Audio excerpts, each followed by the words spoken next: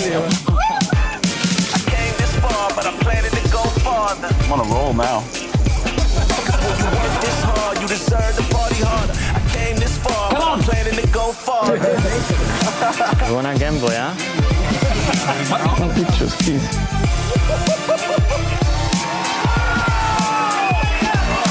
Came this far, we ain't about to go back. Came this far, we ain't about to go back. It's a celebration. Stamets takes the win here in Barcelona. Jason Mercier, he went with his instinct, he made the call. There's the professional level, and there's the Ivy League. Sebastian Pauli coming to terms with what he has just achieved. Nicky Corrin has done it! 2 main event titles! Sebastian Mallets has gone from poker fanboy to poker champion. This is why people love the EPT. Hello once again, welcome to Prague and the PokerStars European Poker Tour. It's day 3 of the biggest ever EPT Prague Main Event here at King's Casino at the Hilton Prague. 1,458 total entries. Last night we played into the money and 191 players, all guaranteed at least a min cash, are returning for day 3, the day we play another 5 full levels. It's James Hartigan alongside Joe Stapleton. Hello, my babies. And Nick Walsh. Hello, hello. Thank you for having me. We are in this for the long haul, following this through to its conclusion on Sunday. Tomorrow we play down to the last 2 tables. Saturday we play down to the final table. Sunday we play down to a winner. We're live at 12:30 local time. Half an hour later on the final day on Sunday, when we're live at 1 p.m. Central European time. And whichever day of the week you choose to watch, hopefully you'll be with us for every day of our live coverage. You can interact with this live stream experience. You can use the live chat on Twitch or the live chat on YouTube, your platform of choice. And of course there is content from EPT Prague being published on X, Facebook and Instagram. So of the 191 players returning, let's have a look at the chip leaders with an asterisk against the top name on that list. Conveniently, I don't have to read that name because that player actually has 95,000, not 955,000. They wrote the wrong number on their bag. They added a 0. So it's actually Sylvia Studnias who's the start of day chip leader. Anton Bergstrom, 3rd in chips. Pierre Calamusa.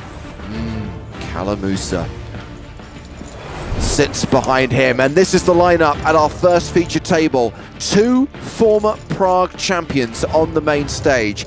Grzegorz Główny was the champion here in March 2022, the event that was delayed from December 2021. And Porrig O'Neill is the reigning Prague champ. He's the guy who defeated Jon Kice heads up here last year. We've also got Swedish pro Alexander Iverson, who is among the tournament bosses right now and will be the table chip leader. And we've got French pro Benjamin Pollock, who we were watching on the feature table on the bubble last night. Still salute him for that play with the Jack-9. That was a really, really sick play that I don't know if you ran it 100 times how many he would actually get away with it. Granted, we don't know what the other card was in that situation that his opponent had, but what a move. So here we go. Level 16 of the main event is underway. Blinds are 2,000, 5,000 with a 5,000 big blind ante. Cards have been dealt.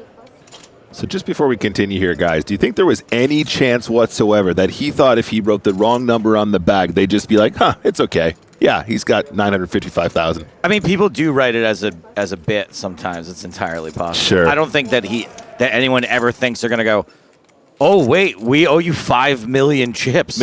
Maybe he thought it was close. To, it was close to Christmas, and they were like, "Hey, just top up the bag. Why not?" It was like Santa's bag of tricks. I mean, I debated doing it when I bagged the other day. I was like, I just want to be in Poker News, overnight chip leader. But then I was like, if it's mine, people will probably check.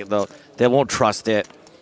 So Alessandro Picchieri has opened here with Ace, King of Hearts. Grzegorz Główny defends with Queen, 9 of Hearts. He has flopped a gut shot straight draw. I stamped in bad lookalike, even without the glasses this year. Not this fella, Główny. So Picchieri is second in chips at the table, has 281k behind. Average stack coming into the day is around 230k.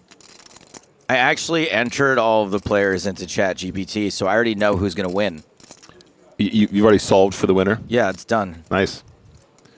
We can play it out if you want, or we can just, you know, give him the trophy and hit the Christmas markets. Picchieri has continued for 8,000.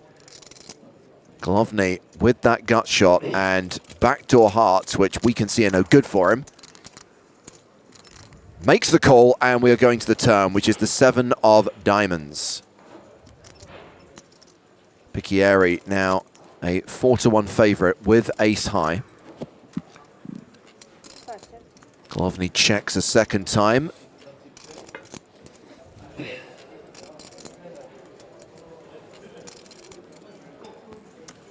Picchieri checks it back, river for free, and that river card is the Jack of Hearts pairing the board. So Picchieri is good here, and having missed his draw, and having seen his opponent check back the turn, Nick, any chance Glovny goes for it here? Yeah, I think there is, because against the +1 range, we're probably going to have a lot of small pairs, you know, maybe some pocket 5s, pocket 6s, maybe some ace-high, king-high combos that need to fold now. You have a great hand to bluff with as well, because you're blocking the 9-10 straight, which is really useful. When the board pairs with the jack as well, pretty unlikely your opponent has trip jacks at this point, having check back turn. And what was announced there? 45,000. Yeah, lovely. And this is overbet. Yeah, this is really good. This is definitely kind of where you want to be in these spots. And part and parcel, we see people do this with really strong hands as well, James, right? People polarize here to try and get max from their trip jacks or their straights, hoping to get some calls from some 8x, maybe some 9s or some 10s or something like that that have decided not to barrel the turn. But it also means we can bluff very effectively when we hold some of those blockers as well. For example, blocking the 9-10 here. To play first hand. So Glovny wins the first hand of the day. He is one of the shorter stacks at the table, hovering around the 20 big blind mark, roughly half average. The shortest stack, by the way, is Maxim Bozek, who's playing just 6 big blinds. Everyone is locked up 8.5k. There will be a money jump, a min plus cash, when we get to 183 players. And of course, when we get to the final 2 days, that's when we're going to start paying out 6-figure scores with a 7-figure score for the winner. 1.1 million up top this year. With a field this big, what are we looking like for like length of days? Are we going to have to add levels? So today, 5 levels. Tomorrow, the ambition will be to get down to the last 2 tables, down to 16. I think it's going to be that classic. Tomorrow, either we get to 16 or we play 6 full levels. And if we don't get to 16 after 6 levels, we'll stop there. And rinse repeat for Saturday. The ambition is to get to 6, but if we play 6 full levels and we have 8 or 7 players, we'll call it a night. I have a little update about Saturday, by the way, guys. What's that, Nick? Chat Pro Saturday? So, well, it could be Chat Pro Saturday if everyone behaves.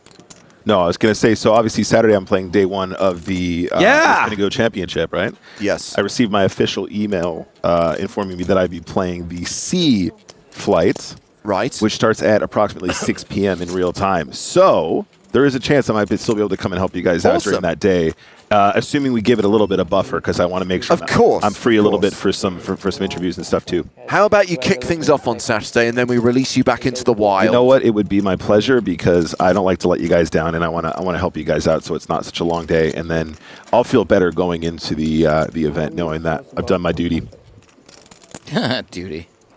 So Iverson opened in early position with ace-queen. Porrig O'Neill defended his big blind. Has backdoors here, but decides not to call the c-bet from Iverson.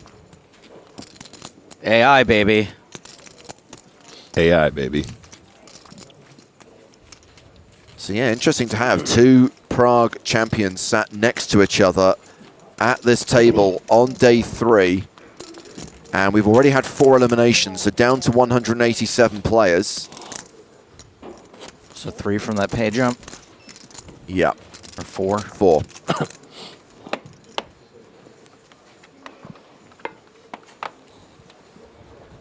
And Iverson's going to be first to act on this hand. He is the table chip leader with more than 100 bigs. He's going to fold this one. Kevin Ferrer, Queen Jack of Diamonds. I think we probably see this just as an open. Ferrer currently third in chips with 51 big blinds at our feature table. Open indeed. Pollock has folded. And it's round to Glovny now on the button. Ace Queen. Okay, so 22 bigs. Yep. Do we just shove this one, James?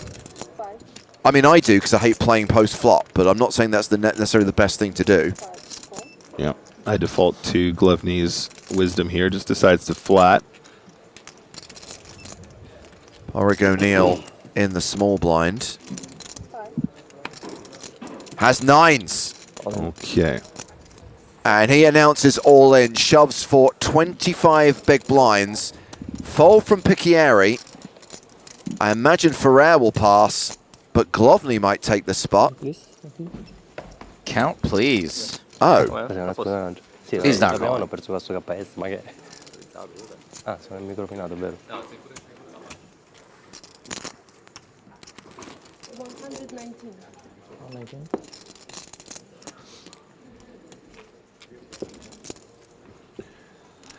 Yeah, I think this is just posturing. I think we see the fold, but there might be the back call from the ace-queen. Yes. Obviously, O'Neill finds a really nice spot to squeeze and pick up extra dead money when we have a call on the button. I think at this stack depth, it's kind of trivial. You just kind of run it, and if they have ace-king, they have ace-king. Yeah. Makes the call. And there it is. And we have a champ-on-champ situation here. And it is a classic race at the feature table. Glovny's ace-queen against Porrig O'Neill's nines. Now, Glovny's the player at risk, but it's a virtual all-in for O'Neill. He'll be left with 9K. He'll be left with 1 and a bit big blinds if he loses this race. Like giving versus receiving. One of these two things has a slight mathematical advantage. 119. Oh, okay. You have how much? 119. 119. 119. So thank you. Oh, nice. Campos. Chip in the chair in worst case scenario. The flop is king, 6, deuce. Of course, a queen was folded by Ferrer. So 5 outs for Grzegorz Glovny.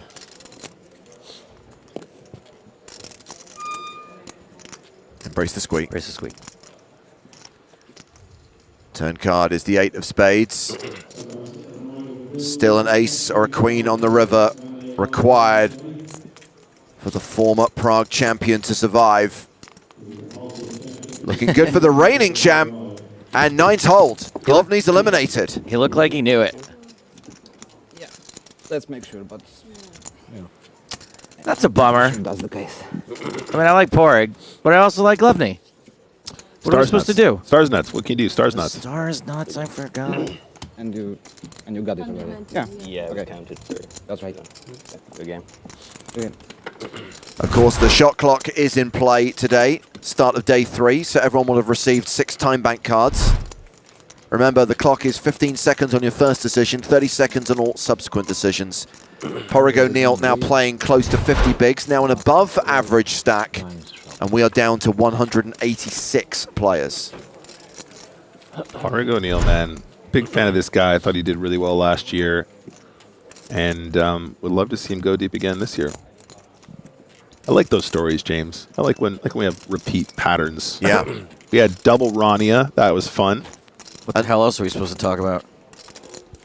And also, another player we should salute is Simon Witziak, who cut through huge fields in Barcelona in back-to-back years. Granted, he fell short of the final table this year, but to have won in 2023 and have made it to the penultimate day, or near enough to the penultimate day of 2024, is still very strong performance. Yeah, absolutely. That's what it's about. Consistency is super important in long-term profitable poker. It's not always about the big scores, James. It's not always about making FTs and being in the spotlight. Sometimes it's just about making your way deep in as many tournaments as possible, and that's how it adds up. But how much did you lose? But how much did you lose? Okay, so we've had Darko Persic open here with 7s, and the super short stack at the table. Maxim Boysic all in with the Snowmans. Num Num. This dude's name is Darko? It's incredible. 31. Donnie Darko.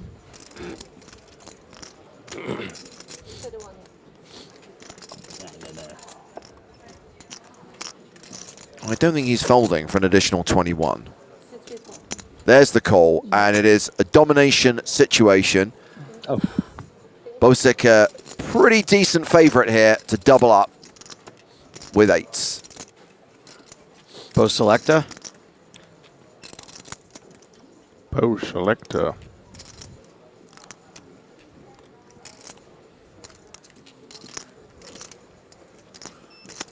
I hoping to split. No. And Never easy. it's an interesting flop. 8 high, so it's top set for Bosic, but One more chance now. Persic can hit a 6 to make a straight. 2 more outs. He's right. Outs doubled. 6 for the super straight. Down this.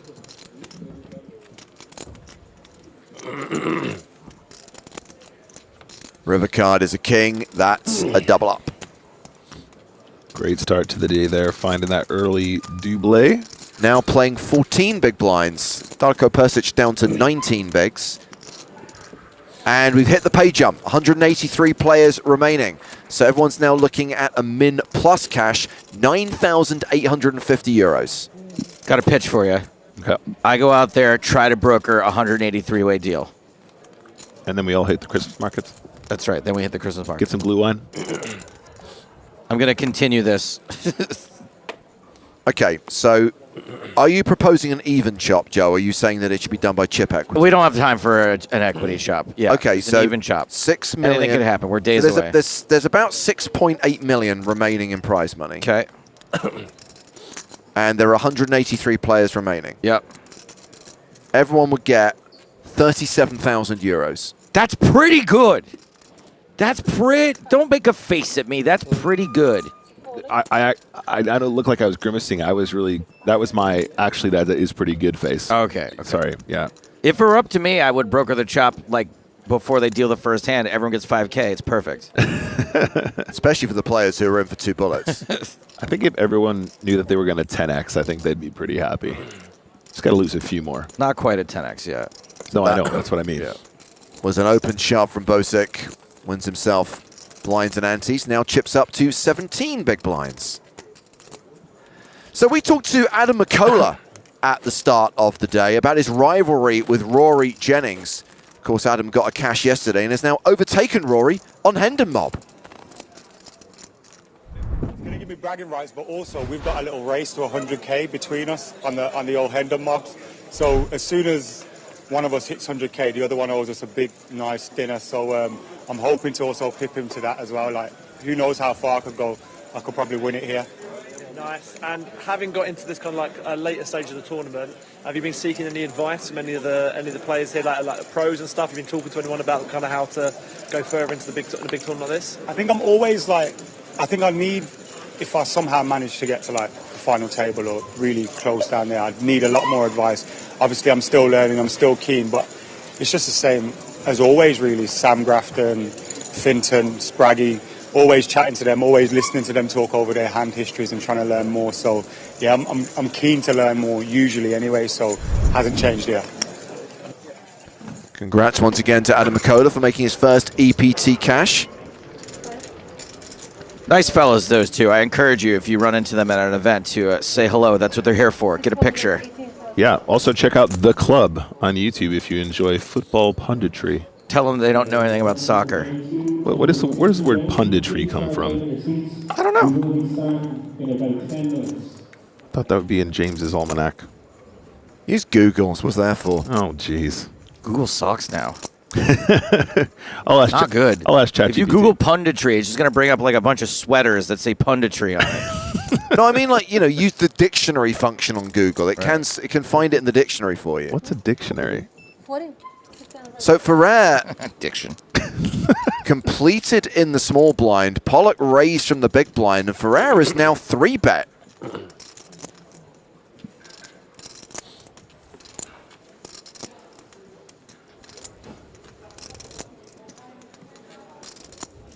I know one of Pollock's cards. All in. Oh, baby. Nice. We know it can't be that good. 153. He's at it again. This guy's a menace. And one. I don't know. 151. Yeah. Nice play.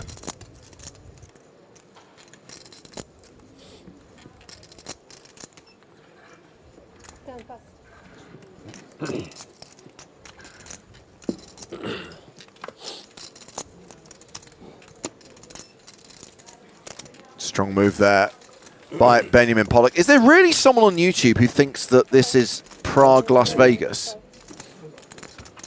It would be not even the top 1,000 dumbest things said on YouTube today.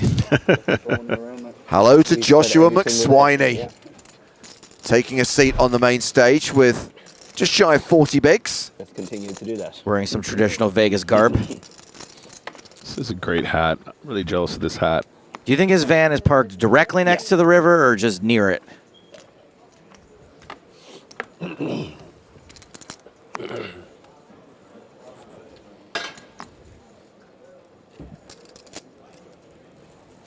Anyone else smell patchouli? Patchouli.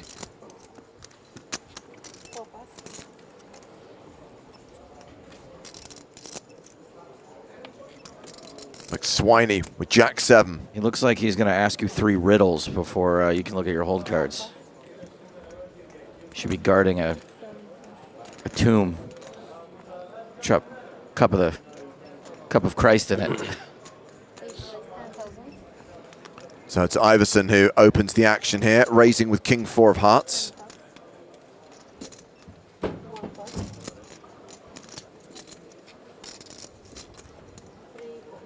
All right. Here's a hand.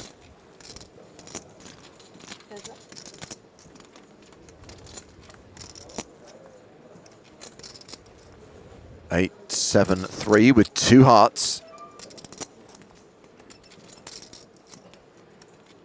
I think Iverson just likes to see bet here. Last Christmas, I gave you 2 hearts. Maybe just like 9K. Meanwhile, John Delano has a bad lookalike for Darko Persic, Ringo Starr. Yes. Peace and love. Peace and love. Nice one.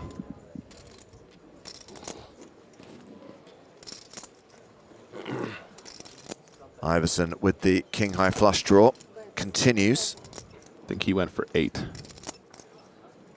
What?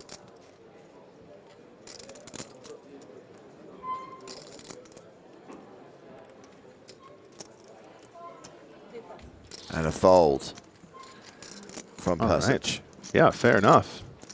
16 and a 27. That's also reasonable.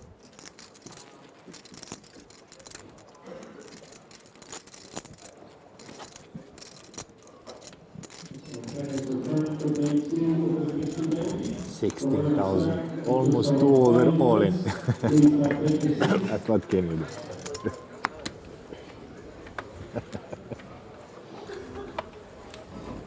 He did not have any.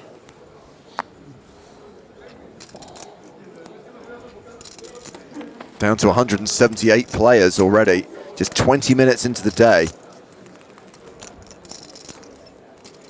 We could have this thing wrapped up by, I don't know, 7, 8 p.m.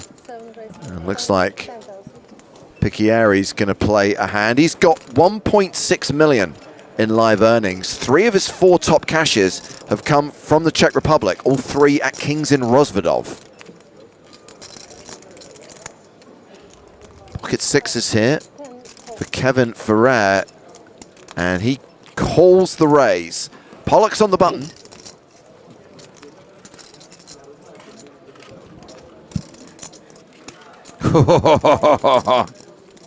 He's got 10s. He's got a real one. A real one. We know what he does with Jack 9. We know what he does with 4X. What does he do with TT?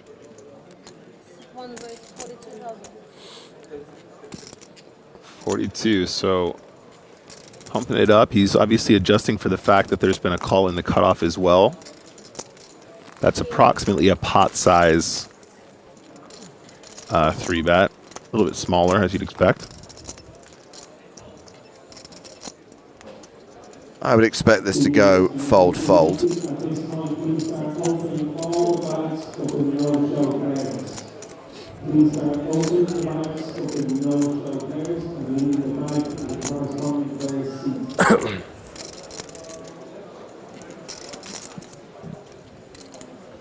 And sure enough, Ferrer folds as well. Pollock hovering around 225k, around 45 bigs, just below average, which right now is 248k. We're going to check on some of the big stacks out in the field. This is Luke Porter, who started the day 4th in chips.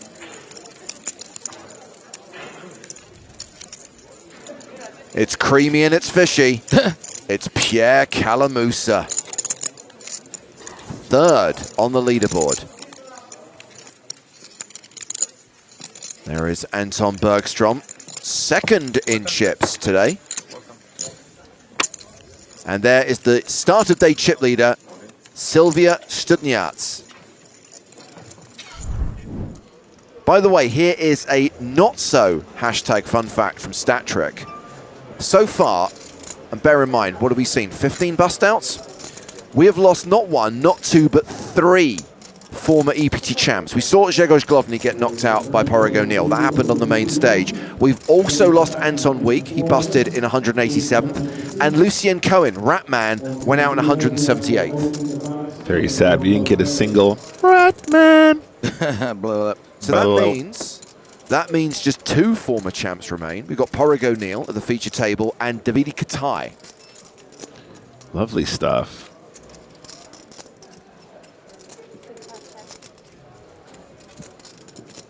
All right, action here, gang, was a raise from Pollock and a call from McSweeney. It's a pretty good turn. Hell yeah, it is. Wow, trappy trap. Love a trap. And we know Pollock is a guy that could go for it from time to time. Yeah. 14. He's doing it. Yeah, having checked this flop, I think checking the turn with ace-jack is cool too. The turn bet does have some value, though. You imagine kind of denying some equity to hands that are live or potentially getting some value from some straight draws or something like that. But a lot of those will be turned into semi-bluffs as a lead. So as played, looks like we're going straight in for the check raise right here, right now.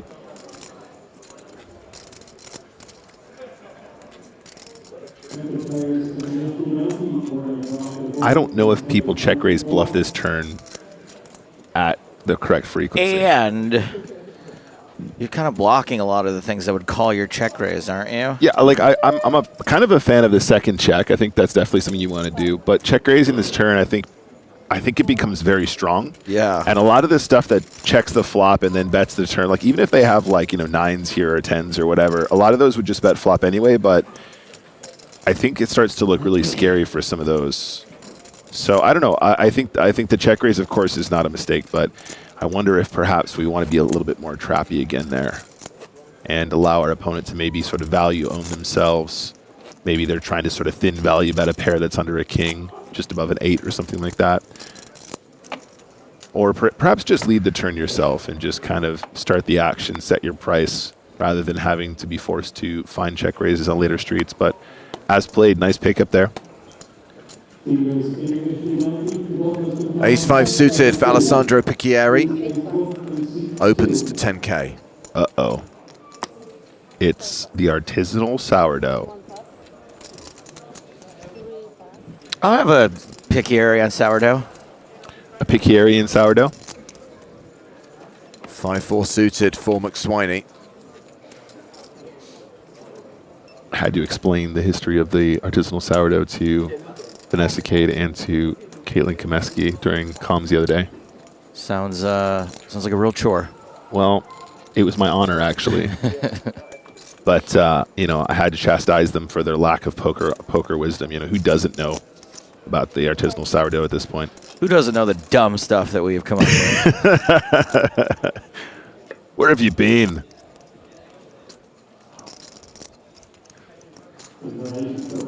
All right, little situation here. 2 live cards in the spades for McSweeney.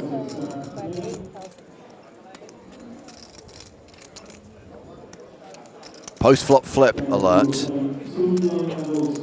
And McSweeney with the spade draw calls Picchieri c-bet, taking us to the turn. And there is the flush. Checks it. Trappy, trappy. I like this dude. I do too. Ace-5 might actually be good enough to check turn, though. Yeah, you do check here. River is. Oh, 4th spade. Not ideal. No, but you probably still have the best hand here a ton. This is actually a spot I would love to see a check, though, Joe, because I feel like a lot of players might end up trying to represent the ace of spades. Under these circumstances, value betting your flush also seems very reasonable, however.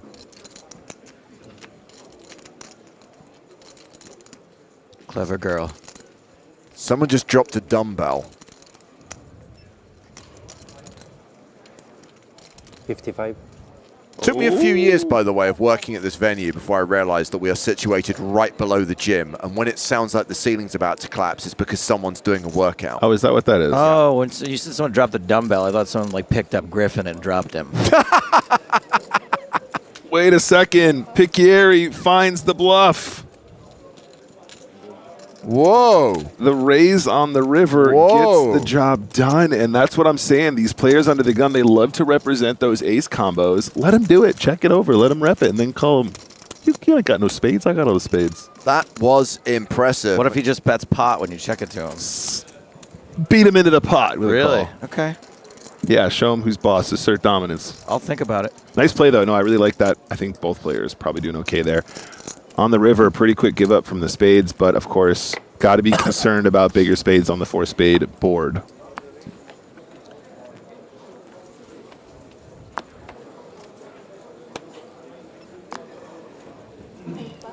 Bexium says, big mistake. You never fold there. I would never fold there.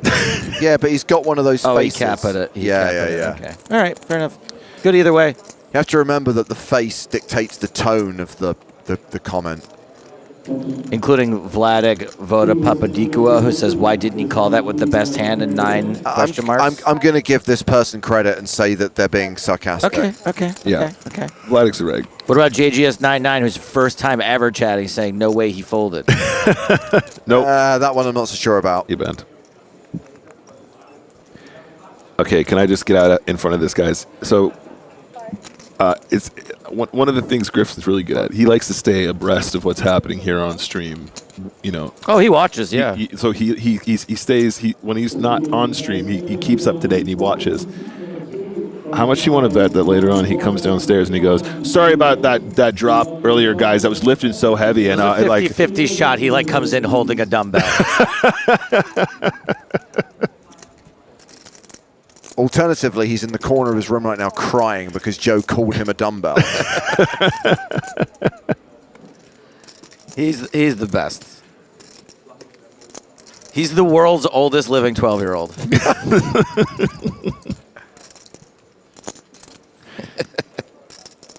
Well, we know that McSweeney has the best hand, even though we can only see one of his cards, and this bet of 8,000 gets a fold from Picchieri. We're gonna have to keep an eye on this Picchieri guy. He hasn't really. He's kind of got the moves. He's got the moves like Picchieri. He's Picchiering his spots.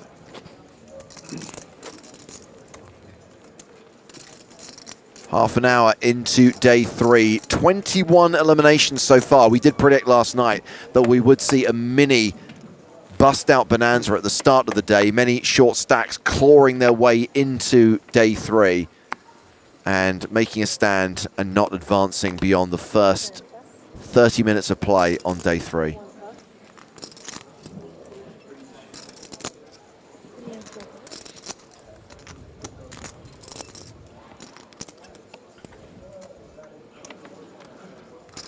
Boy, this guy's card distribution is pretty active. Yeah. In position, out of position. Lots of hands to defend, lots of hands to open with. So this is definitely one of them.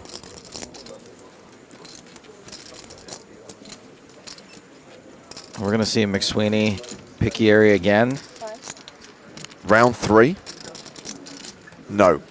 Small blind folded, so action is on Alexander Iverson. 6-5 off. This is definitely a hand we might consider coming along with. We're on the deeper side, excuse me. Start the hand 35-ish, a little bit more. King 8-3, top pair for McSweeney.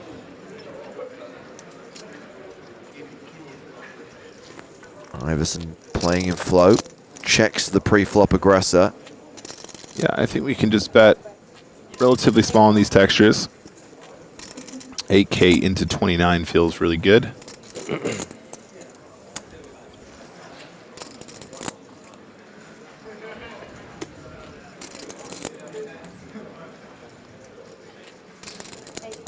C-Bet gets the job done. Now, of course, we had several players participating in the EPT Prague main event who won their way here via Power Path, who redeemed a gold Power Pass for an EPT Prague package. At this point, on day 3 of the main event, only one of those gold pass winners remains. That player is a personal trainer from Italy called Silvio Vitelli. Got his first ever live cash here in Prague in the Eureka Cup, the event you played, Joe. This guy was 250th for 1,100 euros, but now he is locked up at least 9.5K in the EPT main. You just reminded me, would I have a Hendon Mob flag up ready from that? Possibly. Ooh, let's look. It's usually pretty speedy after the event has concluded. Okay.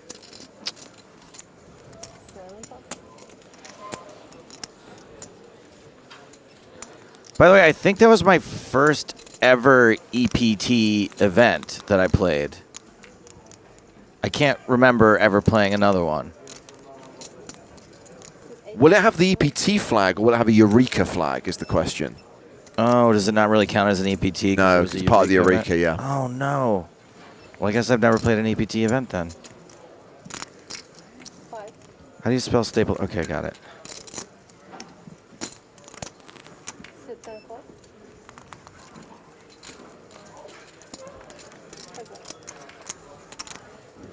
Yeah, it's up. It says European Poker Tour, EPT Prague. Boom. Congrats, Joe.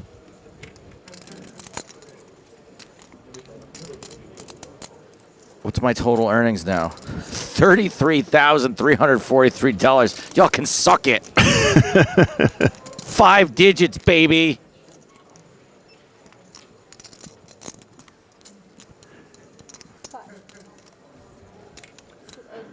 Mr. Iverson. Bets 17,000.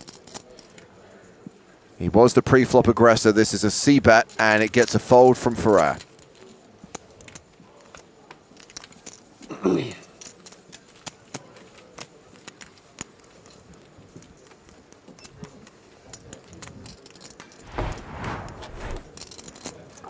Iverson still table chip leader, still among the biggest stacks in the tournament right now with 567K. Maxim Bosek still the shortest stack at the table, but not as short as he once was. Came into the day with just 6 big blinds, currently has 14 bigs, and there's still 54 minutes to run at this blind level. Hugo B asking on YouTube if Calamusa is still in. He is, and he is a top 5 stack. Bosek, 9s. Doesn't have tons of big blinds here, guys. Only about 15. Decides just to ship. There might be an argument that we should still be min-raising this combo, but as played... But you're always getting it in, though. What's that? Min, but always getting it in. Yeah, right, exactly. You're not min-raising to fold. Maybe against 2 players or 3 players Right. if it goes shove, shove, shove. Oh, that's problematic. You don't say. Walks into it. Ah, he should have min raised. Benjamin Pollock with 9s in the big blind. Aces, rather. And both 6-9s are in terrible shape. Yeah. However, James, counterpoint, pocket 9s, stars nuts. We shall see.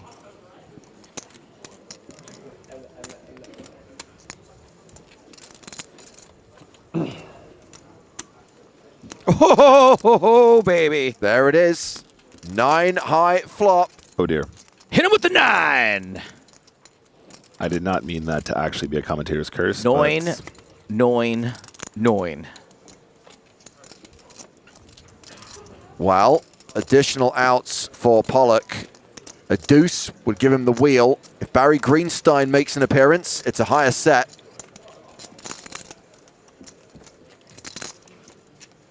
But the river is a jack. A set of 9s holds, and Boysick looks a little bit embarrassed by that one, but he will take it. And he now has more than 30 bigs, as Pollock drops down to around 25 bigs. Yeah, really unlucky there. Stars Nuts strikes again. He is wearing a nice white PokerStars hoodie, though, so you get a couple extra bonus points for that.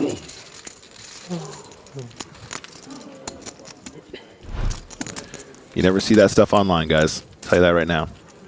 You do, in the PokerStars store.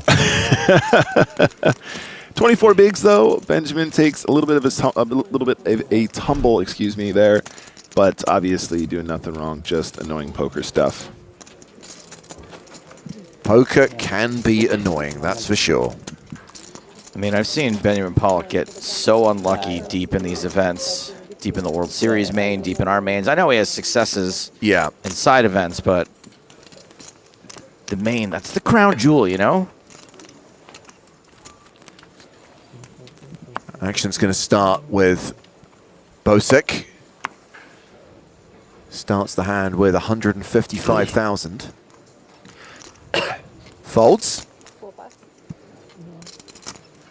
Joshua McSwiney. Kings. Jeez. Yes, King. Yes, King. Raises to 11,000. Porrig O'Neill looks interested. He's got ace-queen. So he has got McSwiney covered as he re-raises here. 3-betting to 35,000. Folded around to the blinds. Pollock in the small passes. Persic in the big. This isn't a mandatory 3-bet, is it, against under the gun +1 open? I guess because it's offsuit, you want to play it a little more aggressively. It's not, but also I feel like when we're more in position with the ace queen, we can do more flatting because there's fewer players that can call behind. Right? If we flat here, it just invites a lot more chaos behind. What is that? That's a re-raise. It's pretty much an effective all-in. Didn't really seem like he countered it. No, and I don't know if this is a bit too strong for my tastes. How big is the raise? 176. Woo! Yeah. Does not want action, apparently. It is a committing re-raise, as you said, Nick. A virtual all-in, and O'Neill will now. It's shovel fold time. Yeah, this is easy. The glance at the Hollywood here as well. What is happening? Well, O'Neill looked back at his cards, and I think McSwiney thought, "Oh, he's folding," so he went to pass his cards. But McSwiney is telegraphing everything that he can, that he does not want action, and that he knows.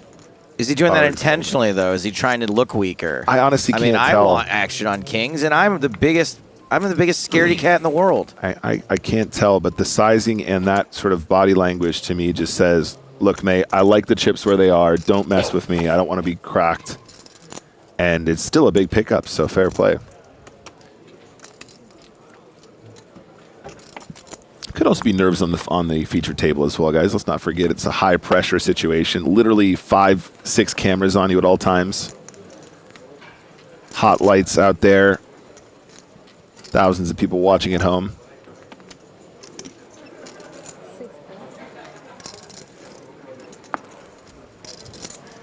162 players now, halfway through level 16. I'm really enjoying Park O'Neill's little smirk there. He's like, that was strange. Everything about that was a bit strange. He does have a wry smile most of the time. What do you think of this YouTube comment, James? You're going to have to read it. Fifth Business says, just woke up, had a dream where I put the moves on this lady, an alarm went off, and she morphed into a very angry Hartigan. Can I tell you, I had the same dream.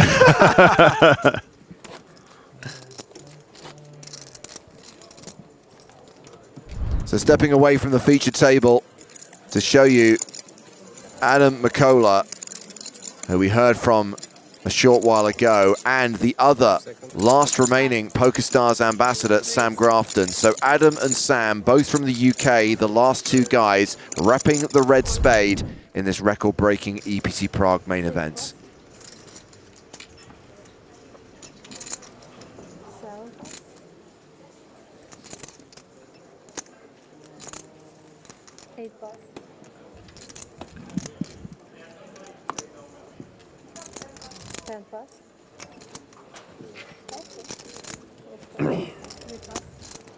Folded around to the blinds and folded to McSwiney. It's a walk for him in the big blind.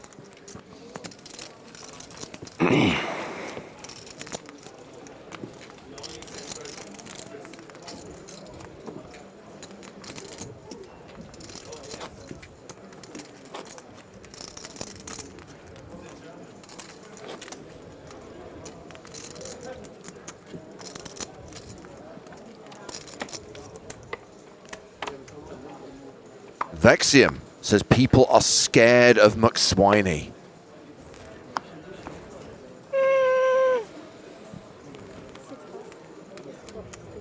We'll see. We shall see. I'd probably be scared of his van. It's got a wood-burning stove. Hashtag van life. By the way, I have no idea if he owns a van. Hashtag small home. Oh, you ever watched the Tiny Houses show? I love that show. I love a tiny house. I think it's really creative. I enjoy watching it. Do you not think it would just get really annoying? Oh, absolutely. No, it's awful. It's something that you want to look at other people doing and not actually do yourself. Yeah. It's like, and I'm not saying that because I need big things and giant mansions. Oh, and I do. Okay, fair enough. I think it's more one of those things where it's like the entire show is just, let me show you how easy this is. Yeah, and it's actually, the entire setup is to make what is very difficult slightly less It's only annoying. 15 moves to open the breakfast nook. Well, I'm hearing we're going to get a very special visitor on the main stage. Coming to the feature table is Santa Claus himself. It seems Christmas has come early at EPT Prague, and the players are getting a visit from Santa. Oh. This is awesome. I love it. It's Sinterklaas. You guys got to let me do this one year, please. I was born to play Santa. No, but this is the real Santa, Joe. I know, but maybe he won't be available one year and I can fill in. He's really judging who's naughty and who's nice. Absolutely. Can they see him? I mean, you know he's got a list on all these guys. No one has even acknowledged him. Aces again, please. Okay, there we go. I need aces again, please. Oh, he still wants aces. That's nice. Thank you. This is highly unusual. I mean, is anyone going to get a gift? Have they all been naughty? He's just here to judge them. Wait, maybe this is Krampus. It could be Krampus. He'd make a good Krampus, too. And hold. And hold, yeah. Where's my milk and cookies? No, without same result, I presume. I mean, what is he doing, though? He's judging them. He's lurking. He's going to give gifts to the ones who've been nice, but it seems none of them is deserving. He knows when you're asleep. He knows when you're awake. He's lurking while you play poker. He is coming up behind you in the middle of a hand. Oh, no, get out of there, Ollie. Somebody's about to get coolered big time. Oh, goodness me. 5 bets, 8,000.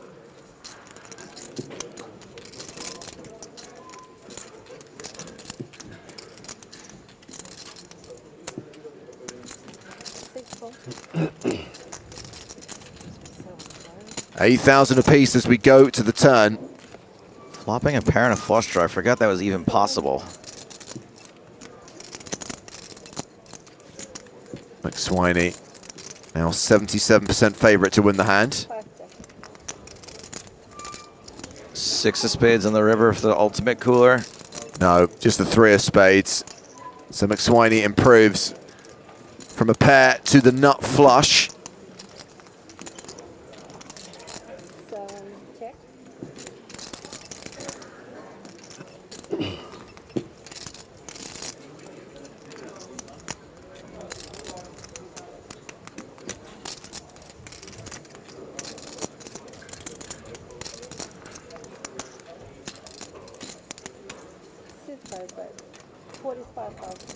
McSwiney goes for value, betting full pot. Tries to make this look polarizing.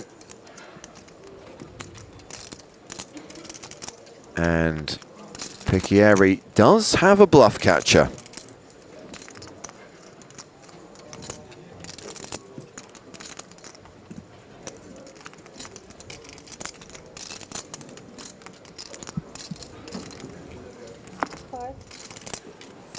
He folds. I just want to say Merry Christmas from the whole PokerStars crew and team. Good luck to all of you. Thanks. You know what to do, right? So. Thank you. Well, it seems no one at this table is deserving of a gift. Not even a lump of coal. I don't know. Let's see who gets aces this hand. That was the least So you amount know of what to do Christmas to cheer you, I've ever right? seen at a Say poker something, table. or Looks like this guy knows what to do, like, so far yeah. today. I He think. won last year. You're doing very bad with aces. He's winner from last year. you win last year? Ah, congrats. That's why. Okay, okay, that makes We sense. have now. also Okay. winner for 1 year before on this table. 22, 23 winner is here. 22 winner? Yeah. Who? This guy there. Who? This guy. 22, 23, we met here on Tinder. Ah, this guy which bust, yeah. Yeah. He was only This in room guy for one. which busted. Win what? This guy which busted first was winner from 20. Oh, okay, okay. I like that Benjamin Pollock doesn't know that. Oh, okay. It's good to be with winners, right? Ollie's a great Santa Claus, by the way. Better to hang out with losers, no? Yeah, I agree. Definitely. I feel like his Santa Claus antics were not as well received as they should have been.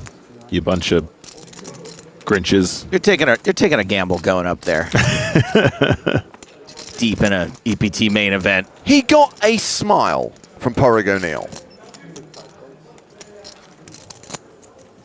Well, Ferrer's open with 10s. McSwiney has called with 8s. Iverson in the big blind. You know what I would have said if I was up there? Is that the real Santa?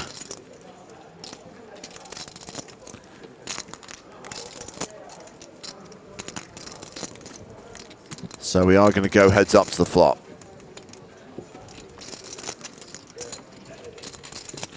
And I would have sat on his lap and asked him, please, can I just flop one set this year? Please, Santa Claus. That's all I want. Jack, 6-6, 10 still good.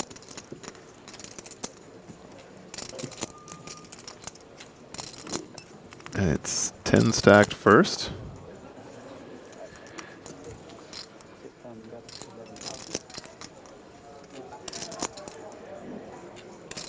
I think we probably have to call here.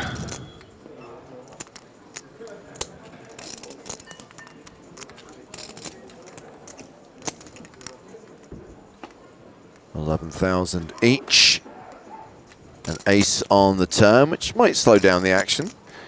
Yeah, both players kind of have the same kind of hand going on here. They both have hands that have showdown that don't necessarily want to put more chips in at this stage, but could be the case that Fair recognizes McSwiney's going to have some other smaller pairs like 8s and 7s in hand. It's just how he wants to handle that now. That's the question mark. The thing is, McSwiney can also call with ace combos on Jack 6-6 in particular, so it's not like he won't have any ace queens, ace jacks, maybe ace 10s. Both players check. And it's the 5 of spades on the river.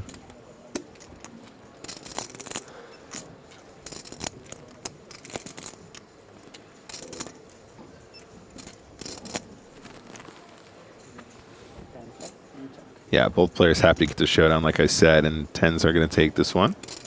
Well, bad news from the outer tables, as we see. What now? Pot. Sam Grafton just shoved King-Queen into Ace-Queen, did not improve, so Sam has been eliminated. So, quickly moving on and focusing on something positive, we have got another free roll running later today. Pass, please. Remember, the free rolls this week are awarding tickets to the Power Path Open. This is a special tournament running on December 29th. This will be the first time you've ever been able to buy directly into a satellite where you can win gold and silver power passes. It's a $109 buy-in. So the tickets we're giving away in the free roll are $109 tickets. In the Power Path Open, there'll be the opportunity to win gold passes, silver passes, and Sunday Million Anniversary tickets. So free rolls every day. Today's free roll will announce the start time and the password a bit later on today. Password? Pass, please. Password? Password? Password? Don't encourage them. I got a really cool Power Path man bag at the players' party here. Really? I was sitting in the tournament, and I was seeing a bunch of people with man bags. Like Merces? Yeah, like a European carry-all is what I prefer to call it. Definitely not a fanny pack? Nope, and definitely No, we don't, Nick. They don't say fanny. We don't call it on that on this side of the Atlantic. Not a bum bag. There we go. Thank you. Was it a bum bag? No, it's one of the front ones. Yeah. And because I was in the tournament, I was like, oh, I kind of wish I had some more stuff on me, but you know, your pockets are all bulging and stuff. I was like, it would be cool if I had a charging cable and a pack of gum and some lip balm, and I was like, you know what? I just need to get a purse. Yeah. And perhaps, ooh, baby, like 30 grand in $5 chips.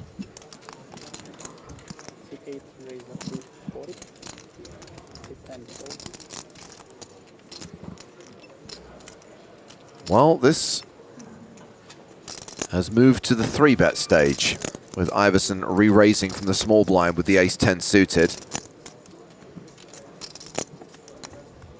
You can 4-bet with a 4-liner. That's what I say.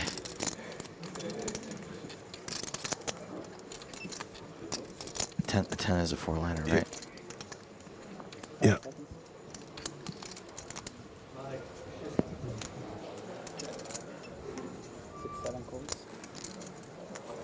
Picchieri makes the call in position, and these two players will go to the flop.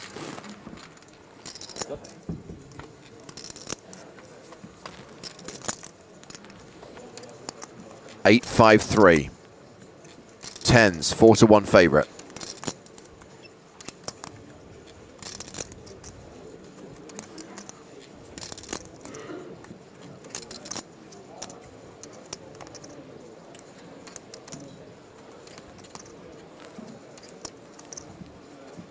What's the matter, Nick? This poker face is very disconcerting. Iverson's? Yeah. Like, I respect it, not being disrespectful, but I personally would find that very off-putting at the table. I run into him probably more than any other person, and he does not have that face the rest of the time. As is so often the case with our friends and poker players. I mean, people's serious poker demeanors often do not reflect their actual characteristics in any way. And actually, as soon as he's out of the hand, a lot of that goes away, even here on the table. But I don't know. I just people like at the table. I seem like kind of an idiot. Burning it into your side of your head, giving you the Cyclops. 65. He's probably trying to dissuade him from doing this exact thing. Yeah, and then follows up with a very pronounced sort of swallowing, which is often a sign of nervousness. Oh, that's number 3.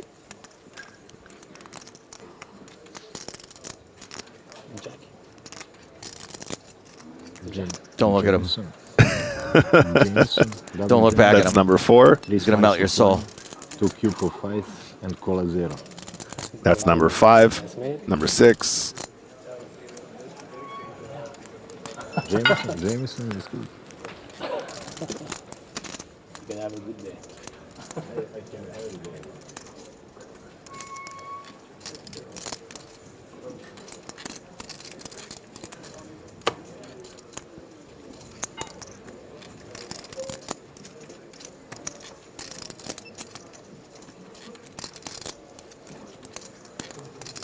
All in.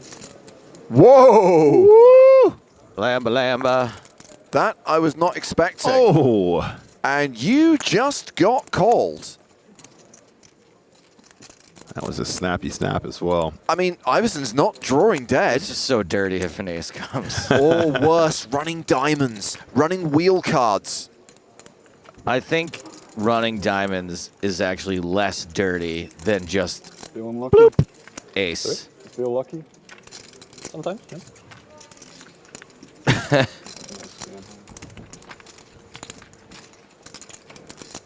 Okay, so no running outs for Iverson. Needs Barry Greenstein to make an appearance. Picchiari wants any card on the river other than an ace to get a double up. So sexy. But not this time. And just like that, Alessandro Picchiari picks up a huge pot, doubles up to $500,000, 500K, 100 bigs. What did I say? After 17 bets, 2 overs, I think I have better 2 overs on this game. Nice hand there, Alessandro. Not messing around. How happy are you, by the way, when somehow you make that call and you're so far ahead? Yeah, absolutely. You're just like 50-50 you're against a set of eights. Yeah. And then the other 50-50 you're against jacks. Jacks plus.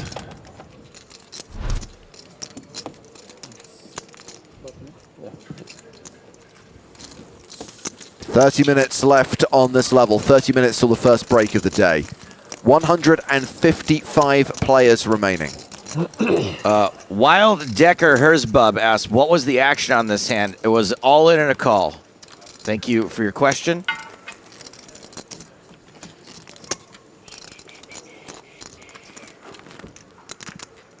Sometimes I miss the action from time to time. I totally understand why you would ask.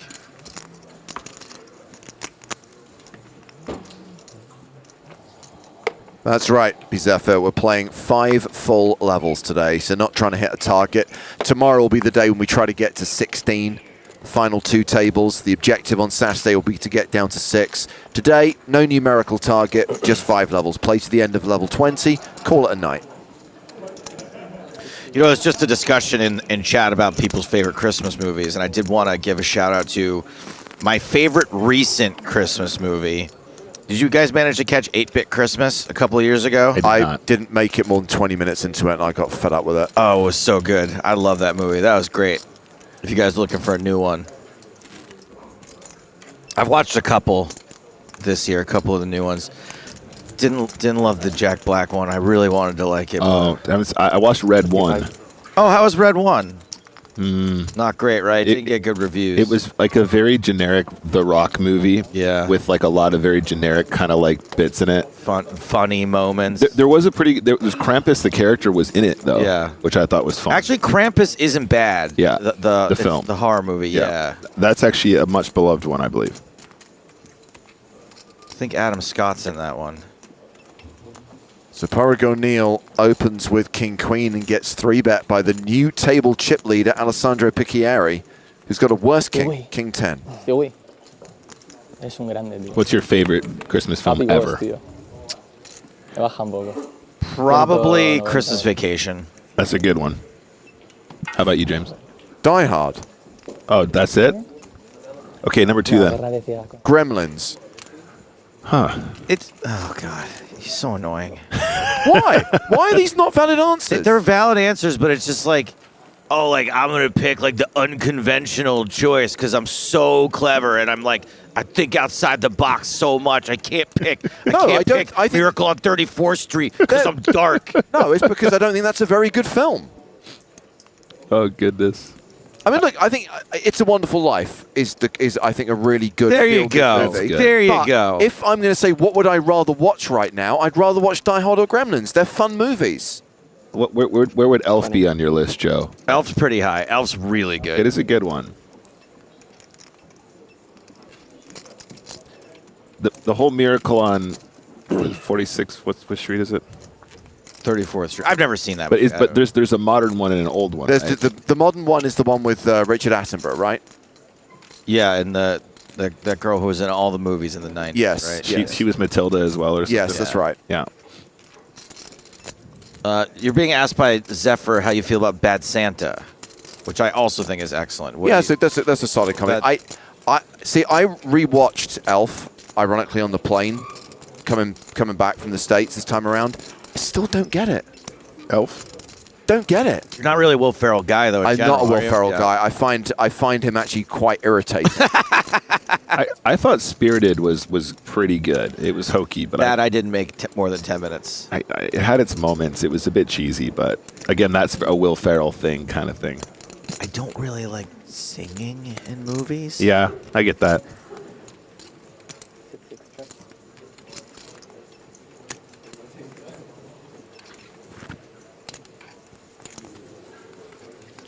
All right, back to the poker for a second. But I do like talking Christmas movies, though. It's all part of the fun. In any case. You know what I really wanted to like, but ended up not liking that much last year was Silent Night. Yeah. Yeah, I don't think it was as good as I wanted it to be. I can tell you what my least favorite Christmas movie is and what I think the worst Christmas movie ever made is. Okay. Love Actually. What's so funny is that Love Actually came out during a time where I would never see a romantic comedy. It was just not. I was a dude in my 20s. I was like, nah, not for me. And then some girl made me watch it, and I was like, wow, this is really good. And then over the years, I've been slowly worn back down to be like, wait, no, this isn't very good. Purely from a storytelling perspective, if you're going to try and make one of those movies, and Magnolia is a great example of it, where you're trying to handle multiple characters and multiple storylines. Richard Curtis, strong writer, not a good enough director, and some stories go nowhere, some have too much screen time, some have too little. It's a mess of a film. I just have a problem at the end when the dude's friend is outside hitting on his girlfriend with postcards. What, Egg from This Life? What? Egg from This Life? Yeah. Like that scene, if you don't, This Life, if you don't who had think the cards? No, that's no, it's Carl, get in the house, Carl from Walking Dead. It's Egg from This Life, Andrew Lincoln. Oh, jeez. Ace Kings to get in, guys. I mean, if you're gonna do like the fringe Christmas movie, someone bring up Lethal Weapon, like Kiss Kiss Bang Bang takes place at Christmas. Every Shane Black movie takes place at Christmas. It's like a 10 out of 10 movie. I don't know if you go on Netflix under the holiday section now, there are so many real budget flicks that I think it's pretty hard to pick bad ones. There was one that the two women who used to write and act on SNL did called like a very Thunderfunke Christmas or something, which is like a send up of the Hallmark movies, which is kind of funny. Oh yeah. Well, there was one this year where like they sculpt this really handsome snowman. I watched that one. I watched that one last week. Hunky snowman. It's called Hot Frosty. Hot Frosty. I think. I did watch that one. It's on my list to watch. It's bad, but not as bad as some of the worst. Like last year, I tried to watch that one, Genie, also with, and that one we didn't make it through. But isn't it basically the same plot as like Jack Frost? But it's just not. But he's the hot guy instead of. Yeah. I mean, like Joel Trulio and Craig Robinson are in it, and they kind of save it because they're like funny. They're like good comedic relief in it. But it's a movie about 45 minutes in that me and my girlfriend both got on our phones. I think that's a good litmus test. If we could just put a camera up in your living room and just like, when at one point do the phones get activated? Adjust for Rotten Tomatoes score. A couple of people have said Klaus is the best modern Christmas movie. People really like that one. People really like that. It's like the animated film where he's like a bad postman. I have such a hard time watching cartoons. I love it. Wait, Norm Macdonald's in it. Oh.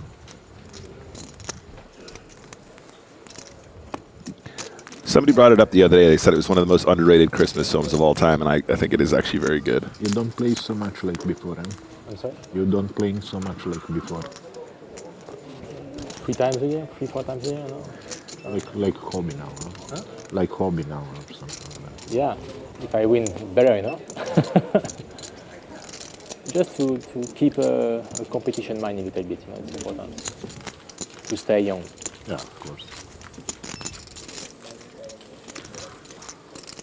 That's why you play poker, right, Joe? Yeah, absolutely. To stay young? Poker has definitely aged me. I live a pretty hard life.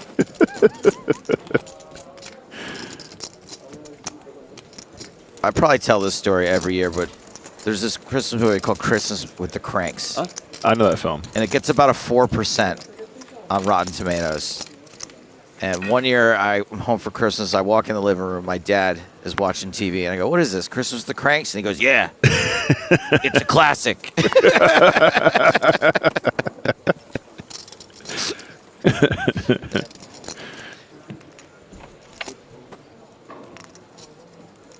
Just over 20 minutes to run on this level. Blinds will be going up on the other side of the first break of the day. Oh, come to think of it, one of my dad's other favorite movies is in the same category. He loves the movie Reindeer Games.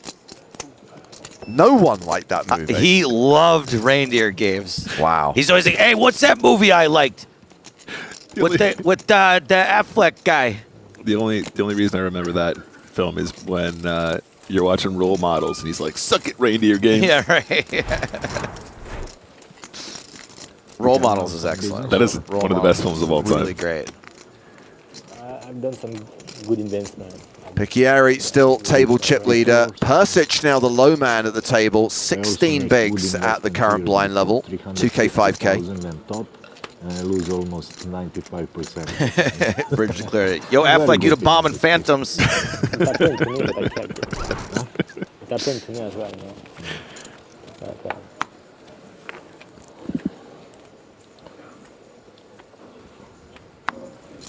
Who live by the sword, die by the sword. Hello, Yaks. But also I had one big opportunity. Picchieri. It's a nice story. I won 109 in PokerStars days before. And I tell to my ex-wife, 5,000 for fun. It was 11,000, something like that was me. And 5,000 is for fun. And I, in chat, I did her for some crypto. I don't know what was it. Some Bitcoin or something like that for 5,000. There's a big difference between Bitcoin or something like that. 115 euro. Bitcoin, you'd be very wealthy now. Stapes coin, you'd be broke. It was easy win. Let's invest this 5,000. Maybe we can have something. No, you are crazy. How can you do that? You know, and I did not do it. Oh, no. 115. In this moment was 115. Yeah. I wanted to invest 5,000 in Bitcoin. I think the best part of this crypto bad beat story is that he blames his wife. His ex-wife. Oh, is it ex? Yeah. That's why she's his ex. That's why. Well, he would have had to give her half of it at least, and he'd be complaining about that now. By the way, up until 60 seconds ago, I'd completely forgotten that Stapes coin was a thing. I'm kind of like obviously not, but like I'm a little mad at myself for not completely rugging it because I could have cashed out for 70K at one point. Oh, there's my crypto bad beat story. Just be grateful that you're not having the same scam videos made about you. That Hawk Tua right now, yeah. Hawk Tua coin. Get some luck, you know. Maybe.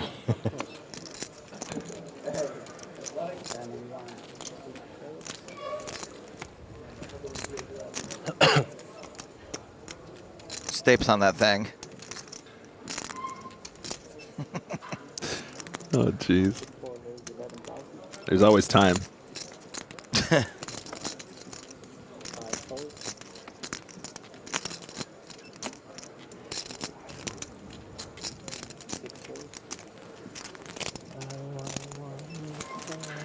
Does the big blind want to defend the king four? Our friend Picchieri feeling just fine with 118 big blinds. Might even consider doing some 3-betting here if he wants to get real spicy. His opponent's got about 26 bigs. She has to talk to a lawyer now. That's nice. Nice one, Bliska. Yeah, 3-bet would definitely be a little bit out of line, but it's got some of the nice characteristics you want to try and sneak in some of those. 9-7-5. Hit him with the 9. Oh, 2 quick checks. Didn't want to bet there. Interesting. Hang on. 4, 5, 6, 7. Not there yet. No. And one way to get there doesn't really count. If I'm Picchieri, I'm feeling like I want to lead this turn now as a bluff. That was a quick check on the flop.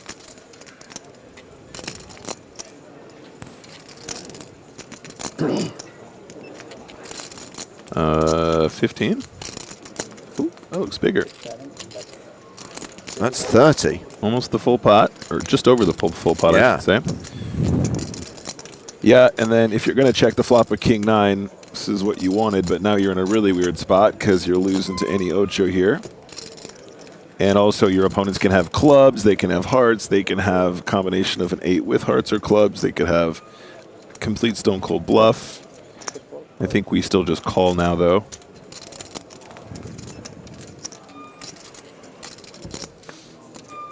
River is ace of spades. Hello, Barry Greenstein. Yeah, and I think if Picchieri wants to pull this off, the most believable line is actually just the all-in. This seems like a really good run out to get paid if you have the bear 8. Of course, the ace is a good card. If they could make some 2 pairs, like ace 7 suited, ace 5 suited, maybe they have ace king of clubs or something like that, and they hero. He's going to slow it down. King 9 gets to showdown nice and easy, though. Nice hand for Boysick. He's at a decent level. Has more than 190k now, just shy of 40 big blinds. Average stack with 152 players remaining is 287k.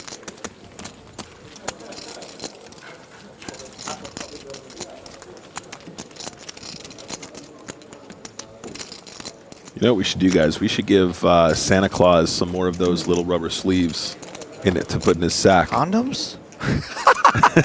Those 2, that's also important, Joe. And he can walk around, and anytime he hears a squeak, he can give people little presents. The gift of Christmas silence in the poker room. I still can't stop thinking about little rubber sleeves. That's how it was made reference to yesterday. Stop giggling. That's like when James says it. It's not noteworthy. There's this thing called context, Nick. Like, without any context, Santa's going to go around giving away little rubber sleeves. Yes, for the squeaks, obviously, for the chairs. No, if you set it up and said, well, we've got the squeaks in the room, so... We were talking about the squeaks. Brought to you by Planned Parenthood. You were thinking about the squeaks. No one had mentioned the squeaks. You 2 have squeaked at least once each since we've been sat here. Embrace the squeak. It's right there. It's right there. Boy. Yeah, Porrig has opened the button with King Queen.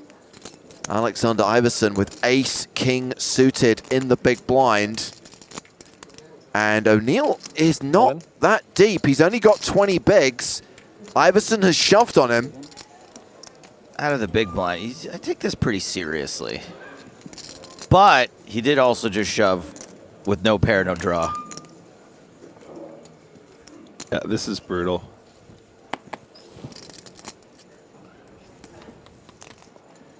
Just going to double check the stack here. He's going to realize he's just got a smidge over 20 bigs.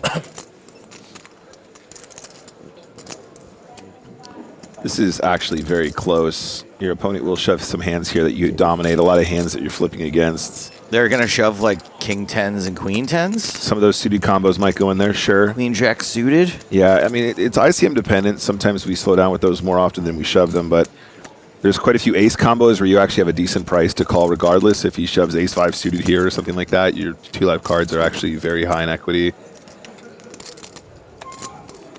Even if they shove ace jack, you're not really crying. That's still not an unreasonable spot. Yeah. There's the call. And Porrig O'Neill is going to see he's actually dominated here, and the reigning champ is going to need to get very lucky to survive. I'm probably concerned if you bust this one. Well, if he's going to get lucky, Santa better come by with one of those plastic sleeves. 19% equity for Pádraig O'Neill.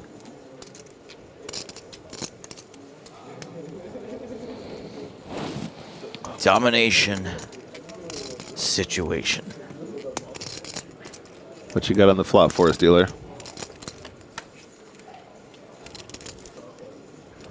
8, 10, 9. Couple more outs. So as things stand, Iverson's still the favorite. Queen of diamonds. The reigning EPT Prague champion needs a queen or a jack. Some of his outs taken away now by the deuce of diamonds on the turn. Iverson with the nut flush draw. The queen of clubs or a non-diamond jack needed for Pádraig O'Neill to survive. It's the king of hearts, and Pádraig O'Neill will not be going back-to-back here in Prague. He is KO'd, cashing for 9,850 euros. GG to the reigning champ. Disappointing. Yeah, I'm disappointed. I would love to have seen him gone back to another FT here in Prague. Well, at least he made a really funny video with Marley. True. I'm sure he'll consider that consolation. He won one time, you know. Maybe he thinks, I'm a lucky guy, I can profitably call king queen of ace 4 can you shove from big blind than your big blind. Yeah? Honestly, this dude does not look like he would be this chatty. No. Think about how chatty he'd be if he invested that 5K into Bitcoin. All right. I'm just wondering how many times he's been killed by Liam Neeson in a movie.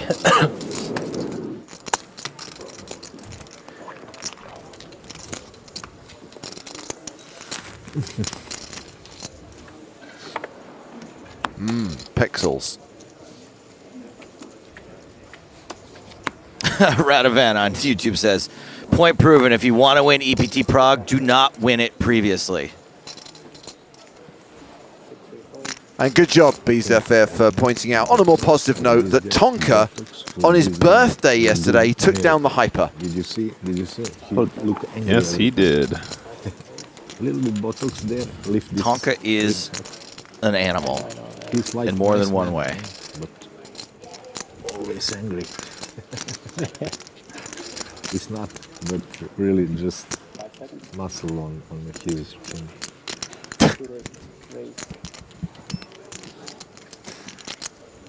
Iverson opening in the small blind, raises to 17,000. Ferrer with queen 8.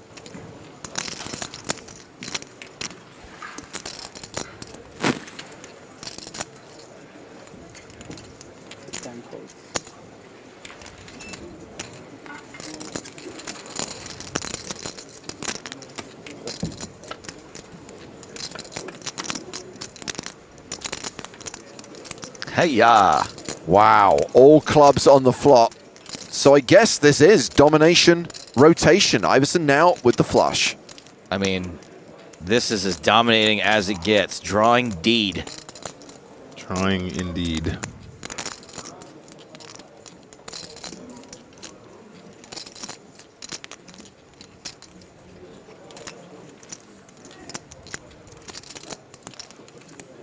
Should just have a really small continue here. Goes for 15K, 15 into 39. It's actually on the larger side. I think generally speaking, we can afford to have smaller bets on those monotone textures, but probably going to get a fold regardless of these circumstances.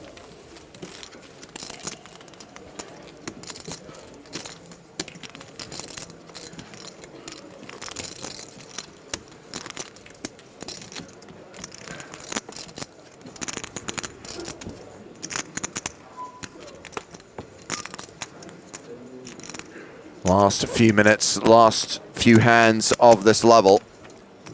And I can confirm that we are going to be switching during the break, and there will be a new feature table, a new lineup Did on you the say main new stage. feature table? Because that would be great with Nick's suggestion for Santa.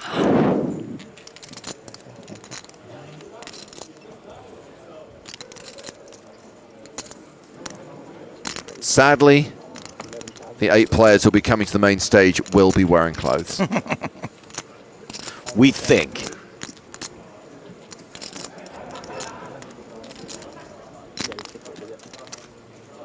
Nick, you know it's a crucial aspect of playing strip poker. Wearing clothes? Keeping the blinds lowered. Oh, right. Oh my God. Wow. I love my job. The thing is, some of you are gonna repeat that joke today. You can't wait to go to your poker friends and tell that joke.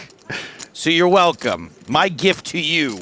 You're not wrong, Joe. Pretend like you're funny. I've told your how did they name Canada joke about 18 times in my life. Definitely not my joke. It's a street joke. I know, but the delivery is off when it came from you. People just look at me in disbelief every time.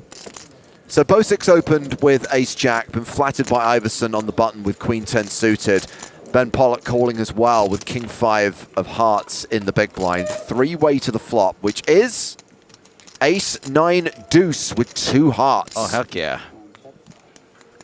So Bosik with the advantage, but Pollock with the nut flush draw.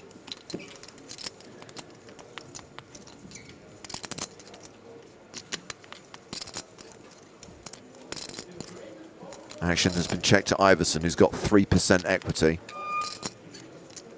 Yeah, and we suddenly start to wonder, is this the spot where we're supposed to be turning a hand with basically no equity into a bluff when we're in position? We could probably get away with a lot of really small betting here that wins us pots, but I think some semblance of a backdoor draw might be preferable. Oh, okay, there's a 10.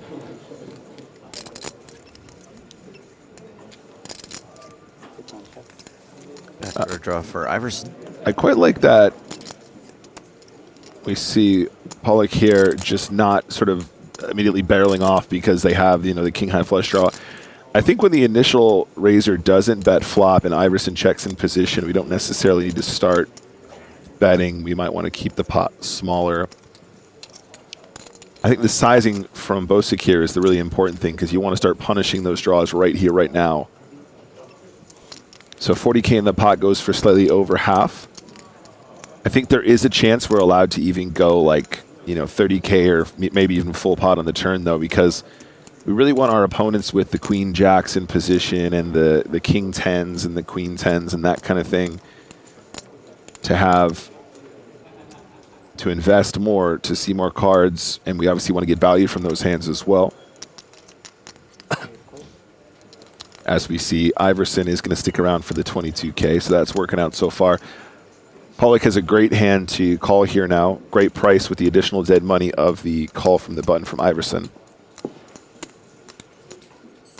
I'm not sure if we're allowed to sort of turn our hand into a bluff here. I think we just call. He's moving all in. Never mind, he's all in, and I don't hate it. I do think that Bosik has a tough time here, but we might still see the call. Having the jack of hearts here, not ideal, because sometimes Pollock will do this with hands like queen jack of hearts, for example. We're blocking that. Maybe a hand like jack 8 of hearts that defended in the big blind as well. But there's plenty of other combos you can think of that would have sort of combo draws that would feel good about doing this. I think it's a very bold play, though, and I think it is one that is going to be fine. On this occasion, though, does Bosik put it together? All in. Re-shoves, which should get rid of Iverson. And showdown, and Pollock is going to need to see a heart on the river, is going to need to make his flush, or he will be KO'd in 149th place. Yeah. I like the move, though. I think it's fine this occasion running into the ace-jack and find the call. Yeah.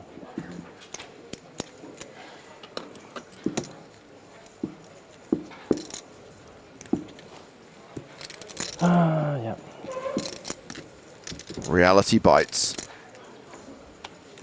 No heart on the river, and we lose Ben Pollock from the EPT Prague main event. 9,850 euros he'll collect. And we're down to 147 players now. Yep, GG's. One of these days, Benjamin Pollock, I'm going to hand you a trophy. Just not today. Not today. Or Sunday. Or Sunday. It was a bold strategy, and I think it's one that will work on some occasions. But it was also a very good call there from Max and Bosic. Sometimes we'll just be running into the turn 2 pairs, etc. So I mentioned that we are going to change the feature table during the break, which is just 3 minutes away now. This will be our new feature table. We're bringing Pierre Calamusa back to the main stage alongside a former World Series of Poker main event champion, Espen Jorstad, plus Leo Margetts and EPT Reg, and Gab Yong Kim, who has made 2 final tables here in Prague, came 9th in 2019 and 4th in the event in early 2022, the event from December 2021 that was delayed. I remember being a really big Gab Yong Kim fan, actually. Yeah. But this shove is not without brain, you know. I will miss the random musings of Darko Persic, but I'm pretty excited about the new lineup. Yeah, it's going to be a good one. Yeah, but he checked flop, so maybe he has less aces. No, your call is okay. If you fold there, it's okay. If you call there, it's also okay. I had jack of hearts, not good, but... Yeah, that is problem. Yeah. You don't want to have hearts. Alex is a fool in a pool, asks how is Finton doing? I assume he's okay. I haven't heard anything. Fold. I mean, he may have had a couple of snivels yesterday, but I don't think he's coming down with anything too serious. After the break, or we get a new table? Or, you know how often it like rotates? I think we stay here, I don't know. I think we have another table. Maybe, I don't know.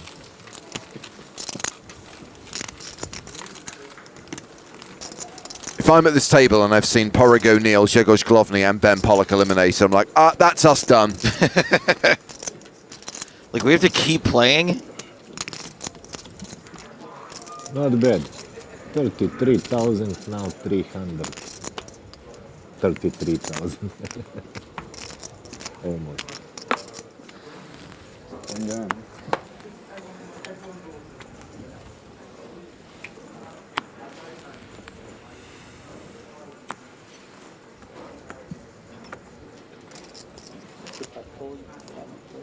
Oh, Alex is a fool was asking about the tournament. Now, that would be a legitimate question, Alex, if Finton had actually made it to day 3. But asking how is Finton doing in a tournament, knowing that he didn't make it to day 3. We have to answer the question that's been asked. Which Correct. Is, how is Finton doing? Yes. 69.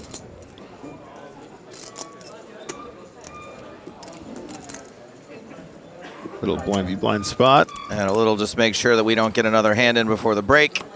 Yeah. Had an ace. Clock ticking down to 0, taking us to the first break of the day. An opportunity for us to send this table back out into the field and bring a new lineup to the main stage.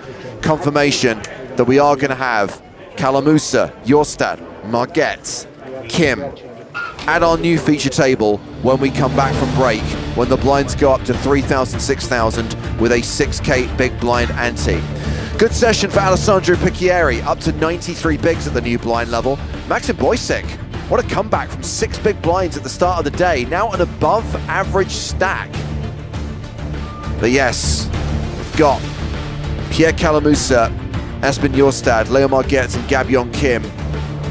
And our next feature table in 17 minutes time, that's when we'll be back from break and continue the live action here on day 3 of the Prague Main Event. This is the PokerStars European Poker Tour.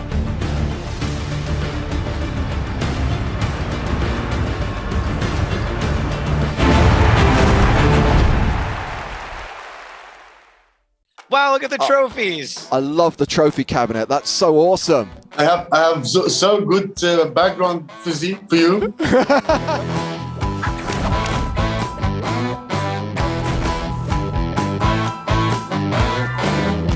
He's won an EPT trophy, he's won a World Series of Poker main event, and more importantly, he has won our hearts. Hussein Ensan, welcome to the podcast. Thank you, James. Good to see you. Good to see you, and I'm very happy to be guest for your podcast. Thank you. Hossein, you always seem very happy. Is that only when we see you, or are you happy most of the time? I am one happy man, so I'll be always happy to my friends, my guests, and to myself also. Well, I'm glad to hear that. You're kind of a mystery to us. Ever since we first saw you in that seniors event, we've always been very interested. Who is this person? So when you're not playing poker, what is your life like? Do you have a job, other hobbies? Do you have a family? I have family. I have my wife. I have my daughter, and I have one beautiful dog named Filu, and it's a big job, and one big house.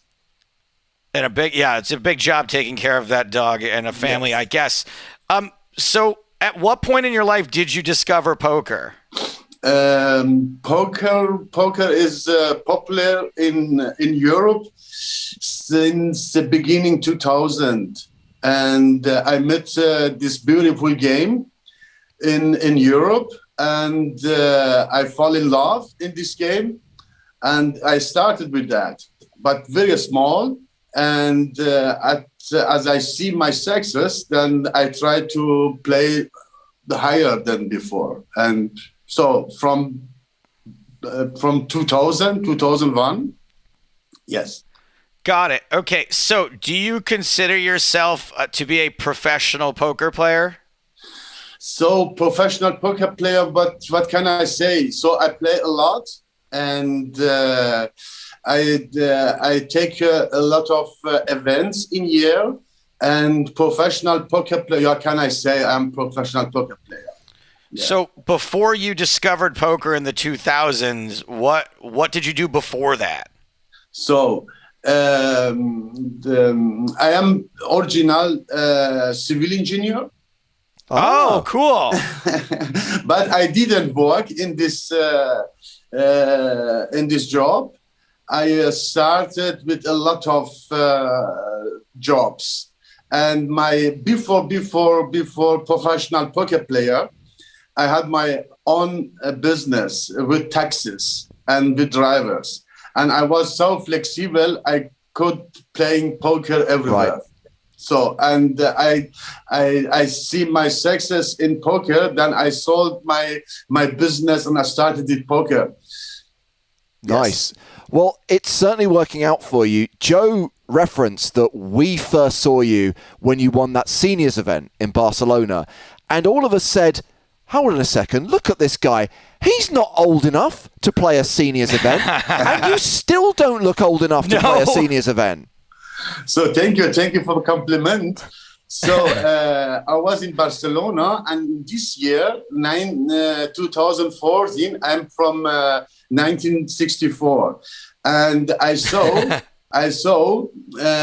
is a senior event, and you can play with 50, and I was already 50 in May, and I decided to play for main event qualifier.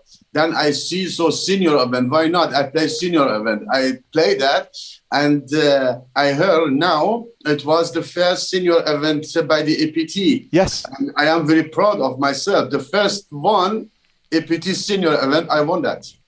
And then you play the main event, which was the 100th EPT main event. Yeah. You made it to the final table. You made it to the top 3 where you did a deal. I mean, what a great start to the European Poker Tour for you. So I won my ticket through qualifier. And then I had before my experience in small tournament. And I tried to use my experience, all my experience I was so focused in this tournament. And so fortunately, I got last 3 player. And after deal, I was very happy with my game and with my result. And this event changed my poker life. After that, I had my bankroll. I could playing so some higher than before. And it was just over a year later, of course, that you find yourself heads up at EPT Prague. You became a main event champion. And the biggest takeaway is I now know never to mumble at the poker table, because you need to be very clear whether you're saying I call or good call.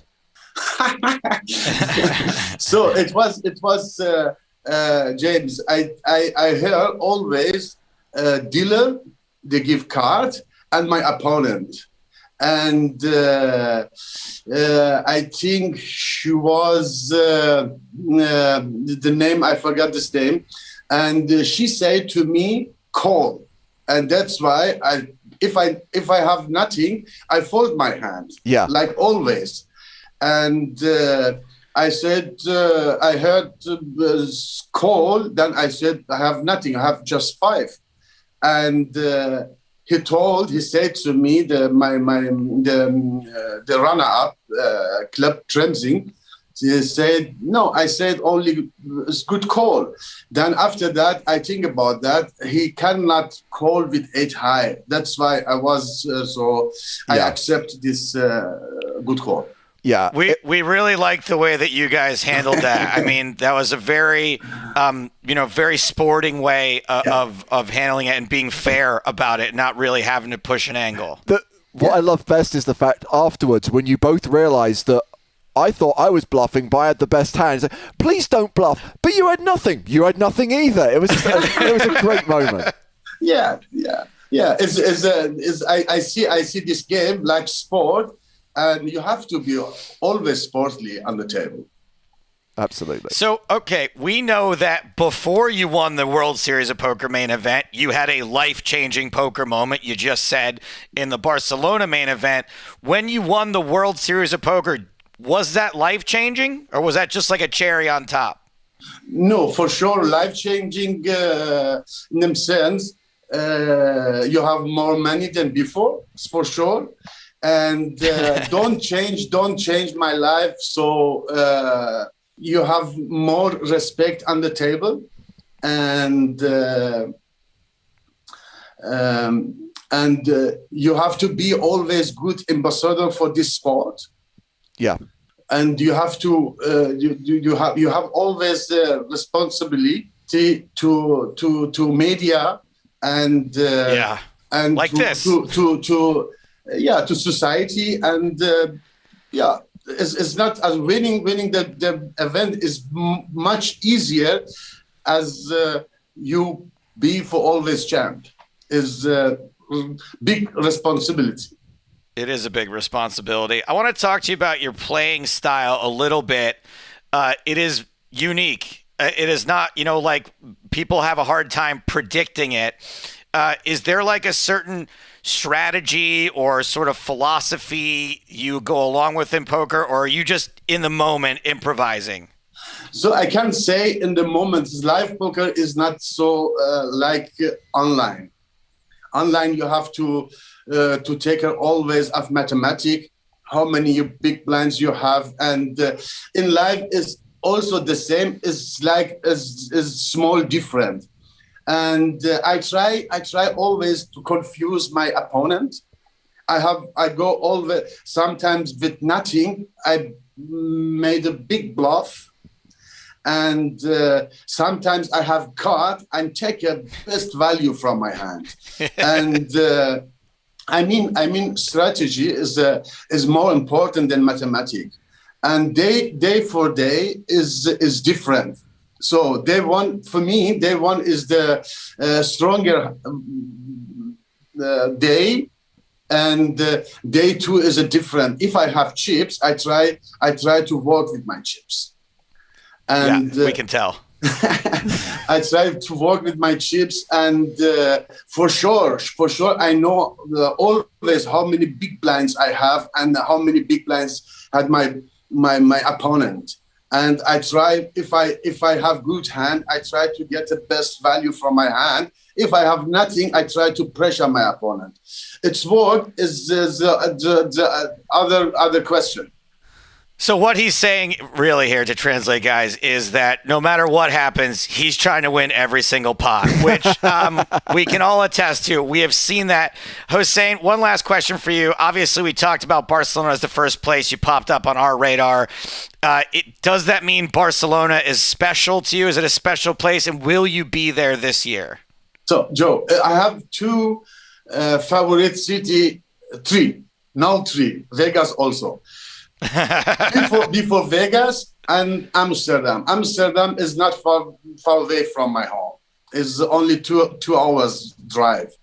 And I have to say, I learned my poker game in Holland and in Germany. Cool. And two favorite city, first one, Barcelona, they changed my poker life. And it's beautiful city for sure. And Amsterdam also, and Vegas for sure. Hossein, I'll tell you what, if I get the chance, we're going to meet up in Amsterdam. How about that? Yeah, I come to London, and I see you in London for main event. Okay, we'll see you in London then. Hossein, Yes. it was great to relive your past successes, and obviously we expect to see many more on the EPT in the future. Thank you for coming on the show. Thank you for talking to us today.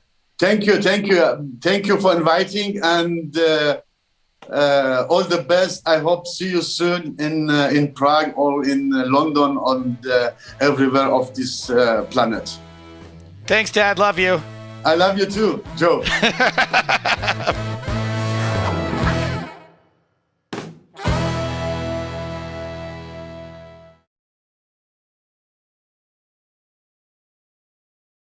No, ti chiedo. What's it about now, Nick? I missed that one, I'm afraid. Just when you think you've got someone here who can translate him. I mean, Spanish or German, I could help you out a little bit more, but yeah, that was just my romantic language best guess that I picked out. And 184 of the final table. Are we going to get to 200?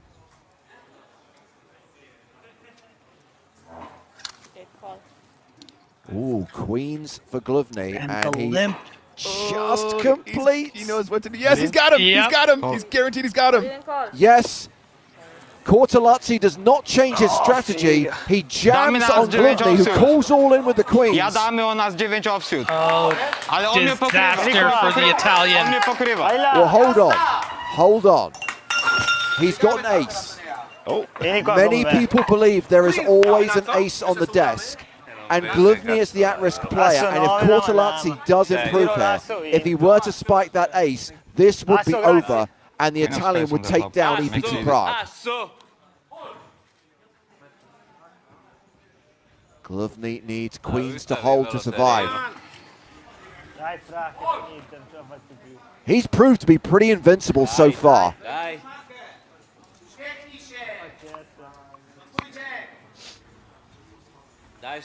Is this going to be a massive momentum shift, or is this going to be the winning moment? No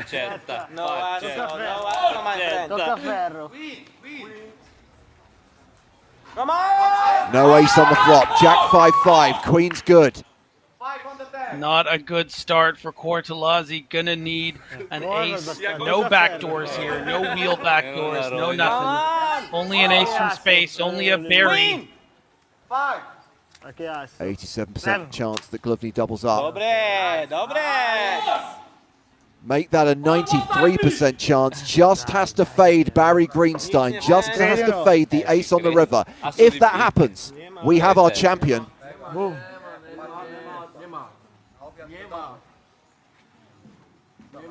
30 million chip pot. The river cards are 10.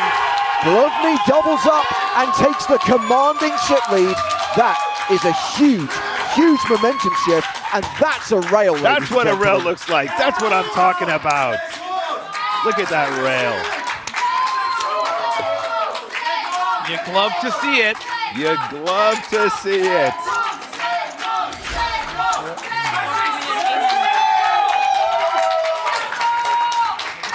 That is Grzegorzy's girlfriend, Annette, you see, leading the cheering section there.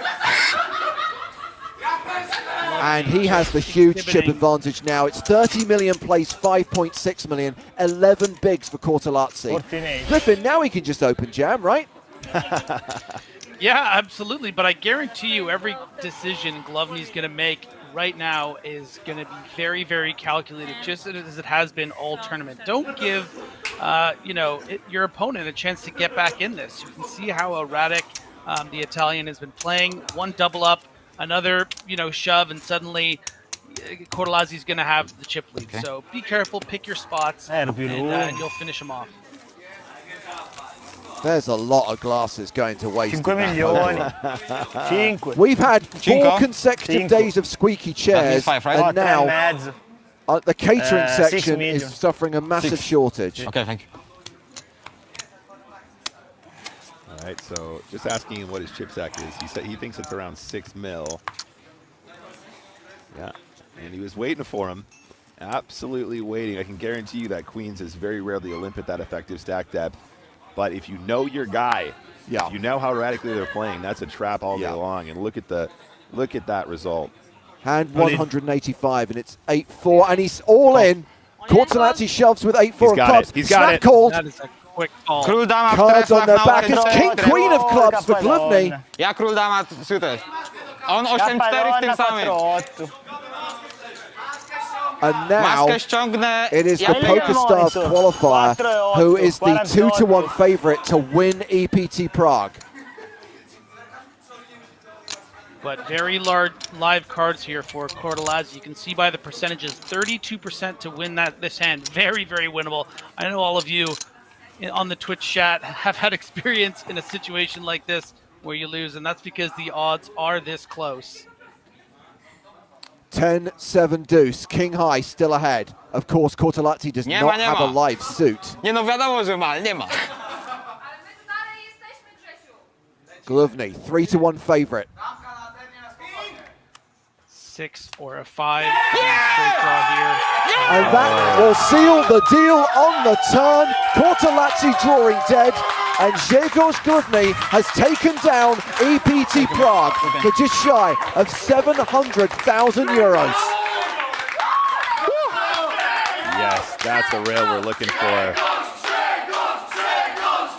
Listen to that. Say his name. A deserving champion played an excellent final table. Yep.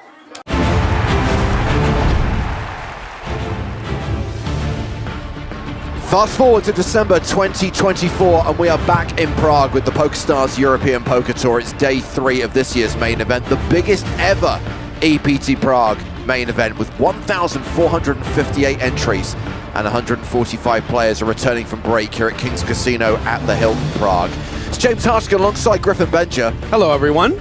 And Griffin, we have a new lineup at the feature table, and we have a player with a 7-figure stack, Cesar Garcia.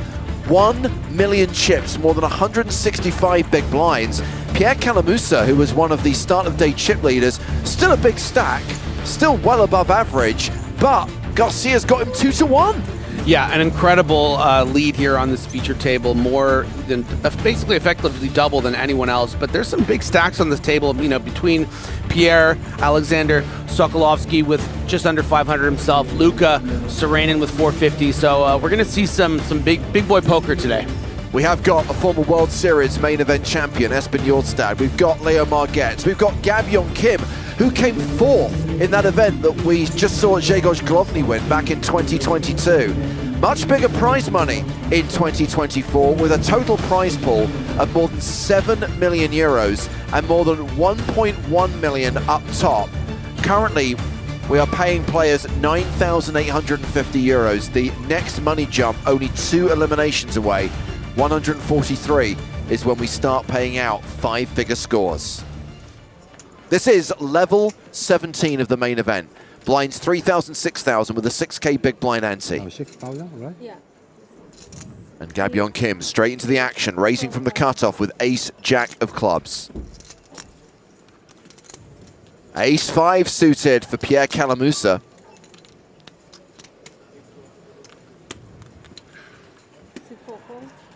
Flats on the button. Yeah, ace-5 suited, going to be a very popular 3-betting hand in a lot of situations. But Calamusa electing to just call here, maybe a bit concerned about the 20 big blind stack of Young Kim that might have a hand strong enough to shove over this late position 3-bet, so does just call. Is quite behind. And we see the fold from Luka Sorainen in the big blind. Heads up to the flop, which is ace, king, deuce. Kalamusa with kicker problems. Yeah, and Young Kim with the effective nuts in these positions. Your opponent would have 3-bet ace queen, ace king, pocket kings. And this is how strong his hand is, Griffin. He's comfortable checking it on the flop, gets a check back. And the 5 on the turn means we have domination rotation. Kalamusa now an 87% favorite, and Gab-Yong Kim is in trouble here. Yeah, and that 5 shouldn't really change anything. So again, Young's got to be very, very comfortable and is going to want to start getting value from those king X flats, maybe some ace X flats that would have checked back, as ace 5 did. So comes out with the bet of 19,000.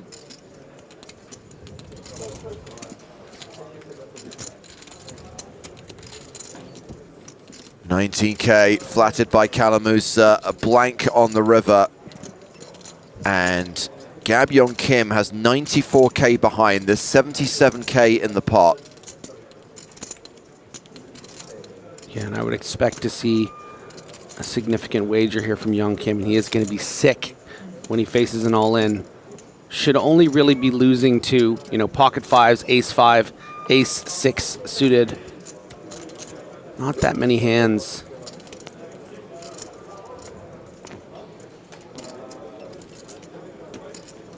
Bets most of his stack on the river, 54K, leaving himself 40K behind.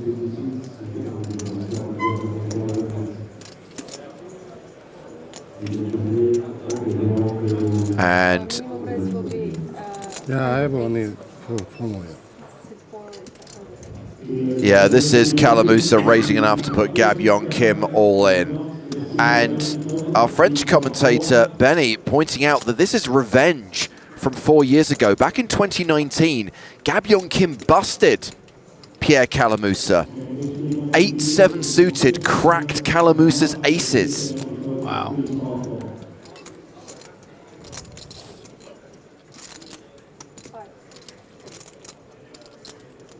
Yeah, and when you're trying to decode some of the bluffs that Kalamusa might have here, I suppose some big heart combo, something like a queen jack of hearts, jack 10 of hearts, is certainly possible, but it feels like a bit of an ambitious, erratic bluff because you shouldn't really have that many big value hands in this spot if you're Kalamusa, whereas Young Kim is going to have all of the ace kings, the pocket aces.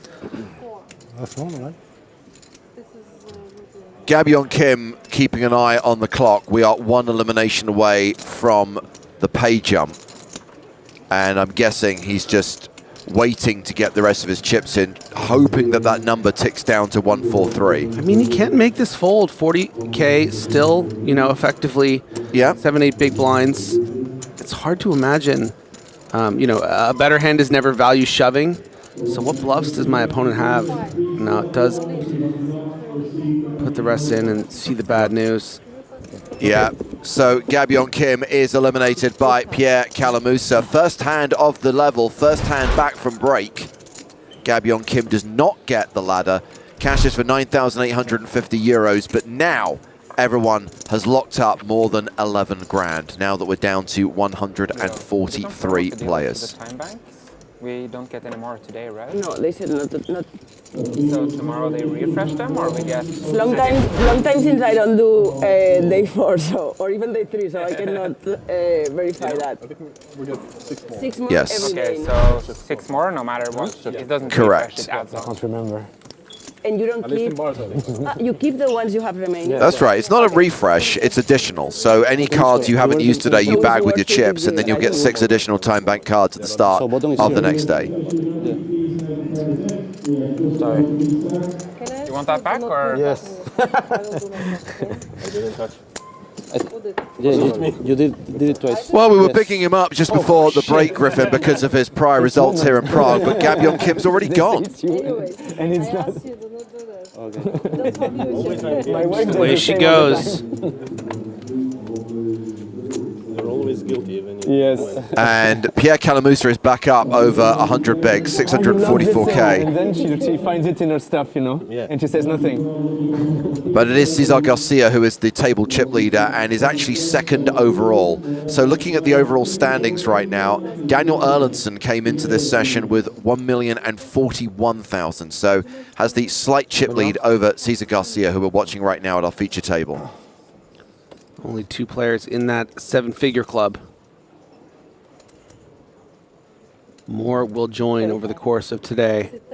Under the gun raise from Vincent Melli, who's made it 12k with ace jack suited. Leo Margetts with ace king, 3 bets to 35k.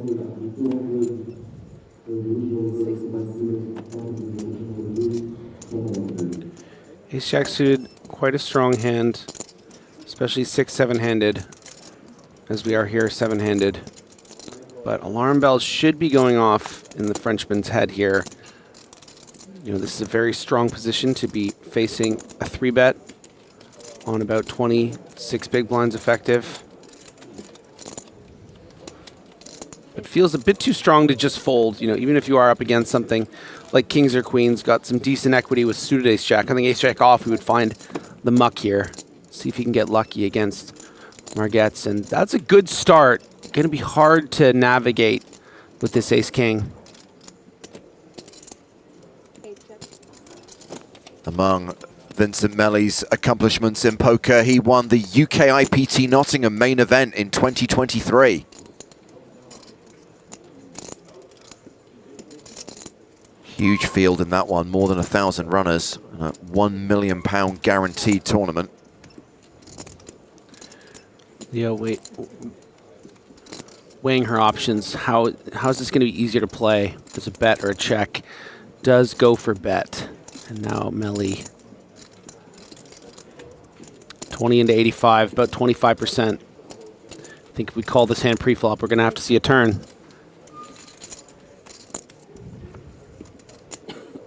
Five of hearts on the turn. Margetts now an 84% favorite.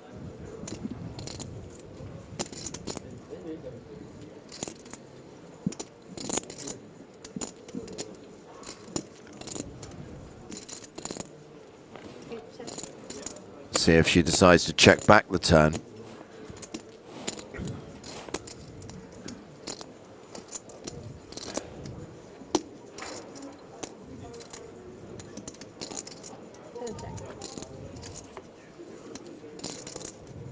Board pairs on the river, and it puts 4 hearts out there. Yeah, and what a massive swing this will be for Margetts if somehow Melli decides to check this. Not the easiest card to bluff. Makes it less likely that you have a 10, and would you even really bet a 10 with the 4 hearts? Should you have many offsuit combos that would even have a heart if you're in Melli's shoes? Calling this 3-bet pre, we discussed how, you know, ace jack off probably would have been just a fold. But, you know, having the bottom of your range is going to find a bet. Doesn't even need to bet that much. You're really targeting this exact portion of Margetts' range. If Margetts had something like an ace-queen, ace-king with a heart, would just call anyway. So 45K is going to do the same work as, say, an all-in for 103K. Be a great hero call if she can find it.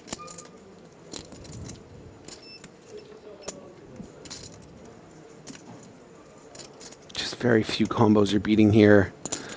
You block some of the bluffs with the king jacks and ace jacks.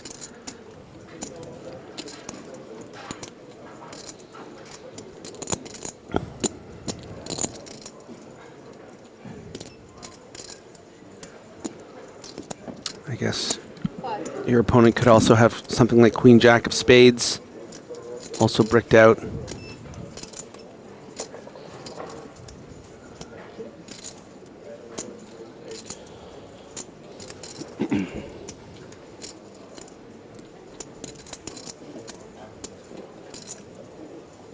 I wouldn't say that Melli looks overly comfortable right now. But am I just playing results because I know that he doesn't have it? I mean, this would be the call of the tournament up until this point. Oh my God, she just doesn't believe him.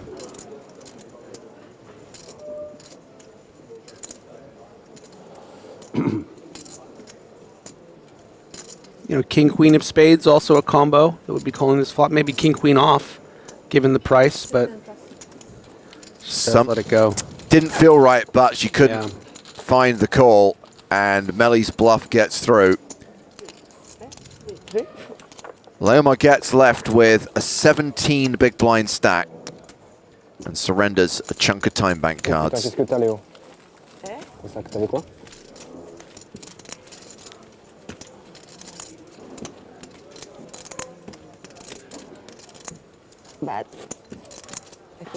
But I might lose.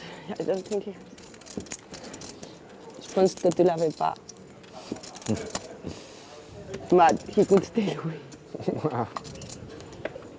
Almost. Almost made the hero call. Almost. Yeah, I think Margette's revealing that also concerned that could have been bluffing with the best hand. Folds to Cesar Garcia, who's got king 10 of clubs. Good in the read. I think I was good in the read. Right? Raises to 12,000. Alexander Sokolovsky with ace-jack makes the call. Sorainen's out. Espen Jorstad folds the small blind. Vincent Melly in the big blind also folds, so heads up to the flop.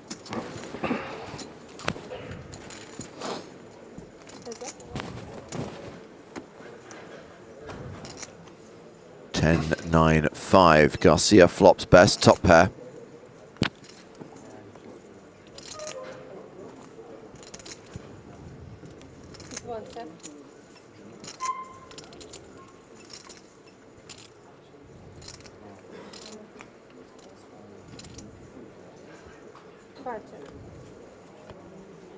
Sokolovsky checks behind, 6 of hearts on the turn.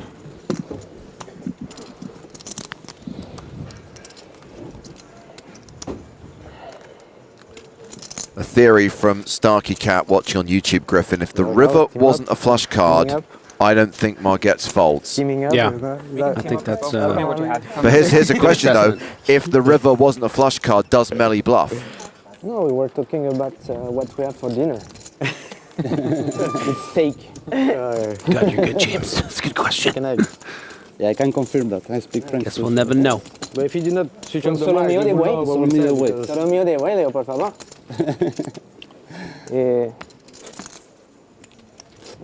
Did you remember to turn off the mics or? Ouais. Ok. C'est bon là?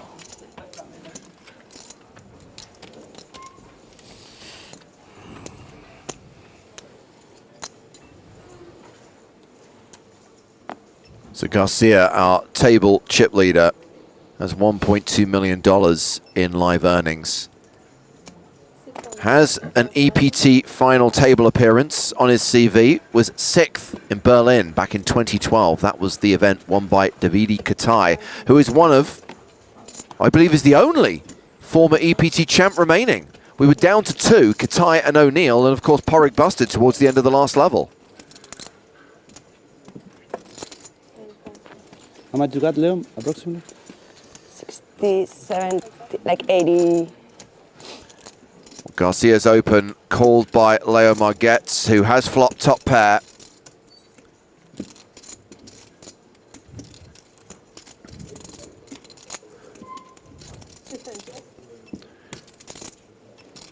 And starting on 15 big blinds, if she faces a bet from the chip leader, can really go one of two ways here. Certainly can just play it passively with a call, but Garcia does elect to check it back.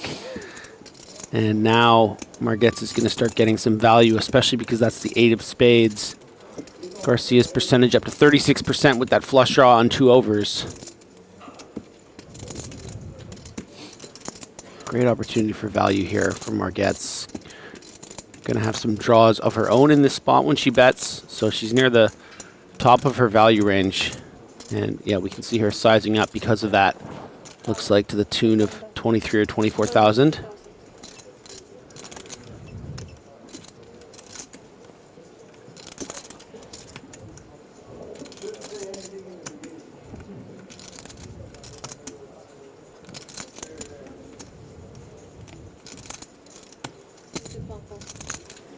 Garcia calls. Does not improve on the river.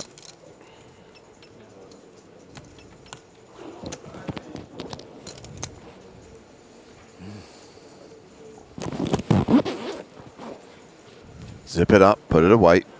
Quite a difficult card to get value, I think, on this 10 river. Not just because we see that Garcia has the ace-king suited, but, you know, if you were bluffing with a 7-9 or a 9-10 or a jack-9, you know, you've now gotten there.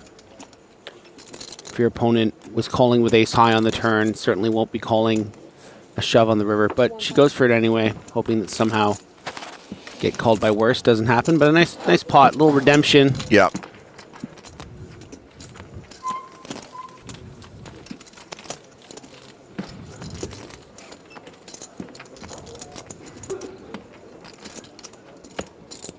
$139 players remaining from a record-breaking field of 1,458 entries.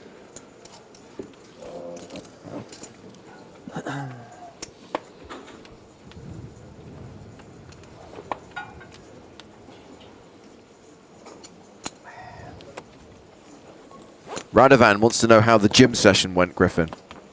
The gym session? You weren't in the gym earlier on? No. Oh. Why? Someone thought I was in the gym.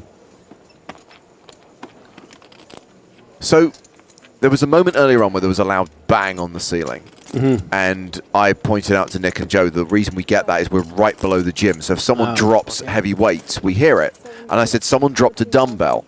And when I said dumbbell, Joe immediately brain went to Griffin. Oh, I got it. Okay. Yeah. No, I did go to the gym and I was throwing the weights around, but I wasn't working out. Right. So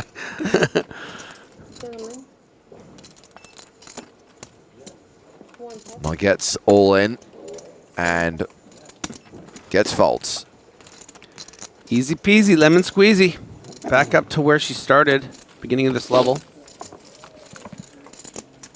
Rasataco asks, what about Squid? Assuming you're referring to Sam Grafton, he is out, was eliminated during the last level, ran King-Queen into Ace-Queen. But if you are a fan of Squid, don't forget, we've got that perfect dessert, that mixture of calamari and tiramisu, the Calamusa.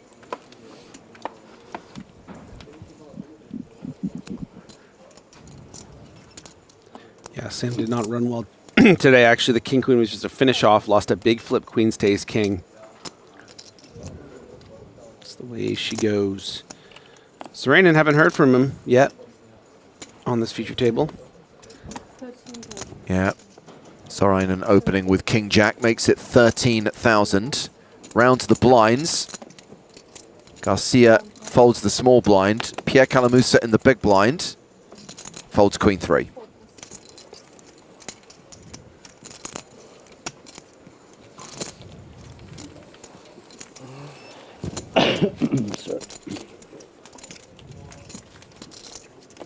Elkanart's observing that your stat is such a good-looking guy. He is a fine specimen.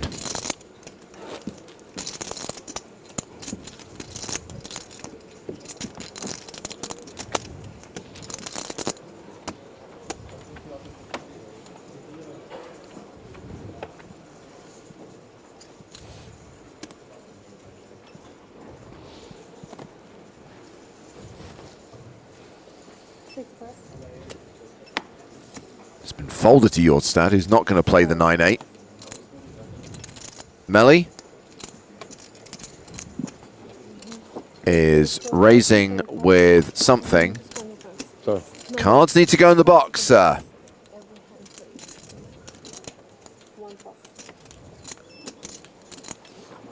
So ace-king is his hand. It's been folded to Calamusa in the small. Oh, he's also got ace-king. 340? 54.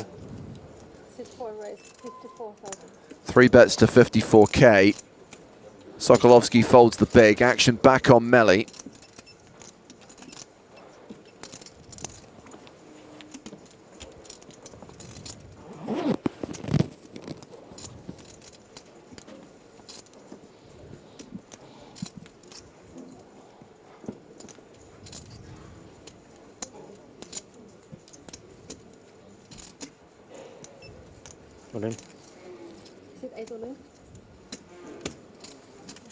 All in and a call. And we have yet to see a chop here at EPT Prague. Don't jinx it. Let's mix up so we can both play again. Calamusa has clubs and spades working for him. Melly has diamonds and hearts. An equal chance. 2% each to win the pot outright. 96% chance of a chop. Ooh. And it is Melly who is free rolling here. It's okay. You can breathe. You can relax now. If it was just red versus black, he would be, he'd be winning. I prepay 350. Okay, 350. Well, here we go. The first one we have seen here in Prague this year. It is a chop pot, and you know what they say. Everyone loves a chop pot. Especially Vincent Melly, who Fifth Business points out looks like Ben Kingsley, another hashtag bad lookalike. I only get 6.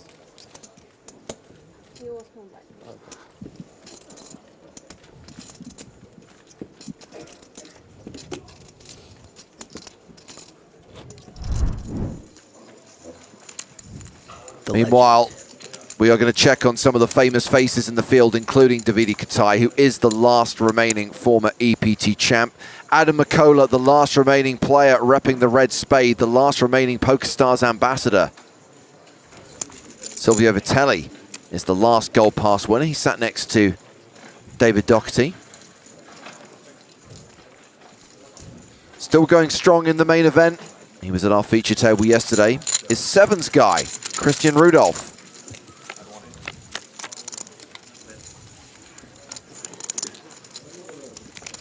And this guy came third in EPT Prague last year, Umberto Ruggieri.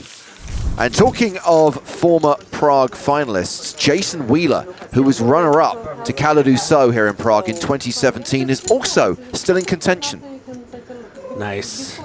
Was playing with that But guy it's not comfortable because he has to do like this. 15 years ago.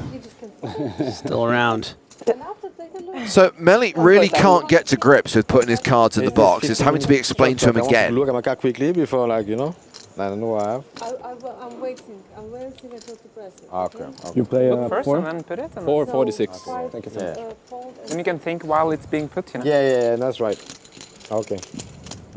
Good strategy. Anyway, it's 10-7 versus Ace-5, and it's a pair of sevens for Luka Sorainen.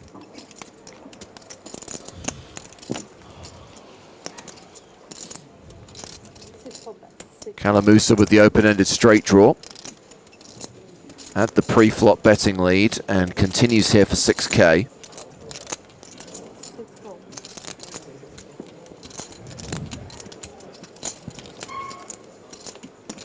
Gets the call from Sorainen. Board pairs on the turn, and the Finn becomes a 3-1 favourite.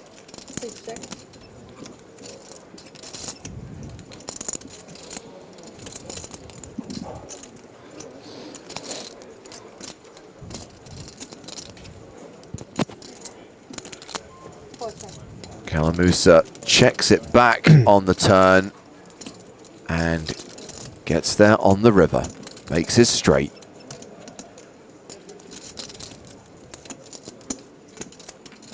I don't know anything about Sorainen, but he just has to be an online crusher, right? Look at the guy. He looks like he was built in a lab to just crush Sims. And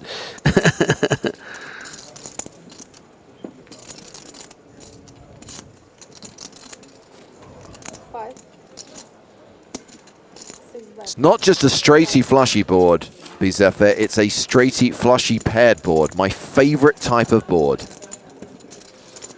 And we do get a bet of 16,000 from Sorainen. Kalamusa with the straight, but nowhere near the nuts. Yeah, and sort of a befuddled look on his face, and I don't blame him. Is this somehow a blocker bet with a worse hand? Is it turning a 6 or a 7 into a bluff? What am I beating here? Not a lot of hands. It's just like, what is going on here? What am I... Where am I in my range? I mean, I have a straight, very disguised. If I had a flush, I would just call. I have so many other flushes in this spot, so ace-5 is actually pretty low in my range.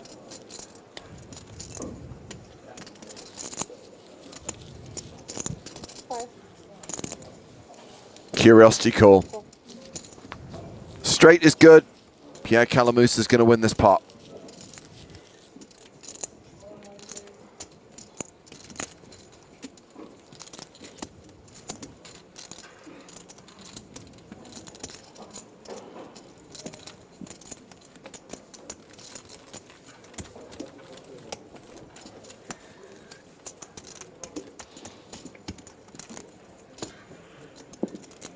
.30 minutes into this level. 137 players remaining.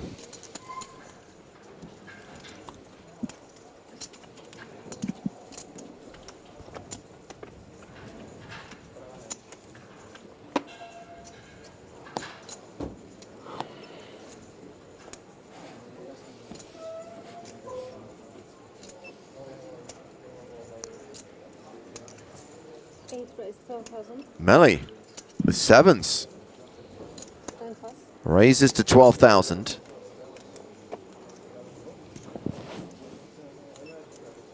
Garcia with 9-8 suited.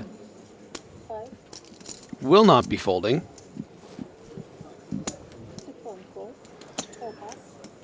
I didn't come to this featured table with a million chips to be folding 9-8 suited.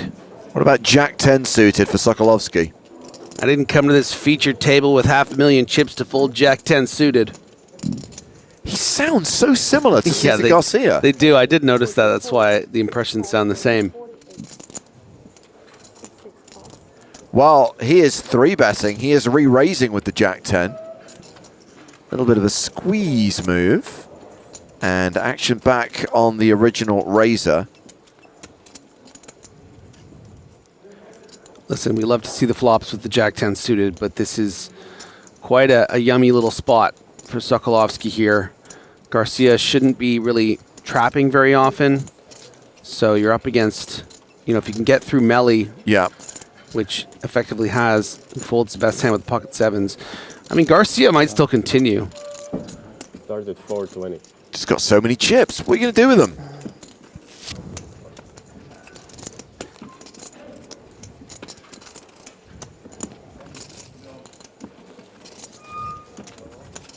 Why did you come to this feature table, Garcia? To fold 9-8 suited. Nice squeeze.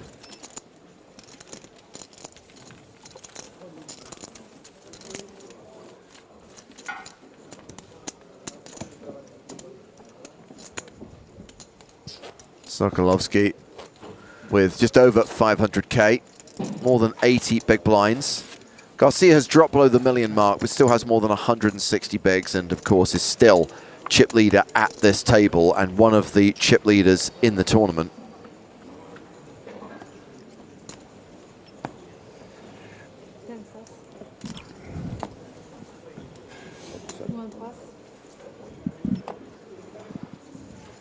Kalamusa, Jack-9, folds. Sokolovsky has aces.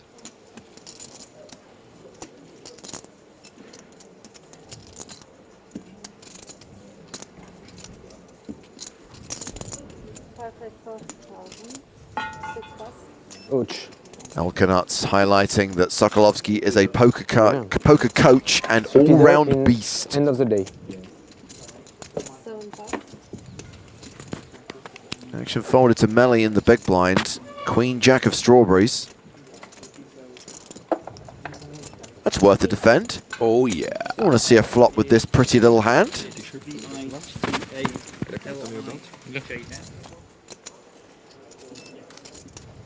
Flop is King 7 deuce.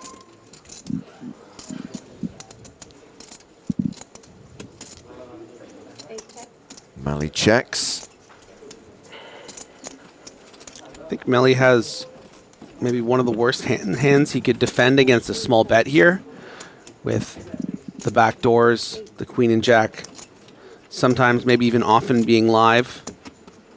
Let's see if Melly decides to continue. Not always going to be up against pocket aces here.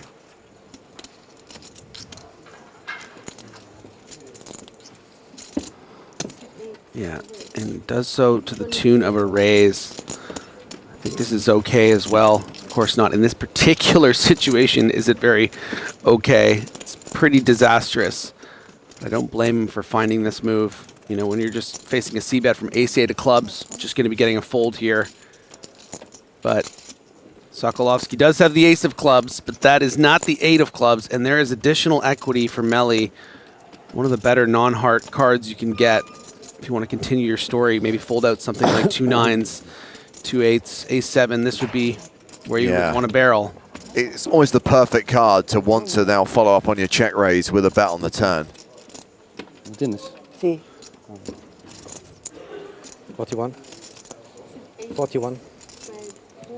41,000 into 79,000. Sokolovsky's still a commanding favorite in this hand with his overpair.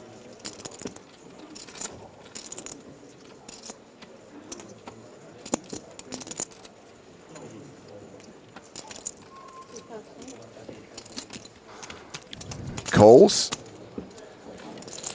Wouldn't an ace be something? Wouldn't Barry be a sick man? Instead, it's the jack. It's the Joe Stapleton classic. If you have a straight draw, you always river a pair.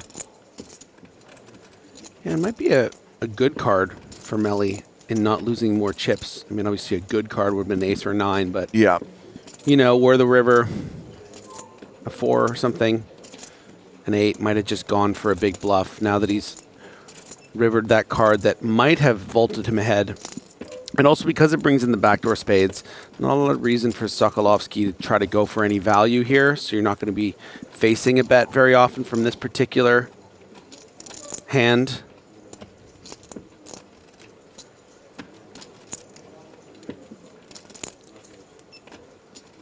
But as mentioned in the chat, I mean, Sokolovsky is a coach. It's, you know, doesn't want to give up value, and that's why he's so reluctant to check, thinking, well, if he's checking here, I probably have the best hand. What can I get value from? Not much. Let's just take this 161,000 chip pot. Well played. And we have a new player at the table. Taking the vacant seat, seat 2, is Vitaly's Cause, and we saw him yesterday. He was at one of our feature tables on day 2. That he was. Pretty short right now, just 13 big blinds. He is the shortest stack at the table.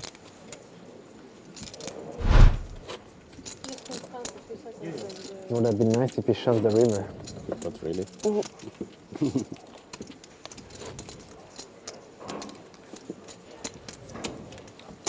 Be nice, come. Yeah. No, that's not nice because it goes all in snap call. But if you bluff him, it's pretty nice. The river. Adam McDougall watching on YouTube says Melly should have bet there. Do you think a river bet gets a fold? Because you're effectively turning your rivered pair into a bluff at that point. It's tough, I mean.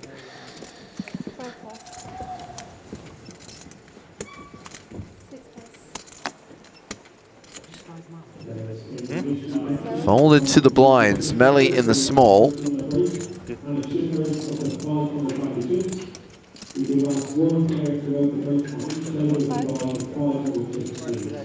No problem. That is a call. Leomar gets in the big blind. Queen Jack. She checks her option. King 10-6. Well, we know that Margetts is open-ended. We don't know what Melly has.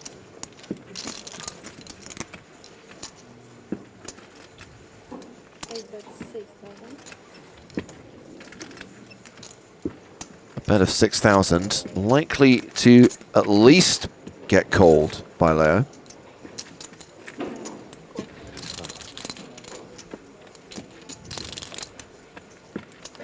Board pairs on the turn.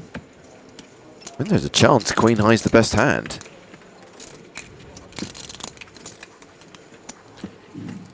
Definitely, but can't discount that might be a 10, king, or 6 under there, or another 7 for Melly. Comes out firing again, though. 17,000. Goes 17K on the turn. Yeah, and despite the board pairing, I mean, Margetts needs to stick around here, still beating some bluffs like 7-8, 7-9. Some sort of rogue spade combos. We can see, of course, Melly with the 7 hearts, not possible, but 3-5 of spades might barrel twice here as well. You're drawing to the effective nuts. Bricks out. Yeah.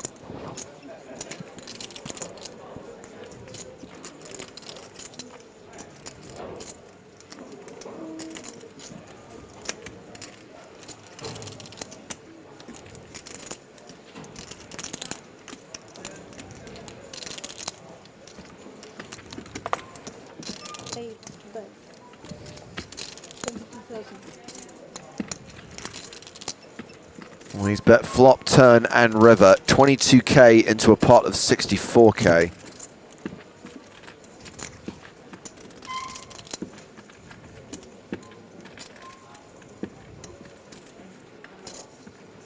And having bricked the river, Leo Margetts folds.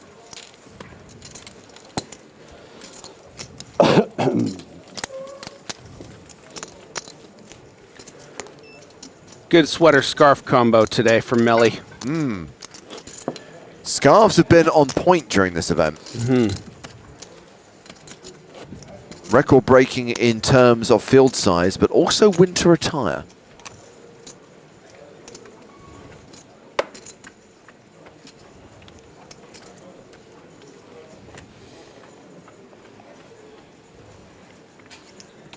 Where does the word scarf come from in the context of eating? When you scarf down a meal. You scoff a meal, not scarf. Do you? I think it's scarf. I think you're wrong. You're not sure. I can tell you're not sure, James. SCOFF. I don't think it is. No, you scoff at someone, you go, oh. But when you scarf down a meal. It depends. Oh my God, I'd love for you to be wrong. This one is pretty good because I like it. You're never wrong.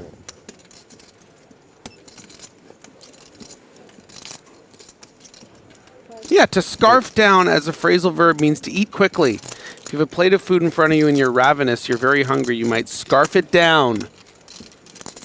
Scoff is how you react to most of my jokes. The phrase to scoff down food is used to describe someone who eats so fast as to inhale the food rather than chew it. Scoff and scarf. It's probably one of those English versus English American things, right? Maybe. Fine. I'll let you be half right this time. According to the Collins Dictionary, if you scoff food, you eat it quickly and greedily. Anyways, my point is I would really like to eat Melly's scarf. Looks delicious. You know what's also delicious? 3 4s. Serenin, the online legend, I've decided. The Finn. Betting out from the hijack. And Garcia, a decent candidate to get out of line. And that is because of those backdoors, these kind of combos, the Queen 8 of diamonds and the 9-4-4-1 diamond, make as nice check raises when you should have most of the 4s in your range in the big blind here, right? Serenin from the hijack, not going to have a lot of combinations of 4x. Ace-4 suited, 4-5 suited that might have folded, you know? So it's not a lot of combos. So Garcia, I think this plays quite nice as a check raise. but he happens to be up against the actual 4. And now Garcia, can he wiggle his way out of representation? You know, if you were up against 2 7s here, certainly you would get a fold if you bet again. But no, he doesn't go for it. Final word on that argument, Griffin. Oh, here we go. Is that as someone who lives in a Commonwealth country and who is half British, you probably should be using the UK English version rather than the American English version. I don't know, man.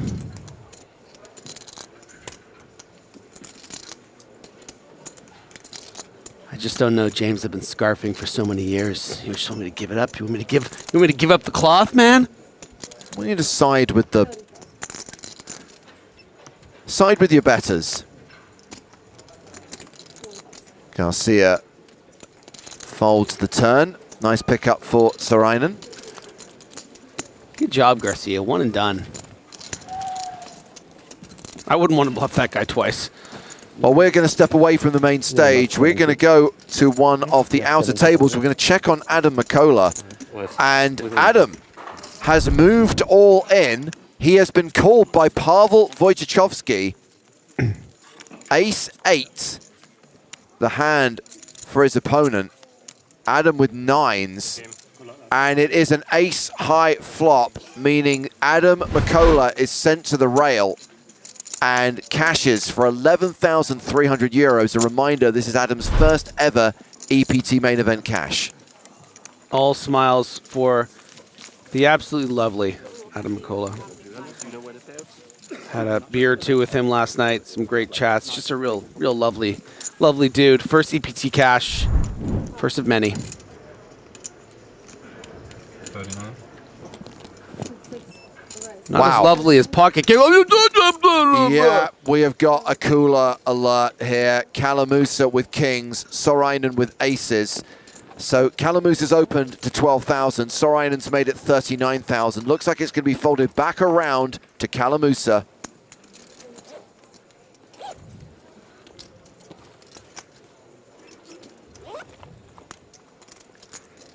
Yeah, and I wouldn't be surprised if this hand, by design, sees a flat call from Saarinen facing this inevitable 4-bet from Kalamusa. These are the kind of scenarios where you'll see traps from something like pocket aces. I mean, so many chips effective.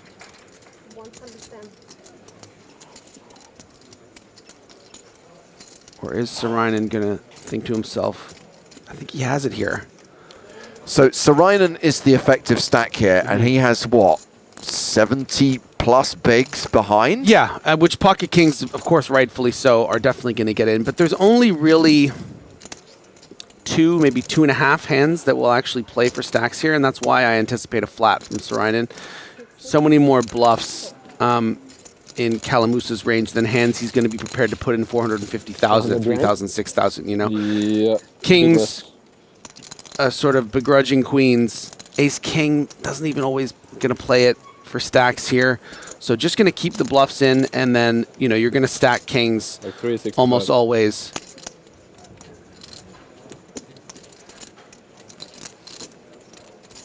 Well, Kalamusa as the covering stack can't go broke here, but can lose a hefty chunk of his stack. Yeah, and the reason why it's also such an effective trap with aces is that Kalamusa, even though alarm bells I think are going off a little bit for Kalamusa, he still recognizes that Saareinen's going to kind of be split into 4 different parts here. He's going to have the aces sometimes. He might have an ace-king that didn't want to stack pre-flop. Queens and jacks would probably 3-bet and then call the 4-bet. So you want to get value, especially from those 2 worse hands. And then if your opponent does happen to have aces, you're just getting coolered and there's nothing really you can do. So it's not too scary for Kalamusa. And if he finds himself that he is coolered, it's just the way she goes. Well, chance to find another way to win. Yeah, Kalamusa with the king of diamonds, and there are now 3 diamonds on board.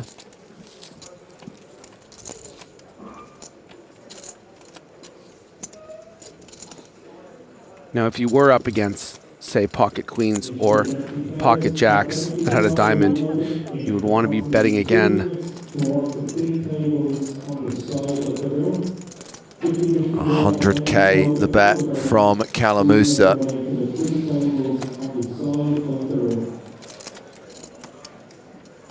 One-third pot on the turn.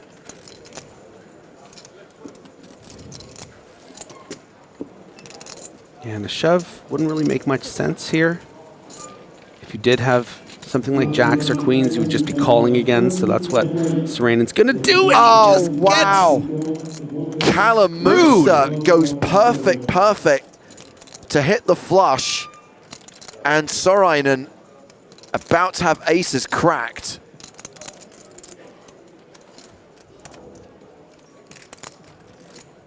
And the Finn will be absolutely sick facing this all-in.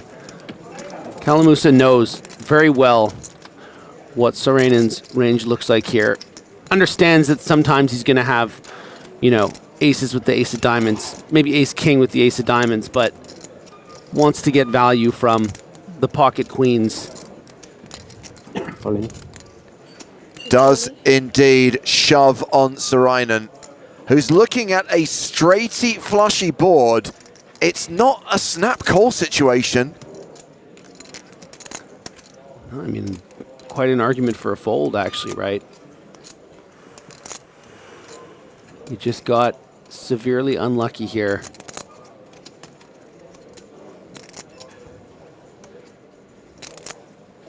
Oh, don't worry. There are plenty of people watching on YouTube telling him that he's played aces really badly here. Hey, if he played aces the way you guys wanted him to play them, he would have busted. So think about that for a second. He had him dead to rights all the way. It's not like he shoved the aces on the turn the kings were going to fold, guys. Come on. Think. Think critically. Engage your brain. Yeah. He played this perfectly, and he's going to get away with 35, 36 big blinds. So. Doesn't like it, but is able to lay it down. We have to wait half hour. We have to wait half hour. 40 minutes. 40. And just like that, Pierre Kalamusa 40 minutes, yeah. is table chip leader. 941K, more than 150 big blinds. Oh, yeah. Quick update from our previous feature table. Huge pot between Alexander Iverson and Alessandro Picchieri. In summary, Iverson got it in with top pair, but Picchieri had two pair.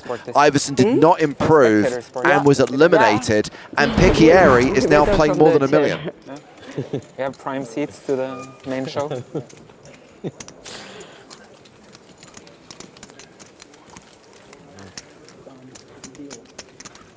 you watched Northman? Northman? Yeah, no. No. Viking show, I guess? Yeah, it's back in the fun one. And then you just like, your accent actually... My accent? Yeah, it's actually the same as... I am a Northman, so that makes sense, yeah. Yeah, that's so funny. I don't feel my accent is that Norwegian anymore, though. It's been a while since I lived there. It's just the intonation is always like...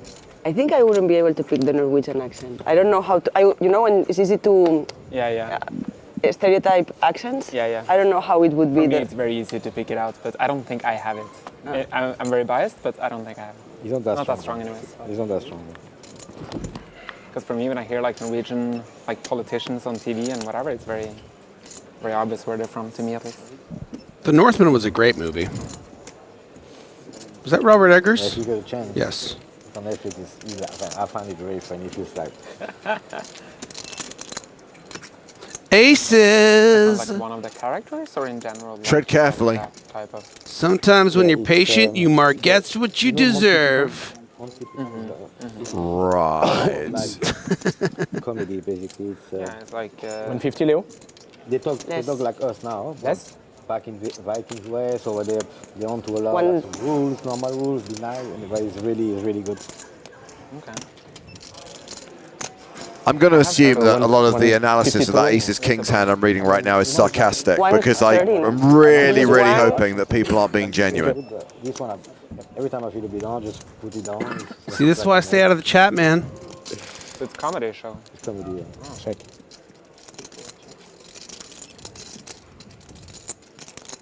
Kalamusa has not connected with the board. but he's really connected with the audience. Okay, maybe I'll check it out. Yeah, I mean, See if I resonate. because when you speak, like the accent remind me of this series. It's like just hilarious. So Leomar gets hovering around 25 big blinds. Kaur's still the short stack at the table with 11 bigs. Sarainen dropped down to 48 bigs after that hand against Calamusa. Spanish is very hard. It's hard for Spanish to like have a proper. Yeah. Because maybe French you can have a bit better because like English accent. Yeah. Spanish is very hard because the so harsh. Barcelona. Joder.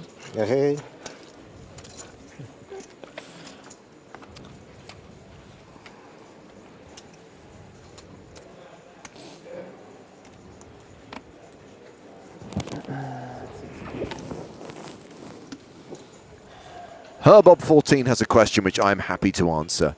If someone asks how much you're playing, 12. Are you forced to tell them? Do you need to tell the truth? Can you ignore the question? You are not forced to tell them. You should not give them a false answer, but you do not have to acknowledge the question. You can just make sure your chips are visible and choose not to tell them. Yeah, you can just move your hands. Yeah, exactly. But telling them a false number would be bad form. 250 about? No, 300.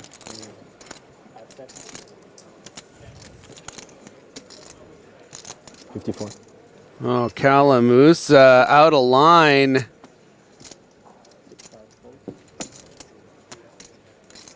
The level going so well.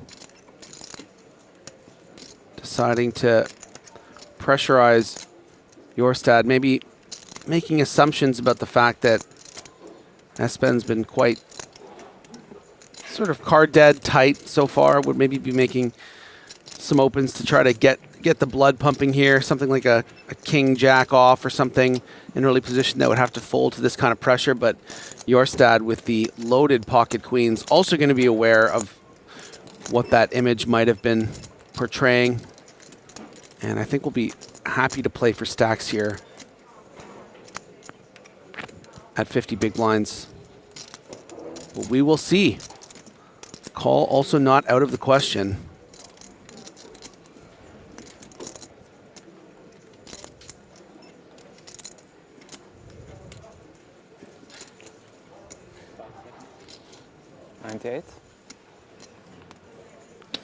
Jorstad responds with a 4-bet to 98,000. 98. And I imagine Calamusa will give this a few more seconds and then fold the ace-9. Nice try. So 35 minutes remain on this level before the second break of the day. Before we go to the next blind level, which will be 4K, 8K. A reminder that taking you into 2025 is the New Year series on PokerStars. It starts December 22nd, runs until January the 14th. 352 tournaments, series guarantee of $35 million, with buy-ins ranging from $2.20 to $5,000.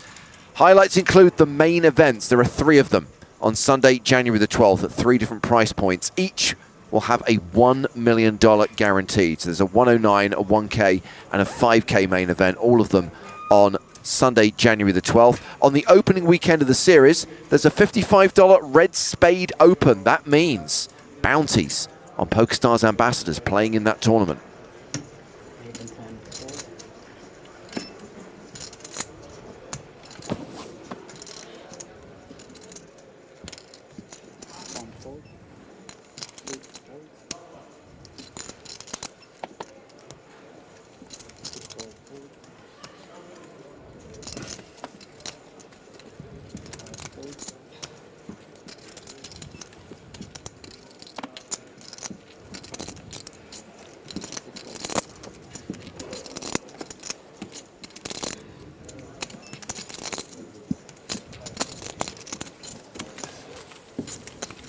Back to the action at the feature table. That hand raise and take it for Espen Jorstad. Don't We'll let Espen cook.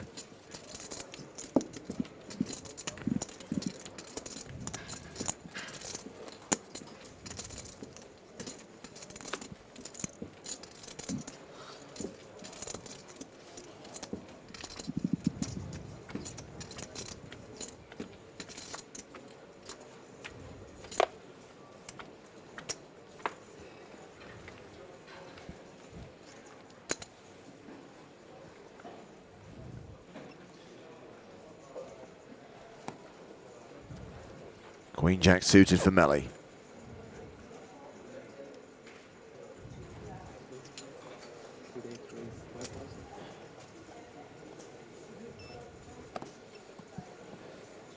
Sevens for Leo Margetts.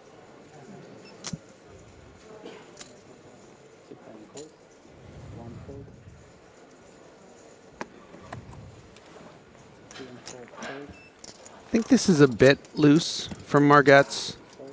I understand you have, a decent-sized pocket pair, but full 8-handed, 25 big blinds effective. I think it's okay for this to be one of the best hands you just fold in this situation. There's 6 other players behind that can wake up to squeeze. You're up against a pretty strong range in Melly. She's, of course, if she gets everyone else to fold, it's a great result. But it's going to be tough to navigate against the stronger range. And this is a bad start for her. Going to be tough to continue despite just 1 over. It being the ace. Melly having a flush draw. Yeah. Oh, but it's going to play it cautiously.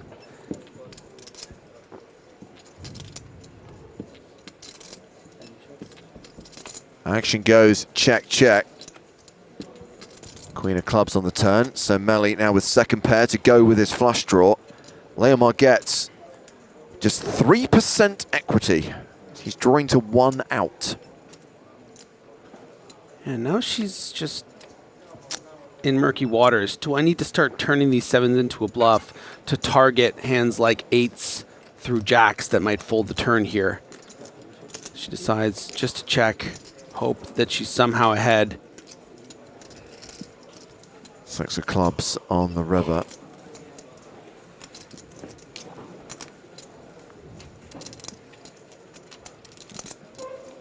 At this point, Melly's going to assume these queens and 6s are the best hand, so might go for some small value here.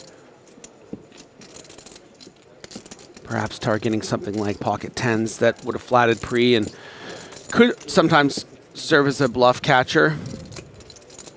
I mean, not much of a difference between 7s and 10s even, but I doubt Leo's going to find a call with this hand. And yeah, gonna let it go. I like how she just barely touched the cards and then looked at the dealer and be like, yeah, that's a fold. Those are for you. I am so done. Those are for you. Hand.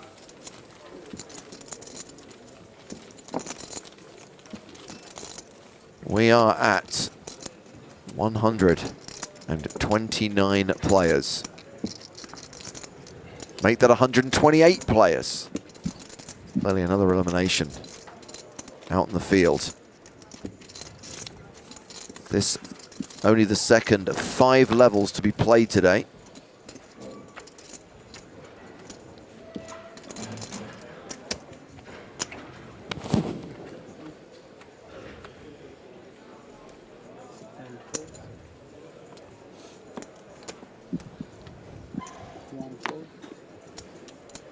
Action folded to Kalamusa. He's out. Sokolovsky in the cutoff as Queen Jack.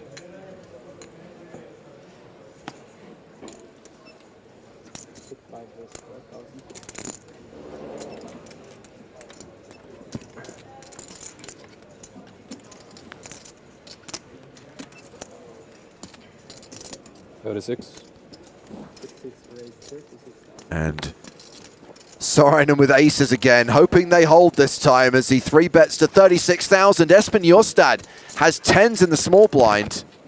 Yeah, and this is complete disaster for the Norwegian, playing, effectively 35 big blinds, button to small blind. Going to be playing for stacks against Serenin.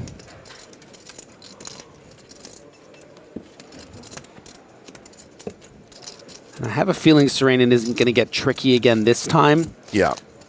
The situation's a bit different because Jorstad's going to be prepared to put in a much wider range of hands. You know, we talked about the range of hands Kalamusa would be prepared to put in for 450 was maybe 3 of them, but he is going to just call again. Wow. I'm a little bit surprised by this, but also can appreciate, you know, these talented players really want to make sure they get max value. And luckily for him, he is going to get the 7 high flop. Would have been disaster to see something like a King Queen X board.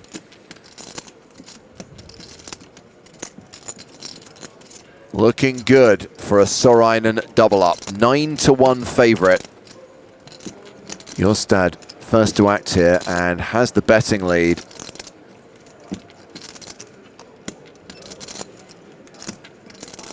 He 4-bet to 77k pre. He moves all in on the flop. Gets snapped by Sorainen. And the Finn is likely to double up here.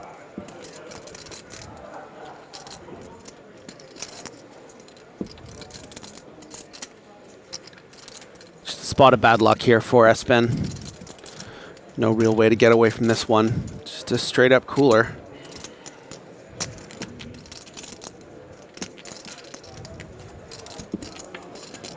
Turn card is the 7 of hearts, pairing the board. Just 2 outs for Espen Jorstad, just 2 cards that Luca Sorainen has to fade to get the all-important double up to 450k.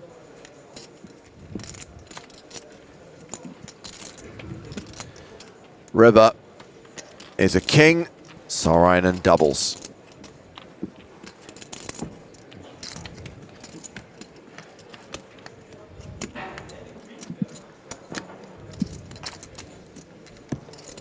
And then 36.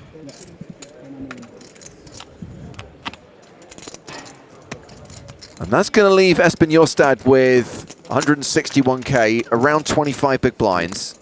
Plenty to work with. Second time aces. Exactly, second time You aces. had to fight. This time, they worked out. Huzzah! I thought. 1 and 1, that's not bad. He's batting 500. There you go. And back up to 75 big blinds, pretty much where he started.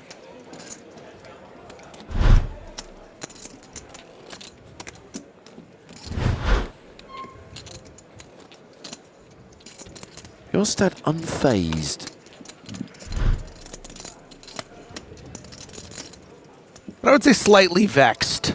Vizar on YouTube says he played his aces well this time.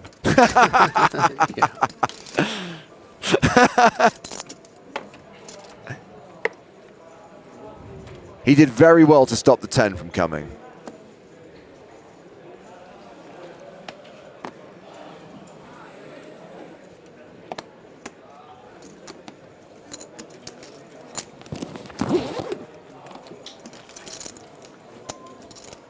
Kalamusa unleashed.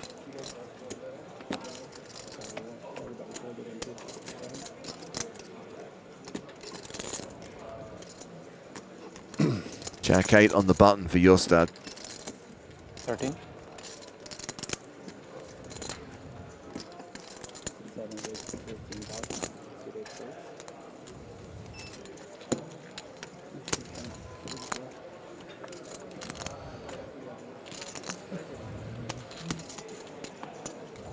And it's raise and take it.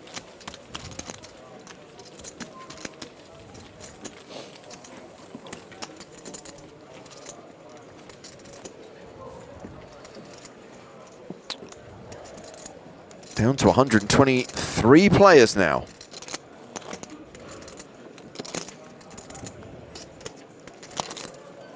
Just doing some geographical research the last 10 minutes, Griffin. Oh, yeah? Yeah. I kind of hadn't figured out that the Canary Islands are Spanish territory, so actually is like PokerStars ES, because that's where I'm going to be on the 22nd. So I was thinking, oh, I could play the Red Spade Poker Open, but of course it's not my part of the world. It's not my part of PokerStars, so there you go. Sadly, not going to work out. Cannot participate.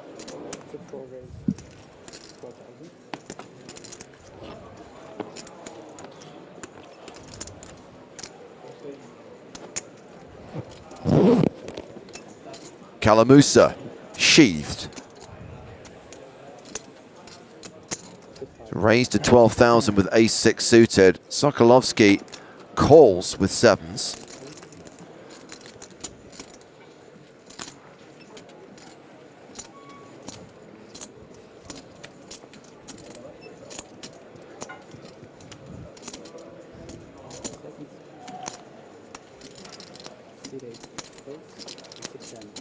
Just a call here from Melly. I think it's an interesting opportunity, similar to Sokolovsky's 3-bet earlier with Jack-10 suited. I think King-Queen would have played quite nicely as a sizable 3-bet here, but very live cards with the King-Queen. Really, 4 pretty fair fight. I'm excited for those percentages. Give me those percentages. I want to see 26, 32, 16, 14. Here we go. Okay, we've got a Queen Jack 3 flop. Who's got the best hand? Melly, top pair. Yeah, it jumps significantly in front.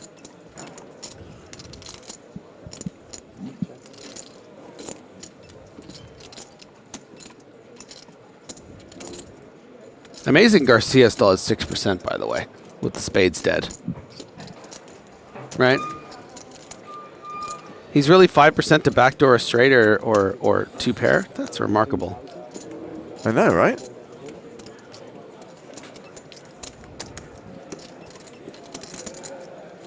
Sokolovsky folds the sevens. Melly wins the pot. The Mellycopter. Yes, Lasse, the blinds are indeed 3,000, 6,000. We'll stay that way for another 21 minutes. And then we'll hit level 18, when the blinds will go up to 4,000, 8,000. But then you have to wait 20 minutes. Yeah, there is going to be a 20-minute break at the end of this level.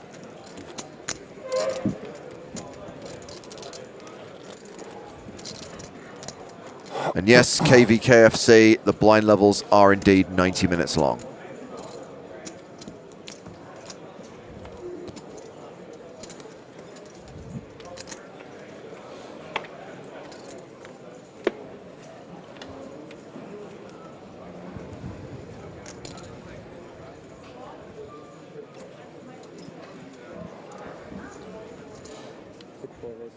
Ace-Jack suited for Pierre Kalamusa. Raises to 12K.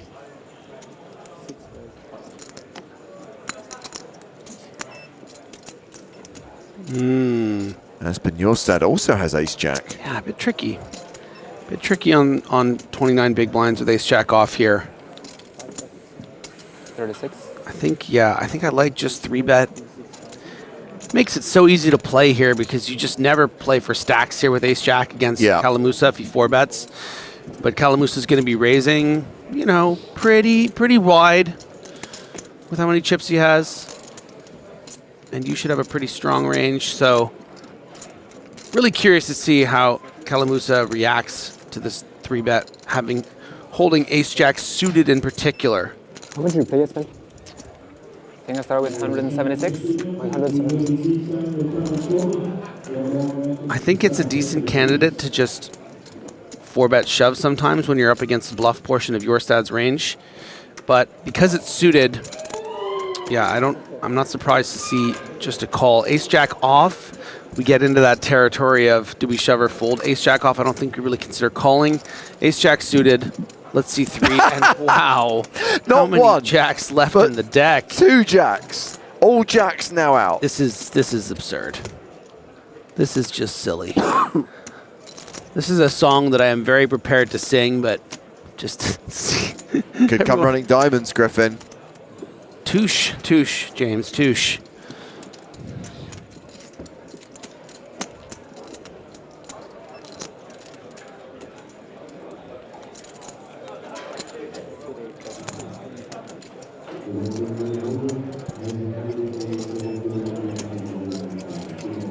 He'll status bet 16,000. Kalamusa calls. Both of these players just jumping for joy inside. Okay, no more sweat.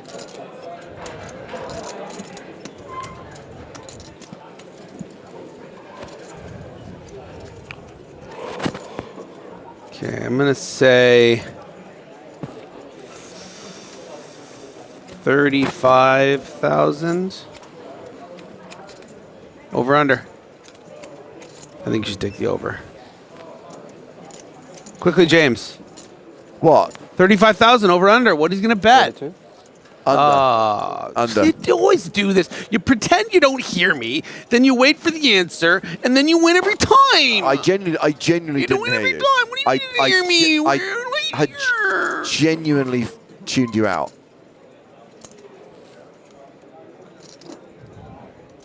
I'm sorry, that was unprofessional.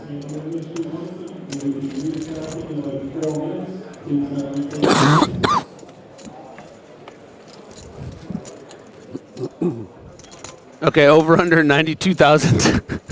Over. You know what though? He might leave the one chip thing. Like, oh, I'm gonna win. Come on, do the 91. The 90, you know, to make it like what he would be doing when he was bluffing, kind of thing. All of the chips and Mario.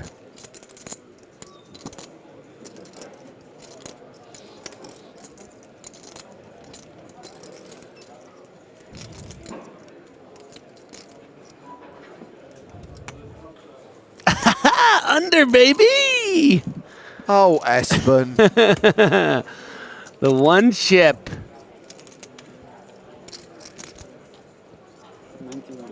91.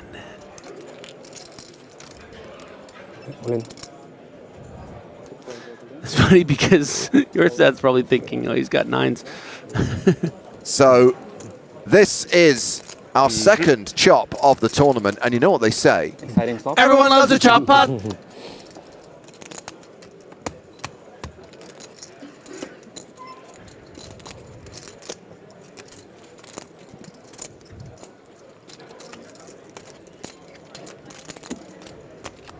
Meanwhile, there is a new chip leader in the EPT Prague Main Event.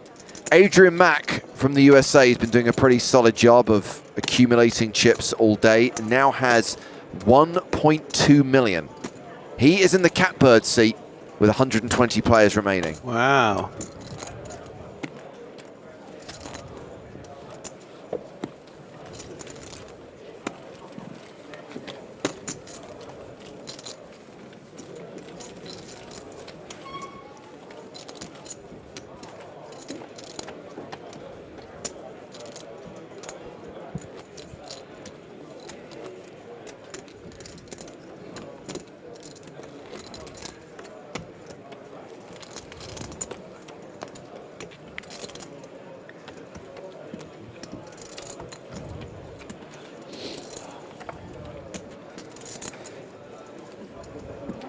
I got a bad lookalike.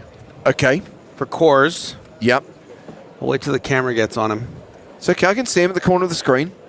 Yeah, but he's gonna get dealt cards, and it's gonna be him in the small blind. I want to. Okay. I want a full thing. I think the people at home are gonna like this one. I have low hopes. Low hopes and dreams. Ace jack suited for Melly.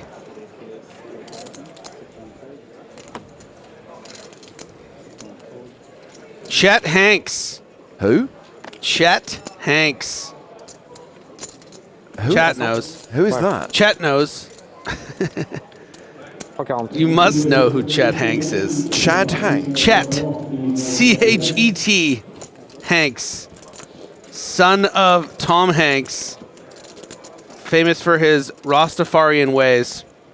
Oh, I only know the other song. Sorry, Colin. I know Colin. No. Chet's the one that goes on red carpets for his dad's movies and then speaks in a Rastafarian accent. Nope, I don't think I've ever seen this guy before in my life. He's been widely accepted by the Jamaican community, actually, but you know he does a whole accent thing. And a song. I love that. Well, the top hit on Google is "Why is Chet Hanks famous?" Oh, he was in Indiana Jones and the Kingdom of the Crystal Skull. That's and Larry Crown affair? That's not something anyone should ever own up to. How do people go to the chat? I want to see what they think about my life. Get your own bloody computer. You know I don't know how to use a computer. People love the Chet Hanks call out. So back to the poker. Technically, Calamusa's ahead here with a pair of sevens, but Melly's got that hijack range advantage, that big, old, beautiful club draw. So should be coming out firing on this turn. But just 22,000, cheap enough, I think, for Calamusa to continue with this mid pair.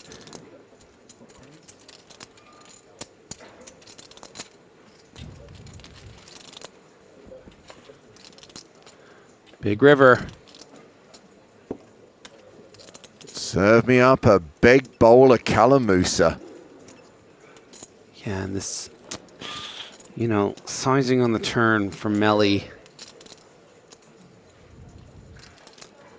I think we would have seen a call fairly often from the 7 to most of the sizing, but now does give it up.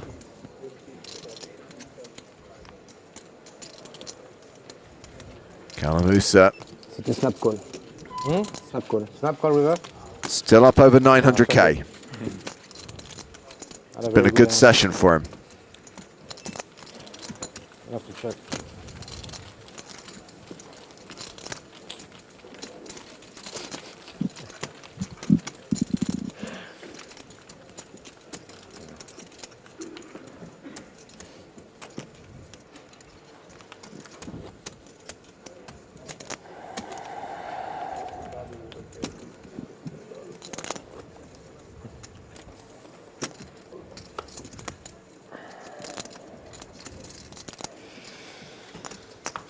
Some big size at the feature table.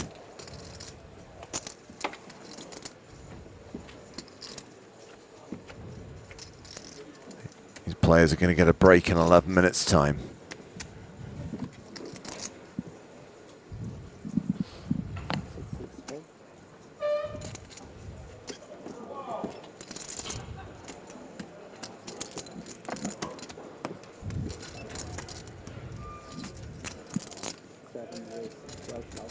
Espen Jorstad opening here to 12,000. He has an ace.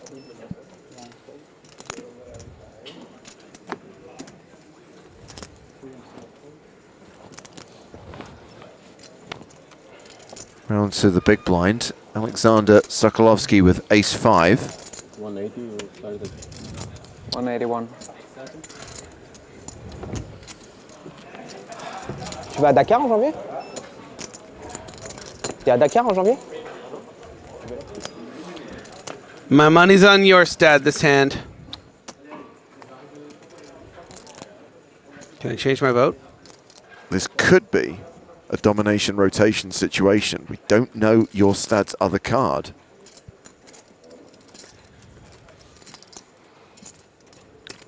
Well, I have a counter argument. Okay.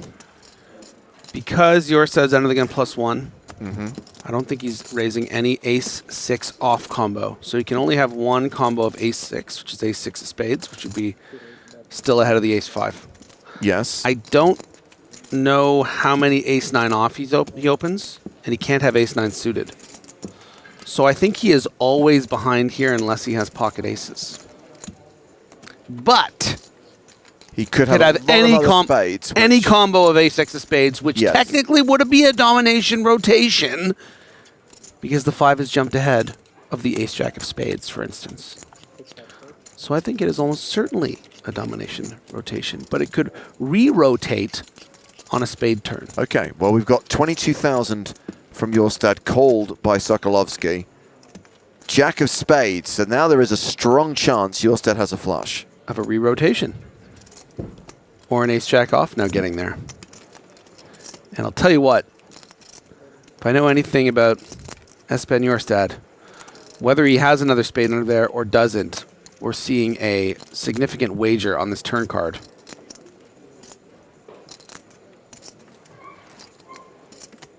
I would be amazed if there's any card underneath there that he would elect to check once the third spade 38. comes.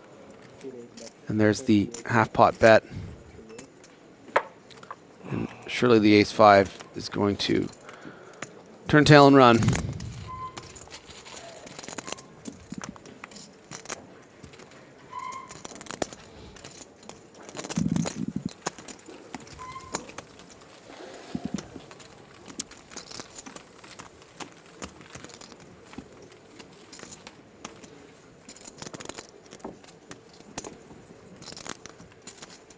Just a few more hands to play in this session.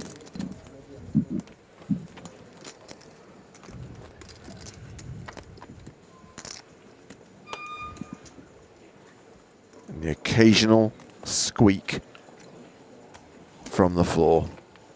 Hashtag embrace the squeak.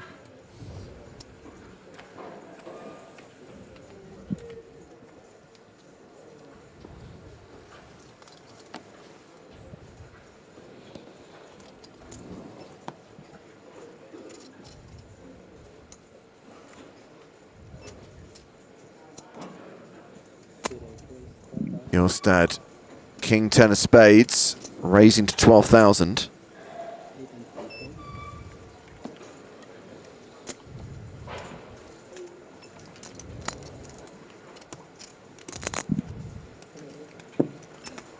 Garcia with the snowmans. Nom nom. Calls the raise. Queen Jack suited for cause, playing 8 big blinds. Let it go, Chet.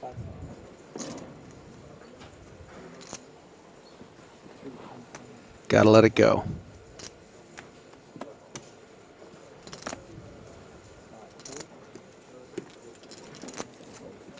Well, this is going to be Yostad versus Garcia. Heads up to the flop.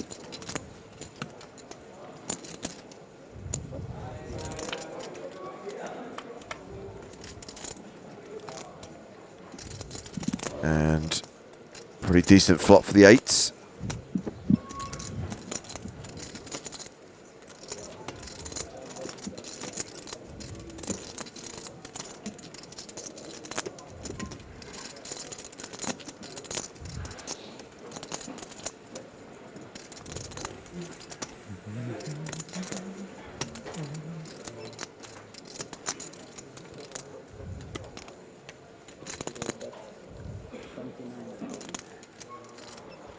And with that range advantage, Espen Yostad actually betting significantly larger than we normally see in certain sort of c-bet situations, 30 into 40 basically. Really wants to pressurize hands like, you know, ace-jack off with maybe no backdoor flush draws, some king-queens that you're trying to fold out that are technically ahead of you that might float to a smaller bet.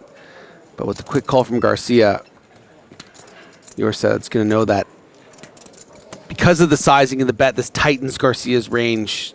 Should be way more pair weighted. Maybe even something like ace queen with a heart. That's going to be really tough to fold on this turn. I wouldn't be surprised to see Espen wave the white flag here. And yeah, we do see the check from the Norwegian. Now the question becomes, does Garcia want to create some protection for these eights? Also price set the times that he happens to be behind.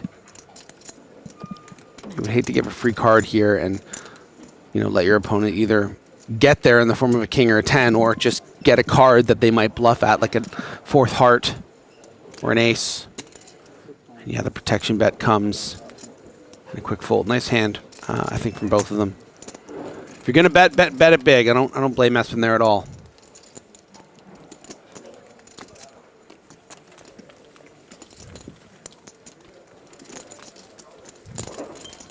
So this lineup will be staying on the main stage during the break. Same feature table for the next session.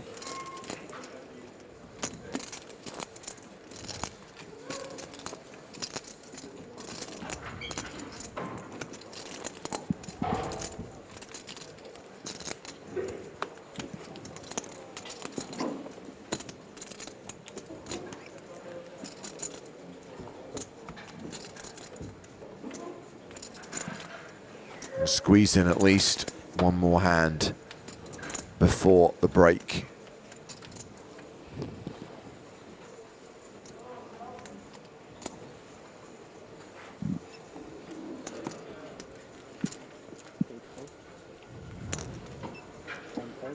Folded to Cesar Garcia.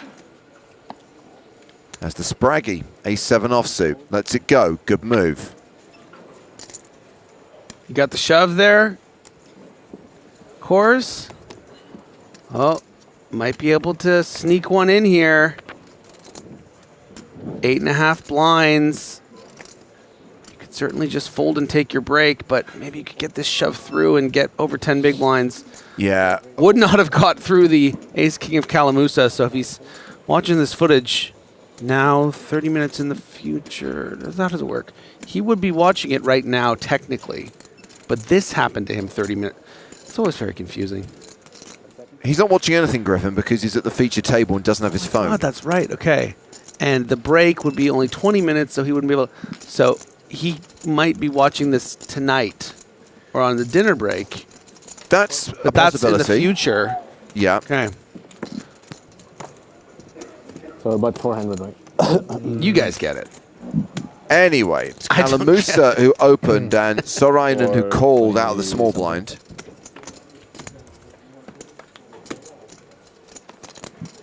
And it's a 10-8-3 flop.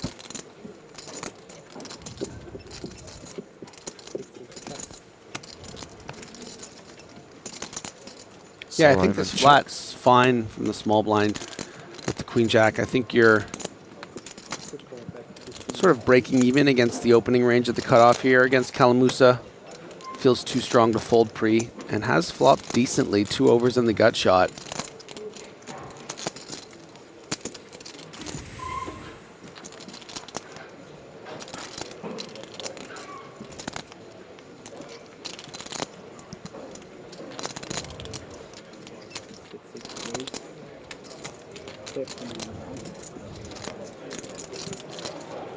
Well, that bet of 15,000, that C-bet from Kalamusa has been check-raised by Luka Sorainen.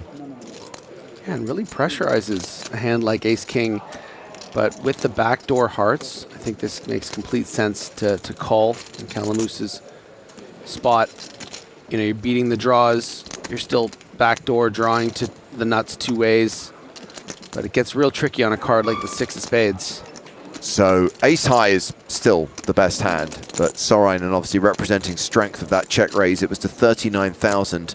So we now have 114k in the middle. Sorainen first to act here. Has a gut shot.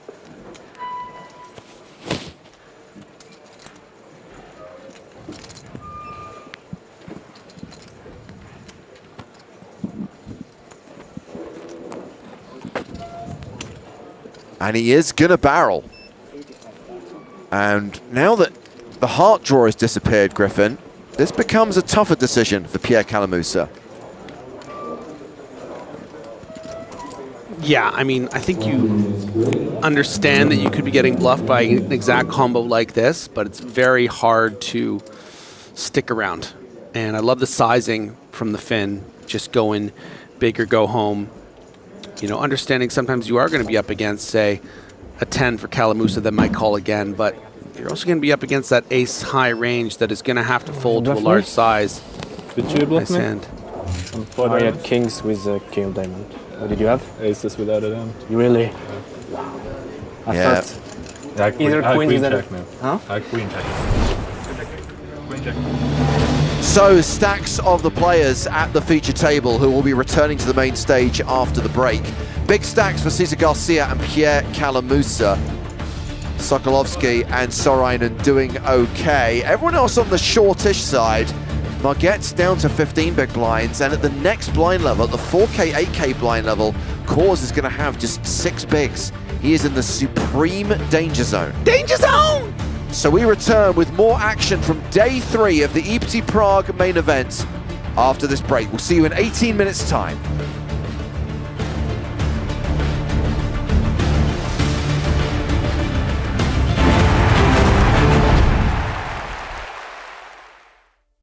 Well, it's hand 234 of the final table.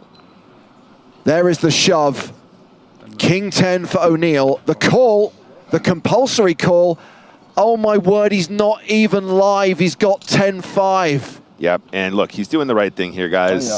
O'Neill needs to shove an E2. Kite needs to call an E2. It's just the absolute dregs, bottom I'll stand for the first effective stacks. Well, if King 10 holds, and that will happen 3 times out of 4, we have a champion here in Prague.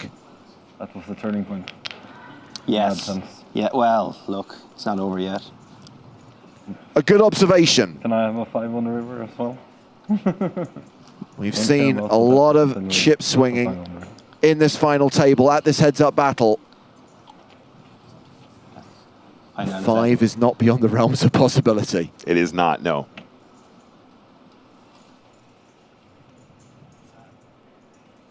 Time to run the board. Deal the flop, turn and river that will decide their fate. Queen at 9-3, king high still ahead. John Kite looking for a 5.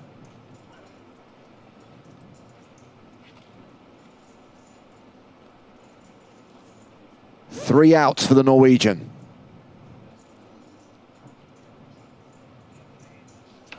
Turn card is a deuce. He only stays alive if the river is a 5.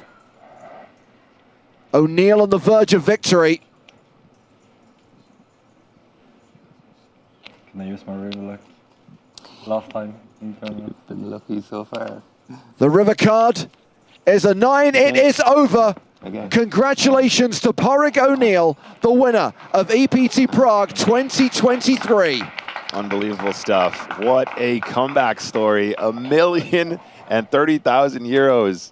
So the guy who came into the final table with 2/3 of the chips in play is the runner-up.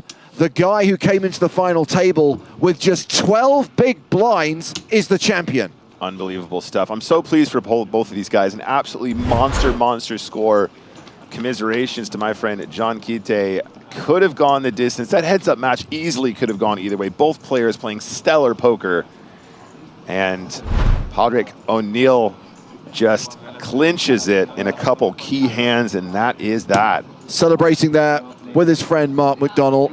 The man known as Smidge online, a very popular member of the Irish poker community, the second ever Irish EPT champion after Steve O'Dwyer, winning the title here in Prague and that first prize of more than €1 million.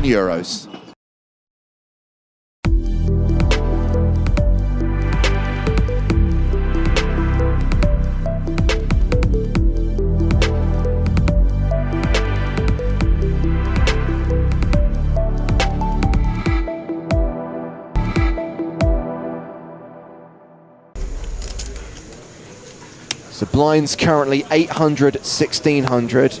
A reminder, we are playing with the big blind ante, which is also 1600. William Kassouf folding under the gun. Round to Benny Spindler, who has King Jack suited. This is a hand he's going to want to get involved with. No cards, no comments. That's the rule, right? And Will Kassouf would like to get involved as well. Cheers.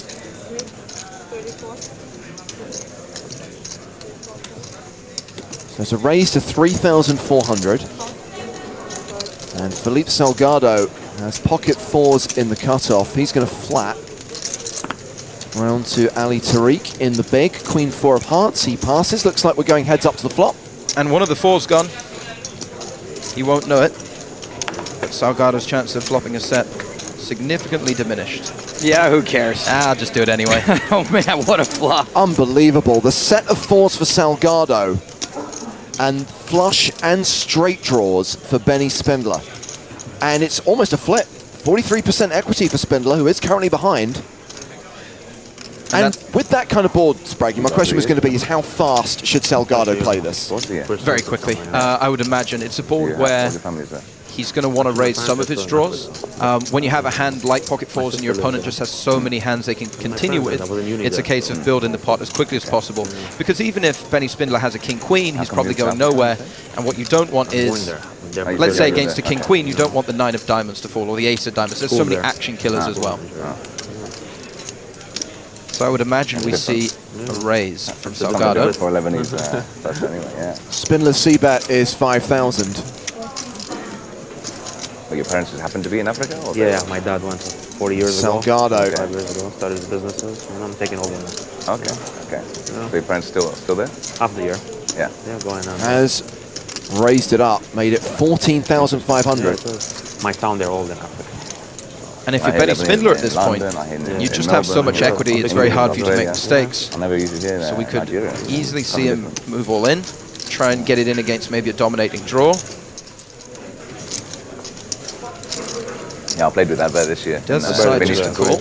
In Venetian and the Vegas. Venetian tournament, yeah. Taking us to the turn, which is the King of Hearts. So Benny now with top pair to go with all those draws. Not really the way you want to improve. Salgado improves to a 2-1 favorite with his set of fours. Yeah. It's 5 minutes per decision. There's no fun in it anymore. Exactly. That's why you're good for the game. The hoodies, the headphones, everything, tanking 5 minutes, saying nothing. Yeah, bad. That's what's bad for poker, you know? It should be a spot Salgado's very happy with, because his opponent, you know, going to improve to a lot of 2-pair combinations, king queens and king tens. Not too worried about the ace jack. Obviously, jack 9 of diamonds, ace jack of diamonds would continue on the flop. You don't have to say anything funny, just hello, how are you? Would imagine he's looking to build value on the pot, as well as get value from hands like king jack that are going to call again. Ace queen probably not going anywhere just yet. So what kind of bet sizing do you go for when you've got, there it is, you Big. go all in? Yeah. You put Benny all in, excuse me. Yeah, Salgado betting enough to force Benny to call off his remaining 50k.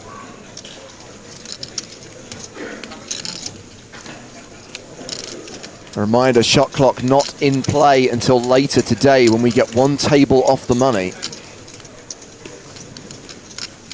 The problem for Benny Spindler is trying to find hands his opponent would bluff with. Now, it is possible that sometimes Salgado from the cutoff has a suited ace that plays this way. Let's say it's like ace 9 of diamonds that raises flop and then shoves turn. He's improved against a hand like that. But he has to be confident, I guess, that Salgado is capable of not only raising the flop, but also jamming the turn.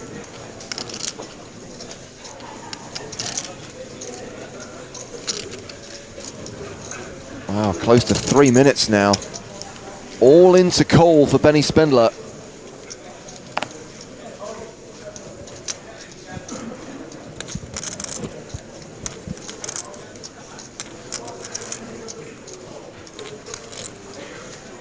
Clearly hating the spot and clearly regretting the line he took on the flop. It really is a gross spot to have a hand where you are pretty sure that you're beat, but you kind of have to call anyway. Like, that's awful. And just to clarify, registration is now closed. So this event did have single re-entry, but you had to use that either on day 1A, day 1B, or before play started on day 2. Now when you're eliminated, that's it. It's over. Which is why Benny Spindler is nearly 4 minutes into the tank. 4 minutes into the tank.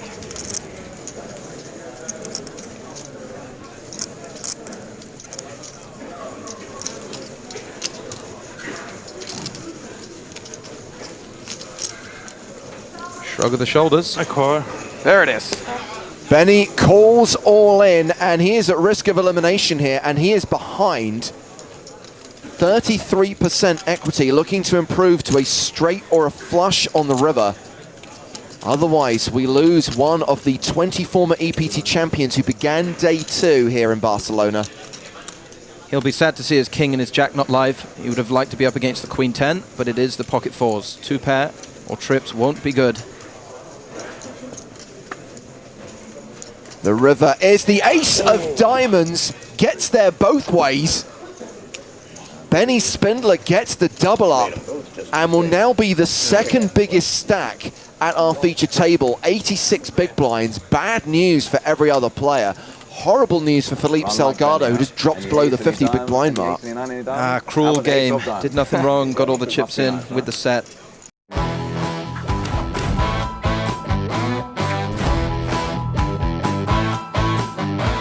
I would say the ultimate legitimization of the spin and go format is the idea of this championship. that is being hosted in Prague. Right. So can you tell us how it's going to work? Basically, there was a bunch of opportunities to qualify to join the championship in Prague, right? So we had a bunch of qualifiers playing various leaderboards online. It's something like 74 players were selected from leaderboard, and it was basically a point system. Who could win the most spinning goes over a set amount of time?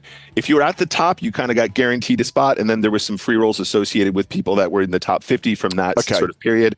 And that's how we've done it, which is great because it means everyone who's qualified, apart from the 7 sort of celebrities or, extras that we've added in there, people that we'd like to take part, have all sort of earned their spot. And in many cases, these are the real grinders. These are the real people who are putting in like crazy volume all the time. So it seems appropriate that we would do it in this fashion. So those players are going to go, and the way it's going to work is 81 entrants, as in 74 qualifiers, and then, of course, a couple extras, will all sit down and they'll be paired into groups of 3. So spin and goes are 3-handed. Yep. Imagine 27 tables of 3-handed poker, and they will play spin and goes, just normal spin and go strategy, normal structure, obviously adjusted maybe for live poker. Whoever gets to 4 wins in that first round will proceed to round 2. So it's a shootout, like you said, James. It's pretty straightforward shootout format, but it's not one and then you move on.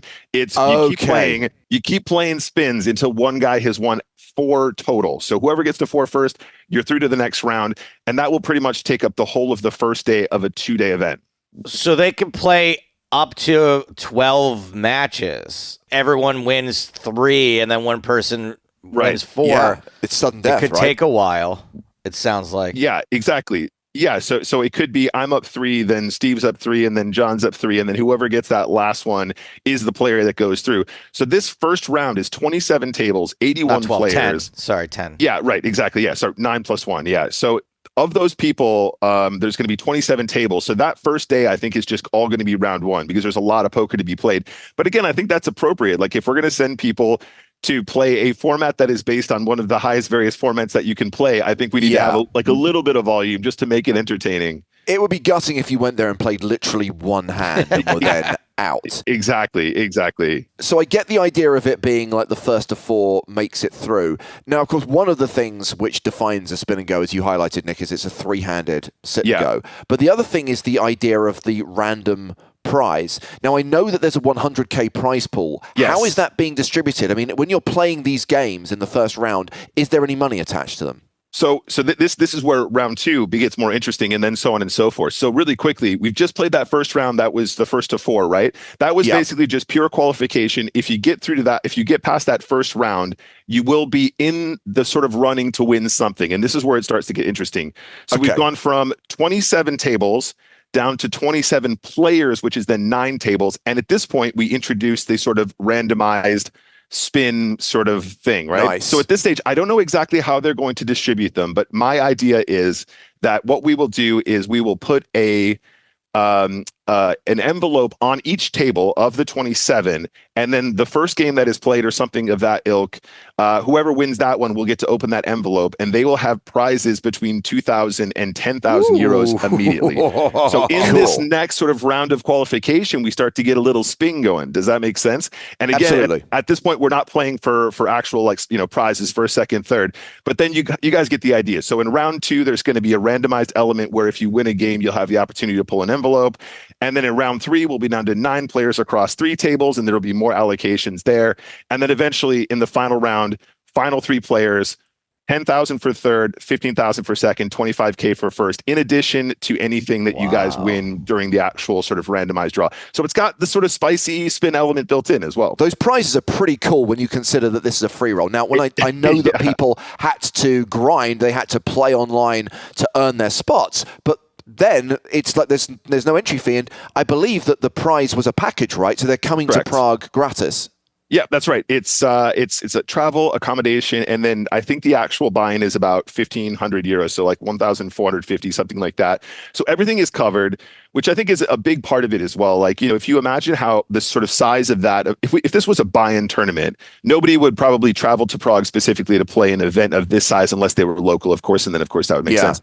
So it makes sense because all these guys, who otherwise are actually more the sort of keyboard warriors of the poker universe, as it were. And I mean that in the kindest sense. I mean that in the sense that spin and go players don't get any glory, right? You might be the guy to win the big jackpot and other spin and go players notice, but most people just don't know these guys, and they might be playing more poker than any, multiple MTT players combined in terms of volume.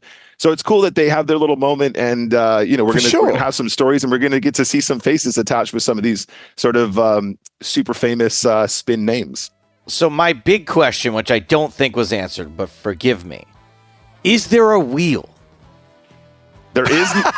That's a very good question. That's a very important question. Nick talked about envelopes, not a wheel. Yeah, where's my wheel? In reality, if we were to stay true to the format, what we should have is a Las Vegas style one-arm bandit pull, and then the wheel would be built into that, and then we could give people prizes. But I think it's just going to be an envelope. But I'm with you. I'm with you.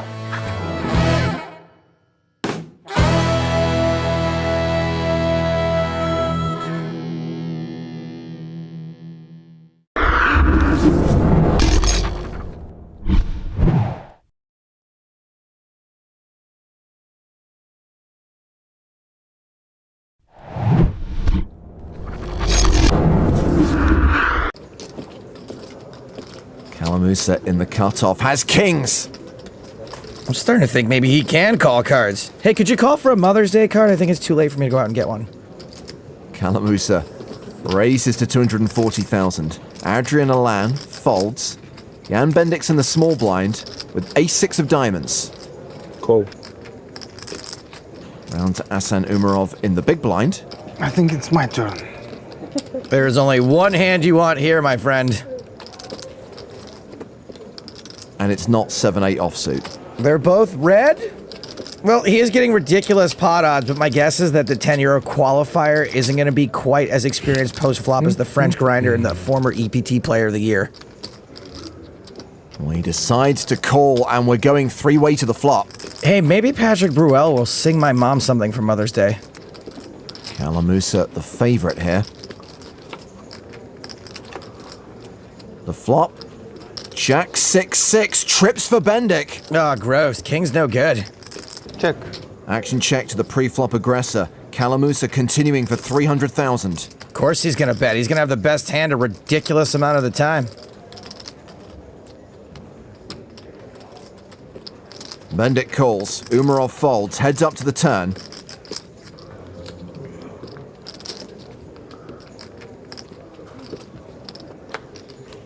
It's a 5, meaning Bendick is a 95% favorite. And it looks like he's going to lead. Maybe he doesn't like that spade. 1/3 pot, $500,000. Could have been a little bigger.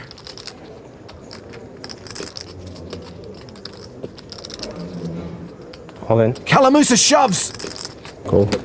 Nice work inducing. Calamusa at risk and drawing to just 2 outs. King.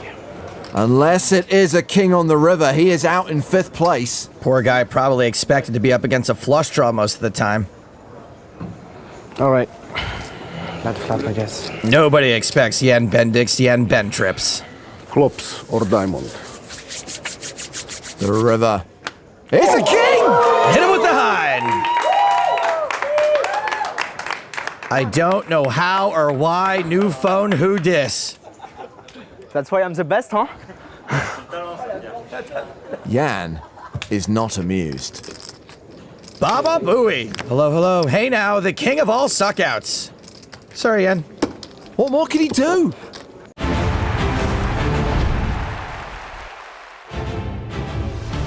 What more can you do? Hello, my babies. And welcome back to the PokerStars European Poker Tour from Prague, live from the King's Casino, Hilton Prague, 2024, Year of Our Lord. I am Joe Stapleton. He is Griffin Benger. Hello, everyone.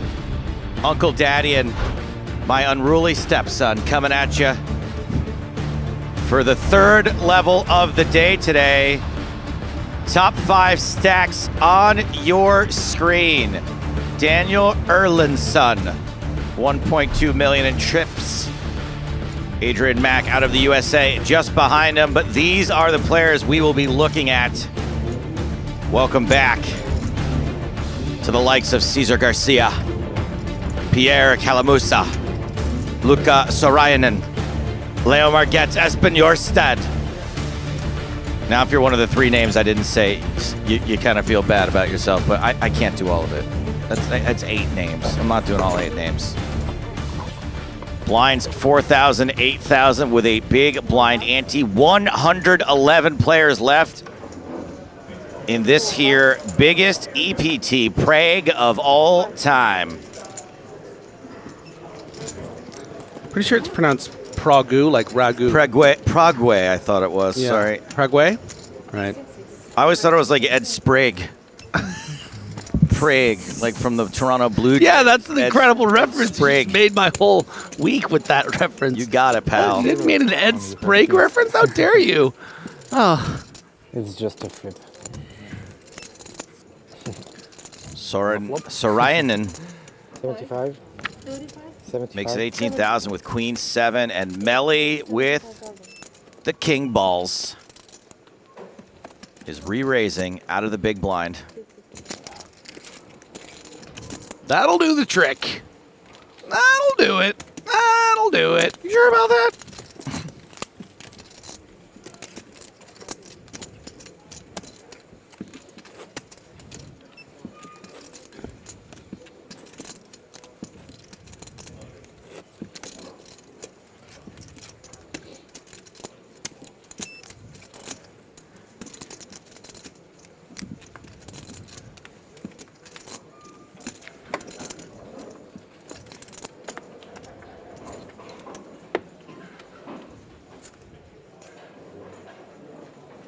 So I did a bad look-alike right before the last level. Okay. Joe. For the gentleman in seat 2, who you'll be about to see in a second. If you could take a look for me. With the 6 big blinds. What do you think of Chet Hanks? Yeah, absolutely. His kind eyes, just like Chet Hanks. Yeah.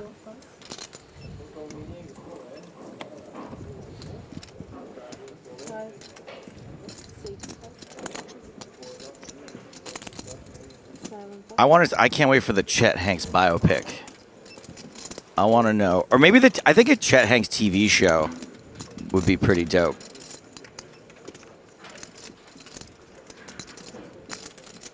Leo Margetts all in for 115,000. Like 2 big blinds and then 10 big blinds and like 14 big blinds. Yeah, and Garcia hasn't snapped, which is good news for Margetts because it means she is well ahead. And only really ace-queen would call here. And that does fold. The singular queen. Gets it through.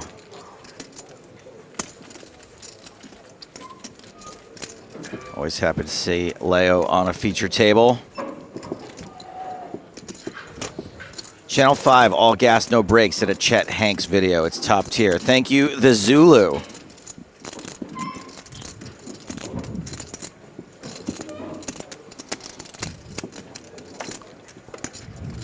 What did I miss in the last level?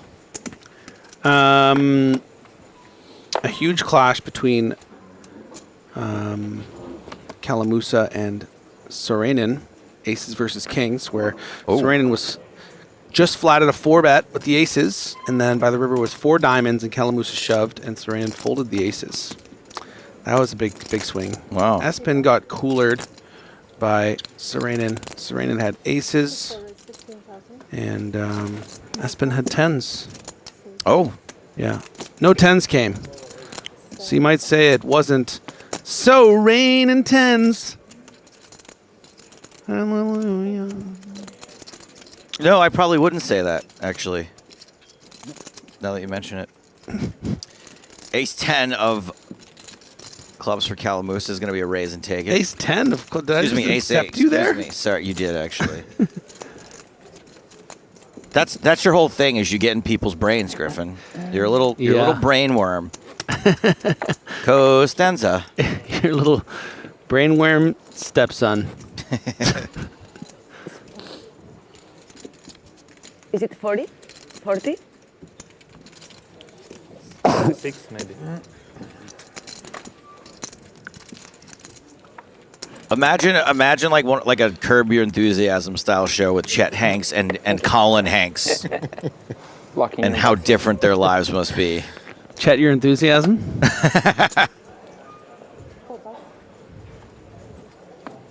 What was the conclusion? Like Ace Jack off for Sokolovsky, one of the players I did not name check earlier, Alexander Sokolovsky. You can fold. Yeah. Sometimes. I'll think about it. I cannot know.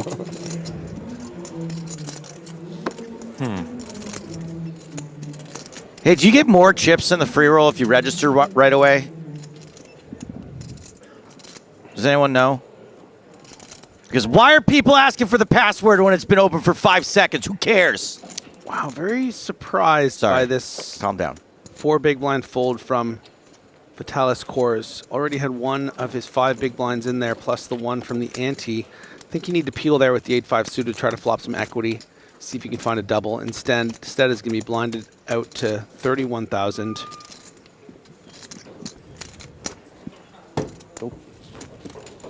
Probably waiting for a better spot.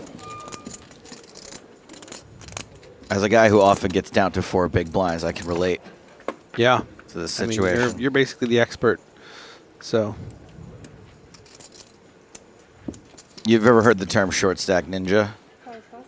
I have, yeah. I'm the short stack Beverly Hills ninja, like big fat Chris Farley.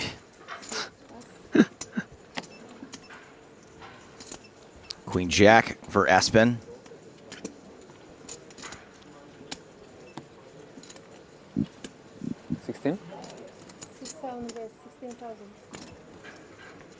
Making it the standard 2x. Deuces for Melly. Man, nobody set mines anymore. It's so boring. Yeah. Ace Quattro for Cesar Garcia. Do you think it's because there's a finite number of sets? That's why they've stopped set mining. Oh, we need to get off of fossil sets and start using more renewable set sources. Yeah. 165? 167. Ooh, look at this.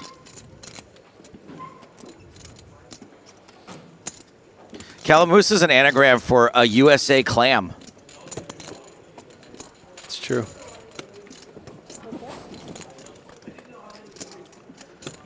Kind of thought that would be more relevant. 10, 6, 5, 2 diamonds.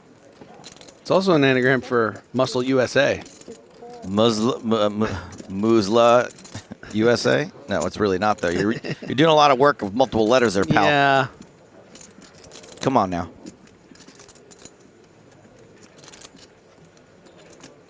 How about UC Slamma?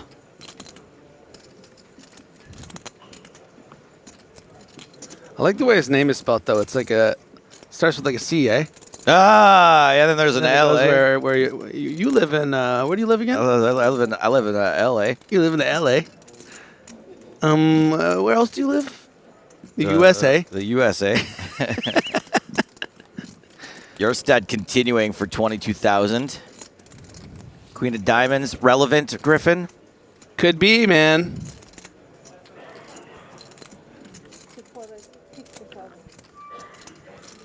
Could be. These cats are just so creative the way they play these hands. They're creative cats is what they are. 50,000 raise.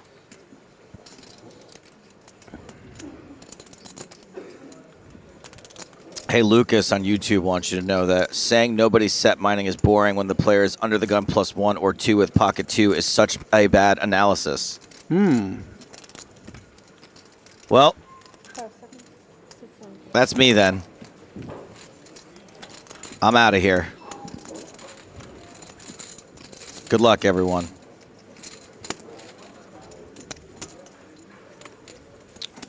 If you miss me, I just want you to know Lucas wanted this. I mean, Lucas, it sounds like someone's lost touch with their inner child. Because where I come from, ducks fly together. Because I grew up watching the Mighty Ducks. That's right.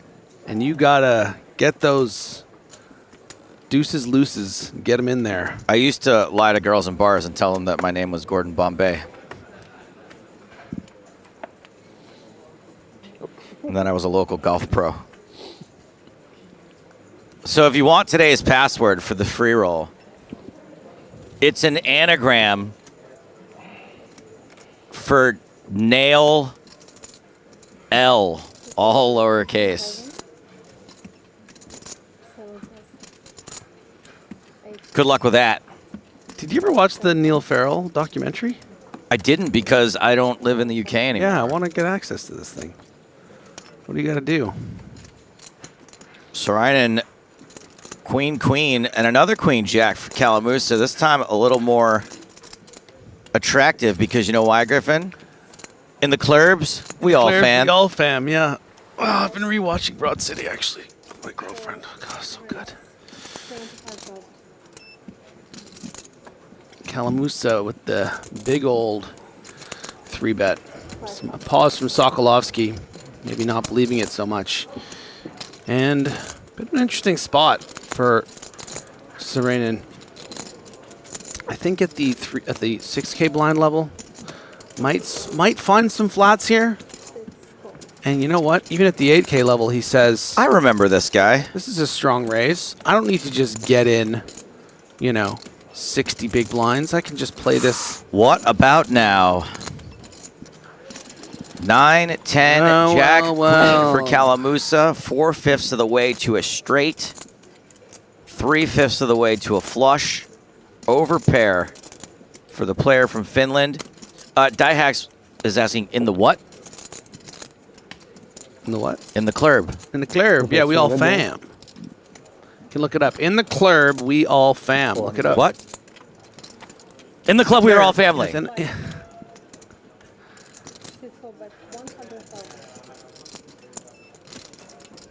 Kalamusa's bet 100,000.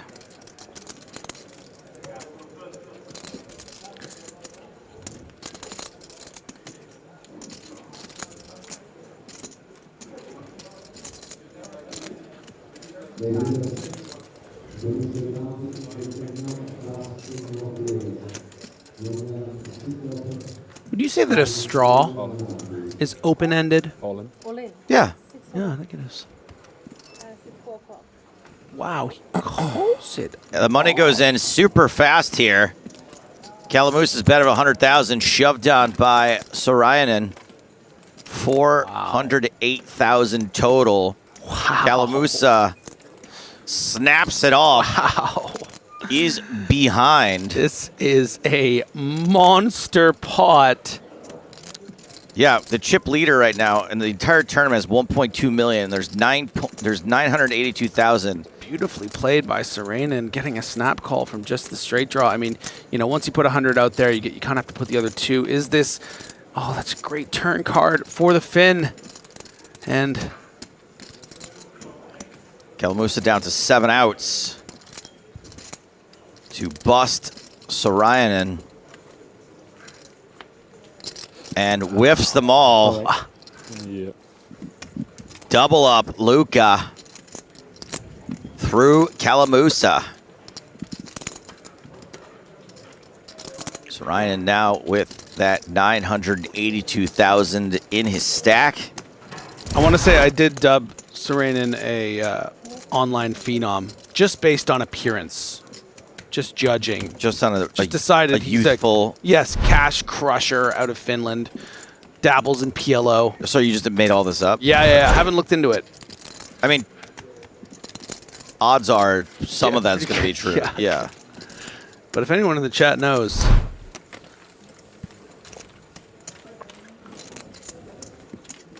$290,000 in total live earnings for Luca, so not exactly. 290,000? Yeah. Okay. Not exactly a crusher. Oh, well, no, clearly at the beginning of his career. Yes. Best ever live cash was at EPT Barcelona in the main event this year for 20th place, 51,800. But if he's a PLO cash crusher, we wouldn't know. I'm just saying, watch out Patrick Antonius. Okay? Sure. The password is all in, everybody. All in. That's what I was trying to say when it was an anagram for Nile.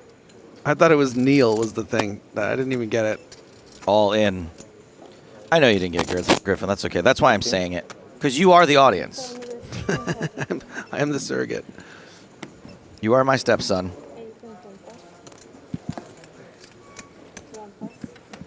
And I just want you to know that me and your mom are doing Christmas in Cabo this year. We're leaving you and your brother to fend for yourself. And I wrote down the mileage on the Porsche. So don't even try it. Yerstedt opening ace-9. Course with a jack of diamonds has announced all in, and Espen has called it off for 4 whole big blinds.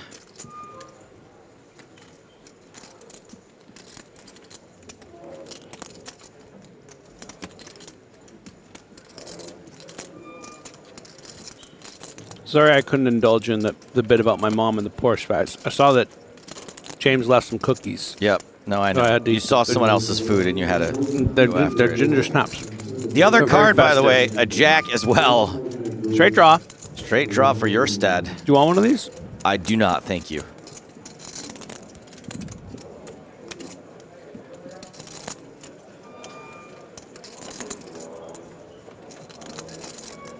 Turn is the 4 of spades. Safe card for the jacks. Course has got to fade the aces and the 6s to survive.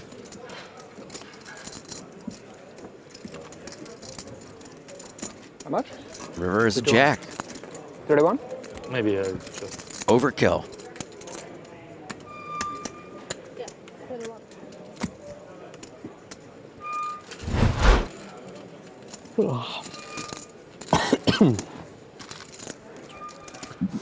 Overkill feels like the kind of title that maybe a Jean-Claude Van Damme or like a Steven Seagal movie. For sure. Any movie that they've been in. I don't know. I'm sure there's been a movie called Overkill. Yeah, but I'm saying is Seagal. I'll quiz you who's in it. Look away. Okay.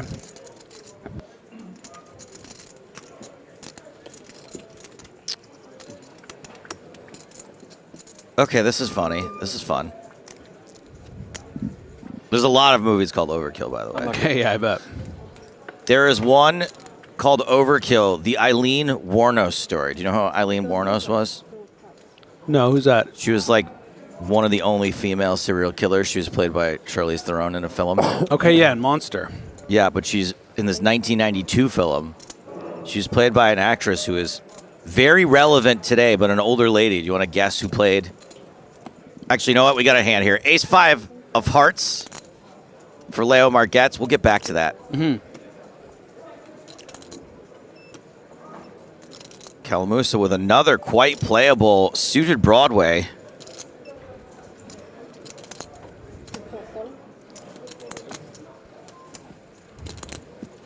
It's going to flat from the cutoff.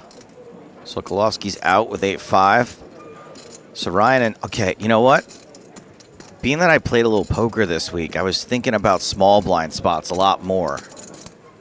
And I was just wondering what kinds of hands are acceptable to play in the small blind in this exact sort of situation. So I think this is okay because he has a lot of chips. And that's just there's not really a sophisticated answer. I mean, it's just you're not like it plays pretty easy if Yerstedt can't shove too light against this early position open. I mean, might just shove the 4s given the situation. Situation and that stack size ain't huge. I mean, I really wouldn't recommend the shove here because you're either going to get called by Margetts or called by Calamuso, and you're going to be up against. He does do it anyway. They are going in. Maybe you get called by all 3 players, hit your 4, and then your chip leader. The dead money is the nice thing. So infrequently are you going to hit a set. You're going to expect to get called by one of the 2 players between Margetts and Calamuso, but you're going to be flipping often. And this is what he's hoping for, and he's going to get exactly what he wanted. Did thin the field, is only facing one opponent, is at risk, however. I got to take the king-queen suited here just about every time, though. Yeah. Big overlay. I mean, look at that, 61%. Maybe not flipping here. Not a flip. Like 5 or something. I would be a flipper as well. I loved Yes, I'm Espen not a Jorstad in How to Win a Date with Tad Hamilton. Queen immediately in the front door. I take a 5. But let's see what we got for him in the back door. Ooh, 1 of 4 remaining. But perhaps. Oh my goodness, there it is. Well, no need for the river, you can. Slowly for the sweat. It's a 3. 1 out. All right, how much is it? Double up. You know, it's weird because that 1 outer hit on the turn and Jorstad almost looks like PokerStars. 90? Double up for the main event champion.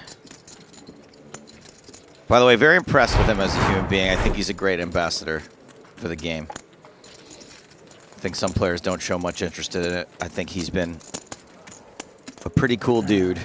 Yeah, he's not for me. Huh. I'm kidding. Don't care for him. I haven't spent much time with Espen, but yeah, obviously a great ambassador for the game. All right, so Eileen Warnos in Overkill, 1992, played by a very well-respected actress. We'll say actress just to narrow it down. Okay. And I believe was... That doesn't really narrow it down. I knew it was a female. Right. Well, it is Hollywood. Touche. And older now. Was, I think, nominated for an Emmy this last round of Emmys for Best Did she Lead. play Professor McGonagall? Who is Professor McGonagall? I forget. Now we're playing Lovely 2 trivia actress. games at once. No, I'm just trying to remember the actress's name, the lovely actress that just recently passed. This person is still alive. Still alive. Okay, is it older? When you say that, it's like Everyone universally adores this actor, and she's in a highly rated Meryl Streep. Highly rated HBO television program. Where she was just nominated. Kate Winslet. Older. Yeah. Why would you say older if it was Kate Winslet? Okay. Almost a 3-betting kings here, by the way. Yeah. Back to Garcia.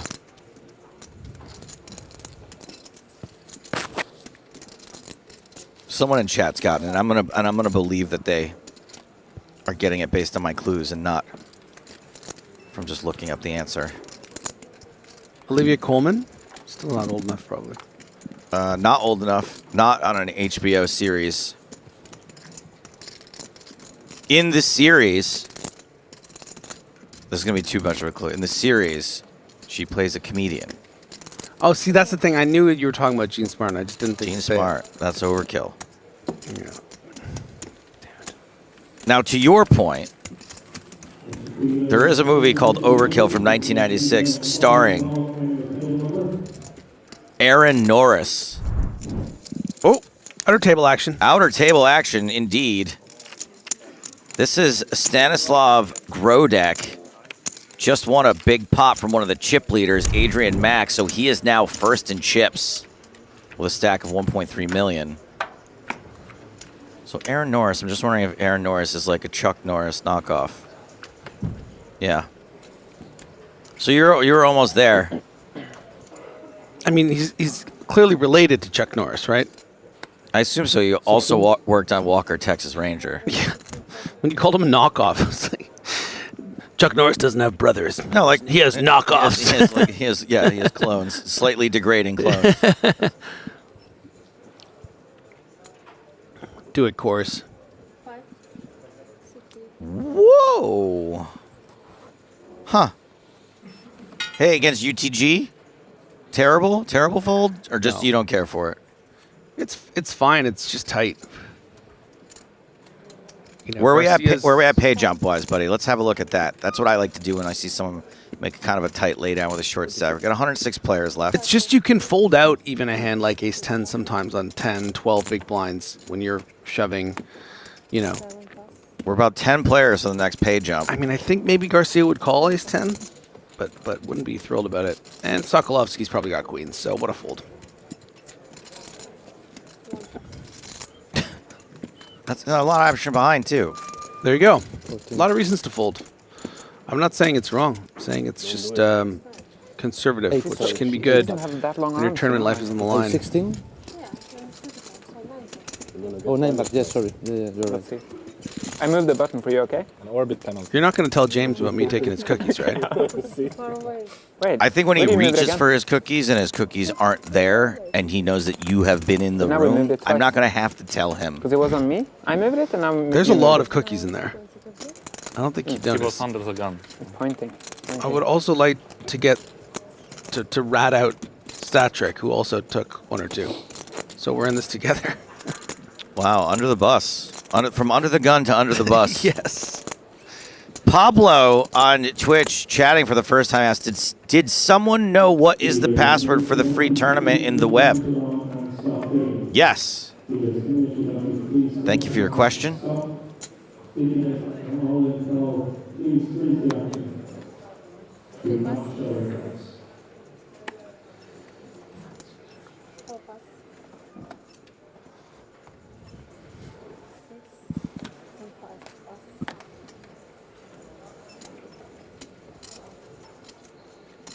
Action has folded around to Espen.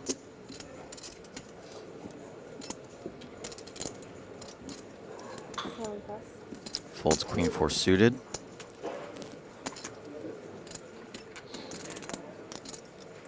Melly with the 8 of spades and a mystery card. Wait, did you guys coordinate the shirts or not? Again today? Yeah, because Nick's wearing a trap shirt and you're wearing my comedy No, we shirt. didn't. And Nick was like... No. Nick was like, I wonder if me and Griffin will be coordinated again today. Yeah, we what happen to are be you doing? What do you mean? You're so weird. Garcia defends the big blind with Jack 10 of diamonds, flops a jack. Does Melly have a spade under there? Does not have the ace of spades, I'm reasonably certain.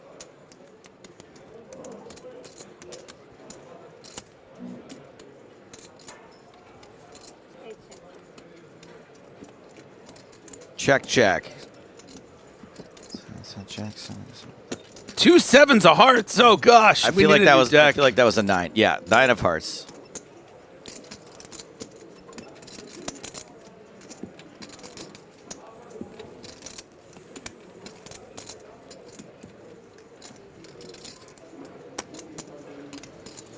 And Melly firing here.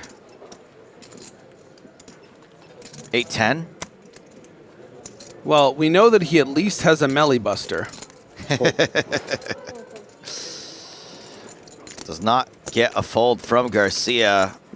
Nuh-uh. 100K in the middle as we head to the river, which is a deuce.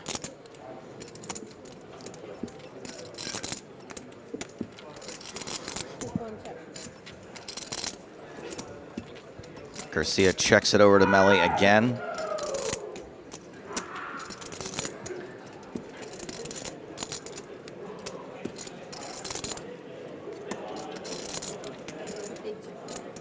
Melly checks it back. Showdown. Show me a winner, as they say. Unlike Griffin, who keeps showing me his nipple. It was one nipple. For some reason. No, it's because I was wearing your shirt and...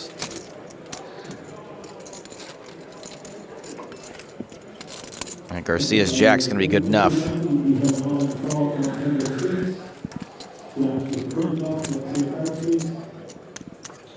Ocelot says Melly has 8-8. We all saw his cards because we got the PS Live Super HUD. 8-8 seems reasonable. Certainly would lose to a jack. I'll allow it. They are not rating. Bounty? Mr. 3,000. Final? I think it's hand for or something. That's a bubble. Makes sense, yeah.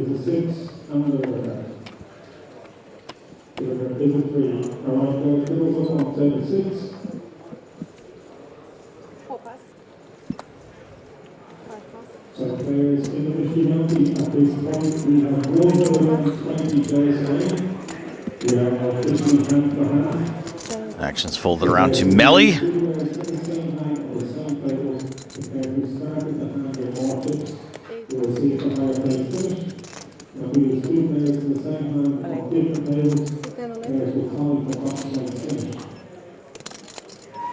One pass. Three pass.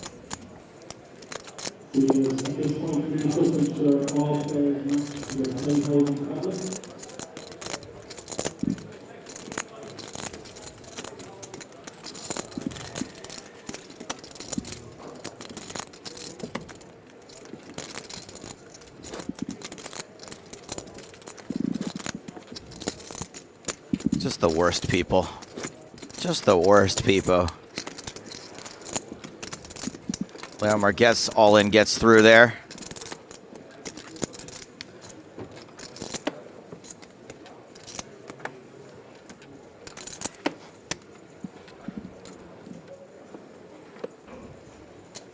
By the way, I wasn't talking about Leomar gets when I said the worst people. I was just reading something online.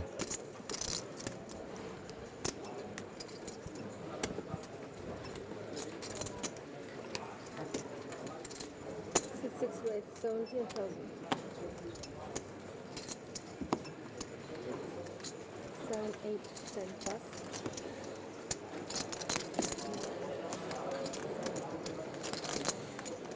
So Reinen with ace-queen. Garcia with ace-queen. The two biggest stacks at the table. So we're not seeing any pre-flop raising war. Course with force. A horse is a course with fours, of course. Still no set mining.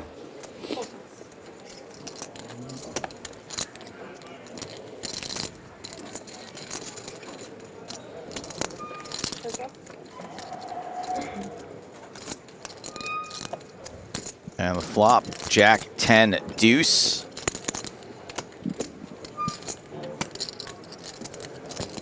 I think that all poker hands players should be dealt these same exact hacked hands, and that's how you find out who the best player is. I like it. It shows you who's truly the more skilled player. Check, check.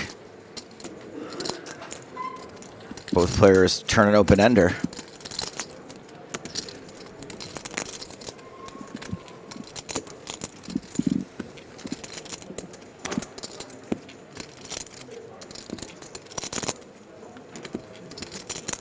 Let's see if any chips go into the middle.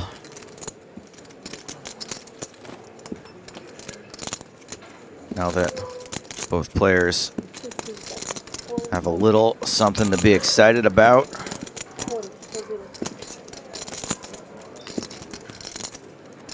So Reinen bets 40,000.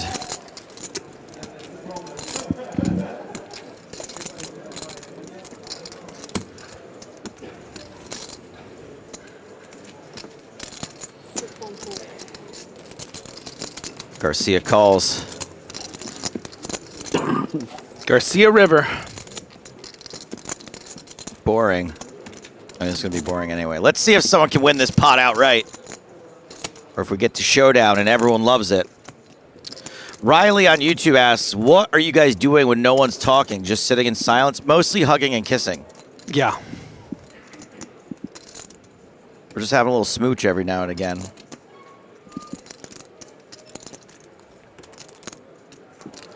Oh, and somebody doesn't want to split the pot.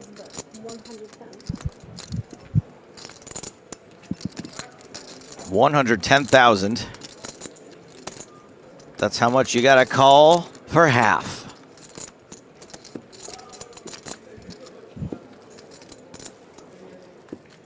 What do you think, Griffin? You're in Garcia's shoes. You find the call here? How often? Not very often. Same. Same, buddy. Nice hand, Sariden.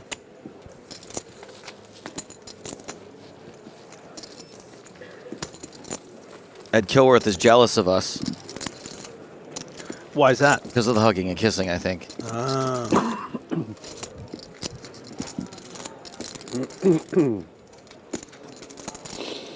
And Sariden adds to his chip lead. Over $1 million now. I don't like how you make me turn off the lights when we do it, though. It's not for you, it's for me. I just not as comfortable with my body. A lot of hair. I used to do this bit about how getting the lighting right was kind of like when you do the gamma correction at the beginning of a video game. And in my case, it's always, you're doing that slider bar to make sure the image is barely visible. Yeah. And in my case, and in the video games, it's always a goblin.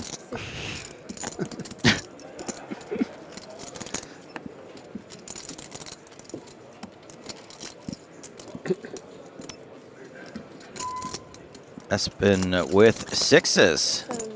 Can he spin it up?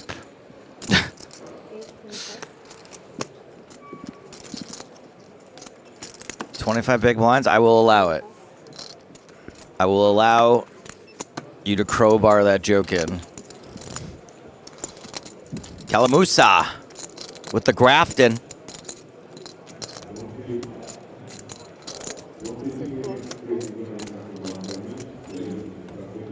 Is in.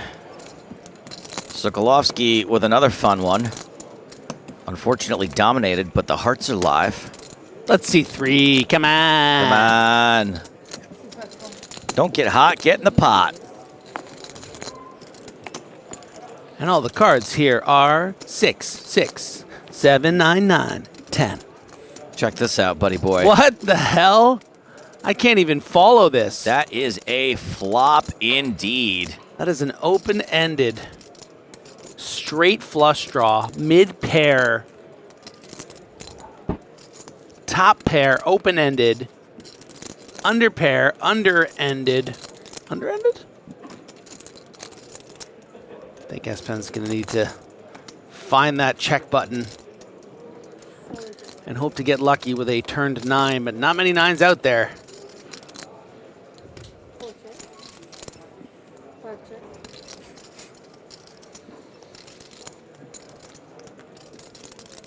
Checks over to your stat, who's got the very relevant 6 of hearts. Oh yeah, that's one of the straight flush outs. Yeah. Too bad. You can't really bet into 2 opponents here with this pair, can you? Correct. At least not in this particular instance. 5, what is that? Is that a straight for somebody? Does someone make a hand? No, it is not. Musa with the best hand, but probably not strong enough to value bet.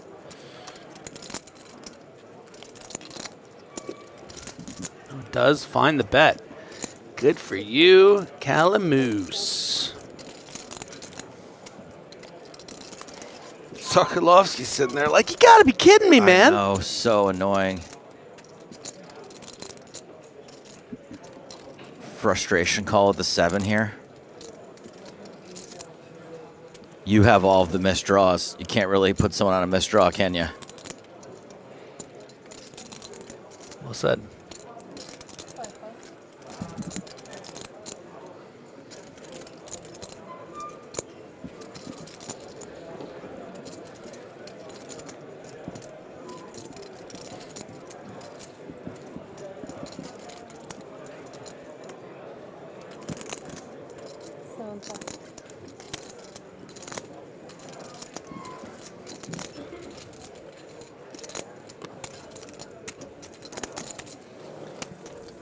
Nice little pot there for Pierre Calamusa.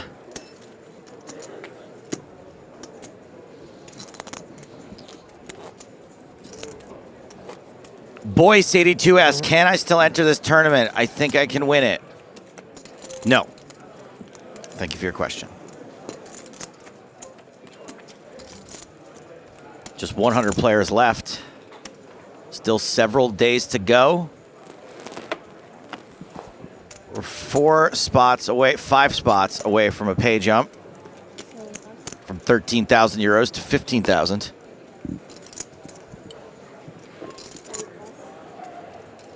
And so close to 2 digits. 100 left on the dot.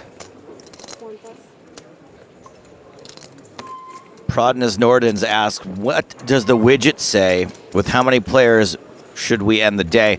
Here's the thing. Remember when you were a kid and then you were playing Nintendo and your brother had like the guidebook, but he wouldn't let you look at it? That's James with the widget. I don't have access to the widget. I'm not allowed to look at it. Only he gets to know the cheat codes. Sokolovsky limps in with king-queen suited. Tricky, tricky. Queen-jack suited for Saarinen. 2-6, raise, 28,000. Yeah, and I don't really anticipate this being a pre-flop trap per se, within the context of sort of limp raising. Nicer to just limp call, keep the weaker kings and queens in there.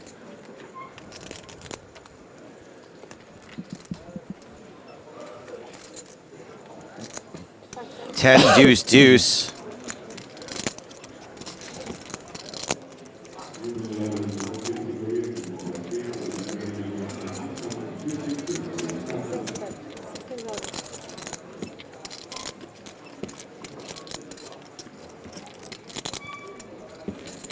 Sokolovsky would have loved that 10 to be a club, not a spade, but I think hand is still a bit too strong to be folding at this stage.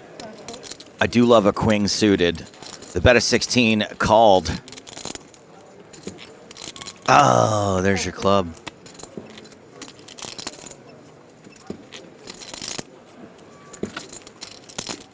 Sokolovsky checks.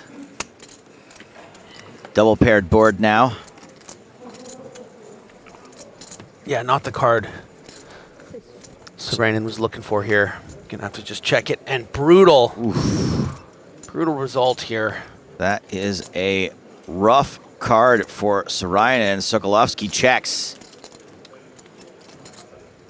And we're having a little graphics issue, everybody, so hang in there. Action is, in fact, on Saarinen, who very well may value cut himself. Shouldn't be too bad, though, right? 5.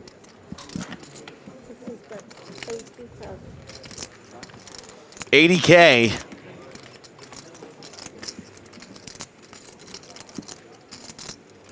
It is a significant portion of Sokolovsky's stack. You can see why he hasn't immediately made this call. Easy call. But it is happening. And kicker, chicken, I don't know. Top pair, king kicker, is going to ship this in Sokolovsky's direction, who's now up over 600,000.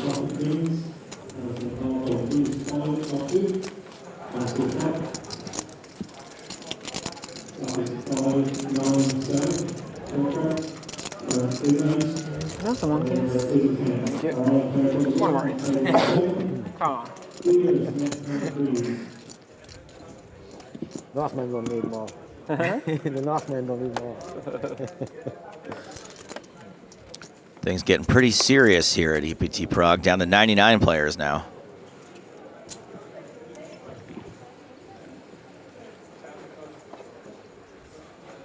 Is it possible the free roll tourney number is wrong? I inputted it 3 times and it always brings me to this 109 power path open.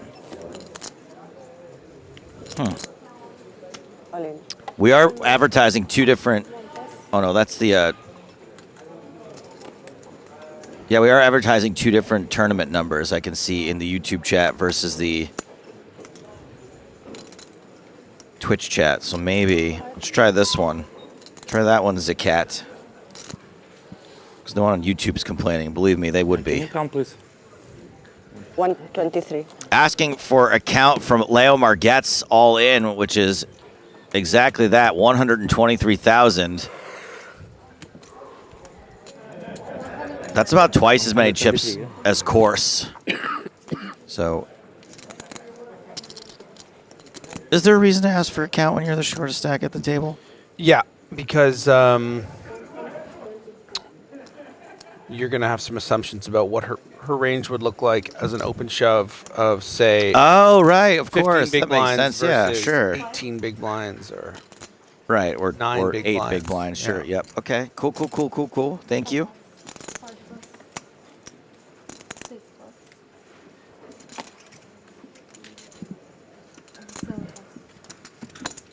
Man, that's so smart.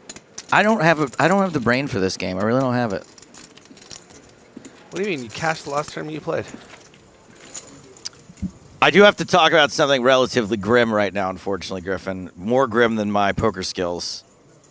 And I don't know if word has reached the masses yet, but unfortunately, and this, I know that I'm rarely serious, is actually serious. We've had to cancel EPT Paris. I know you're looking at me like you're expecting it to be a joke. It's not a joke. They've changed the laws in France, and unfortunately, due to some unknowns about the legality of poker moving forward, live poker in France, EPT Paris has been canceled.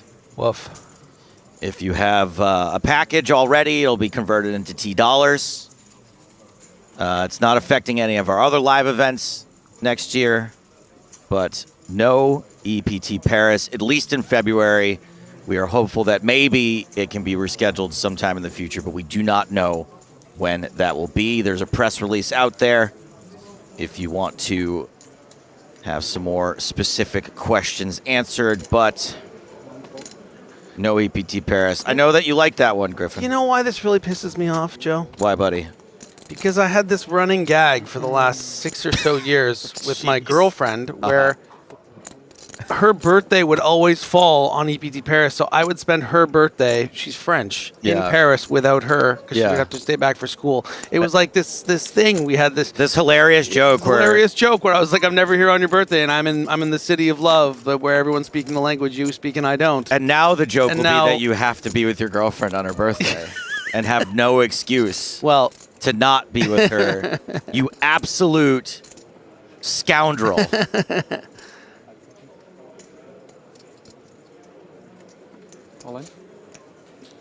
Still working on the graphics here. Speaking of bad news, Jorstad over the top of this open from Sarainen. Have to put the fix in graphics sooner than later. Flying blind out here. Oh, he doesn't like getting snapped, which means he has an III hand. And an II hand is... How's your guys' eyesight? I can't see him. Okay, I'm going to really look here. It looks like maybe ace-9 for Sarainen. Yeah? Look at the overhead shot. Queen, Jack, King. No, 5.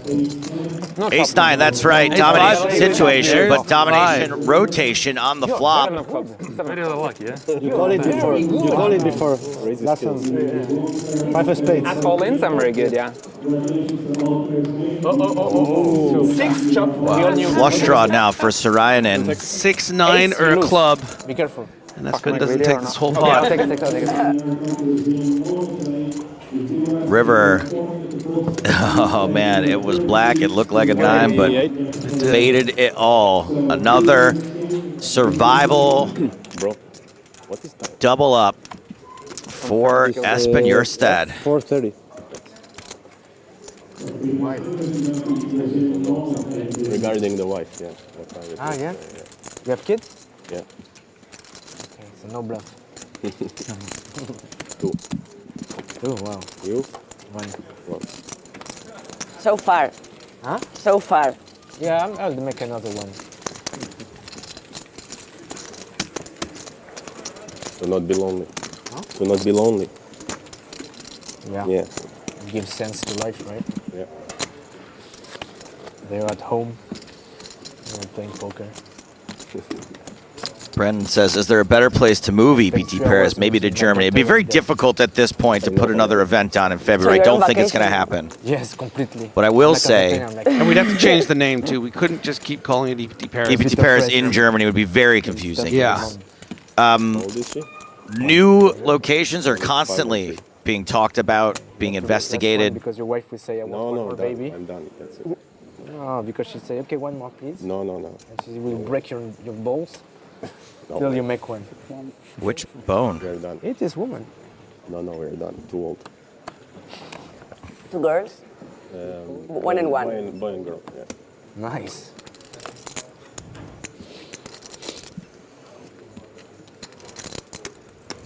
16.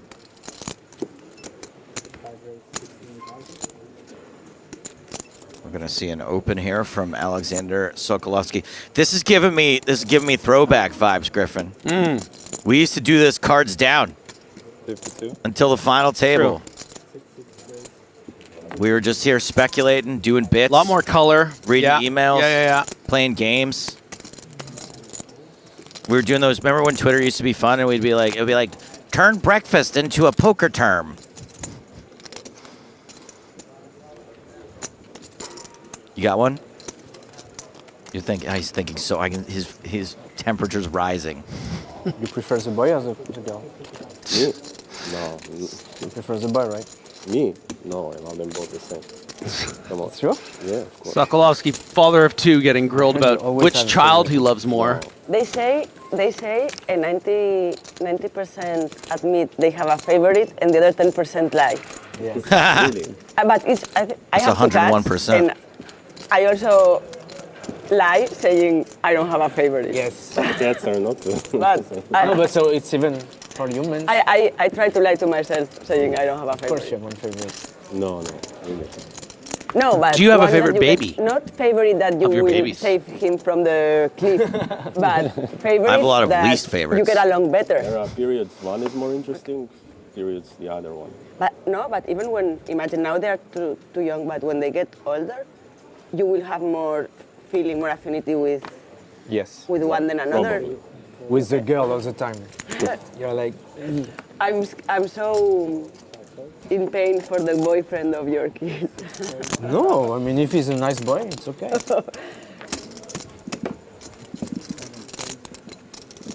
I bet your sister's the favorite in your family. Her or you? No. I don't think it's Charlie. I am. Is it you? Yeah. My okay. mom, yeah. They have to worry about you Yeah. just enough, People say opposite. but Yeah, it's and that kind of makes you endearing. Because, Yep. for example, I took. So now she's one is easier because she can play like 15 Walk, yeah. minutes and 10 minutes. Before it was like always be with her. Yeah, like a piece of meat flying around and you. Yeah. What's that beautiful thing about firstborns? She was? It's like She's, yes, almost. Oh, no, you're I thought you your were mother's almost your mother is your Speechless. first love, and She says your no. mother's and you're your mother's last love, Papa. true love. Look. That's sweet. Look. I think. Yeah. Funny. When she likes something. Who do you think's the favorite between me and my brother? I haven't met your brother. You both speak in French to her. Yeah. Yeah. My brother, who's married and gave my parents 2 grandchildren. Oof. Yeah. Still me, by the way. By a mile, I'm the favorite. Yeah. Oh, so far ahead. Nice. My brother would accuse them of having a favorite when we were kids, and they would be like, no, that's crazy. We don't. And I was like, yeah, you do. I wouldn't gaslight the boy. Also, it doesn't help that he sucks. He's just the worst. Is he? Yeah. What are his politics like? Similar to mine. That's good. I got some amazing stories about him. This is the closest I ever came to killing my brother. Since we don't have hold cards. Now that Finn travels less. I won't talk over them though. So, I graduated university. I'm moving to California. I'm packing all my stuff. I have a going away party. And my brother shows up to the going away party in my favorite shirt. I'd spent $30 on this shirt. How old were you? I was 20 years old. Okay. And $30. This was like in 1999. Sorry, 2002. And I'd spent $30 on it. The most expensive shirt that I'd ever bought. Mine's $30. And I was like, "You're wearing my shirt." He's like, "No, I'm not." I'm like, "That's my shirt. I'm moving to California. That's my shirt." Give it to me. And he's like, "It's not your shirt. I swear to God, I promise you, this is not your shirt." And I go, "All right, fine." And Talk to God later. Now I go home and I pack because I'm moving to California. I have all of my stuff. Never find the shirt. Move to California. Come home for Thanksgiving. I go, "Hey, I think I forgot, but you were wearing my shirt that day." He goes, it wasn't your shirt. I did wear your shirt, but I wrecked it. But I liked it so much, I went out and bought myself another one, the exact same shirt. So technically, it wasn't your shirt. Whoa. This guy does suck. That's my brother. Okay, wow. That's. And I almost put his head through the glass door. Yeah. Like I had to leave the house. That's tough.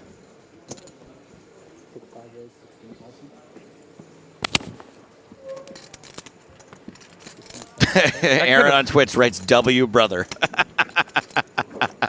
That could have really been your sort of nexus point to just like for your villain arc. Yeah, So absolutely. it's nice My origin story. Yeah, it's nice that you stayed the course. And Gibraltarian says, time to let it go, man.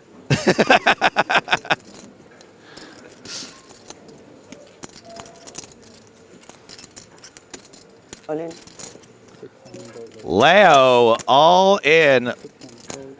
I like the shape of those chips. yeah, and with the raise from Melly with the ace-10 here, the king-queen suited shove from Margetts. Is he going to find the call? But wait, now Sokolovsky with 2 nines. Difficult to Wait, what? I'm pretending I see their cards. We like to pretend. That looks better than nines to me. Yeah, they both have big cards, though. She looks kind of happy. She's so charming. I My think she has goodness. king-queen suited, and I think he has jacks. Or maybe king-queen suited against queens.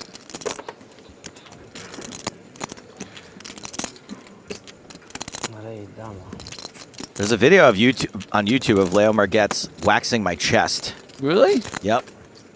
Ooh, Okay, domination so situation. Queen. Jack of She spades. needs a jack of spades. Venga. Very good. No, just take a queen. One spade on that flop.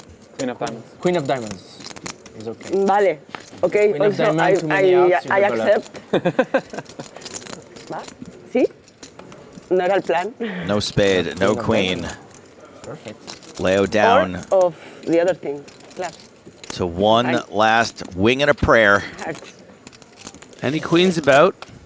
Oh shit. A queen and a prayer. Not good enough. Good luck, guys. Thank you. We're going to lose Leo You didn't even see. No, you didn't even see that. in and around 95th place, which I think she's going to get a pay jump for that. That's good.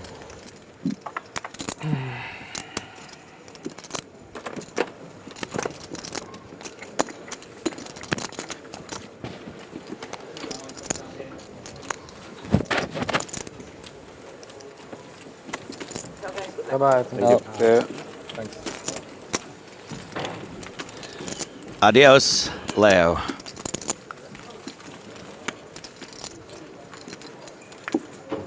I got another good story about my brother for how diabolical he is. Here's another one. We were pretty strict growing up. We had I think my curfew was like, even when I was a college graduate, my curfew was midnight. My brother is in high school, and he likes to flaunt the curfew. My brother came home one time at 5:30 in the morning. The problem was that my dad was already awake. My dad was already up in the kitchen, and my brother had no way of getting in the house. So again, diabolical.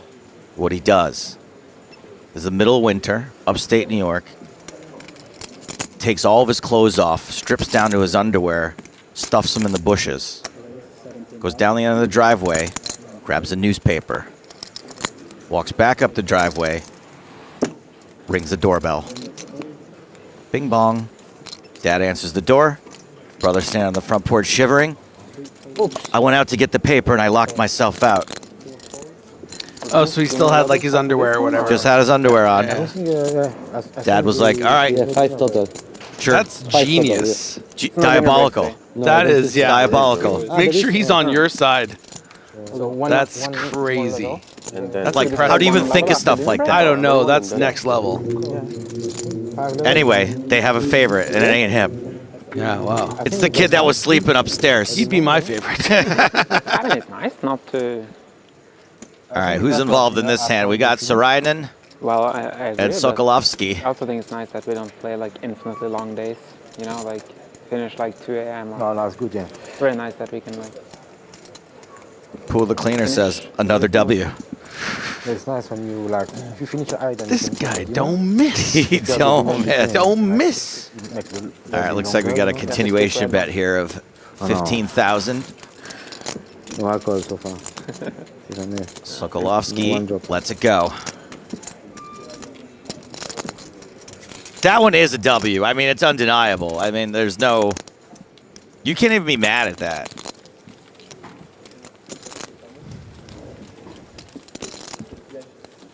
Wow. He sounds like he's the Arnold Schwarzenegger to Joe's Danny DeVito. Ouch. Wow, that's good. Wow. Speaking of Danny DeVito, I've been rewatching It's Always Sunny. It's been really enjoyable.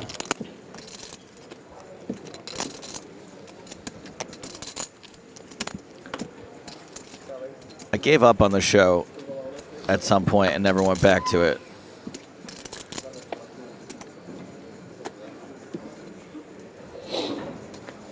In fairness, I don't think I've watched past season 12 or 13, but I have a friend that hadn't seen it that I knew he'd love it, so I've been watching it with him. It's enjoyable to watch with a friend. Those early seasons are very unhinged. It's very, very well, I thought that the show, basically after season 2, I was the biggest Always Sunny fan. You know, it was relatively unknown at the time. Yeah. Yeah, once it stopped becoming cool and unknown, It wasn't that. It wasn't that. But around season 4, it got very up its own butt. And like everything, every joke in the show is a reference to something that had already happened in the show.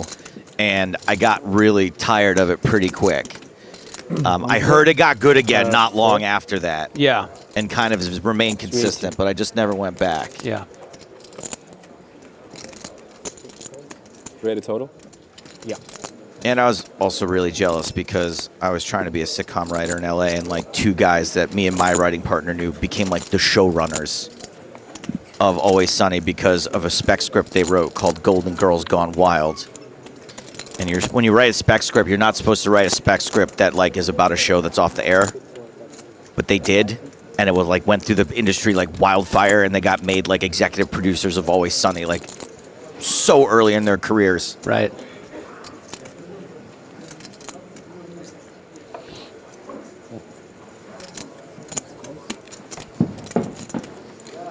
I think one of them is still a showrunner there. Scott Martyr and Rob Rosell.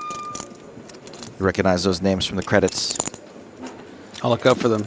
Ace Trey Queen is the flop. 2 diamonds on the flop. 9 of spades on the turn. That puts 2 spades out there. This hand is involving Kalamusa, who was the opener to 16,000, called by Sarayanen. Kalamusa continued flop, called by Sarayanen. Check, check on the turn, and now the river is the jack of spades. 3 spades on board.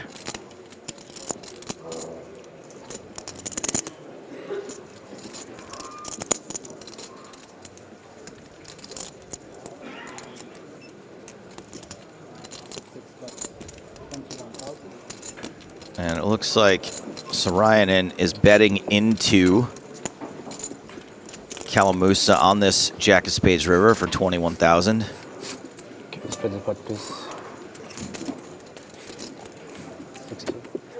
Kalamusa calculating pot, some value bets. pot size.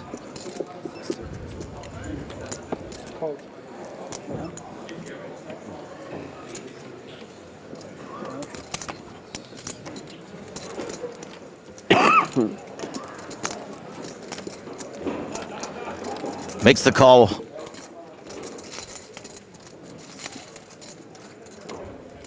With kings.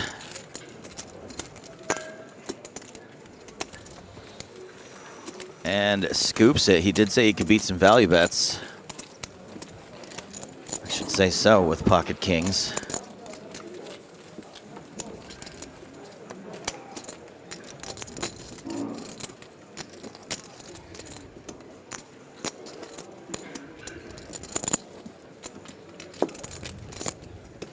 Outer tables, there's Jason Wheeler, hands on his head.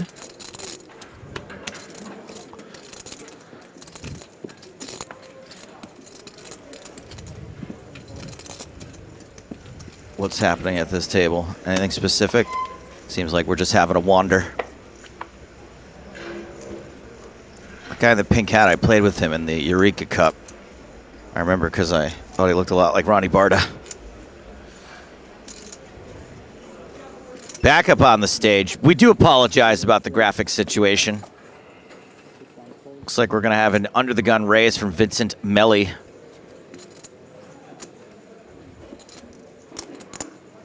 Vitalis Course, with the red beard here, is going to move mostly all in. Going to be a good hand. I think those blue chips have got to stay back, right?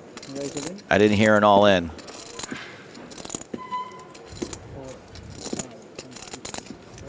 A virtual all in, as James Hartigan would say. Espen in the big blind. There was an under the gun open, a late shove, or a middle shove, and Espen's given this a think. What's a hand you think about here, Griffin? Well, there's the very good hands, obviously. Then the middling ones would be something like, you know, ace 10 suited, ace 10 off. It's kind of weird. King jack suited would be weird because you don't want to sort of ISO and then, but you don't, yeah. So he's going to call for the 5 big blinds with presumably the ace 3 and the ace jack, I assume, is ahead and all in. Yep. The ace 3 was the There's opener, the red triangle. Yeah. Melli with ace 3. Ace jack for Course. Domination situation.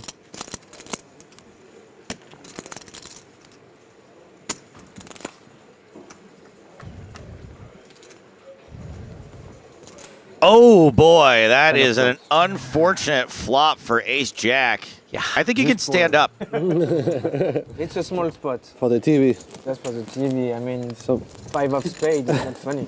Then 5 of spades is not funny. But there it basically is. Now you can stand up. You fought valiantly, Course, but unfortunately you've been taken out by the silver bullet blast. Yeah. Hit the shower spell. Putain, t'es bon, hein. Putain, t'es bon. Ah là là là là. Vous êtes bon, hein.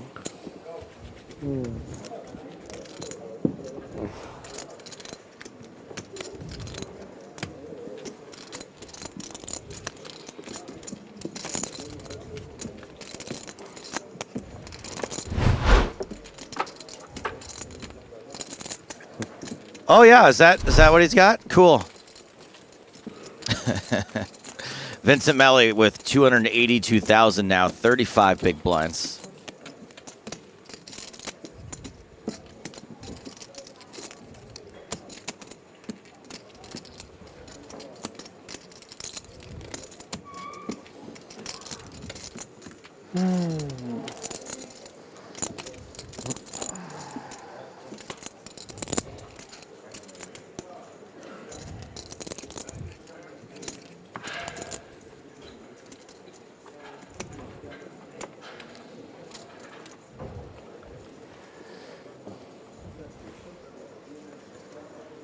Twenty-one and a half minutes left on the level. 92 players left in the tournament.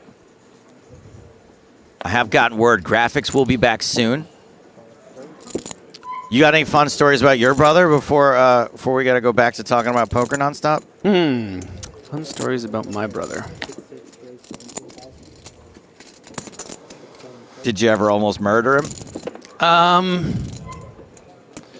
So I did discover that the only time that we really ever came to, not blows, but just like properly, you know, sort of roughed around, maybe about 10 years ago. I was playing him in FIFA, and our dad was watching, and I was just beating his ass so bad. I was really, can you imagine like losing to me in like a sports video game, and I'm really like in the zone, obnoxious, talking, just trash. No, I'm getting annoyed just thinking about it. And we were in his room in the basement, and I think I was beating him 8-1 or something. And he usually would beat me, but I was like, we were playing in front of our father, you know, and I was just destroying him and talking trash. And he just like snapped, and I was just laughing through it, him sort of like wrestling me on the couch. But I realized in that moment that he was stronger than me, and it was a bit scary. Oh wow! Yeah. He was winning. Yeah, he's like 8 years younger than me or something, 9 years. But he was like, you know, 23, he was in working his out prime. every day, Yeah, you know, and I was just like, whoa, wait, wait a minute here. Hey, whoa, we're brothers. We're brothers. Yeah, we're brothers, yeah. So to learn that your younger brother's stronger than you, don't recommend it. Sobering moment. Yeah, a little bit. Saarinen, the pre-flop raiser here, has continued the flop. Melly called, checks to Saarinen again. The board is Jack, Jack, 9, 6. 2 spades.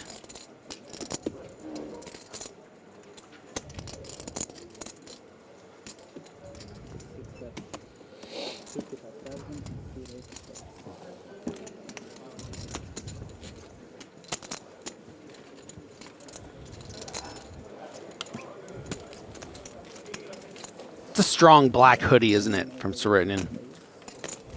Very dark.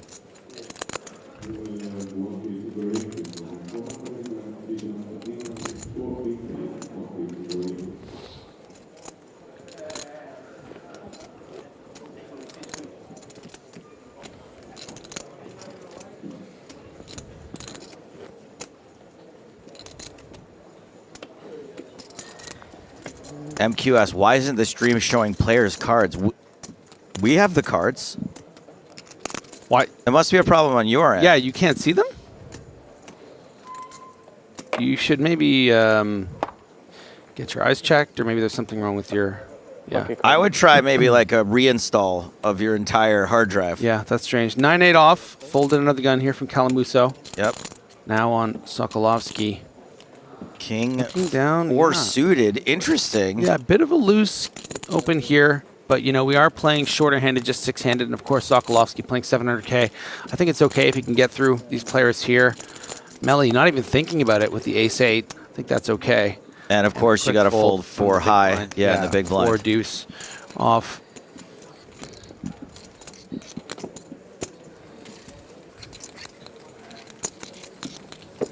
Inked Gaming says it's bot showing cards right now. Well, there's no bot to my knowledge. Got in this hand? No. You can go for a walk. We can't see Can I, cards. not- That's so weird. Ty the blinds also in says he can't see the cards. That's very strange. Oh, yeah. Two people with the same affliction. As David Doherty joins Unlucky. feature table. Gonna have to wait one hand coming into the small blind. We don't allow that kind of shenanigans here at the EPT. You gotta wait. Oh, sometimes you have to turn the graphics on by pressing Alt F4. Yeah, Alt F4 to make sure you have that. We should have mentioned that first. Apple Q if you're on an like Command Q if you're on a Mac. Command Q if you're on a Mac. Alt F4. That'll turn the graphics back on. Yeah, for to you. get the graphics back on. Alt F4 One of my? on a Mac. Command. So we get another hell hand dealt here. See, InSync 333 says they see them. Okay, good. Yeah. So well, he clearly did the Alt F4 thing. Yeah. Sokolovsky here. 10 jack off, going to be a bit loose. Too early for that. Yeah. Yeah. Espen. Saarinen. Let's go with a 10-6. Espen, nothing going with the jack 5. And look at these weak hands. 9-3 off, all the way to the small blind. Sometimes in the small blind, you will raise a hand like this. Yeah. Ace 3 off. You may also limp a hand like this. Yeah. But you won't fold it, and we do see the limp. From Sweden? Norway. No, you're from... David Doherty. Not for 8 years or something. Oh. The Docker, they call him. Checks Jack 7 suited. I wasn't sure where you were asking. Yeah, you have no home. Oh, there we go. Bit all over the place. Graphics are back. And changed. Queen 8 of hearts for Garcia. Pocket 4s for Doherty. Top pair Place I had a for the player from Spain. Looks like the Alt F4 worked for most people. Till March last year. Okay. Why you... Which part? First, we had a house in Ealing. Oh, yeah. And then I had an apartment And in 4's probably a little too Battersea. strong to fold to just one bet Yeah. blind on blind. Embassy, Embassy Gardens. Okay, we did everything More equity. Straight draw now. Straight draw. And, you know the American Embassy? Yeah. So 9 near Elms Station. Yeah, there. What about you? I live in Barnes. In? Barnes. Which one? Garcia deciding whether he wants to maximize his value. No, just gonna check. Yeah, Richmond is nice. David Blockerty? Richmond Park. You go there every day? Unfortunately, this bet will not achieve its desired effect. Well, the desired effect is a block. I don't really like the bar because. I mean, a fold would be right. nice too. Yeah. To just get a clean fold from like ace 9 or something would be nice, but no. Not today. David Doc. D-Docs. Yeah, I like that. What a bad stream with unprofessional people. I will not looking anymore. And that user's name? It's nice this time of year, I think. Hater. Like Christmas. Really? Yeah. Nice. Sick. Thank you for your comment, Hater. Yo, I gotta say, Hater, that's like pretty meta, man. I like that. That's really fun. That's good stuff. That is just knowing your character. Yeah, you know what? Don't come for our jobs, please. Like a little. That's impressive. Yeah, because good lights as well. Like. And by the way, the blocking property here did not achieve. Yeah, this is its the pretty desired effect. badass raise actually. Recognizing what this sizing is saying. Doherty not. Doherty says, I don't buy it, dude. I think you got like king 6, and you think you can just push me around. But guess what? I'm the Irish Open winner, man. I don't mess around. I've been around the block now. I make straights on rivers, dog. What up, dog? Whose house are we in? Right in the gut. We in D-Doc's house. D-Docs. You just got doxed. Banking it. Off the backboard. And Garcia checks to him. I like the sun, you know. I like the sun, I like the sea. I like to be able to go ski if I can as well. So, nothing you can do, like. Yeah. But at the end of the day, the poker How much do I want to bet? I made a straight on the river today. 30 minutes from Eastern, so 144. Yeah. It's great for. What a show off, eh? It's just He his knows way of saying exactly what's in the exactly how pot. much is in the pot. It's like, get over yourself. Nice one, nerd. Yeah, that's why I'm really Nice one, nerd. Very good. It is kind of impressive to know exactly how much. It is very It's impressive. kind of cool, actually. Like, I'm not even close most of the time. yeah, it's a dope flex. So the diamonds have missed. Some consideration for Garcia. without warning. This would have been a draw that would have kept Doherty involved in this pot all the way to the river. Collect money from players maybe 10 years ago. It was not clear, so people said, what? I don't have this money. A lot of countries. This happened in a lot of countries. People got very fucked by it. It's crazy, like. I'm seeing 134 now, but we said 144. I thought I heard 144, right? Yeah. We'll just chalk it up to those graphics problems we've been having. It is gremlin season.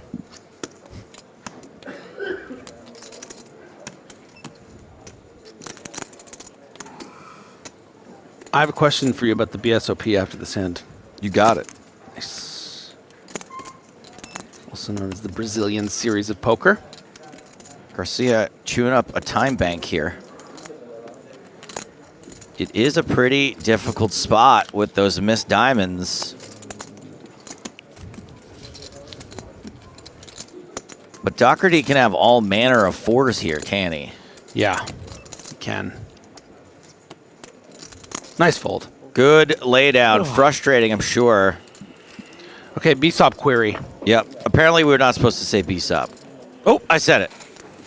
BSOP? BSOP, yeah. Got it. Okay, at the BSOP, were you given rabbit cards in your tournaments? In one tournament, yes. Okay, so this was really fun when Nick Walsh and I were covering as we get 1 second. Yeah, outer table first. Outer table. We got to give a little little shout out to Silvio Vitelli, who This is David Doherty's previous table. Silvio Vitelli is our last remaining Gold Pass winner. And at the top of the next break, we're going to learn a little bit more about him. He's a personal trainer from Italy, maybe following in the footsteps of Ramon, who was also a personal trainer when he binked the PSPC with a Platinum Pass. Okay, yeah, we got rabbit hunt cards in a few of the tournaments. Okay, so for those that aren't aware of what a rabbit hunting card would be, obviously a rabbit hunt is when you want to see the rest of the cards dealt out, whether it's pre-flop or maybe you fold on the flop, you want to see what the turn or river would have been.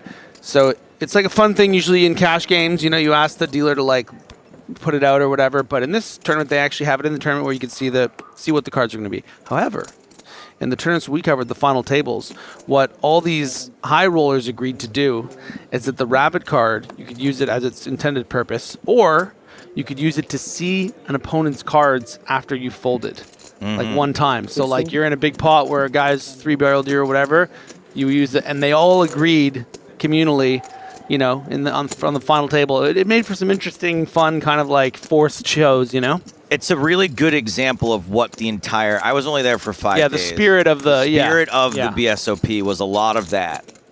And I know that you guys were seeing like the cream that had risen to the top by the time, you were doing coverage. But I will say that the average player there is fun, we'll just say. Yeah. But there's no judgment. Yeah. Nobody's yelling at each other. I can't believe you played it that way. There's none of this like whispering strat talk like in between hands. It's just a really fun vibe and environment, and a lot of bounty tournaments. I think I played bounty tournaments exclusively, including my first ever progressive knockout. And as a progressive, that must have been so special for you. It's really good because it's like a regular knockout tournament, only it believes in equality across all the genders.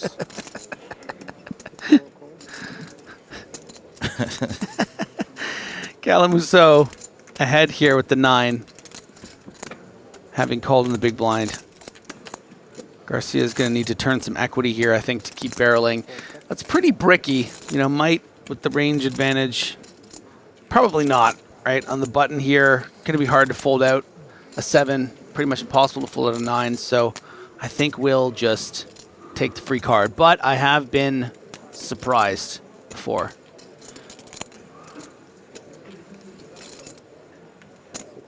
There's the check. And there's the king. No. Another brick.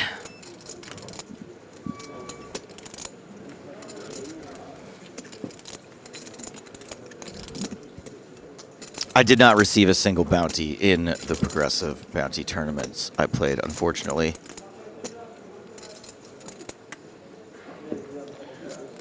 Calamusa now going to happily go for some value, and it likes to go on the bigger side. Oh. And that is because all the draws have missed. He knows this 9 is basically the nuts, so actually overbets 1.4x the pot.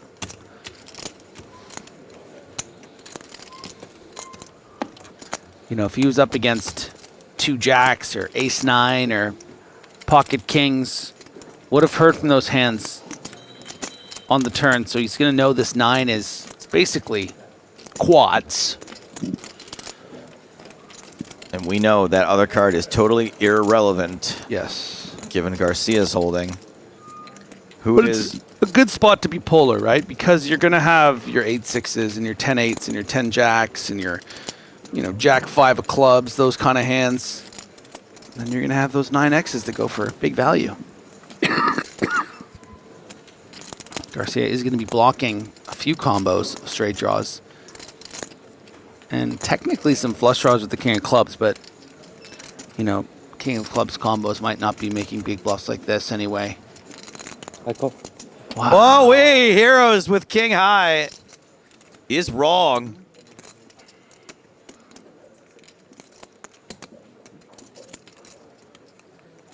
You value bet beautiful. A 9 with an 8 kicker 1.4x. Get called by king high.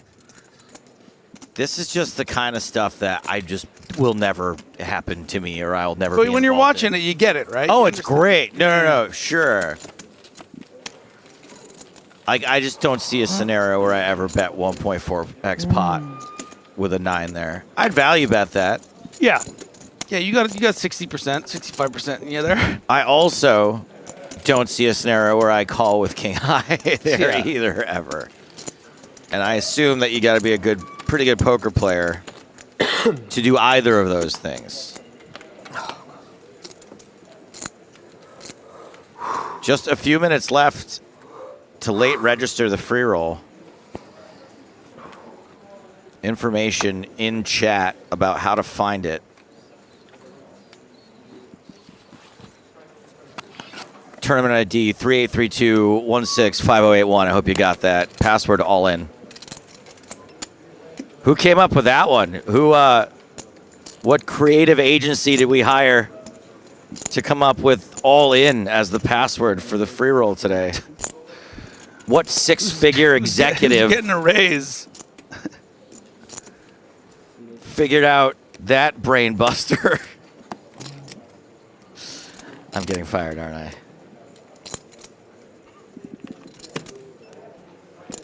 Yeah, about 3. Little did you know, but did you know there's a poker commentators union? No, I didn't. Yeah. It's a casino janitors and blackjack dealers union. That's where poker commentary falls under. Wow. I'm protected. Yeah? Yep. Can't even tell if she's joking or not. Garcia flattingly cut off with the king, queen of clubs. Another rogue 9 hand. This time for Espen Jorstad. Sokolovsky. Yeah, I'll flick in the other chip in the big blind. 5 live cards, perhaps 6.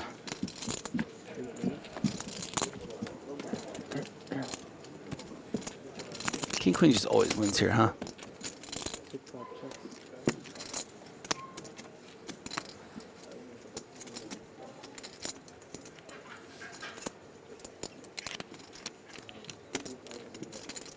Griffin, is it easier to be dealt aces or king queen suited? King queen suited. No? Aces? Wow. That doesn't sound right. Yeah, it's harder to be dealt ace king suited. So there's 4 combos of king queen suited, and there's how many combos of aces? 22. 6. You'd be right. Agree to disagree. I just guessed 6 out of thin air. I think that's right, though.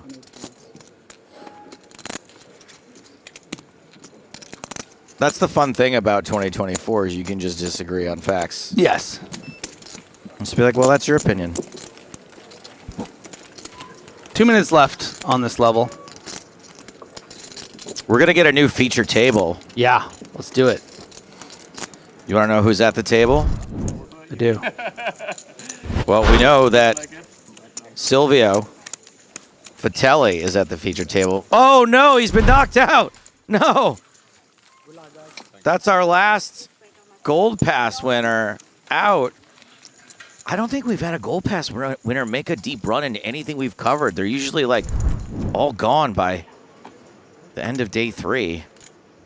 All right, well, Silvio's no longer at that table. Was that going to be the table? It doesn't matter. Here's the names. Tell me if you know any of these people. You ever heard of Florian Ribichon? Nope. Javier Tezon? Nope. Gediminas Labukis? I think so. I actually literally just made that one up. Park J. Young? Don't think so. Real guy? Okay. How about Enrico Kamoski? Yes. How about Barack Oz? You making that one up? Nope, that's a real one. I think I saw the name earlier in the counts, but no. So we picked this table because Jason Wheeler was at it. Yeah, and then he got moved. It was a double knockout right now, so there's only 5 players at that table. So we don't know who the other names are going to be. Well, I have been on the last 2 levels, so I won't be on for this next one, which I think maybe is best since I don't know the players very well. Probably for the best. You won't be able to see Gediminas Labucas.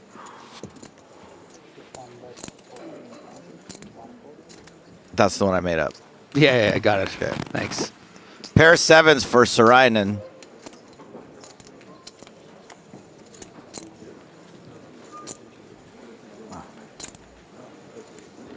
You're changing. And this is officially the last hand of the level. Sarainen is a player I don't really want to tangle with. He seems pretty tough. I don't want to tangle or tango. Neither one. I might tango, actually. No, I'm out on all the tangs. I'm not even sharing a drink with him. What about a ride in a Mustang? That one I would make an exception for. All right. He looks like a good driver. And as I mentioned, Jason Wheeler will not be coming up to the main stage because he's going to get 15,000 euros and probably hop in another event. Why are you saying it like Wheeler? What do you mean? So say goodbye to these players for now, although with the way some of them have been playing, I wouldn't be surprised to see them on day 4, 5, or 6. Luca Sarainen is going to be taking the chip lead out there. David Doherty was with his impressive 144,000 river bet. Also, Sam, bye-bye for now. The players are taking a break, but you shouldn't. You should stick around. You know why? Because we saw Silvio Vitelli bust just moments ago, but we are certain that he had a blast in Prague back in 20 minutes. Allora, sono Silvio Vitelli, ho 32 anni e abito a Telese, in provincia di Benevento, in Campania. Power Pat, un'esperienza bellissima, un'emozione bellissima. Appena vinto, mi ricordo quella sera, non ci credevo. E quindi quest'anno, avendo la possibilità di fare i main, era perfetto. We are going to continue play on the bubble. Emozione unica, adrenalina sempre a palla, ogni spot era cuore a 3000. Poi sembrava che non scoppiava mai, molto lento è stata. Just cashed in the biggest EPT here in Prague. Congratulations everybody. Sono molto felice e soddisfatto soprattutto del mio gioco. Sofferta, però felicissimo ora di essere ITM e raggiungere questo traguardo per me è un sogno che si realizza.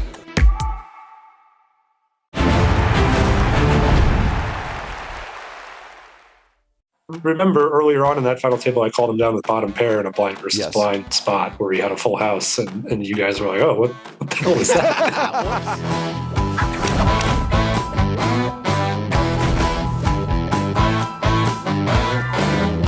Obviously, we highlighted earlier on that this is our second trip to Prague this year, and during our first live stream back in March, you were a notable participant in the conversation on that stream, highlighting why you have not come to Prague for many years, because you are not prepared or were not prepared to hashtag embrace the squeak, which is why I told Toby Stone, EPTTD, to email you to let you know that it seems they have hashtag eliminated the squeak. I heard that, yeah. I didn't, I need to correct the record here. I didn't miss Prague because I couldn't handle it anymore. I missed Prague back in, what was it, March or February, because I had COVID. I couldn't come. That's always been my biggest complaint with Prague here, is the chairs causing psychic damage. Because it's not a squeak. It's the loudest, most painful screech you could possibly imagine, with those bare metal bottoms of the chairs ripping into the tile floor every time one of the 500 people in the room slightly shifts their weight a little bit. And it's been a crusade of mine since 2011 the first time I ever came here for Prague to get this fixed. I looked up carpet retailers or rental places. Well, I considered buying things to put over the bottoms of the chairs and just going down there one night at 3 a.m. when all the tournaments were over for the day and turning all the chairs upside down to fix them. But I was holding out hope that someday someone would hear my pleas and fix it themselves. So, James, do we know what happened, how it actually got fixed? They've looked at numerous options over the years. And look, I think, to be honest, I don't think anyone realized just how big a problem this was and how much torture it was causing, not just to the players in the room, but to the live stream audience. The staff, the dealers, the foremen, they hated it too. The floor people, that's right. Anyway, the solution, and I apologize that it has taken 11 years from you first highlighting it, Steve, for this to be implemented. I believe a little socks, it's basically a little kind of like clear gel plastic sleeve, and then on the bottom of that is like a felt base. So they don't come off. Like if you just stick those felt bases to the ends of chairs, they fall off. That's the problem. Whereas if they're actually kind of like sliding on like little socks, they stay on. And so far, word on the ground seems to be that it's working. But interestingly, Steve, some people have complained that there is no longer a squeak. I don't care. Those people probably aren't here.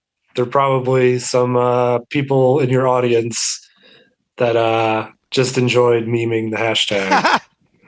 But they don't realize the psychic damage it was causing to everybody that had to spend time in that room. And thankfully, a few years ago, the high rollers, we got to play upstairs on the mezzanine level in one of the quiet carpeted ballrooms, which is lovely. Yes. Because it's also nice because you don't have to go through the long security line to get into that big room in the first place. So the high roller players, we get the luxury of no screeching chairs most of the days we're here. I think if I have a standout Steve O'Dwyer moment, and I apologize for the fact that the PokerStars content machine has basically kind of really got its maximum value out of this one, it is the hero call against Roger Sipple in the PCA Super High Roller.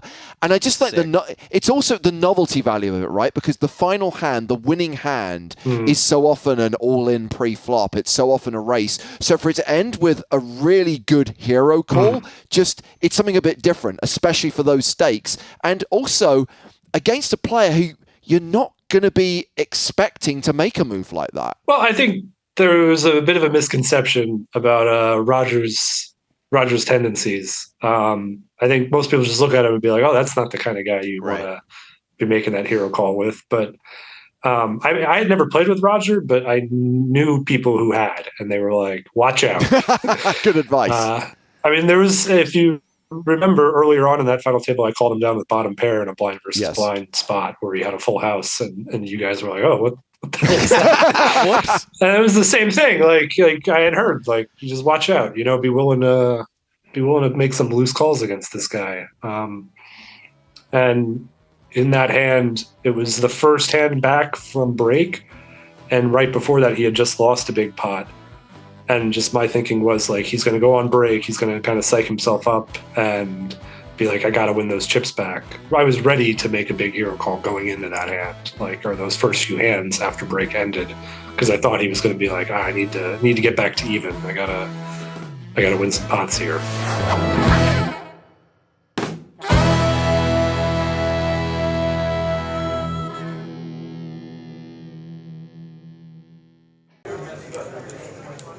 It's Roberto Machado, first to act here.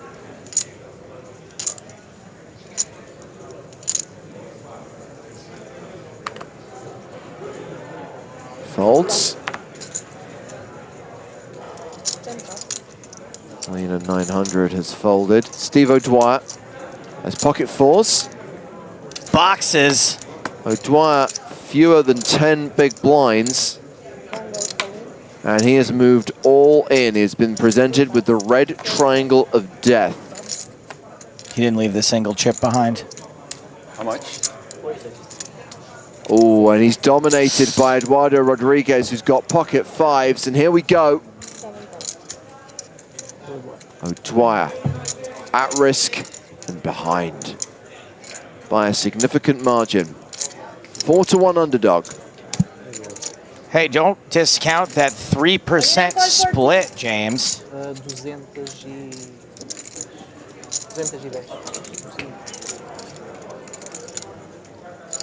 I'd take 3% of infinity, wouldn't you? I'm not really sure how that works. Seems like a lot, though.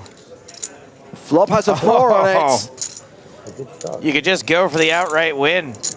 You see, if I don't tee it up, it happens. The luck of the Irish, you mean?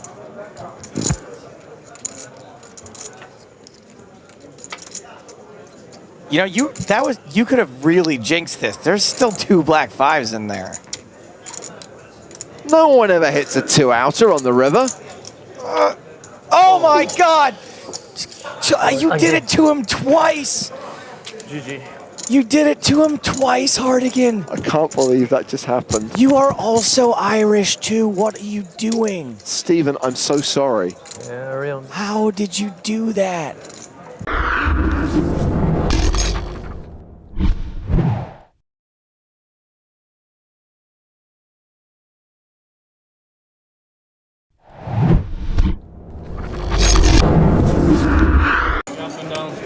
Yes.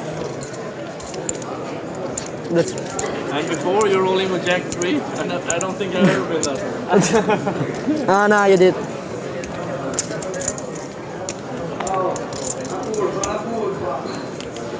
I love Dario's initial instinct. He looks his cards through to his hand almost moves to his chips without even thinking about it. And he's like, no, I shouldn't. I really shouldn't. Dark pass. Marcus pass. Gregory pass. William pass. So round to Eric Koskas.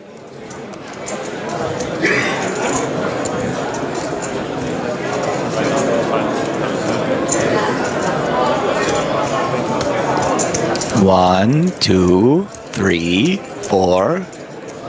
Raises to 68,000 with Queen 6 offsuit. Jason Mercier on the button. 68,000. Wants a count. He has got pocket 8s.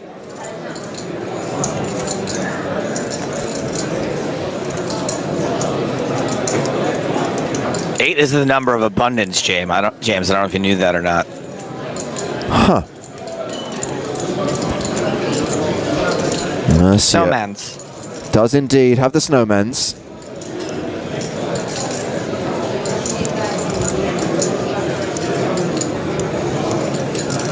We saw him 3-bet fold this earlier against Minieri.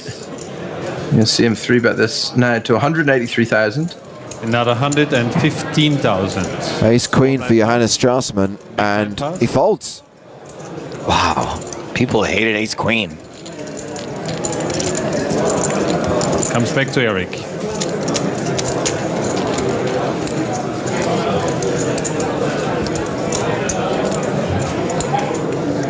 This is probably one of the worst hands in Koskas's cut-off opening range, and one of the worst hands to defend against a 3-bet.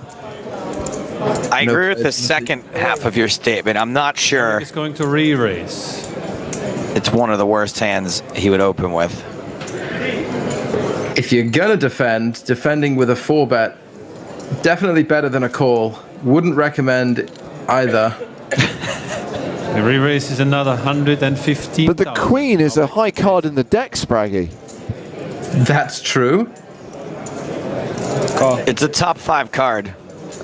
And Mercier announces call. He does have the button, he does have position, and these two are going to the flop. Flop comes 7, and 9. There's no way Mercier's being pushed off this. Eric is first to speak. I mean, the problem for Mercier is once you've called a 4-bet, you're creating a stacked pot ratio of probably less than 1.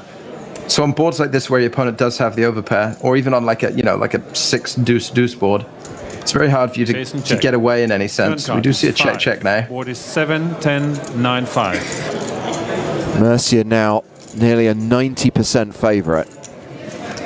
How do you 4-bet and not continue the flop?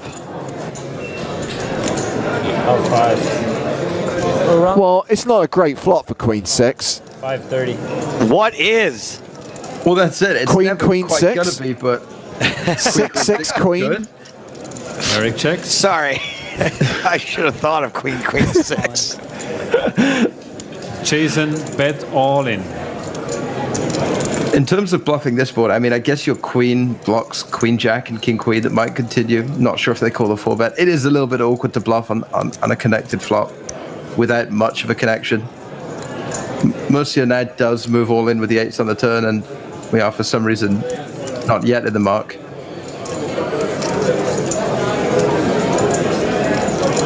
I mean, mate, just fold. I mean, even if you have ace king or ace queen here, you can't call. So it's not even like you have to Hollywood to make it look like you had a big hand. He's shaking his head. He's very, very hard done by that this 4-bet pot has not hit his queen 6 offsuit. Yeah, you can make it look like you're folding jacks here.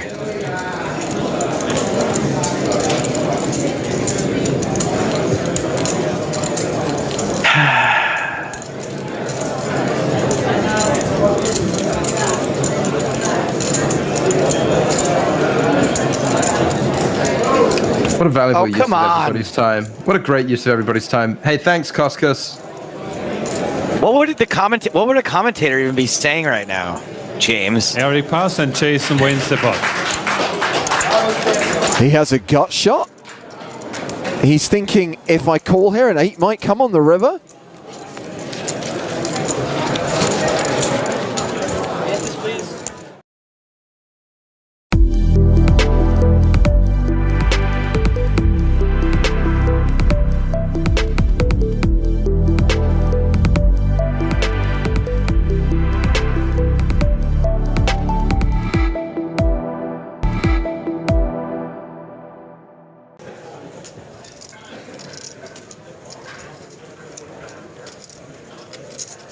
What's your play with the kings? Are we shoving or are we going to slow play and call Sprague? I would imagine we're all in. I think we're too shallow to do anything else with the 2 10s. And he might get away from the 10s now. This is a petrifying 3-bet. Certainly from the big blind as well versus the under the gun open off such a short stack. 100%. I think Petrozelka's actually getting more action, something we spoke about a little bit earlier. I think he's getting more action if you just open jam. This seems just always too trappy, as if it's always going to be a much stronger hand.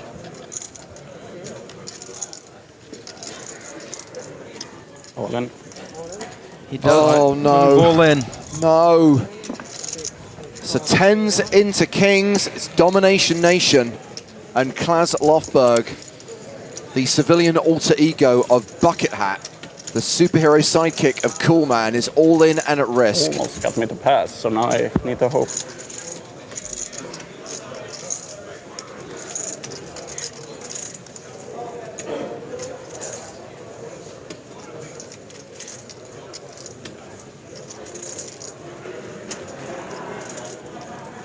Let's deal the board. Let's put him out of his misery. Ace, queen, 3. Lofberg down to 9%. Not even a backdoor diamond sweat either. Petrozelka holding the king. I'm beginning to doubt his superpowers. Well, if he does have superpowers, be them in the hat or otherwise, now's the time to use them. Yeah, I need to try. Standing up, plus the bucket hat, 15% equity in real terms. River card. 10! Oh my God, it's a 10. It worked. It's a kind of magic. Wow.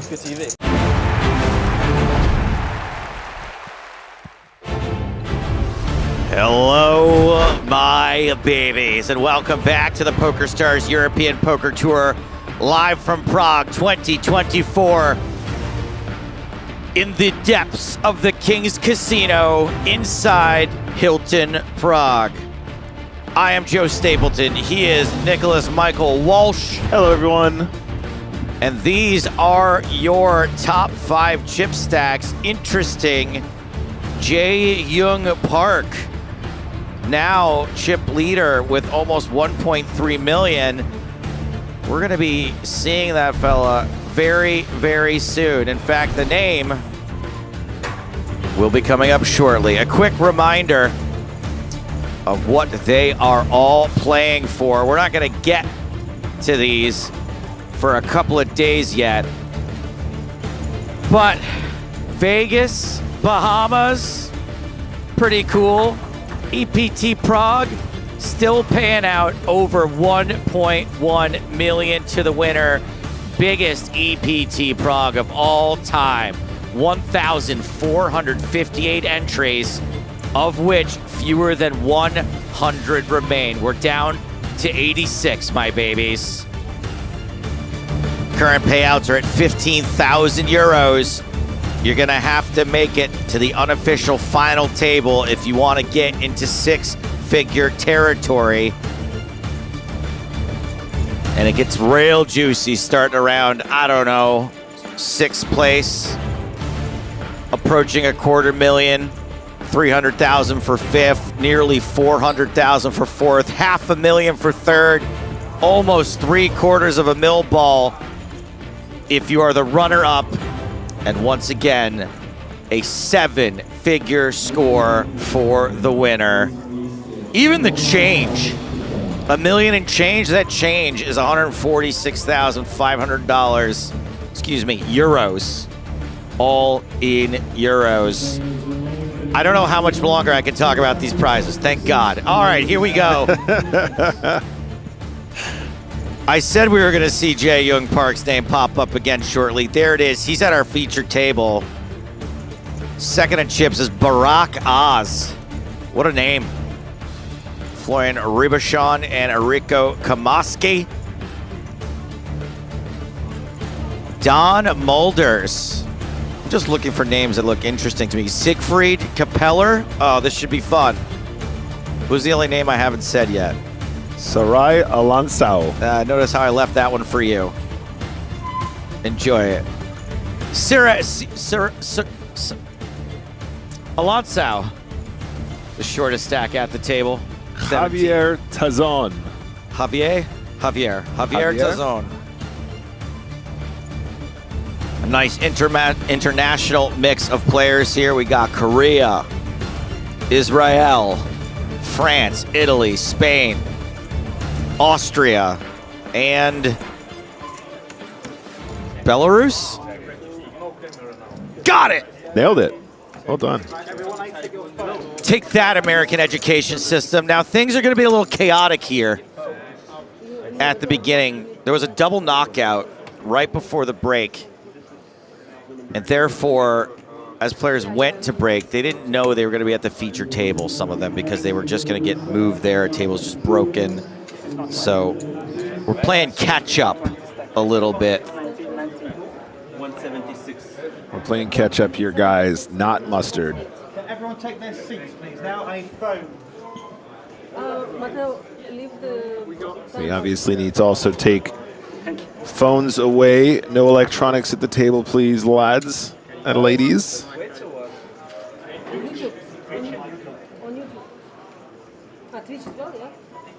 Just updating the status. About to win EPT Prague, lol. I'm on TV, Mom. That's right, yeah. Get your people watching. Get them tuning in. Do you think Stapes will pronounce my name right, lol? Hashtag. Hashtag no. Hashtag no chance. Hashtag American education system. Dmitry Babanov on YouTube writes in to say that name is pronounced like Sergey. Sergey. That makes sense, Sergey. All right, thank you, Dmitry. Tsiarhe.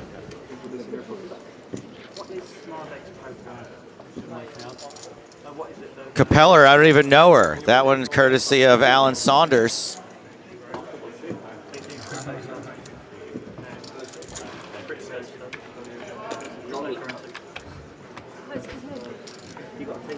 Everyone seems kind of excited to be at the feature table. There seems to be a little buzz. Maybe some butterflies. I feel like there was a spell where we saw a lot of Jae-Young Park recently.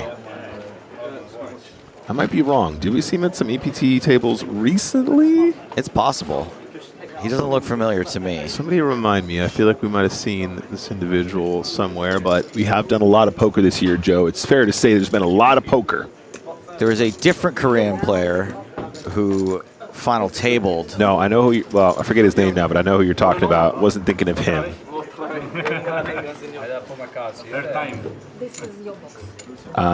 You'll notice as well, Enrico Kamoski.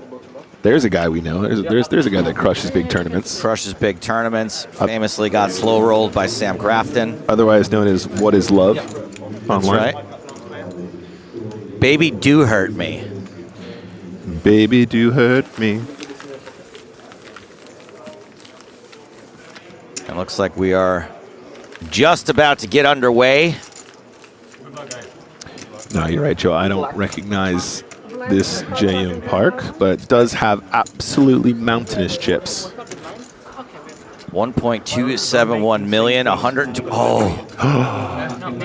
It's our perfect level, Joe. It's our favorite. I usually don't get to do this level. 5,000, 10,000 with a 10,000 big blind ante. The human calculator in full effect.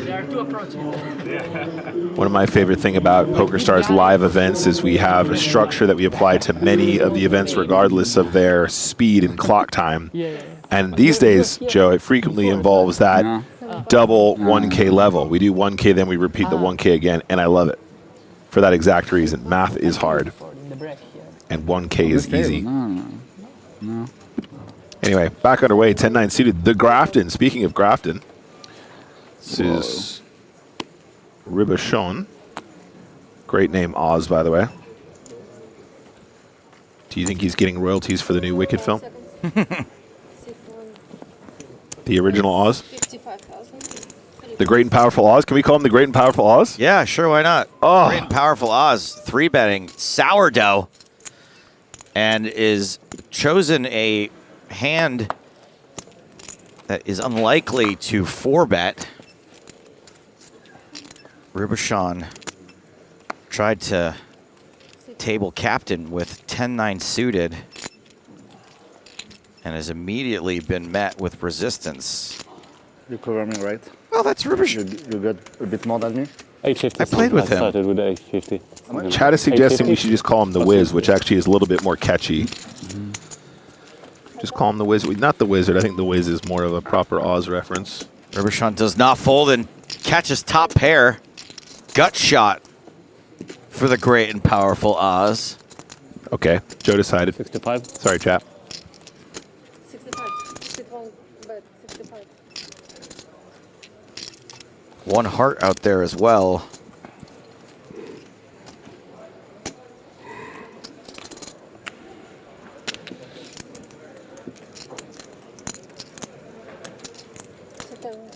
Oh, I've got the names backwards. Oz is who I played with in the Eureka Cup. I see. Ribachon, new to me. Okay. Ribachon does call the C-bet from Oz. Yeah, improves. It's not my business. That's right, there is a pair now for Oz. The Jack does not improve anyone. Does complete the potential flush. Easy 2 checks.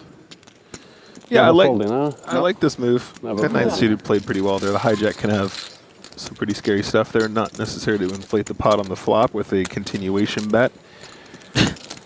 Nart says, I think it's short for ounce. Should we call him the ounce instead? The ouncer. Since we play. Not an ounce of mercy for his opponents. No, for a 3-bet. On the flop now. I think ounces are stupid, Joe. I don't know what to tell you, buddy. Cups and ounces? Who invented that? That's so stupid.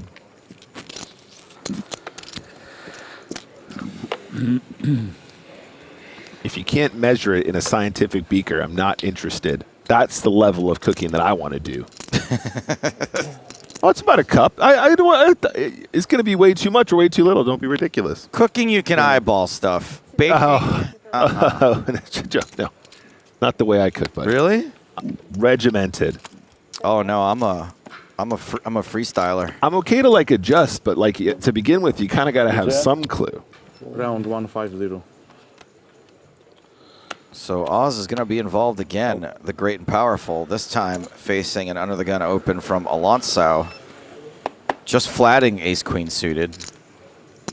Yeah, I end up not being able to eat a lot of the stuff I cook because I'm like eating it along the way. I'm tasting it I do that as well, and then I'm actually. not hungry when it's done. I do that too. Pocket sevens for Javier. 45 bigs. Let's keep it cool. We're all pretty deep stacked here, guys. Shortest stack 15 bigs, then 28, then 34, then 44. King 10-6, top pair for Alonso. Oh, it's probably Sov, huh? Alonso. Forgot about that.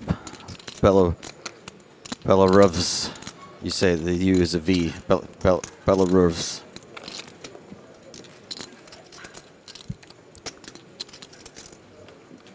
$25. 25,000. Let's just start betting. Oz wants to call here. Can the great and powerful improve?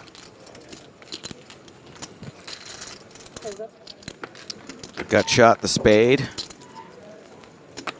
Technically an improvement. I really want to watch him bluff and then say something like, "Don't look behind the curtain over there."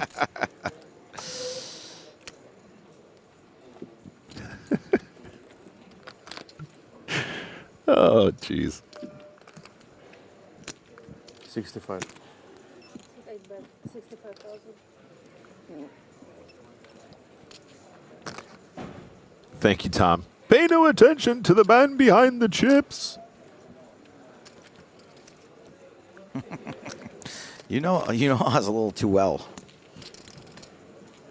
Jeff Goldblum as the great and powerful Oz. What do we think, Joe? I kind of liked it. I did not see Wicked. Right, but I'm conceptually. I conceptually like it, but I kind of conceptually like Jeff Goldblum as anything.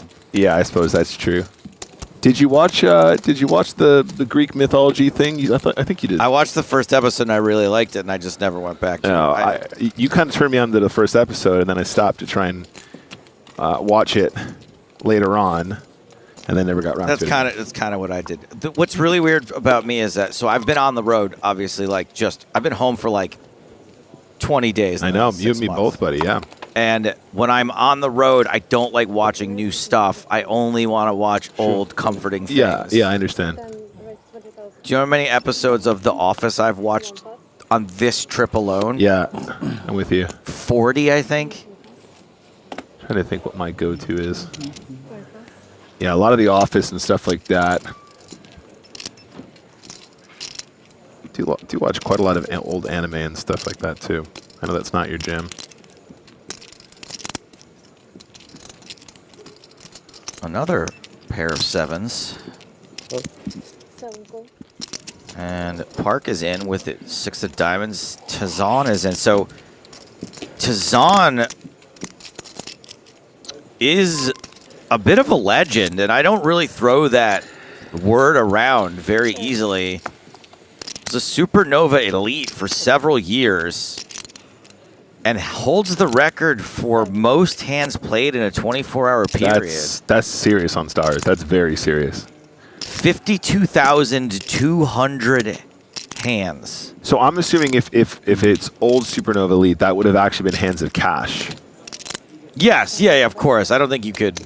Well, because you can play a lot of hands of heads up. Like at some point, somebody realized you could play a bunch of heads up hypers. Yeah, Got it, yeah. So I was coached by one of the guys that was the first man to make Supernova elite multiple times in a year, and he did it with heads up hypers. Got it. Yeah. I mean, I guess my guess is that this would have been him setting out specifically to break a record. Yeah, and it was probably 24 tables of 6 max or something. And apparently it wasn't even 24 hours. He did it in 21. 21 hours, 52,200 hands. Amazing. I love that. I don't have a calculator good enough to crunch those numbers to see how many hands per hour that is, but it feels like a lot. Yeah. What do you like? Do you like the sevens here or the 6 blank? I like the 7s here a lot because it's hard for the 6 blink to be anything that's going to be beating the 7s in this situation, given the fact they called on the button. I think there's a chance he might just have 6s here. Excuse me, sir? Park has found a raise here. In position. Does get the 7s to fold. Love to see what that hand was, but I don't know if maybe he just was like, okay, I have 6s. That bet size doesn't feel right to me. I'm going to try and put in a little raise, but nice work regardless. That worked out. At 69. Maybe that could have been it, Joe. Good call. Good call. Nice. Apparently, Javier's online handle was Muxboy. I'm trying to remember what the name of this guy was that I met all those years ago. I think his name was Moldy Onions. He had like a really weird name like that. Do we have any notes on that, guys? Moldy Onions, the super grinder? Just straight up being told no.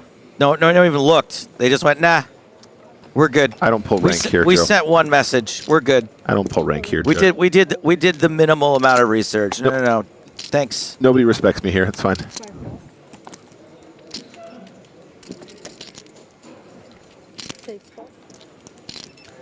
All right. Kamoski here. Ace Jack offsuit. It's going well so far. Ooh, Alonso. Deuces, not a lot of bigs. He might just bin this one, and I wouldn't blame him for doing so. He is going to call. He's going to see if he can flop the set.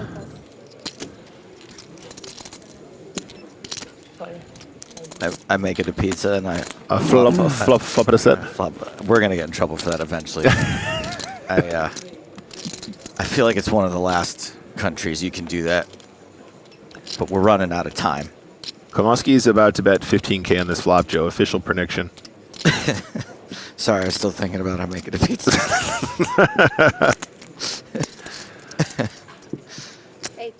15,000 chips.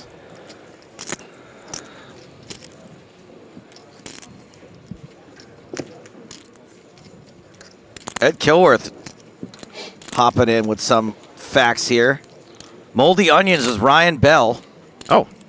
And he remembers his legendary supernova race against Alex Weiss. Thank you. See, I wasn't making it up. He said 15, Joe. Is that the prediction, or was that what it was? No, he said 15. I think the dealer just misheard. Oh, I got it. Yeah, that one I can't give it to you. That's probably the first one I've actually called that I've gotten wrong, too. There we go. 25K it is.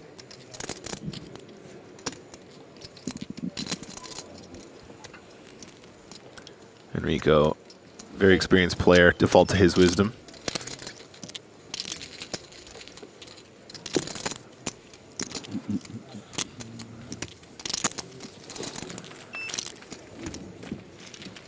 If I sound a little distracted. That's right, his name was Ryan Bell, that's right. It's because a friend of mine, I won't say who, is playing in that WPT $5 million free roll. Okay. And is just free rolling me 5%. So we're just fantasizing about all the stuff we're going to do if he wins $1 million.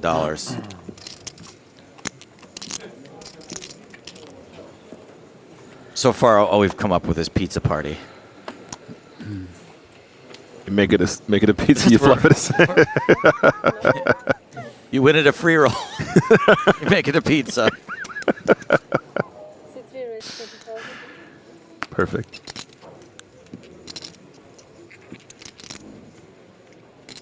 Ace King for Mulders. I actually see him. They probably already know. Sure, buddy. You can win a band for that. Thank you for your math. I wanted to fold.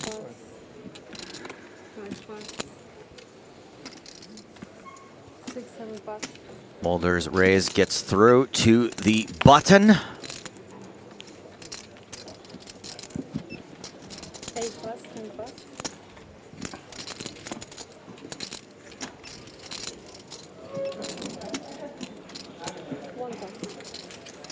think they can see my card. But you actually did see some of my cards? Yeah. Gets through to everything. But only one, only the right one. The one on the left I can. Yeah. Sorry. You see? Ooh la la. But I think he's bluffing. I'm not sure, man. I'm not sure. We'll figure it out soon enough, right? If something really ridiculous happens. The next time I will do it like that, you know.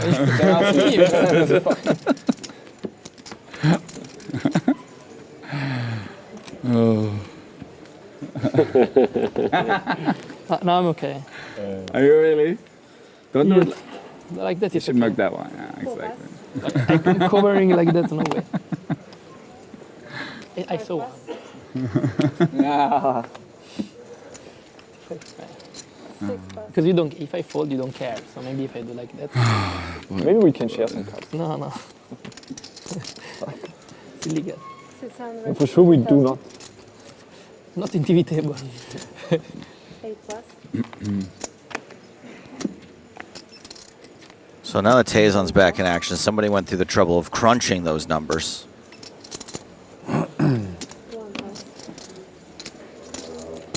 All my heart and money. Instantly gone. But I banned that guy, so I can't read it anymore. Whoops. I can find it for you, Joe. I can find it. Okay. 52,200 hands in 21 hours means he played 2,485 hands per hour, which is 41 hands per minute, which means one hand every 1.5 seconds. Did I win the ban? Thank you. One hand every 1.5 seconds? That makes sense. That's click. That's click, click, click, click. It's almost a beat. Yeah. Click, click, click. Oh boy. Sad news for fans of World Series of Poker main event champions with perfect jawlines. And never mind, I won't go on with that. Espen Jorstad walking off.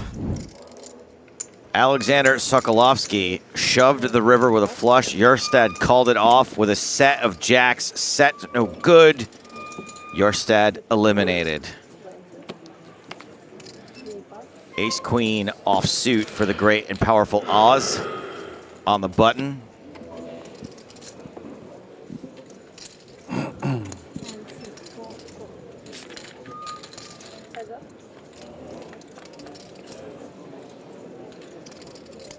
Queen 5 deuce. Top pair for Ace Queen.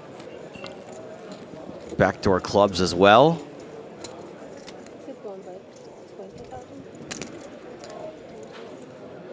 I think it's just going to be a fold. More fun facts from Croaks here, Joe.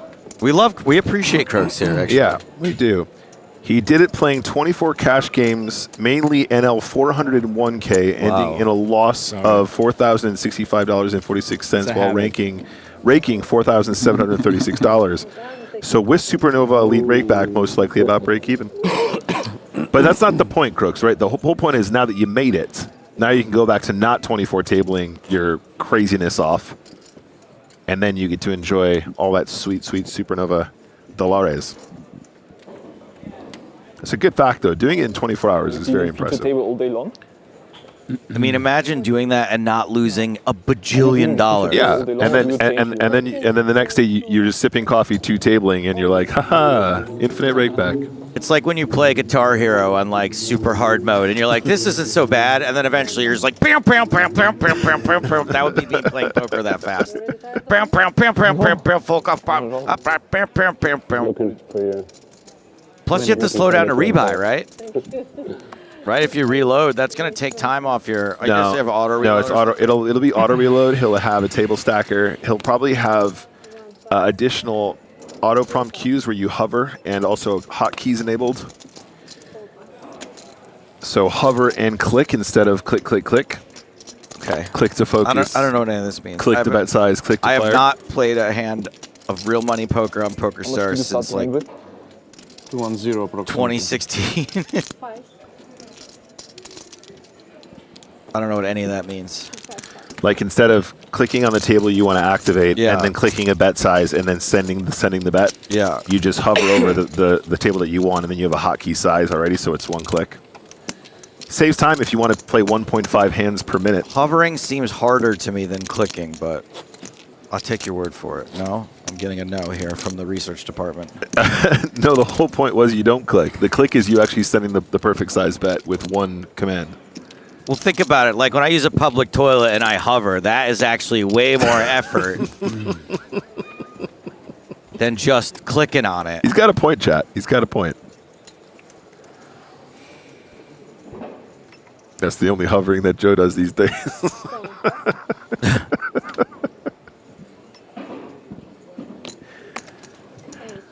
Sorry, 1.5 hands per second is what I meant to say. I don't care. This is pedantic and annoying.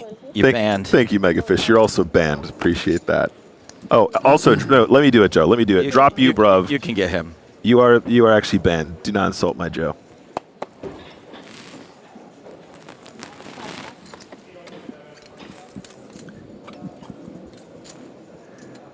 All right. Yeah, Rubicon opening this pot with the ace of diamonds and a mystery card. I love the big blind. You can play hands like Queen 10. It's a very playable hand. I like it a lot. Not a super playable flop for Queen 10 of spades, unfortunately.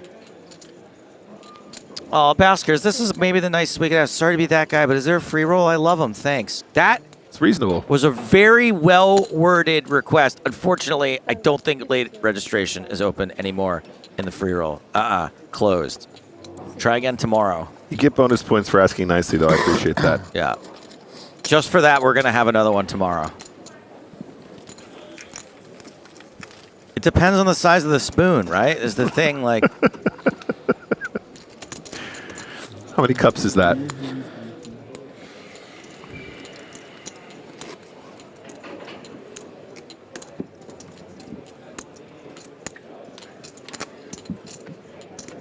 Everyone is saying there is no spoon. Yeah, fair enough. The spoon is in your mind, Joe. Yeah, sure. Don't try and bend the spoon. That's impossible. But rather, bend yourself. Corbin Dallas writes in, there is no spapon. And XSpec points out you had one chance for a first-time message and you made a typo. They're like, it's like curling, these cards. You see that? Nice curling. Very smooth. Oh, that too. You saw it on the schedule? Huh? You saw that on the schedule? Nice curling? No. Capeller. Yeah, there was, yeah. I didn't been there, but... Ace-8 on the button. It's actually a thing they do for fun here. Yeah. Could be a good drinking game also. Yeah. Unless you fall. That's probably what's gonna happen at some point. Did ice curling? They did, yeah. You ever did? I didn't did. Unfortunately, I played, but Cezanne was on the schedule. defends with Jack didn't see it, Deuce, I didn't see and not a good hand for the defender either. A bit. This It's a bit time. like bowling, no? Not really. Wait a minute. Did he steal that scarf? That's the same scarf gentleman the other day was playing with. It looks like he stole it off a guy sleeping on the street. A very No warm, offense, it looks good on you though. a very warm guy in the street. Yeah. when is there actually a page jump? It's not possible to see here, right? 71 maybe? Yeah, you can see it, right? 71, 81 left. 71? I think so. I know, it's impossible. I think in that screen is better. Just wait, it pops now, it's 71. 9. Yeah, 72. I can't get over that fun fact about Javier Tezon. That makes him like a real OG as well. Yeah, and Like- I don't know what I would expect someone who did that to look like, but it's not that. Like, I think it's also hard to put that in perspective in like modern contexts, because that would have made him like a serious pioneer. Like it was like a goal that nobody was meant to actually complete, and many people were doing it like before so many other technologies existed to coach yourself, to allow you to actually multi-table like that. Now I just set my bot up and let it do it. Stapespot. Powered by Stapescoin. Powered by Stapescoin. As long as you have enough Stapescoin in your account, Stapespot will continue to operate.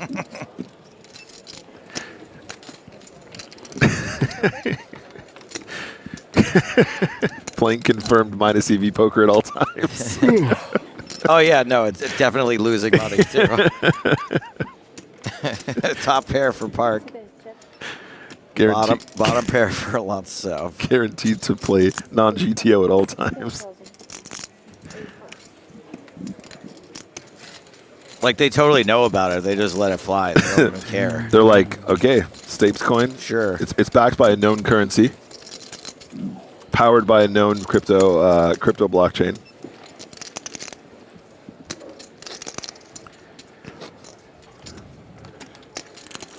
Do you remember when that one website was like, we dare you to build a bot and we'll give you $50,000, and the guys like took them like 4 hours. Yeah. And they were like, whoa, hold on a second. We weren't really clear on what we meant. Well, I think it was also the fact that like the parameters of what they considered a bot were very like it was a low threshold. It wasn't even like, oh, you got to prove it's winning. It was just like, build one that we don't detect, and they're like, yep. Right. Oh no, it sucks. It's not winning. Don't worry about that. But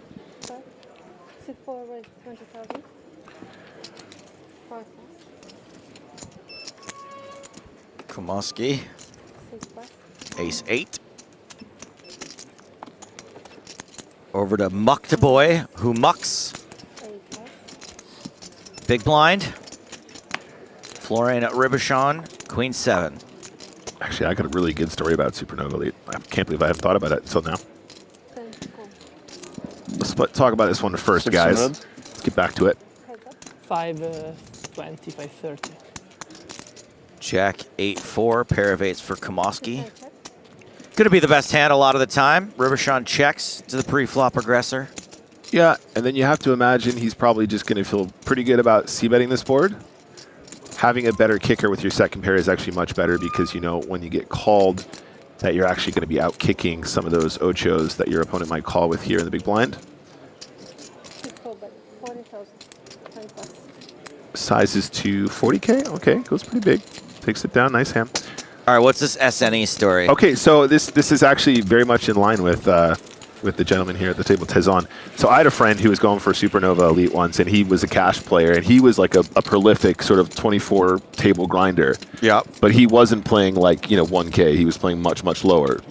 So he set out at the start of the year to accomplish Supernova Elite playing much smaller stakes. So he gets into it, and he was playing like 12 hours a day or something crazy. He was really like, maybe longer, multi-tabling, really leaning into it. And at one point, he started to feel a little bit unwell.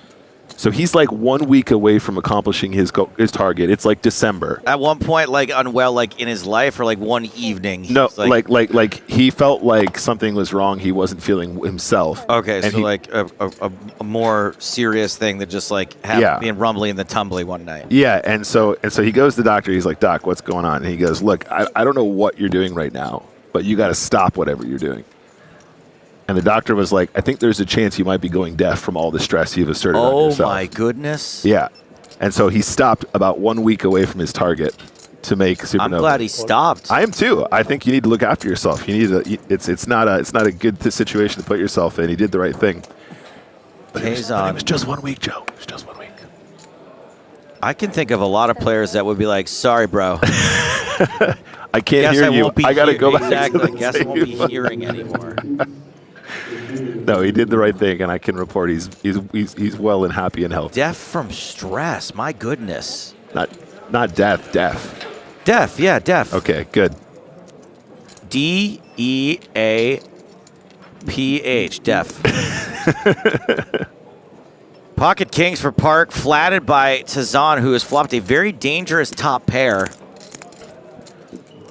By the way, we do encourage people in this day and age to practice responsible gaming. Of course. Take frequent breaks. Be healthy. He's going to be really upset when I tell him he could have done it in 24 hours if he was just playing 1K and L instead. Yeah.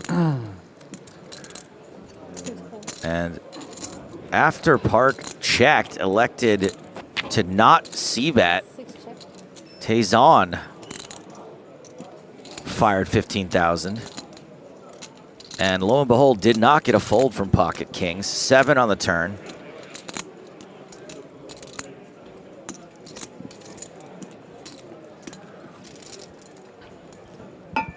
$45? Oh boy. Yeah. I think Tizan thinks he's probably value betting here, and understandable. Top pair, top kicker. I think we just keep it chill if you're Park. It's one of those boards where I think your opponent probably is going to keep it pretty honest on the river a lot of times. And it is the 10 of hearts. 2 checks, kings wins, easy game. Hey, he plays pretty fast even now. Ooh la la. Still even now. Cowboys. Yeah, no, to be fair, Joe, it was more about exertion in that story because it was like the super daily, everyday grind for 365 days. Yes, and I'm also... He was actually a very responsible individual. He was actually a poker player, too. But I'm sure there's also, you have to factor in not getting a lot of sunlight, probably not getting a lot of exercise, probably eating like crap. Yeah, 100%. 100%. And we don't want people to go to those lengths. Of course not. Of course not. It was a wild goal he set for himself, and yeah, he kind of leaned into it a little bit too hard. But ultimately, happy, healthy guy.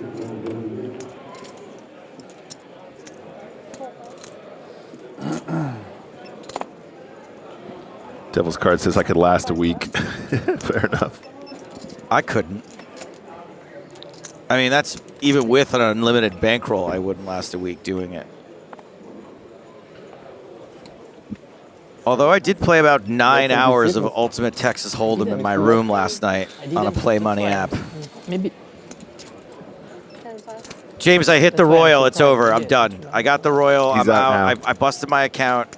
I'm not putting more money into it. Tank to just take it automatically, you know. Even I got to see what it was like. Yeah, but maybe you lost him on the way. I'm scared of that. They transfer my feet here from there, but it's... All right, maybe just a few more hands. Hold on a second. I can probably lower my bet to 1,000. Sorry, to a penny, I mean.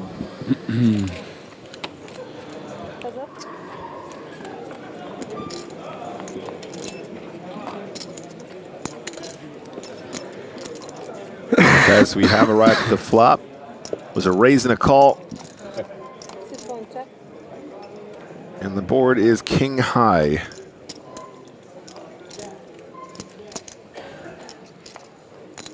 I think we probably want to do a lot of betting here for Mulders.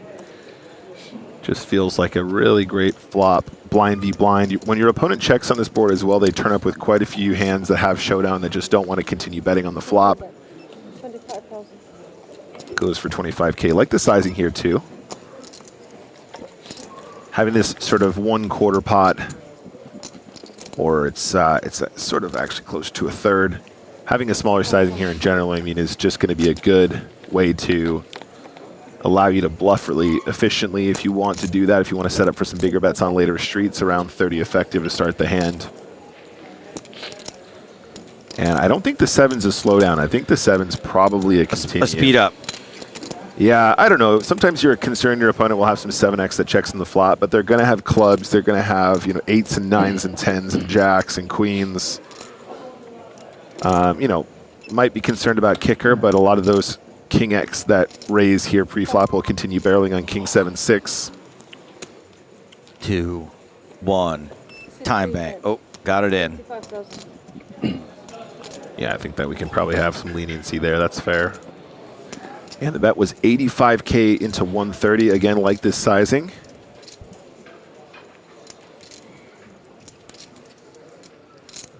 Having the ace of clubs in your hand here, probably not ideal if you're Oz, because you really want your opponent to be sort of bluffing with a flush draw. But again, I don't know. If they're bluffing with the ace, then they probably have you out kicked anyway. Yeah. Let's it go. I think he says good bluff. There is a comment, a question in here. Yeah. If I show one card, I always have the nuts, mate. Don't worry. I'll say it later. That's so stupid that I need James to help me deal with it. These are the final 9 tables in this event. James is on break for a little while still, but I'm going to save this question for him. Okay. Because it's one of those questions where I don't even know where to begin. Hey, Joe, why didn't you play the Eureka Cup? You said you will. And plus you had this card. What would possess a person to make a question / statement like this? Doing shit, I really don't really When know. the information is been talked about, is easily verifiable, it's literally on my hand. Like, what in the world is wrong with you? I don't know why people need to like find reasons to call out other people. I mean, I know it's stupid and he's wrong, but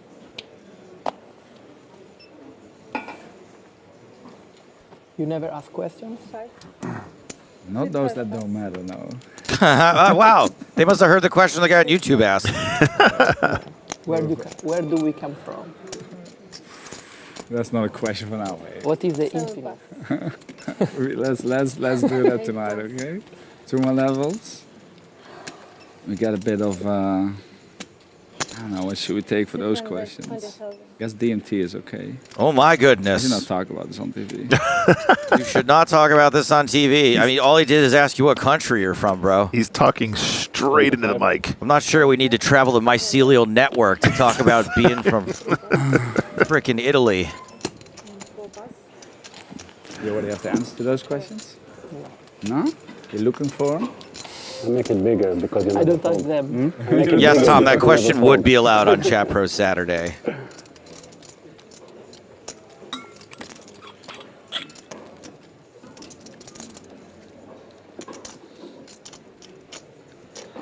$165.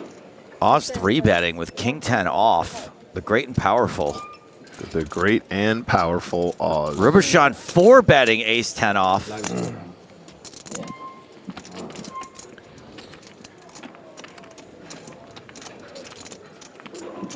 I like this. This is spicy. When did you first start asking? When you were 12? I don't know. I don't really know, but probably way before. Too small still. I still don't fold. You guys are very aggressive. In 55 minutes you will check what he had. I know. Don't worry. I know we had a good hand this time. I don't need to check. Nice little move there. I like that a lot with the Ace 10. What gave it away? You never fold that. It's even better if you fold out a better hand. We're so back is the problem. I knocked it down to nickels and then I hit quads on multiple streets. So we're back. Okay, we're so back. We're so back. If you make bigger, I win more. I won't redeposit. If you make bigger, I win But more. I just ran it up from $22 to $100. Next time I just go all in. Okay.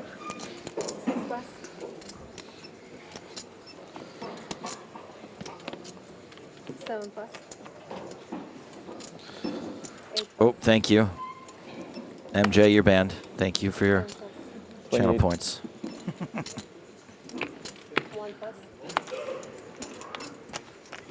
Action's folded around to Mulders.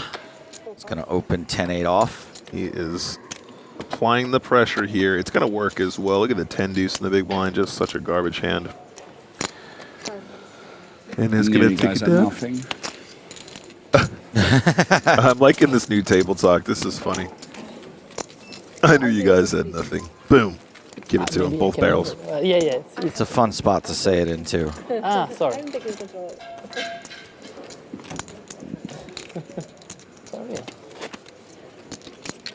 She wear the pants. She wear the pants here. You're in charge. You're in control. Inte cheese, or?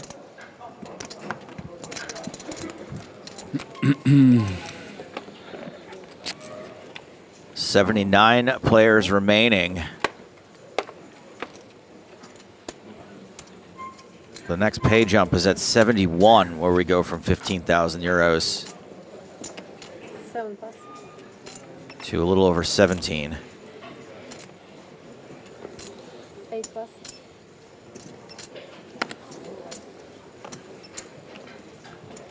Rubishon's gonna open again, this time with Ace Jack.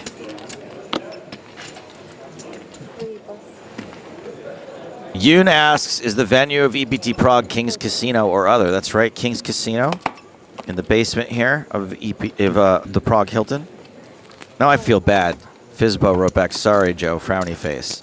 I'm sorry, maybe I was a little harsh, but I do wonder why you would ask why I didn't play it. Like, on what information were you basing that? Yeah. Like, what made you think that I didn't play it? The several times I talked about it on air. I'm sure some people would wish I'd shut up about it. I played one tournament this week, and I bring it up every hour or so. 7-5 deuce. Park defended. Really only caught a spade. And that explains the check, and picks up a legit flush draw now. One half of the back door. One cheek on the turn.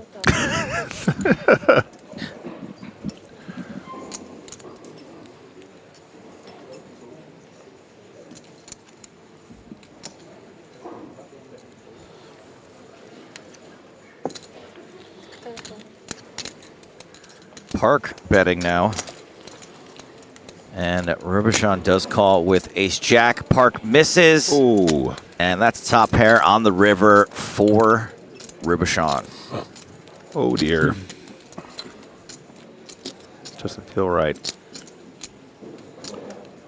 Looks like Park wants to fire. And I think it's a pretty straightforward call with the AJ. Aj. The great and powerful Aj. The great Aj and Oz.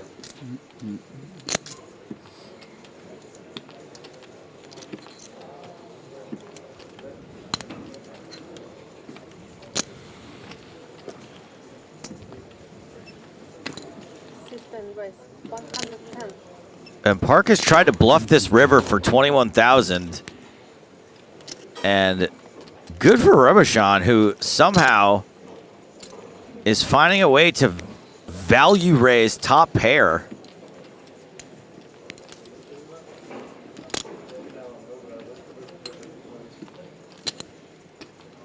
I don't know what you think you can get called by.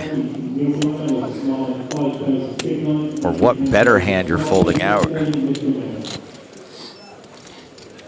But it was the best hand. Yes, indeed. I mean, yeah, maybe turning your hand into a bluff, not sure. Davide Katai no longer in the event, cashing for 15,000 euros. Got it in, dominated, ace-10 versus ace-king, Jacob Amsalem. Katai did flop a flush draw, but obviously didn't get there. And now he is done in this event.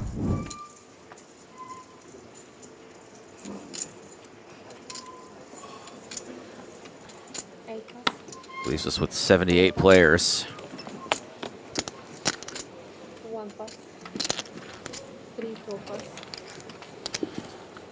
I'm starting to think this thing is rigged. I've hit quads like 9 times in the last 5 minutes. It's trying to lure you back in. I think that's exactly what it's doing.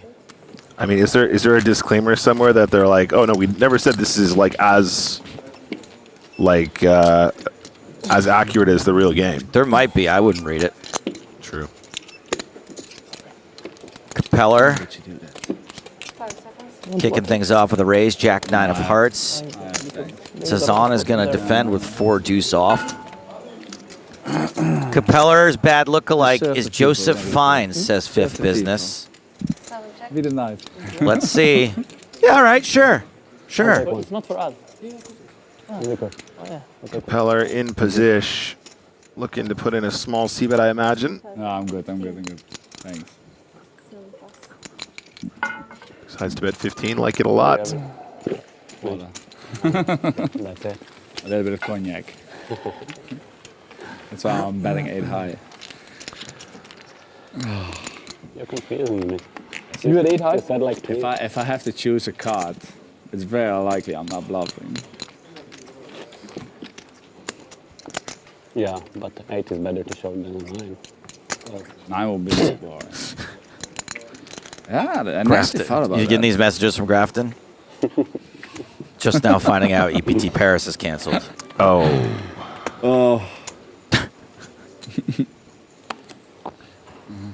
Yeah. Yeah, it genuinely makes me sad. Oh, definitely. There's so much love that goes into those events as well. A lot of hard work that, unfortunately, thwarted by the government, as usual. Excuse me, but my government is the United States of America, and it has never made a mistake. Oh, right you are.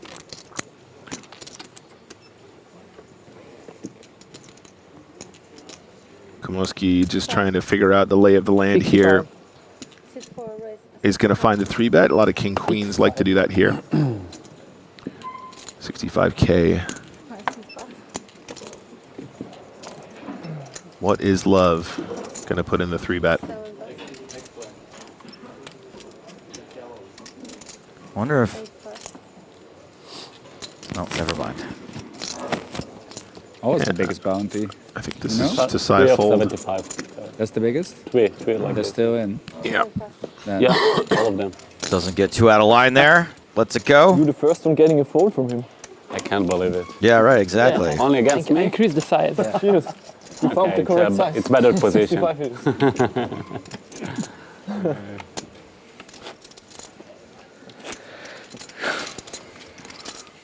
Eventually I will win one. Sorry? Eventually I will win one hand against him.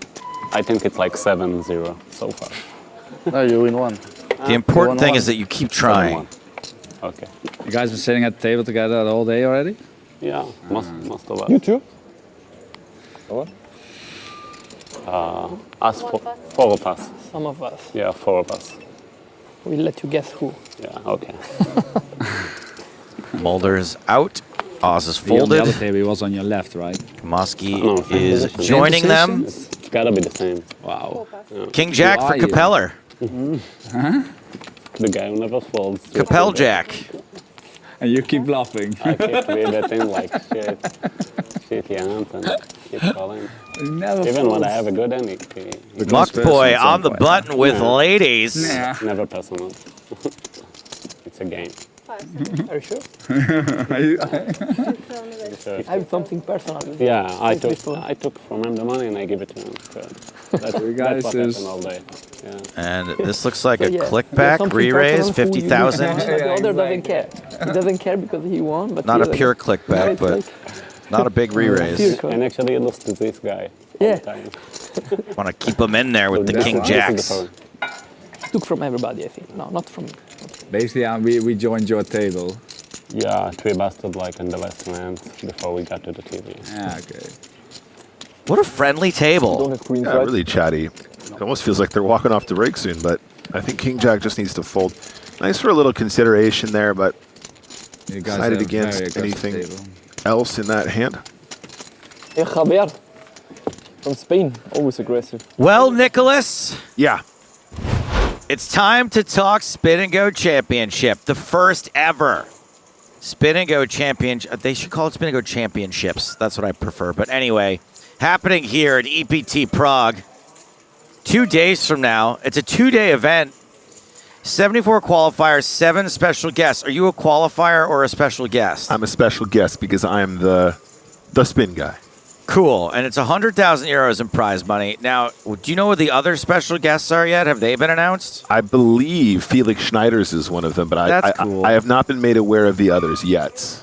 But I'm looking forward to actually kind of filming some of that and getting to know them as we go, because we're going to do some behind-the-scenes footage as well. So if there's 100K in guarantees and only 74 people playing, that feels like that money could get spread real nice. It is, and also don't forget, it's being split between random prizes where you wanted the wheel. Some mystery bounty prize. Yeah, and then also, actual prize money for first, second, third. And it's going to be great. I'm excited. I'll be taking part in that. I'm very happy for you, Nick. You know who used to be real big in the Play Money Spin and Goes? Who's that? Hartigan. Yeah. He is. Is he here right now? I'm here. Oh, he's here. Wow. That's so weird. You mentioned him. He just I mean, I'm so glad I'm literally invisible to you when I'm sat right here, Nicholas. Back in the day when I couldn't play real money on stars, Play Money Spin and Goes was my jam. But I'm more concerned about the fact that my DMs are lighting up right now.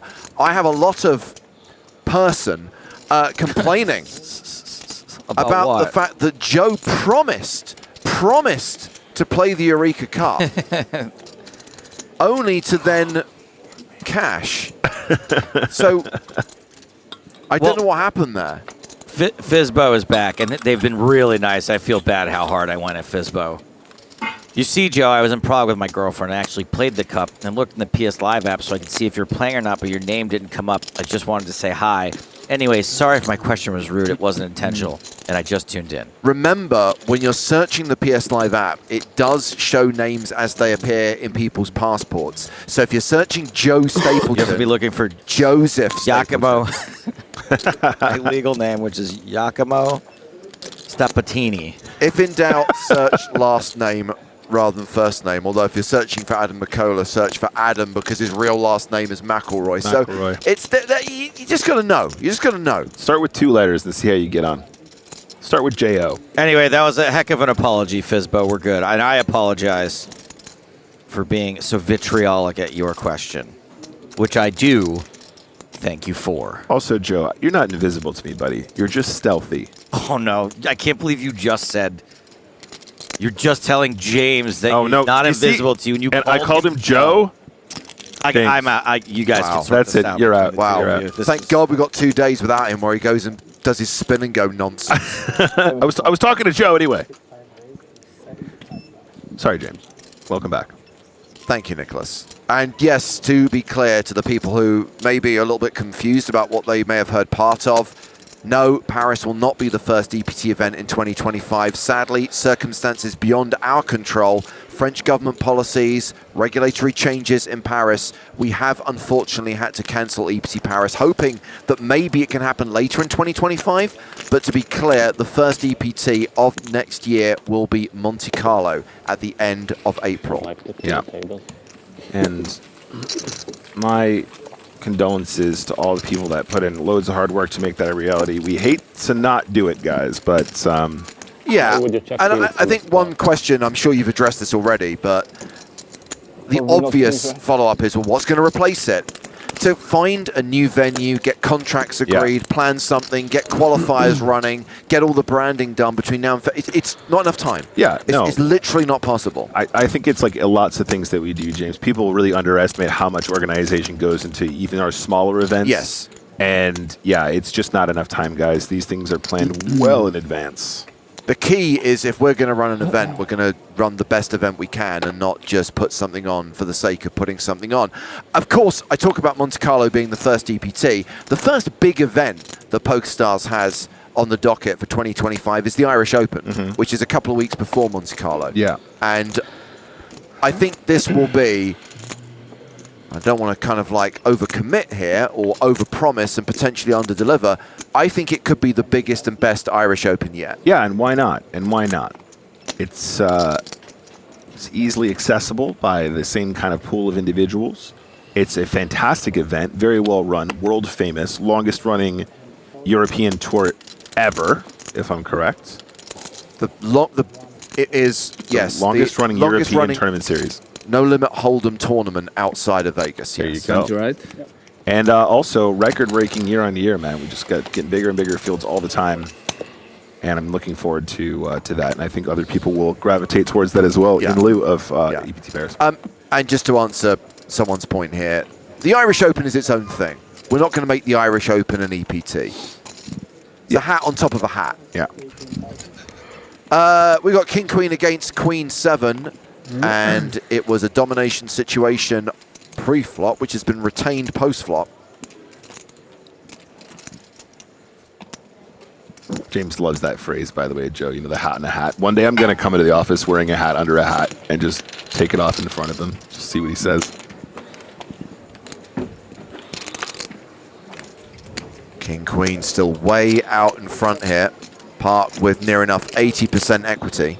And at this point, James, I think we can start going quite big. 43 into 91. I always go big, Nick. When I'm having it large. Why would you do that? Except for when you go home. Why would you do that? And Queen 7 just lets it go. Very, very bold. I like that. Jae-Young Park playing 1.5 million right now. Probably still tournament boss. The biggest stack in the room with 76 players remaining. Yeah, that's quite the tower. Very impressed with this guy so far, playing pretty bossy poker.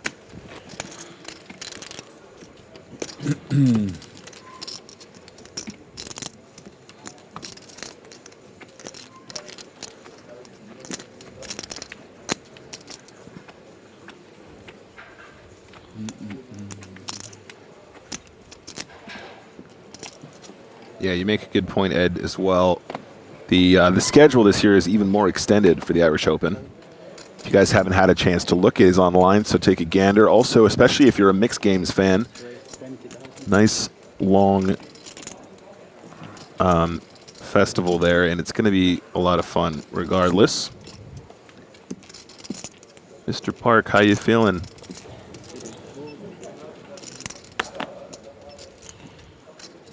Going to start with the open. Cutoff has a nice suited Jack-10. Both players quite deep stacked here.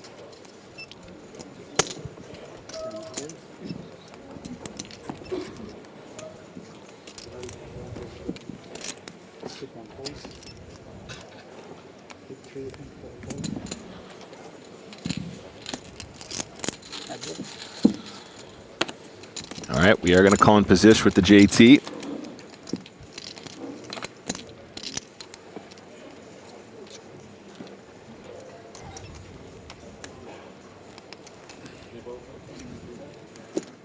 And Park is going to check it over to the Jack-10 top pair. Maybe start with like a little 20K situation, perhaps. Goes for 30, so closer to half pot here.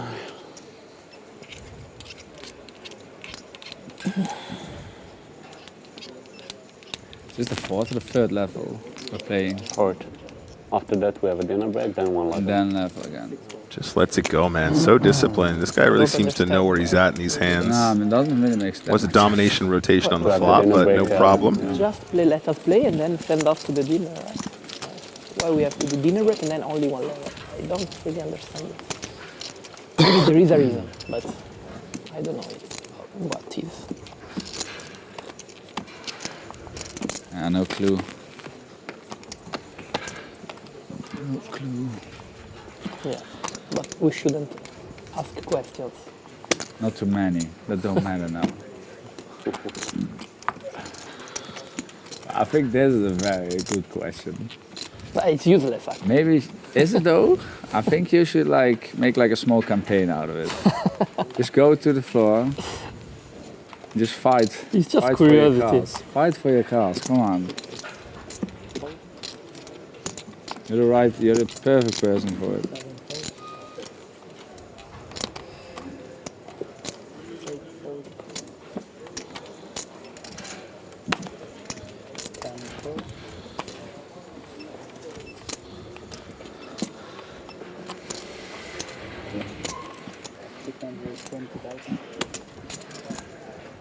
No I6, no other EPT events affected. This specifically affects poker being played in the city of Paris. This is about French government policy. This is about regulations in the city of Paris.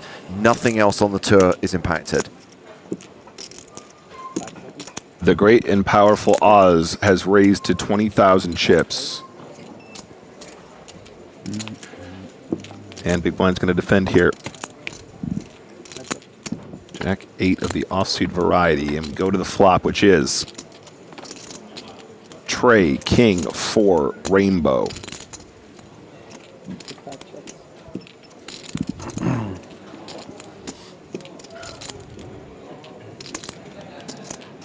So Oz is going to bet. Goes for 18K. Jack 8, really not a lot going on, decides to relinquish.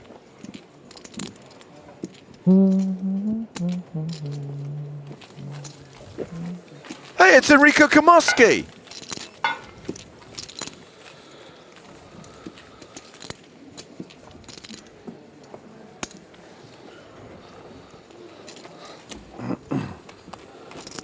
Kamoski currently playing 563K, which is almost an average stack. The average right now being 583,000 with 75 players remaining.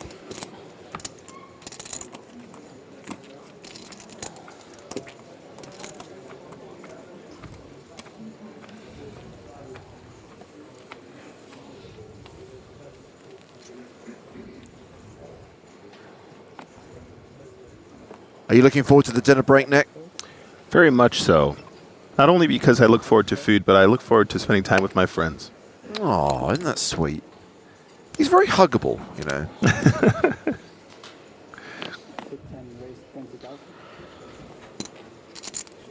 I have heard some concerns expressed about tonight's menu. Why is that? What's on the menu today?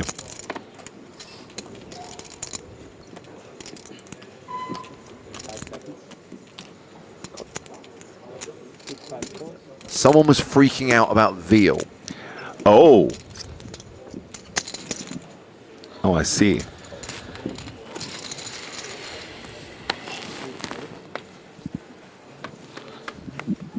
All right, let's see a flop here, James. Always coming. I think it's safe to say Capella has this pretty much locked. Can you imagine if he's got the other 7? Can you imagine if he's got quads? I mean, in the small blind, that's a very believable outcome. Well, Ribuchon has now picked up the nut flush draw. Yeah, and this might spell disaster if we are looking at a quad scenario. I don't know, in the small blind here, like pocket 7, does A7 suited really love getting involved here off of this stack? I think we could be looking at quads, guys.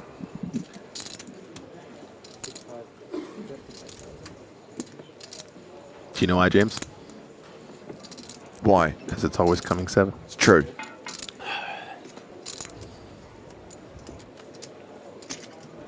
I'm kind of surprised to see Park not just sticking around, but raising here. Yeah, this is very interesting. Perhaps Park anticipating that Capella will have more sort of like XX of diamond or XX of hearts. Oh! Well, he's got the flush draw to fold. So even if Capella only has a single 7 in his hand, he is golden right now.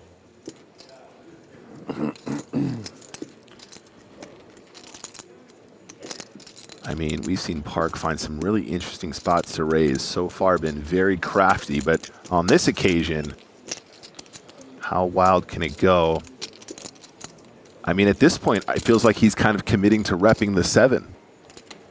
So, if I'm Capella, I'm thinking, call all day, check all day, let him blast off.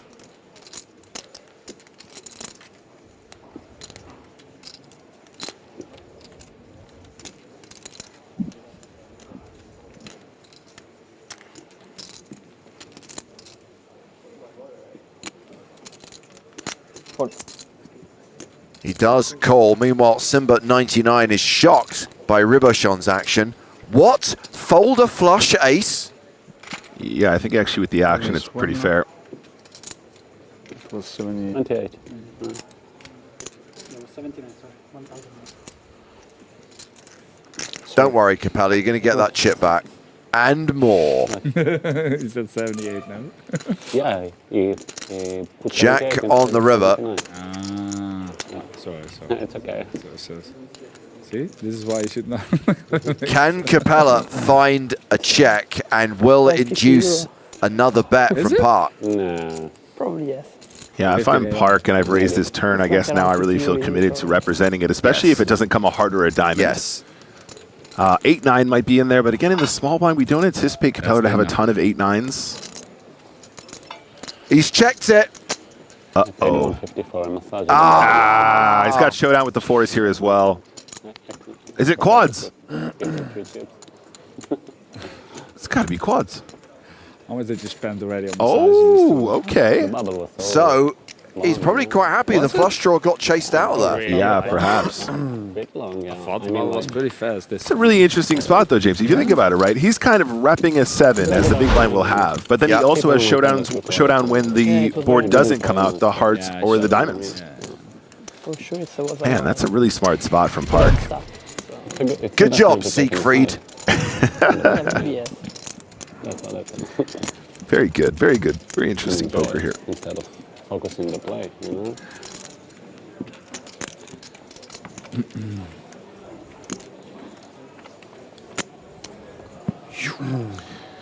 Mr. Really says, we will never see that other card. We did.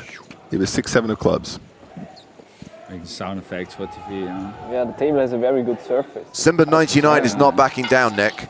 OMG, he fold ace flush. Do you know who's commentating?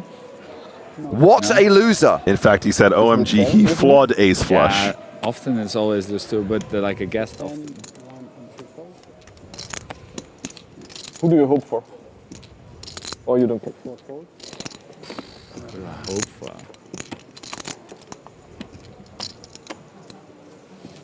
No clue. I saw Rico Verhoeven yesterday doing the GG Millions. You saw that? Somehow they find like a kickboxer to do commentary in the GG Millions online. That was pretty funny. 21,000. Let's start with the raise, James. 5-4 in the small, and Javier Tazan with Jack-8 in the big.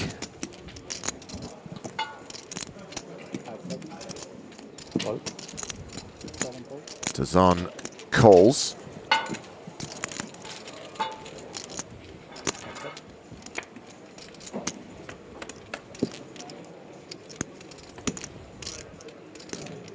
Nine for deuce. Well, Park has flop best here. Yeah, and just might find a continuation. There's not a ton of good turns here for the 5-4. And therefore, we might be okay just to bet. Now, Tazan doesn't have a ton of bigs behind. We do see a fold there. That was 20K into 52. I think there was an opportunity to get really freaky if you wanted to, but so far Tazan, very controlled, isn't getting too out of line, and I really respect that, especially as we are finding more ladders on the way to the end of the day. I'm not sure. Well, we're going to head out into the field and check on a hand from one of the outer tables, where it is David Doherty versus Luka Sorainen, the Finn who was at our feature table earlier. We're on the river. Ace, ace, jack, 9, deuce is the board. Doherty bet 210K, leaving 130K behind, and Sorainen has now shoved on him. In most cases, you would expect Doherty to make this call, having made such a committing bet on the river, but he's staring at that board. He's played multiple time bank cards.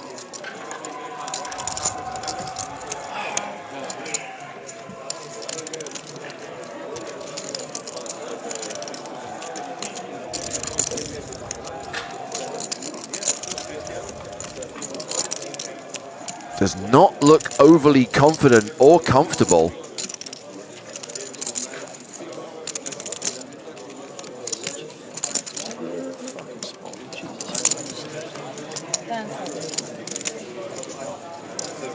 I think he said such an unfavorable spot. David Doherty folds, so he's going to leave himself 130K. He's going to be super short. Queen Jack of suits. Meanwhile, yeah, let's go. Luka Sorainen is now playing 1.2 million and closing in on the chip leader, who is currently at our feature table. Where are you from? Yeah, looks like a tough one, James. Big fan of D-Doc. Yeah. We've enjoyed doing some commentary with David Doherty over the years as well. Most notably Irish Open, I think. He actually joined me for some WCUP this year as well. Very grateful for his input and hopefully look forward to seeing him more in the future. So just picking up the action at the main feature table, Dan Mulders opened to 20K with the ace-10 suited, got 2 callers, and now Mulders has flop best, second pair, top kicker. Park with the open-ended straight draw has bet 25,000 into a pot of 75,000. Yeah, goes for the old 1/3. These are really lovely boards. When you don't connect, you still have 2 overcards in the straight draw. Mulders kind of knows what's up. He's going to continue.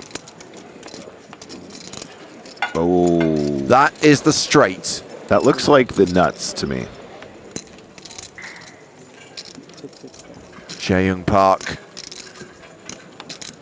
checks it back on the turn. Extremely deceptive. Obviously had a plan though, James, right? Acted pretty quickly on that turn. Might genuinely convince Mulders to consider value betting now.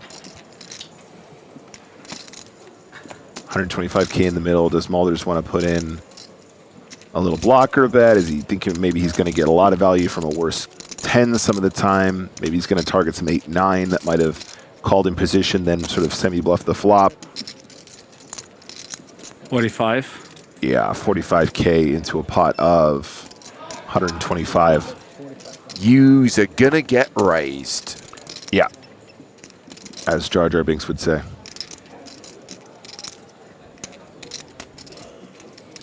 What's the size here now? So there was a check on the flop, James. It was checked to park. So I don't think we're going to run into like too many monstrous hands. So they're going to end up having some weaker Jack X, some 10X, like Ace 10. So what was the size here? So 45K was the initial bet. How much? 177,000. This is great. This is so good.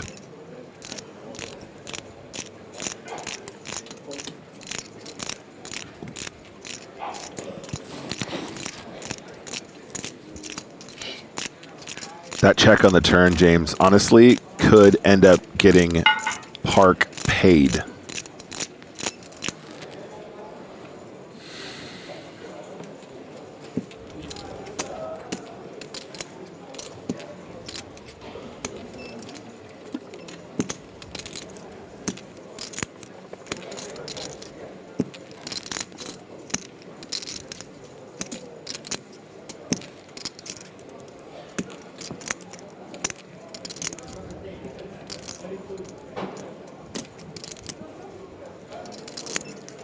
And the 7-6 fours hand went to showdown, right? So yeah, they know, Mulders will know that Park is capable of raising light. Yeah, if he's paying attention, he'll know that Park is a crafty fellow. You know, what if Park had 8-9, bet the flop, slowed down, now he's suddenly trying to sort of represent a straight or something like that, knowing he's got a blocker in hand, turning a showdown into a bluff perhaps. Some weaker showdown, I should say. We can see here it's the nuts on this occasion. Well, this is a bluff, you need to show that. Mulders gets away from it. Yeah, nice hands. And the rich get richer. Nice hand, sir. Park back up over 1.5 million. Meanwhile, he was left super short, and now he is out. David Doherty eliminated. Understandable disappointment. So deep, yet so far from the final table, so far from the six-figure scores. Good luck, everyone. Thank you. He's going to get around 17K for his finish in this year's EPT Prague Main Event. Sorry, James, what was the finish? About 17. About 17K? Yeah. Nice. Yeah, GG to D-Doc. Love that guy. On to the next one, buddy. And we are 20 minutes away from the dinner break. Are you looking forward to the dinner break, James? I am. I'm actually very hungry this evening. Hungry for more poker? No, hungry for food. The poker I can give or take. It's not going to sustain me. 450 total.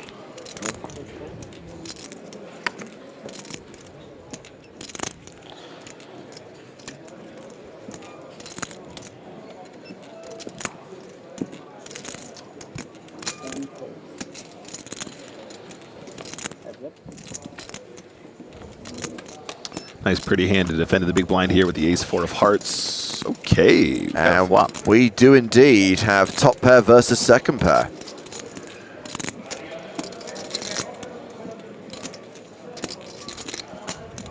With the action check to him. Capella continues for 15,000.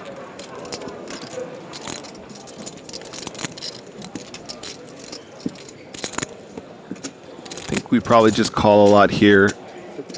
It is versus the hijack range, so it's not going to be quite as strong as one of the earlier position openings, but we are going to be outkicked at some frequency. Diamond on the turn. Neither player has a diamond. Rubichon obviously moving behind now, losing to Capella's 2-pair. That's right, 2-pair on the turn. You know, I think Rubichon's going to be aware, Capella is going to be aware of the fact that a lot of the defends in the big blind are going to be suited hands. So the diamond is not that favorable. We can see here it does, in fact, give him the best hand, but whether or not we 2-barrel is a good question at this stack depth. Decides to bet the turn 4, 55. So it was 55K into 85, James. Tough spot for the ace-4.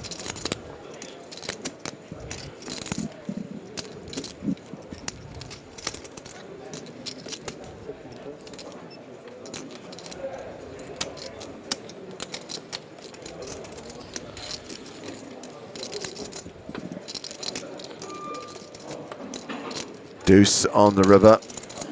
Capella's good here.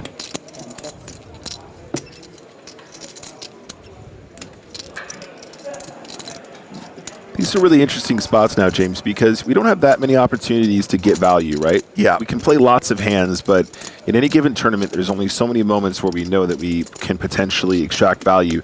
If you're in these spots, I think the one thing that really makes an excellent player versus a good player is knowing when you can go for these and when it's a huge mistake and you might end up just, getting check raised by 8, 9, 10 of diamonds or something like that. Does go for 80K. The pot was 195.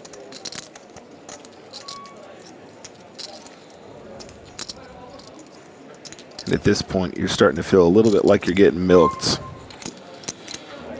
Lovely. Milky. You have to show if you bluff. I can't show it if it's not a bluff, you know. Yeah, nice hand. Quick shout out to Zet watching on Twitch. Got my entry to the Power Path Open in the stream free roll. Good luck to you in the Power Path Open at the end of December. Hope you ship a gold pass and make it to an EPT next year. What did you have? So earlier on, we lost to Vidi Katai. That means there are no former EPT champions, but we do have players who've made an EPT final table still in the hunt, including Kimo Kirko, who was the runner-up in Barcelona in 2013. Last year's third-place finisher here in Prague, Umberto Ruggieri. There's also Pedro Marques, who was a finalist in Barcelona in 2018, finished 4th in the main event that year. We've seen a fair amount of Pierre Calamusa over the last couple of days. He was 5th in EPT Monte Carlo in 2016. And our friend Sevens guy, not an EPT final tableist, but a PCA finalist in 2018. Came 6th in that event, the event that was won by Maria Lampropoulou. And here is a hashtag fun fact. Marques, Rudolph, Ruggieri, all on table 5. That will be our new feature table post-dinner break. Woo. Very important question for you, James. Will they be serving Calamusa at dinner? I sincerely hope so, because it is my favorite squid-flavored dessert. It's swimming in amaretto and ink. Amaretink.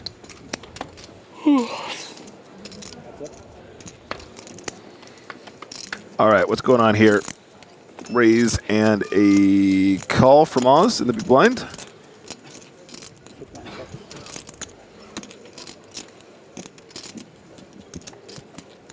Both players got a 4 here.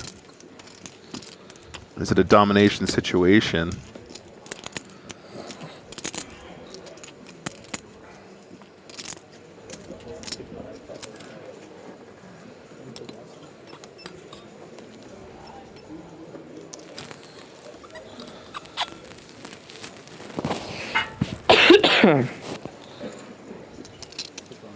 We do see it continue from the big blind with the second pair. Pretty hard not to be out kicking 6-4 at this stage, but potentially a set, potentially 5-4 suited.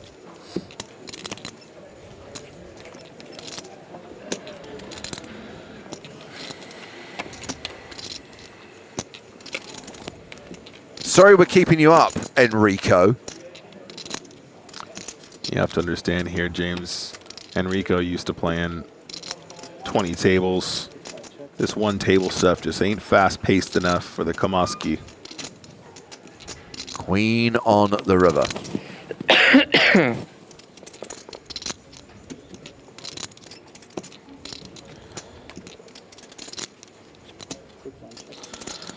Oz is checked.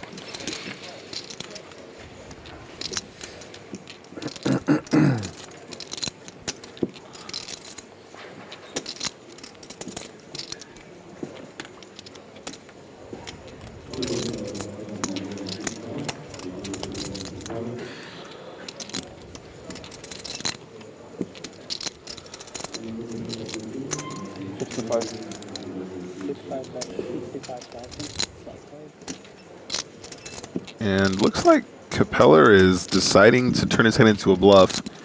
This would be quite a thin value bet. Perhaps he thinks the 9-Jack-Queen run out is actually favorable for him to try and convince some better 4x to fold, some Jack X to fold. Don't know. Could be wrong here. It does seem like a good board for your opponent to sort of bet flop, give up, and then sort of try and find a bluff on the river. That's kind of how this sizing looks to me. Does give Capella the opportunity to maybe see that flop with air and then find a way to try and take the pot on later streets. You know, if it's King 4 suited or something like that, King 4 diamonds maybe we can still hero call. Okay. And Oz just wants to let this one go. Understandable, pretty uncomfortable situation. I am your friend too. And you can show. Good river? Excuse me? Good river? I'm big blind. Good river, yes. Not for me. Do you know what the best thing about ordering Calamusa is, Nick? The ink? No. You can fish out the squid. Yeah. Rinse it off, you got an appetizer. Yeah. Then you just basically have tiramisu as a dessert. That's 2 dishes for the price of 1. That's a bog off. So buy one, get one free.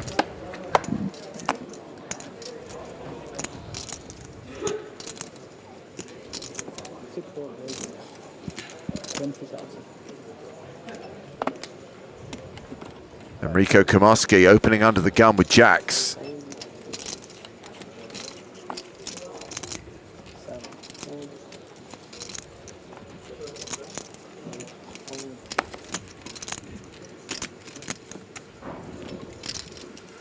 Florian Ribuchon, King 9 of hearts on the button. Do we want to tree bet? Do we want to call? 6-2. Yeah. He elects to 3-bet. The initial anticipation was correct, James. Yeah, has re-raised to 60,000. And this is an interesting one now. So both players, Kamoski's like 44 effective. That's the effective stack, so about 44 big blinds. I think we're not really allowed to just blow up in this spot with jacks. I think we could probably 4-bet with the consideration of folding, but it might be the case that we just call and maybe try and play against a range we dominate frequently. I think I prefer that line personally. Yep. Okay. Because like a lot of Kamoski's natural sort of bluffs here are hands that he might have 1 overcard, maybe some suited aces or something like that. King Queen is in there, which is kind of a nightmare, as we see on the flop tray 9 Queen spades. Yeah, so Ribuchon flops a piece, second pair, but is way behind Kamoski. And now that you've kind of put in the 3-bet pre, and you arrive with middle pair here, I guess we just got to keep telling the story. You know, we could have the best hand. There's a chance we've potentially domination rotation to few hands. But we think we start with a nice small bet on the monotone board. We see 25K into 145. I really like this. So far, I don't think Kamoski is allowed to give up, especially not for that very small price. We can see he has the benefit if he calls, maybe Ribuchon is going to find some checkbacks as well, having decent showdown, James. Yep,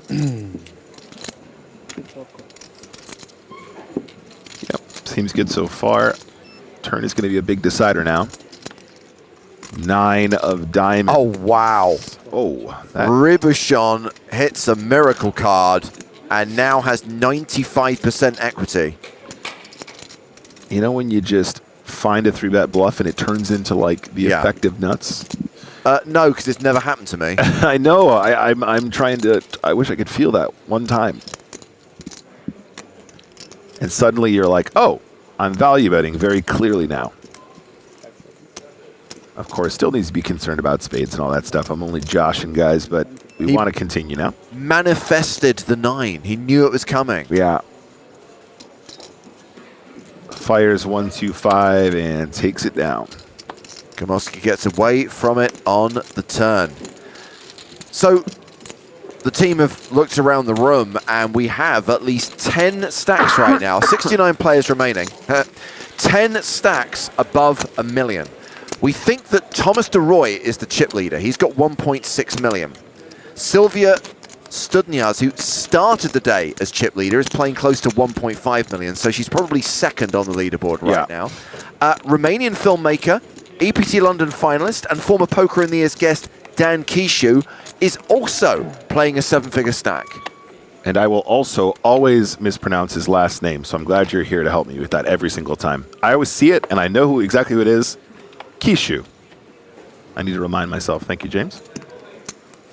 That's exciting. Would love to see some more of that. And of course we have Jaehyung Park at the feature table right now with 1.5 million. So yeah, around 10 players with more than $1 million here on day 3 of the EPT Prague Main Event. I'm interested to see what that means for the pace of eliminations now, James. As we know, the flow of chips is really important because if a lot of players are hoarding them, that means the shorter stacks need to battle, usually against each other, to find those chip ups.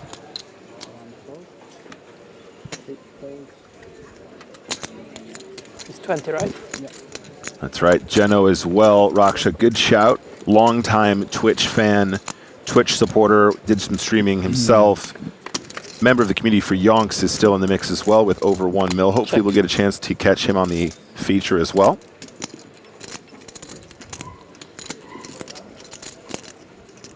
That's right, Twiggy's Labour. Some hours ago, there was a player called Melly who looked like Ben Kingsley. That is a good delayed bad lookalike. Yeah. Fishier in Twitch chat, James says, Nick, are you usually hoarding chips? I'm usually hoarding potato chips. Yeah, absolutely. Not so much the real ones. You ate the plate that was sat on the edge of the table. Statric said he found the chips a bit soggy today. Nothing worse than soggy chips.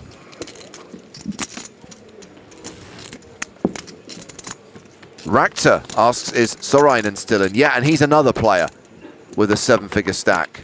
Lucas Sorainen playing around 1.3 million right now.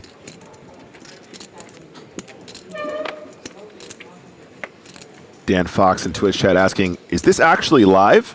No. Thank you for your question. Just kidding, Dan. We're live.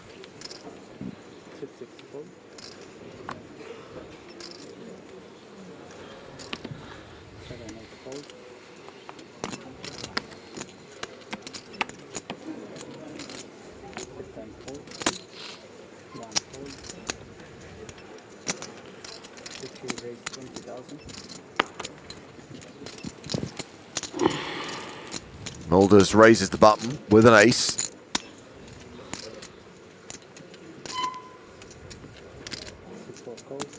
Queen 10 suited for Enrico Komarski. He calls, and Siegfried Capella this time has pocket sevens.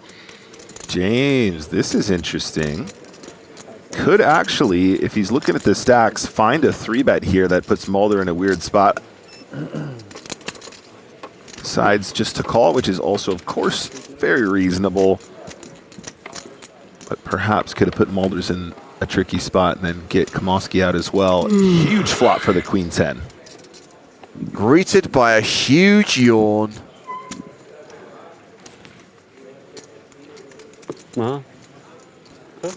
Does Mulders have 2 hearts? Yeah, it is definitely important to the hand. because it could be the nut flush draw. Capeller hating this situation, probably just looking for a lot of sets or other boards that might be somewhat playable. Now, Mulder, Queen 10-8. This is a board that really favors that small blind calling range, James. So 20. I think if we're betting, we want to have showdown or at least a nice draw, like, you know, perhaps an ace jack of hearts, an ace 5 of hearts.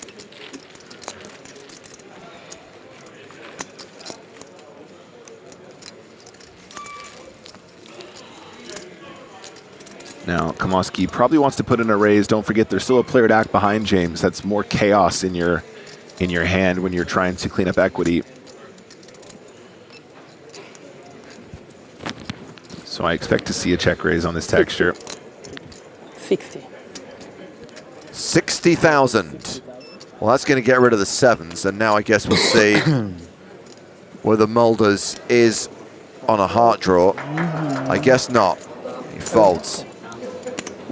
Yeah, nice pickup there. Managed to convince two players to put some chips in the middle and then takes it down on the flop after a bet. Feels good.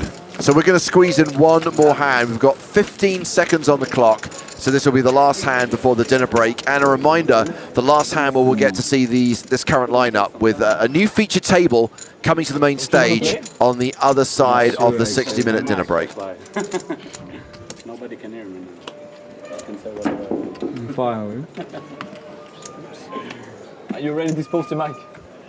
Yeah, I did.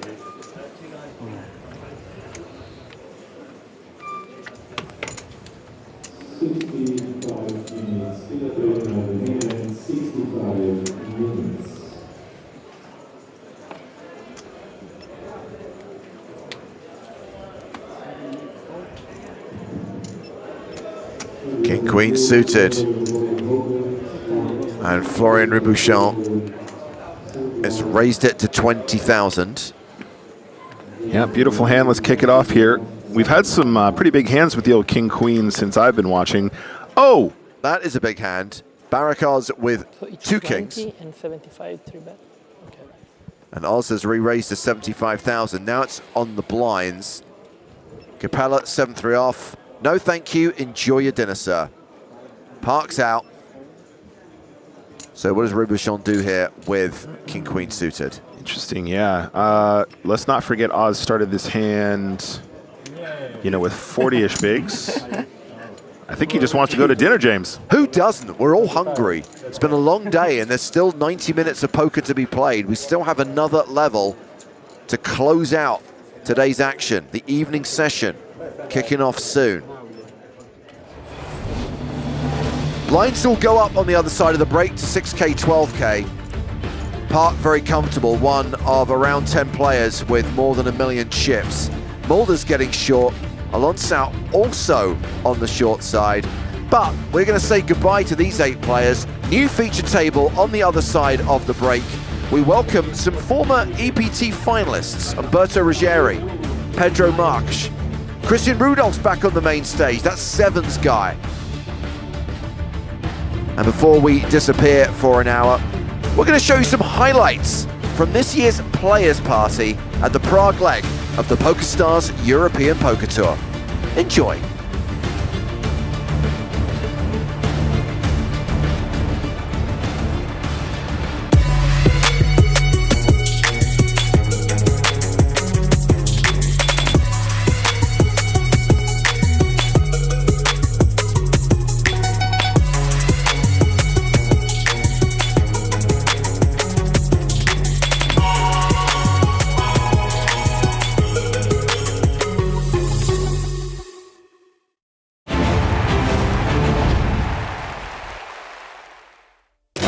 It's so hard for me to win. There's really no way I win. I'm trying to make up a hand or something. Like being in the bomb pot is worth a little bit, but like winning is so tough. My hand. Hello Hello everyone, it's James Hartigan with Joe Stapleton. Hello, my babies. Welcome once again to the PokerStars Mystery Cash Challenge, and I've realized that if you have Boat in your name, this is the format for you. Boatez crushed last year, and Boatman is crushing this year. So far, Barney has won a silver power pass and a gold power pass. Lex won a tricycle. But coming into round 4, Barney has pulled a forfeit.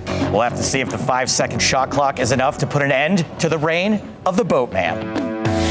A 5-second shot clock is going to be a problem. This particular format throws up more challenges because of the bomb pot and needing to get buttons and all the rest of it, and you're on high alert in that situation. I'm used to shot clocks, just not that short. It's like having a gun to your head. Okay, quick recap of the rules. In every episode, we play 10 hands. The first 9 are the qualification phase. Win a hand, earn a token. And that token gets you entry to the 10th hand, where the winner gets to pull a mystery prize.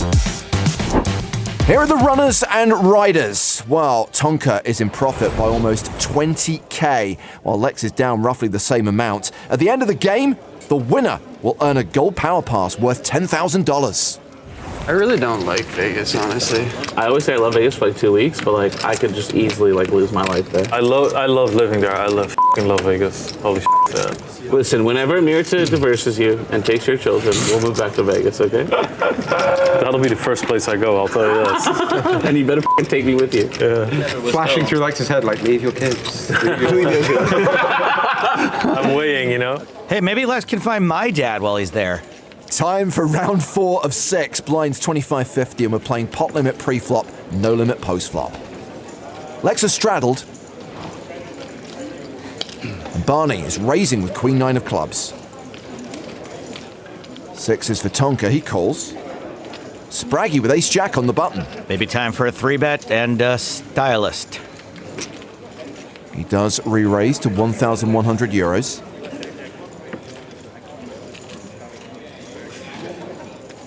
Olga and Wolfgang are folded. Lex is out. Back on Barney. So you do have 10k? 10,000 to start. 10,000. 1,000. Is there a gas leak in here? So Barney has called. Tonka calls. The flop gives Spraggy top pair, but Tonka's flopped a set. Tonka once again running better than a big yellow truck. Action has been checked to Spraggles. Spraggy, on the other hand, runs like a Daihatsu. And he continues. Barney's out. I think he's bluffing, Parker. That's my job. I'm supposed to be the guy who influences action. Yeah. He's probably bluffing. It's a good thing Parker doesn't respect my poker skills. Yeah, see, because I said it, he went for the raise. Yeah, that's dirty. They're playing above the rim, these two. Parker's very good. Lex has got a big mouth, but he's right. And sadly for Spraggy, he cannot fold. Too many semi-bluffs out there. Spraggy calls the raise. Sheesh. This is a big pot. Heads up to the turn, which is the K6. Quads for Tonka.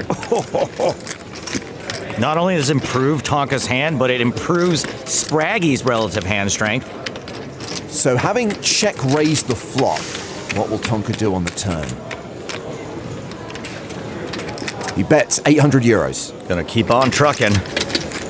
Plus now Spraggy's gonna think he can catch another ace as an out most of the time. We can see that Spraggy is drawing dead. But he makes the call. We go to the river.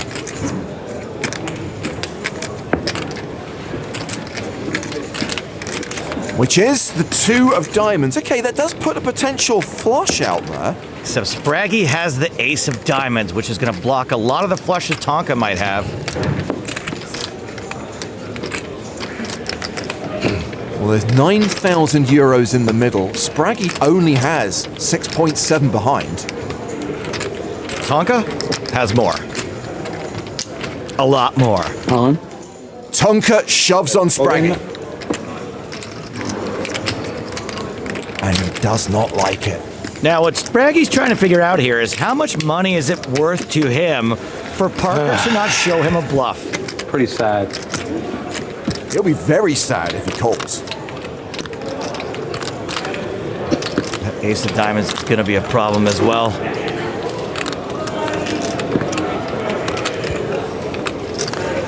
Man. I give Spraggy a lot of credit. I would have acted by now. I would have folded, but I would have acted. The problem is that Spraggy doesn't want to get exploited in a spot like this, whereas I would always be. He knows how much a station I am. Like, it's such an annoying hand.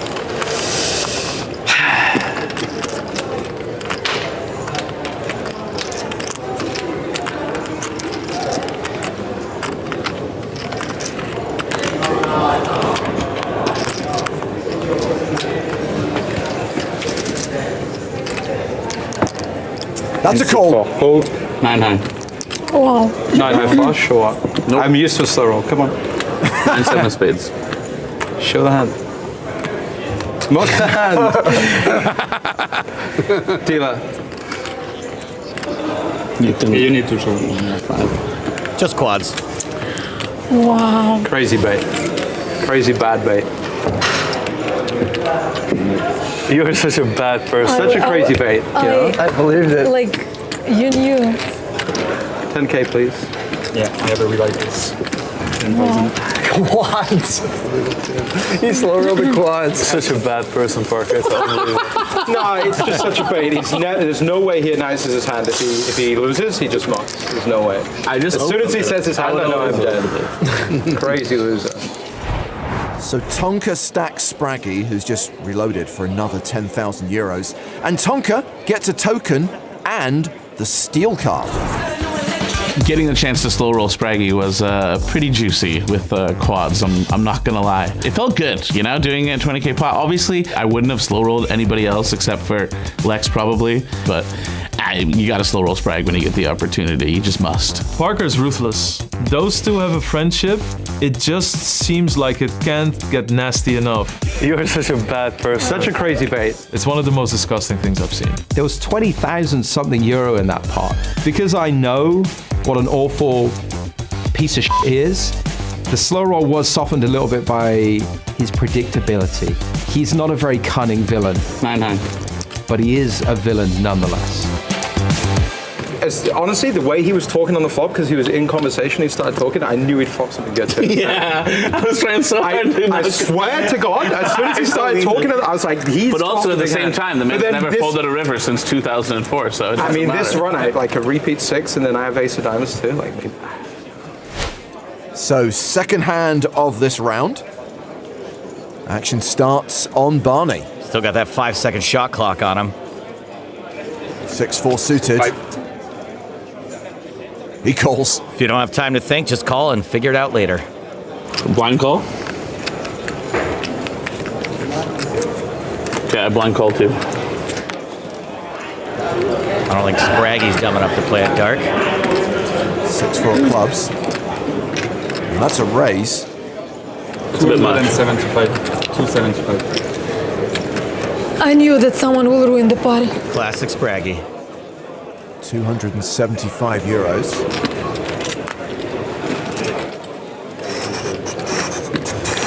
Round to Lex. He's out. Barney is in. Wow. Bad hand. Locking it up, huh? It was a bad hand. Locking it up. It was a bad hand, I swear. True. Even Lex would have folded. Also true. Flop. It's 9-6 deuce, so second pair for both players. What? I'm just sitting here, you know. I'm just minding my business. Every 5 minutes I hear some nasty-ass comments. So Spraggy has bet 225 euros. And Barney is raised to 725. I do not think this is going to get Spraggy off it right away. He calls. Spraggy does have backdoor clubs. Turn card is a queen. So this will be a chop if it goes to showdown. That aggressive check is saying to me, don't bet. Spraggy does not bet. King on the river. Check and a check back. Wow. Professionals. Damn. Oh, check raising the river as well. Oh, no bounty token. No token. No token. Oh, Good. Loving that. that really hurt. Loving that. Good. So that was a chop pot. And you know what they say? Everyone loves a chop pot. And in this case, they especially do. No token being awarded is really good for the rest of the table. Is that a German pastry? Strudel? Yeah. I thought you said a German picture. I was so confused. A straddle is a blind raise that buys you last action before the flop. A strudel is the greatest joke of all time. Well, Tonka has indeed straddled. We've had action from Olga and Wolfgang. Barney in the big blind folds King 8. Tonka in as well. We're going three-way to the flop. Olga's sixes still good. Check.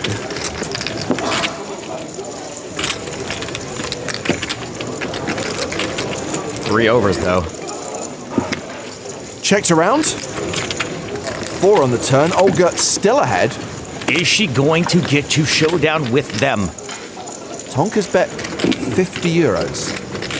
So far, yes.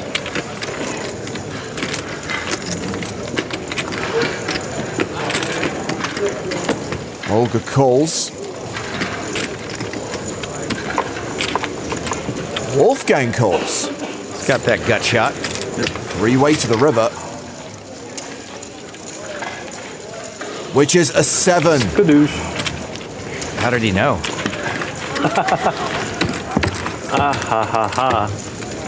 How many hands left? Check. Is anyone else a little scared?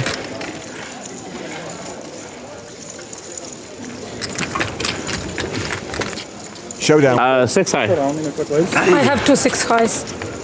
I have hit the river. Oof. Aye. You guys are playing phenomenally well, I gotta say. Well done, everybody. Hey! There you go. Give it to me! Yes, Bang, bang, Parker! That's not big enough of a pot. You did it, wow. You just got owned. If I would have bet 1,000, I would have won. I'm so happy. Token for Wolfgang. If you show up to a poker game with a pile of stickers that say bang on them, you better be ready to get it as well as you give it. We've only played 2 hands, dude. 3 hands. This is the 3rd hand. Yeah. Yep.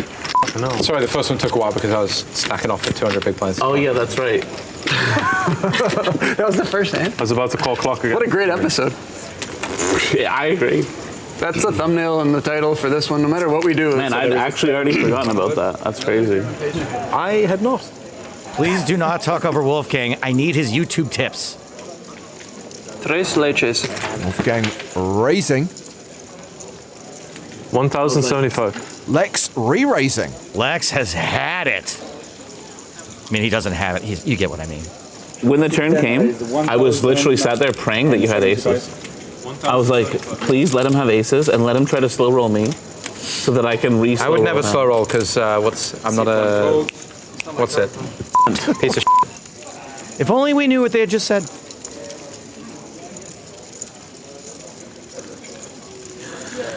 Carl, you're such a good dealer, dude. Dealt me quads like second hand. well done, That's Carl. first hand. You're such a f***ing pro. Spraggy's out. And the dealer may be quitting. Wolfgang's out.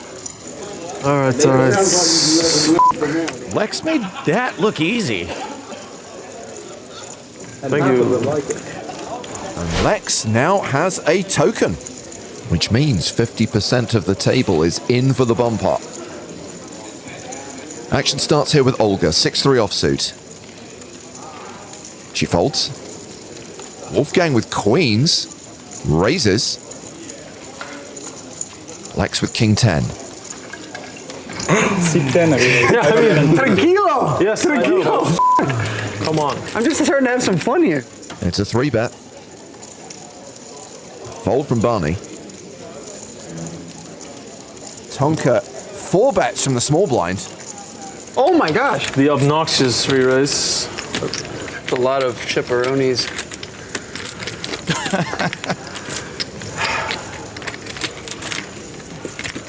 Fortuitous to have pocket queens with all this horseplay going on.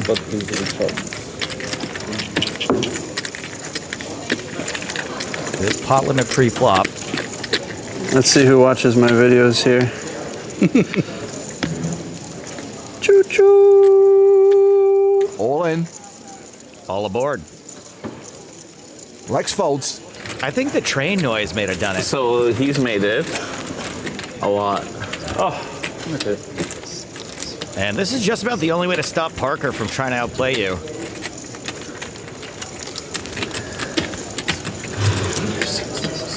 It's on you, Parker. I'll take like 13 more seconds, okay? But I have a 9 in my hand, so it seems high, doesn't it? 6 seconds. 5 seconds. 2 seconds. Tonka fold. Windmill. Show me worse than a 9. Windmill. Worse than a 9? Yeah. I can't show you a card worse than a 9. Okay, that's good. If you have like King Jack, that'd be also upsetting. But like, as long as you can't show me worse than a 9, I'm happy. I can't show. I'm being honest. I can't show you worse than a 9. I had Ace 9 suited. Good chance I just could put it all in. That's a second token for Wolfgang. Remember, the player with the most tokens gets the button for the bomb pot. As we move on to the 6th hand of the round.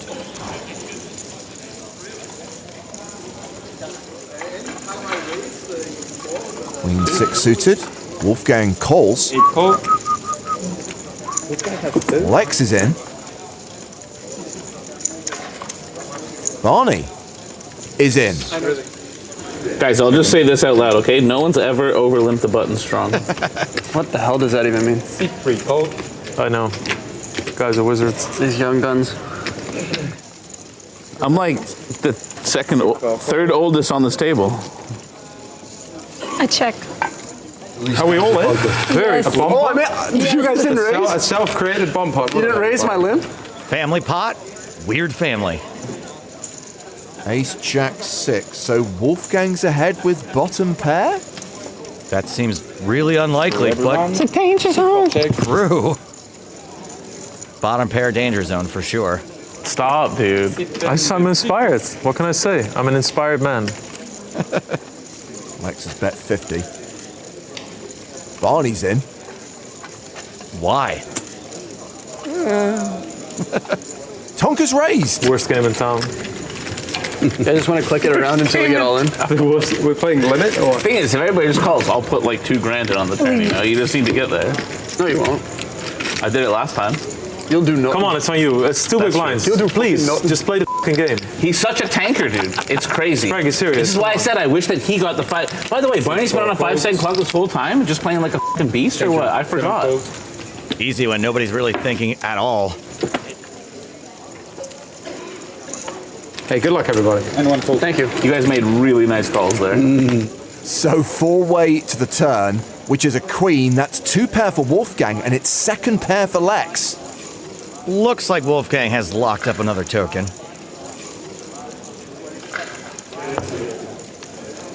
Check to Tonka.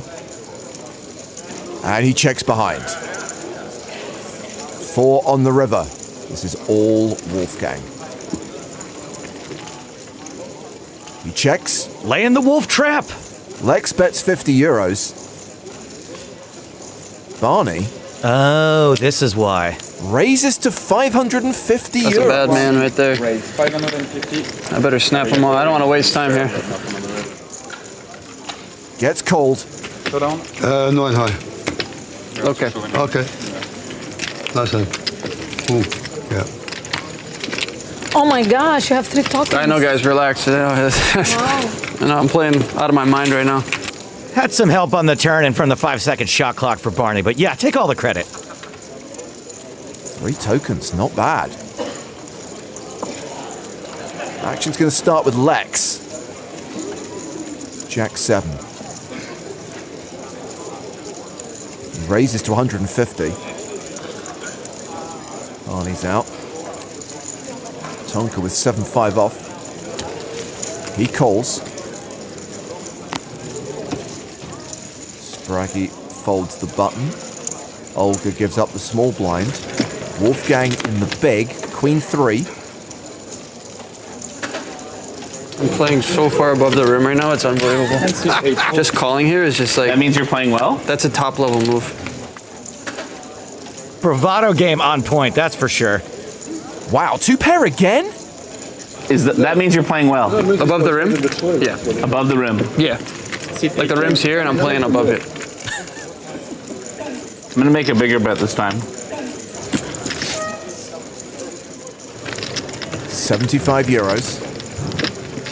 So if he wins this, right, and then he steals my thing, does he get the button? Yeah. That's what we were arguing about on the break?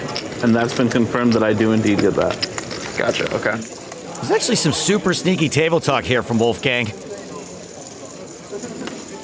Call him Wolfgang Amadeus Pop-Tart because he's trying to eat Parker's breakfast. He's raised.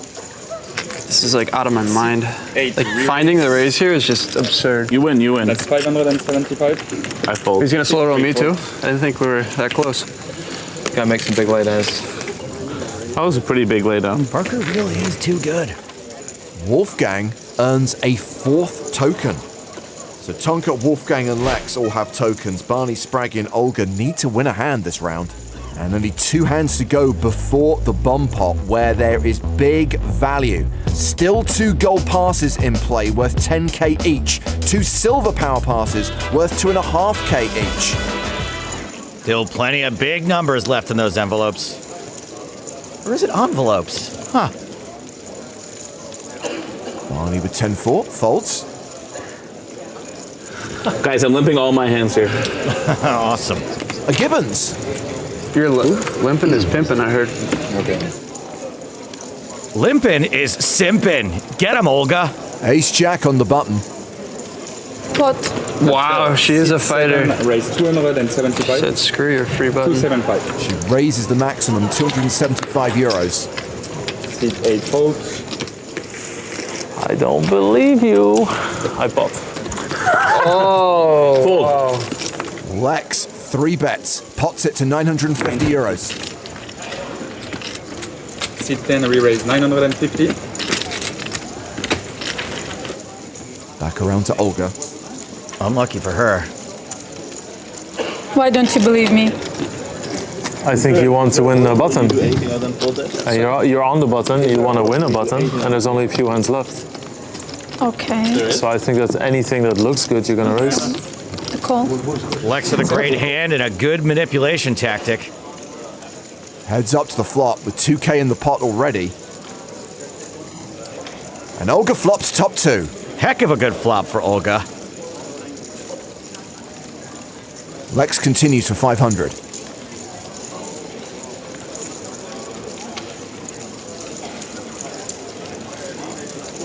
Olga calls. The turn card is the deuce of spades. Olga's now a 94% favorite.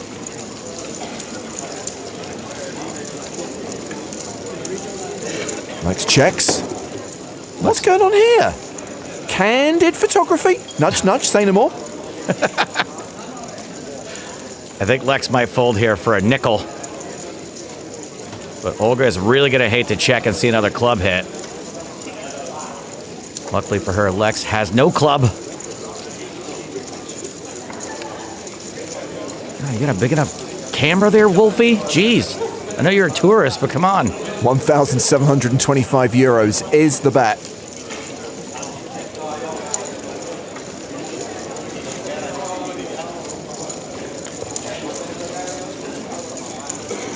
Tasteful. This is the worst hand for this. Nice hand, nice hand. Wow. Get him, Olga. Get him, Olga. Nice, nice hand. Punish him. Nice hands. Well deserved. Thank you. Olga gets a token. So 4 players now in for the bomb pot. As we reach the 9th hand of the round, Tonka straddling. Spraggy with 7-6. Probably shouldn't have straddled this hand, huh? Actually, no. Makes it fun. If I steal from Wolfgang, I can win. If I win the pot. No, 3-3 is not a win. Just 4. Olga's called.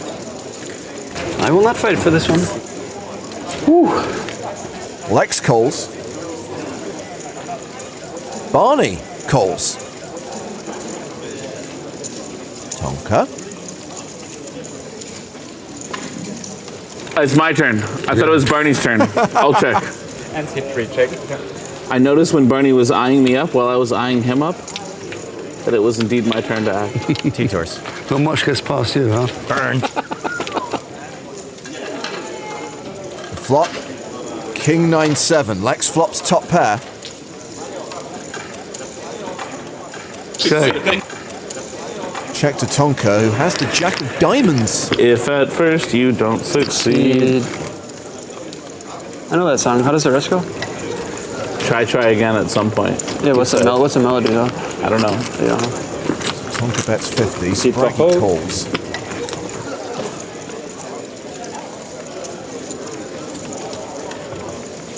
Olga calls. She's up and down. 7 call. Lex calls. Any flush draws about? 1 call. Thank you. Lex, can you change the turn? Nice callback. Ace of diamonds on That's a negative. Check, 1 check. That's a good turn. It's an action turn for sure. the flush for Tonka. Barney has a flush as well, but it's no good. I guess that dramatic zoom on Tonka was a foreshadowing. That's 475 euros. Spraggy with just a pair of 7s. What the heck is Spraggy doing? He's calling.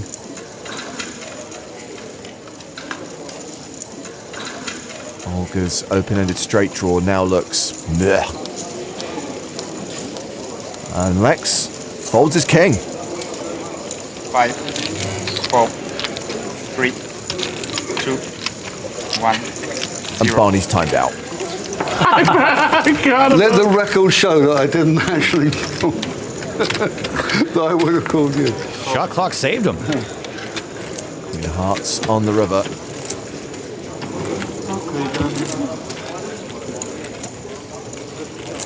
Tonka, the pure value bet here. Yeah, 1,700 in the middle. And he goes for something polarizing, right? 775. Oh, not too bad. 775. Spraggy, please don't make another bad hero call.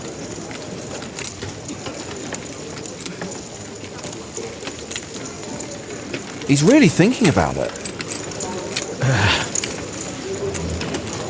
Spraggy, no. That's my folding, gathering the cards. Is there a chance that he's not thinking about calling? And then he's going to try to bluff Tonka off the second nuts?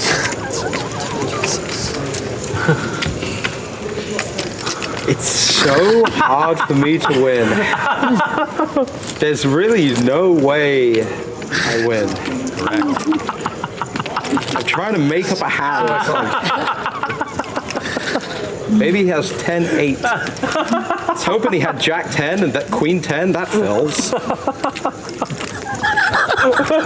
Like being in the bomb pot is worth a little bit, but like winning is so tough with my hand. I have no red cards in my hand. I have a pair, but barely. It's so bad. This is just the worst. Oh, this keeps me going. The fact that Spraggy's in the game. Oh. 4 diamonds. Ace, king, queen. I have a 6. He could have 6-8. It's like, you know, like the king. So hard to ever win. And yet. Here we are. Wait, so if he gets a shot, he's already got the steal. He'll probably steal it off you when you win it anyway. Oh, yeah. No, actually, no, I don't think he will. I think if I make this call, I think he'll be kind enough that you make that call. I don't deserve to get stole from. I think it's still from legs. He'd have to have like 10-8 of spades. He does not. Spraggy, please don't pay him off again. All right, in Spraggy's defense, I guess you have to consider all this to be a good poker player? I think he's folding. I really don't want to fold. Clock. Wow. Tight fold. You can pick one. It's Jack. Okay. What is it? Jack. Oh. He picked the card that's going to let him sleep well tonight. Only 4 players in the bomb pot, but that is about to change. Olga, What? talk to me. Please be nice. Please be nice. Have you got one of these? Yes, yes, I have one. Wow. That was ice cold. Don't forget that, Olga. Never forget that.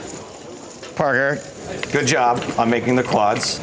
Obviously, that steel card was going to sit there the entire time. I do have to ask, though, you had the choice really between stealing from Lex or stealing from Olga. Why Olga?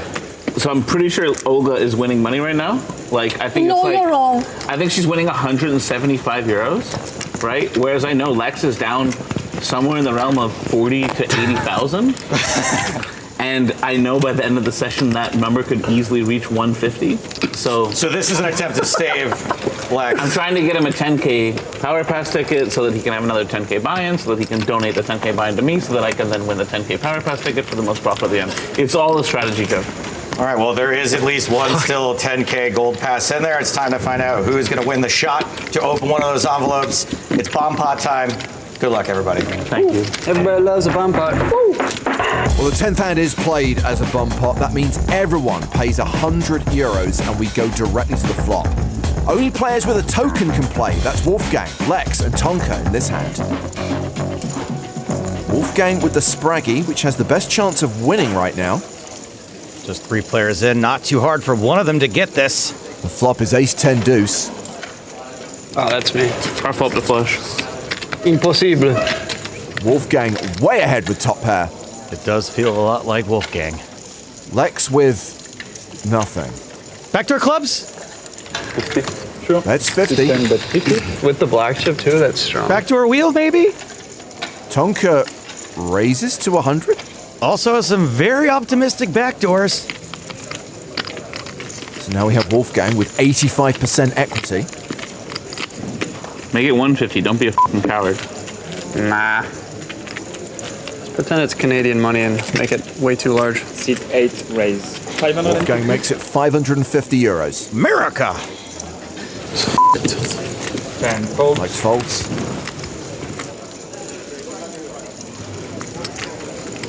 Attaboy. Tonka calls. I have a good hand. I know. No, you don't. I know that you know that I know. Oh, well, Tonka now has a pair. It's better than last time. Seat 3 check. It's better than last time. We played a hand together? Yeah, Jack 6. Yeah, ace 8. You almost gave me 7,000, but then you got a lucky river. I was gonna bet pot or something. Yeah, but what about this hand? Action check to Wolfgang. Hope there's something strong in there, Olga. Goes pretty big, 1250. 1,250. Seat 3 call. Nice call. Thank you. Parker is tenacious. On 4K in the pot. The river is the 5 of hearts. That's no help for Tonka. Not even a bad looking run out for Wolfgang.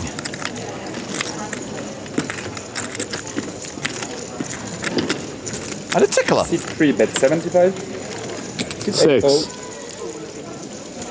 I have a 6. It's not good. This is great for poker. This is so good for poker. I'll never win a bomb pot. It's impossible. Oh. I also think that this. Let's see. It's not enough on there. He's gonna take it off right away. Oh, I did that once to someone, but they got really mad, so I didn't do that again. So Tonka has been banged. He's still the biggest winner in the game, though, while Lex remains the biggest loser. But this round has all been about Wolfgang. Wolfgang Amadeus Bompot. That's my name. Nice to have a new face here and a new face here. You finally got to bang someone. I banged Parker. It felt great, you know. He only put it on the chest. Parker said he wanted one. Putting it on the head. You deserve it on the head. He asked for one earlier, so I delivered, you know. That's a good feeling, and you're about to have another good feeling as you open one of these four What are the odds here, Joe? mystery prizes. I'm going to go here. All right. Go ahead and give that a rip. Ooh! $2,500 silver power pass. That's good for you guys. That's good for you guys. That's good for you guys. At a future PokerStars live event. Hopefully we see you there. And we've got just 2 choices left. Okay, will it be a power-up or a forfeit? Oh, no. Oh, no. Read it aloud. Read it to the class. For the next 9 hands, you will have to act pre-flop having only seen one of your hole cards. You may look at your second hole card post-flop. All right, so we got 1 kiss and 1 slap. Yeah, that's pretty much what I was expecting. You know, this one's pretty bad though, Joe. That is bad for Wolfgang, good for poker though. Find out what happens next time on the Mystery Cash Challenge. This is bad news for the overall profit if Parker rolls a diamond here. This would be a nice, It's a big comeback. This would be the big comeback, yeah. This would be good for poker. Be good for my mental state, I'll tell you that. It's a big river card here. Big river.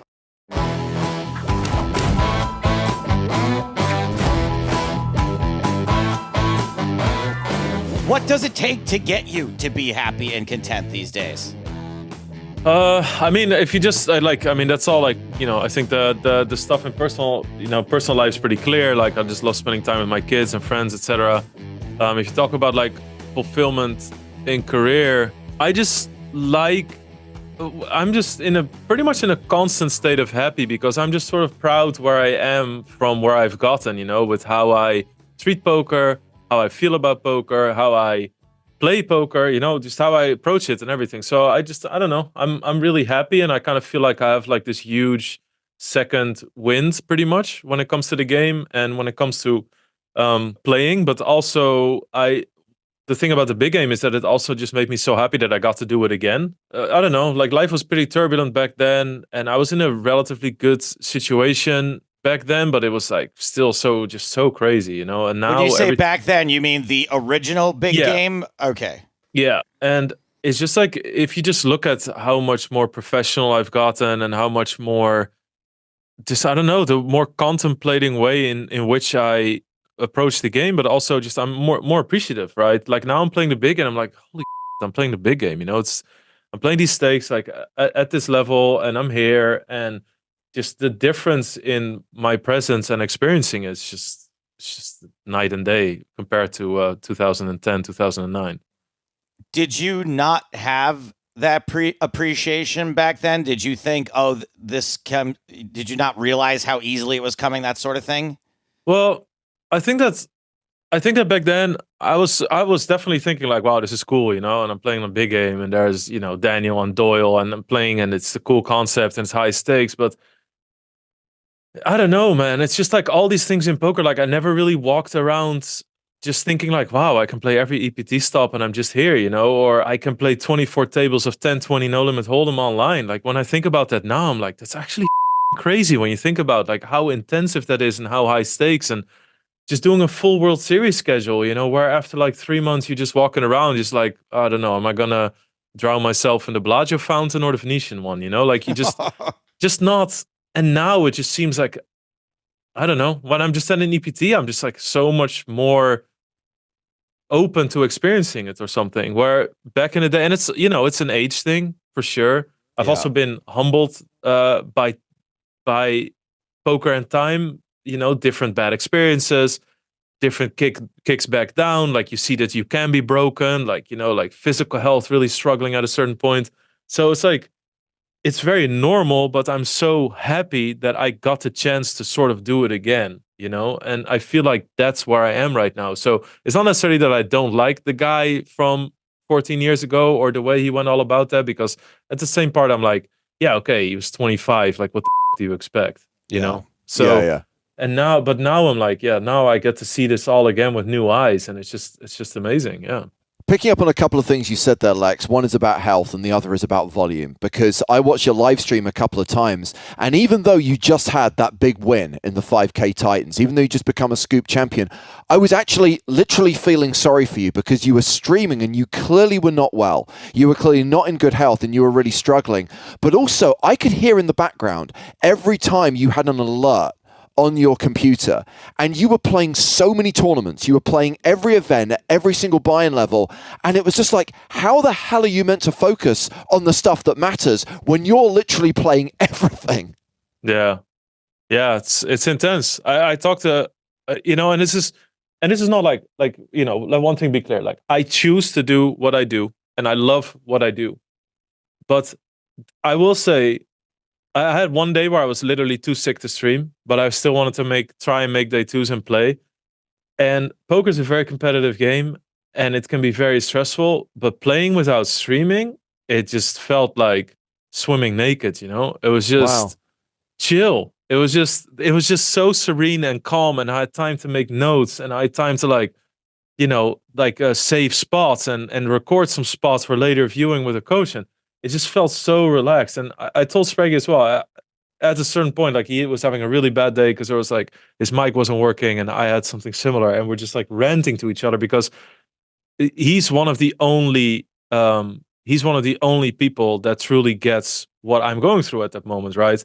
There's also other streamers, but there just aren't a whole lot of people who go that hard, right? Yeah. And he does, and he knows. And then he's just like, man, I'm just like, my fingers are tingling. I'm just so in the head. And I'm just like, I feel the same, but it's like, what we're doing right now isn't exactly normal, right? Like grinding a coup is so intense and can be so crazy and draining. And then we're recording ourselves doing it. Yeah. And just dealing with everything that comes with it. So, and I wouldn't change it for the world, right? Like I love that pressure and I love creating that sort of like sphere where everything needs to happen. But yeah, I mean, it's pretty crazy. It's pretty draining. Last Sunday I was standing in the shower. I was, I wasn't feeling well. I was standing in the shower throwing up, and I was like, okay, it's scoop final Sunday, but then you're playing and it's, I don't know. Then it all sort of clicks and you get into the motion, and little things like it's really important. Like chat really helps me, like people that are very positive, supportive, and people showing up every day. And it's really easy to feed off of the excitement of people. When somebody says like, I had to leave the room when you were all in because I couldn't stand the tension, like something like that really gives me, that makes me feel like, oh, that's sick. That's awesome. So, I don't know. In the end, you do it, and next week I'll be like, I can't wait till it's W Coup. To speak to that as well, Lex, I think one aspect you're even leaving off of it is that, so you're streaming for whatever it is, 8, 10, 12 hours at a time, playing very high level poker, entertain people. And then also life's happening on a screen too that no one can see. You're getting text messages from your wife. You're getting messages about your kids. You're answering emails. I will sometimes text Spraggy forgetting that he is streaming and he's carrying on with his life and not even showing those seams as well. That's all added stress also, knowing that you're kind of just spinning plates and trying to keep your family going at the same time, waiting for that few hour window when you're done at the end of the day. That's got to be stressful as well. Yeah, it's definitely also sort of like the guilt of not being there. It's like because Navi, my son, he's 3 years old now, so he goes to kindergarten and he just started. So I generally don't want to miss anything from the kids. Cancel pretty much everything for it. But there's going to be stuff where so his first time to kindergarten, and then he had fun, and then the second time apparently some kids said like, oh, you can't play with us, and some other kids said something like that too. And then he comes home and then he's like sad that he has to go the next time, and he's crying and stuff. Like when you hear stuff like that, right, and then you're like, oh, I'm not there, I'm here. And then obviously, my wife, Mirta, she's doing everything. She's working. She's taking care of everything, doing everything. And then it's a lot. And then, it's a lot. Well, we can focus on the parts that make it worthwhile right now, because we haven't barely touched on the fact that you won your first scoop. You won it in a huge buy-in event, a 5K buy-in event. And just for those folks who didn't watch it live, what sort of joy was coursing through your veins at that moment? Well, it's crazy because like it's like I kept talking about the big game about how it was full circle, right? Like in my first, I don't know how many scoops and W coops, I was just playing 24 tables of cash and 12 tables of tournaments, and that was it. I was 36 tabling, didn't really give about the tournaments. I remember, and this is definitely not one of my prouder moments, so this is not a look at me, I'm cool kind of thing that I'm trying to say here, but I remember there was one coup, and every single event I would go all in until I would double up. And then if I would double up, I would play that event seriously. Like that's how little I cared for tournaments, etc. Right? So it's just complete disregard, and also just not knowing the beauty of tournament poker, right? I just looked at it like, oh, cool titles, and if you win a final table, it's cool. But like, I play cash, and that's the thing. And then now I just really love tournaments, and tournaments are played in such a gangster way now, And I think we're really in an era where, like back in the day, you could not say that tournaments were played as gangsters, right? It was just a significant difference between tournament players and cash game players, and that just completely evaporated. If you see what tournament players do now, it's just wild, and it's under that pressure and the bluffs they pull and the competition that's there and how fierce the competition in a 5K or a 10K is. So to now also fully appreciate that, and now I really, really want titles, right? Now I do feel like I'm sort of like starting to play for legacy and starting to wanting to all that kind of stuff and prove myself.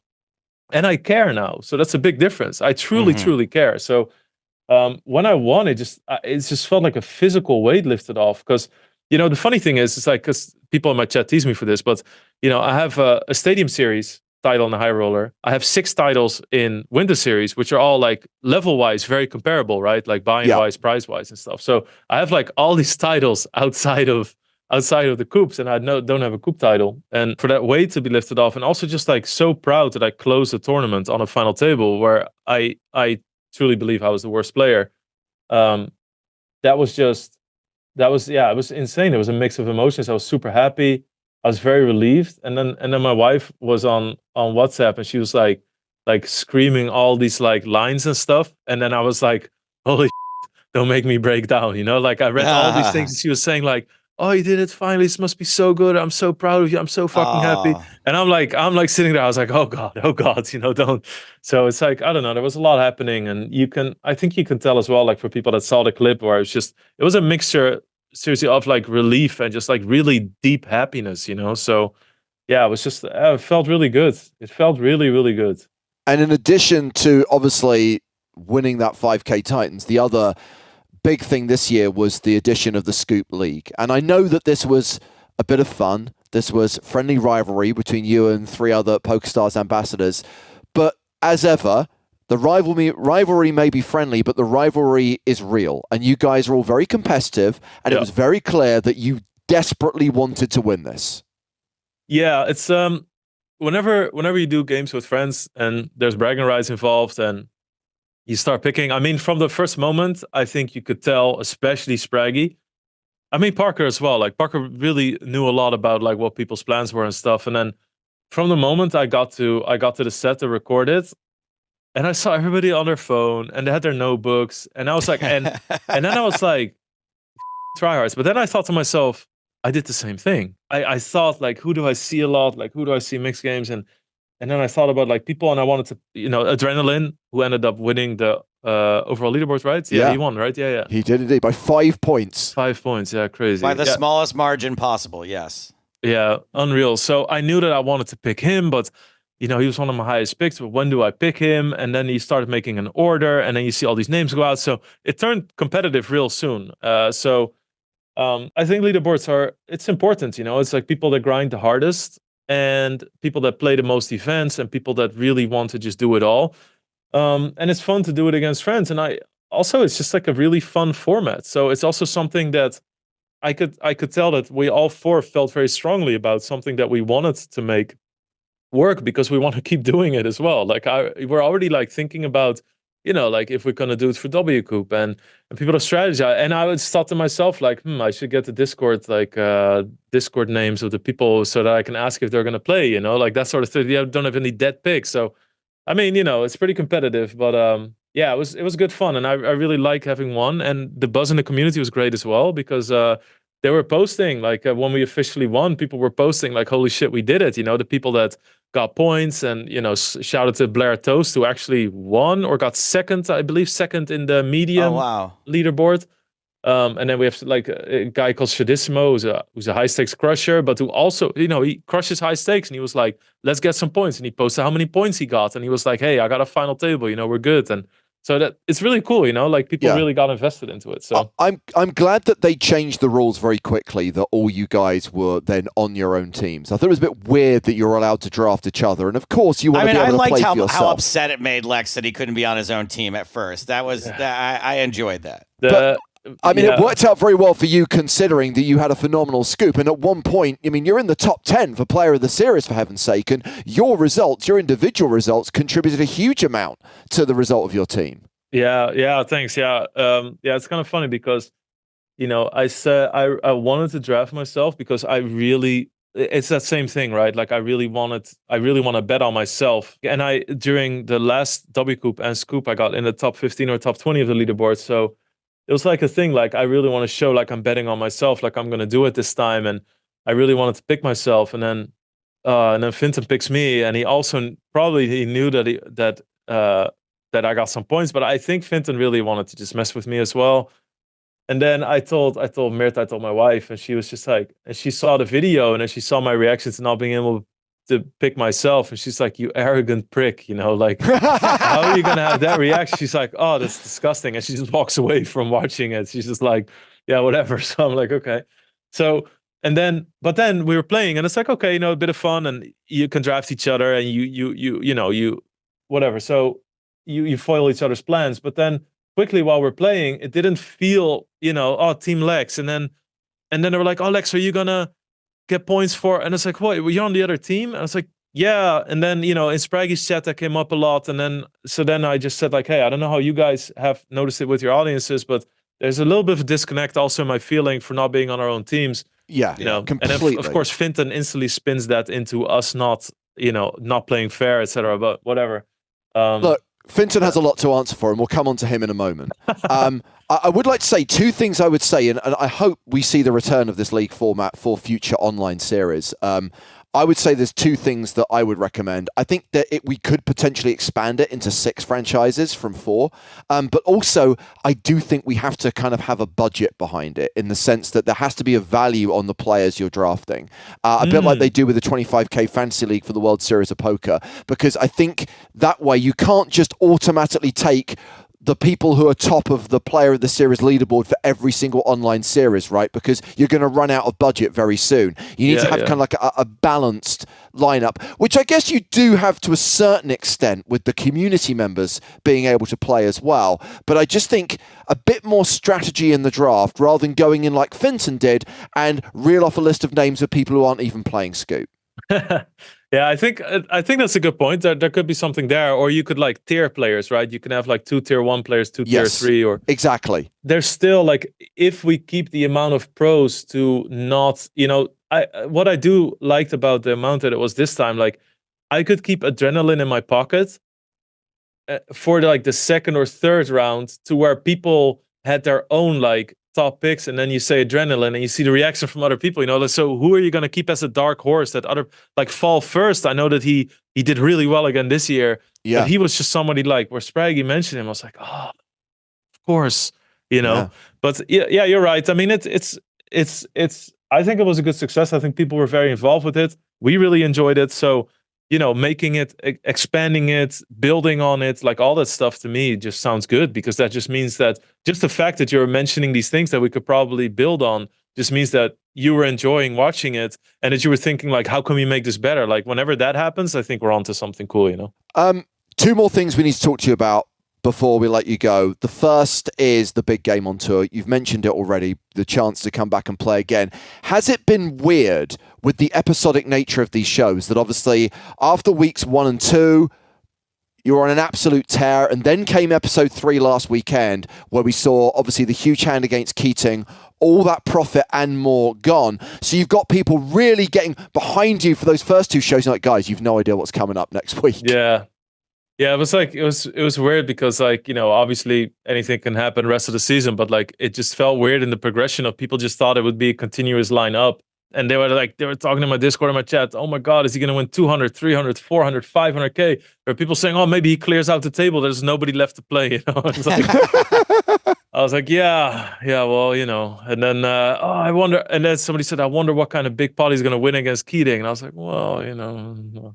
Yeah, no, it is weird, but it's also kind of fun because that way I felt like it went like that at the table as well, you know, like for some, it was weird as well. I think everybody was a little bit nervous or something at the start because how it was going to turn out. And it felt like, oh no, I was going to run over the table. And somebody made some, you know, Jennifer made some comment about, you know, me probably going to try and run on stuff. back. What? Sorry?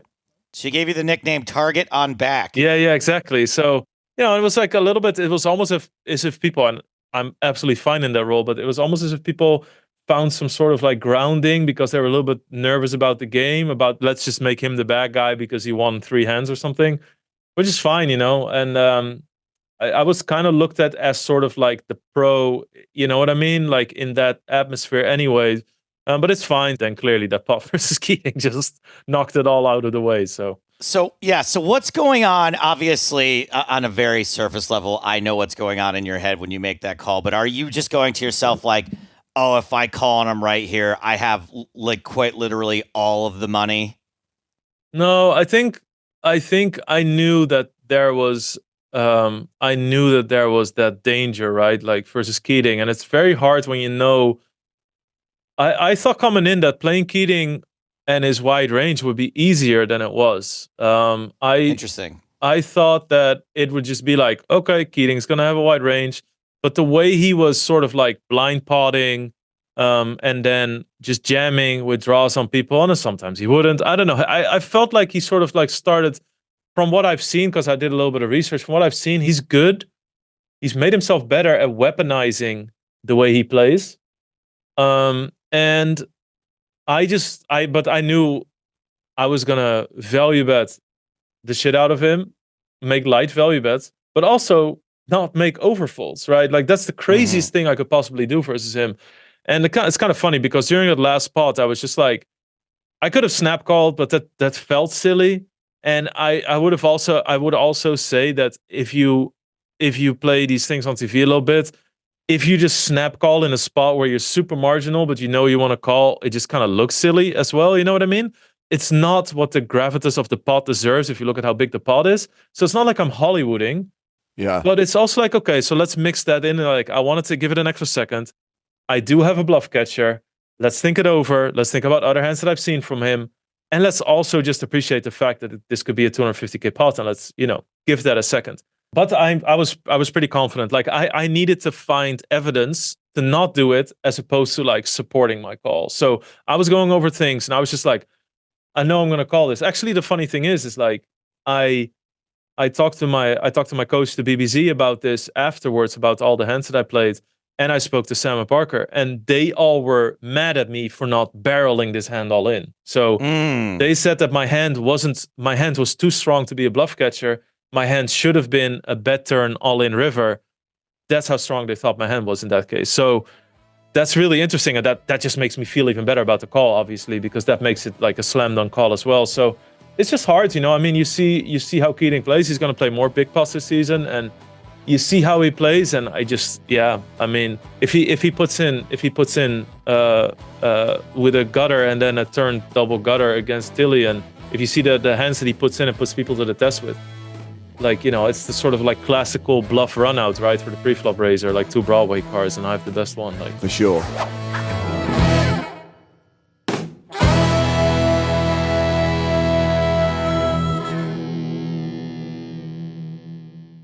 As we deal hand 136 of the final table and the first hand of heads-up play between Nick Marchington and Joel Micker. And it will be Marchington first to act on the button in the small blind. He completes.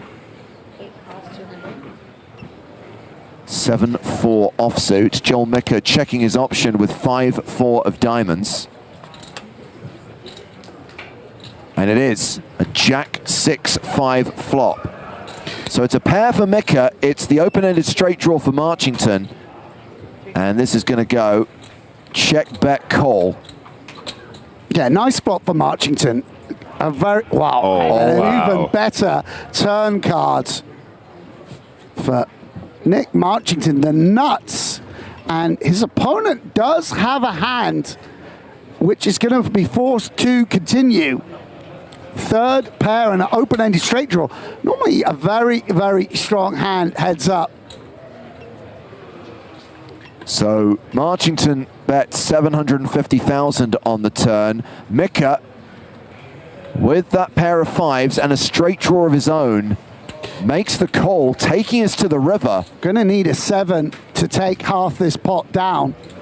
The river card is a deuce. Wow. Mika rivers a worse straight. No. Checks the action to Marchington. And I wonder if Marchington can go for it all on this river. He's going to arrive at the river with plenty of bluffs. All in. He shoves on Mika. Joel calls all in, and it is over. The very first hand of heads-up play, and Nick Marchington closes it out as he goes wire to wire at the final table of the PokerStars NAPT main event. Good game. Yeah, Marchington almost in disbelief at his good fortune. You've got to feel for Joel Mika, who was cooling out of his seat there. Amazing run from the experienced pro and very proud second place finisher. But Nick Marchington is our champion, James. $765,000 congratulations to Joel Mika. We referenced him being a runner-up in the PCA. He's a runner-up here at NAPT Las Vegas, earning himself $478K. Unbelievable stuff, guys. Really, really unreal cooler there. And like you said, just can't even believe how lucky he gets in this spot. Can you imagine? First hand, boom, job done. Pick a river card. I hadn't even imagined that could be such a significant river card. Really came out of nowhere. Yeah. Just a perfect run out for Nick Marchington.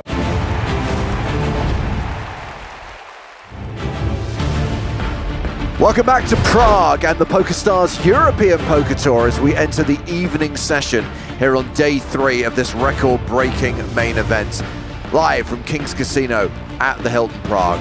It's James Hartigan, rejoined by Joe Stapleton. Hello, my babies. And Griffin Benger's back with us as well. Hello, everyone. So yeah, one more level to play tonight, and as we come into the final session of the day, these are the current chip leaders.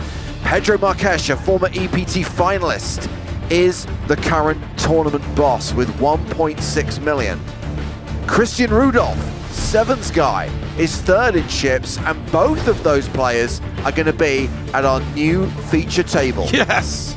Plus another player with a 7-figure stack, Yauheni Tsiareshchanka. Umberto Ruggieri, 3rd place finisher in EPT Prague last year.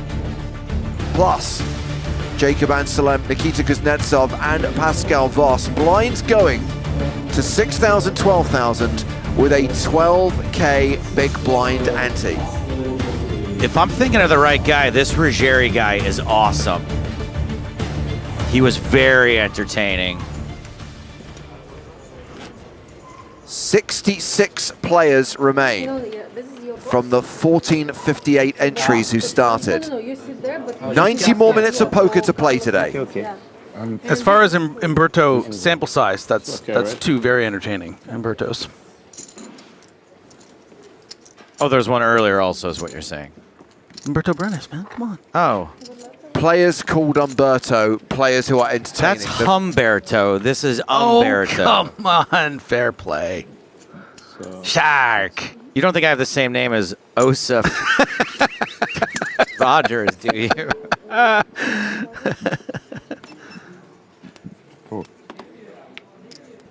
Amsterdam has opened under the gun with 6s. Action is on Ruggieri. Raise. He is re-raising because he's got big slick. Yeah, Ruggieri is the dude I was thinking of. Love his style. I like this. No, wait, we're at a minute face from the button here. Yeah, we've got. Just wait 1 second. Hold on. Got jacks for Yauheni Tsiareshchanka, and he's re-raising 4-bet alert. He ain't afraid of no jacks.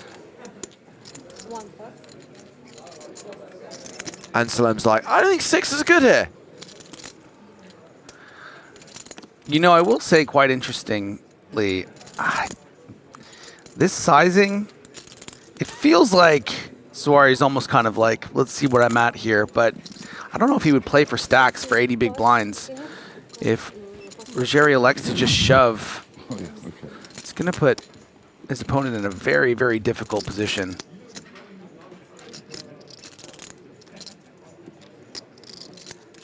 Ace King, never a difficult position. Get it in. Yeah, I was going to say, also, could very much just see a call from the Ace King in this situation. Always see a flop. You got to see all 5 with Ace King, man. It's a drawing hand.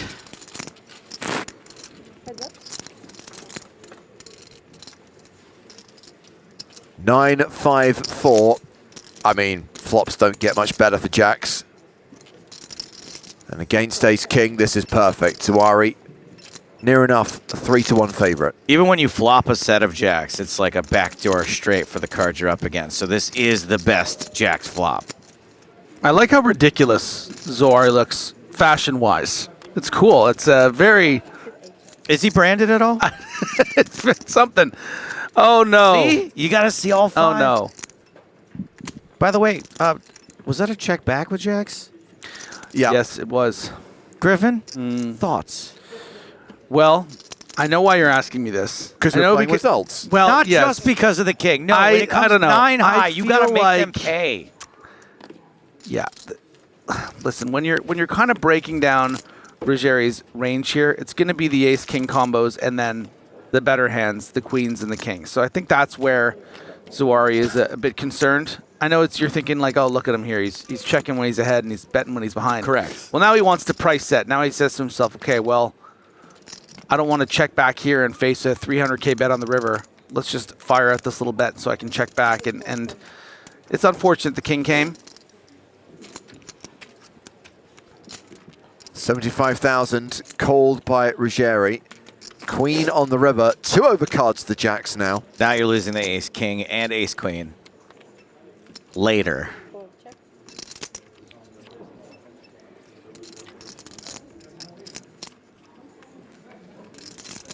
A chance for Zohar to check this back, which he does.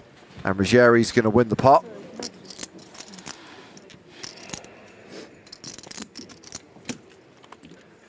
Ruggeri adding 305K to his stack. And he moves over the $1 million mark. Weird hand, tough hand. How much is chat going off right now about that check back? They don't like it. What's the matter? Chat's idiots. I'm so sorry. Was that out loud? I apologize.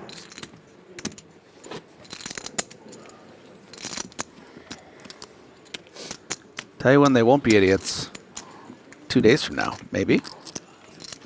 They will be geniuses. James, where are we at with potential CPS? Too early to say. Tomorrow will be the real judging day.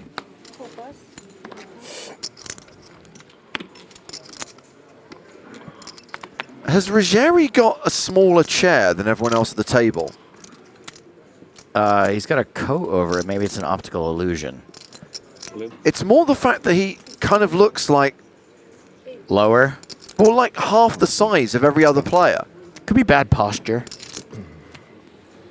No, this guy's pretty badass. I've seen him around. Yeah, which Marques is this? This is Pedro Marques. This is the guy who made the final table of EPT Barcelona 2018. Not the part-time fisherman. No, that's Andre Marques.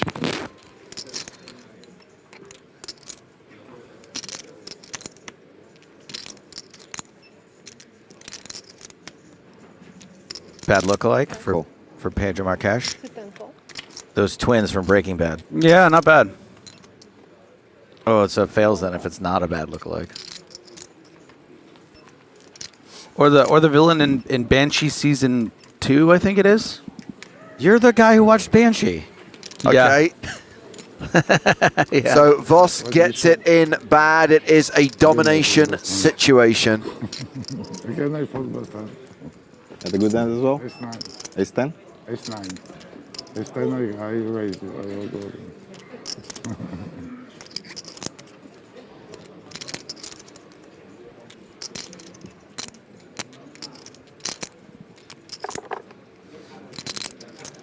Boss is going to need to get lucky. Okay, sure. Yeah. It's there. It's there. Oh, Johnny. Hello, Johnny. Jack on the flop, and it is domination rotation.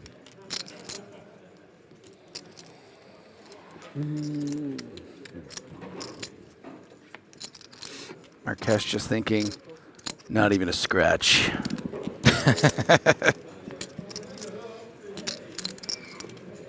Oh yeah, it's not a lot of chips, is it? No, this was the super short stack, shoving from the hijack with Queen Jack. So the double up is to 20 bigs. Good for him. That one double up when you're super short, that can just do a lot for your whole psyche. Yeah, I mean, for someone who spends most of his time in the tournament short, it must be when I double from 6 to 12 big blinds, it's such a great feeling. I don't have hearts. I have to. If I have ace or king of hearts, no fold. But Ace queen? no. Jack. How about 8 to 20? Jack. Very nice for Voss. Now in contention here. I'm uncomfortable with 20. It's like too many chips, really. Yeah, you want to get them all in there or not at all, right? I You want don't know to, what to do I with ace want to queen and 20 bigs. Exactly. I want to have the size stack that I can just open chip no matter what I'm entering the pot with. Yes, correct.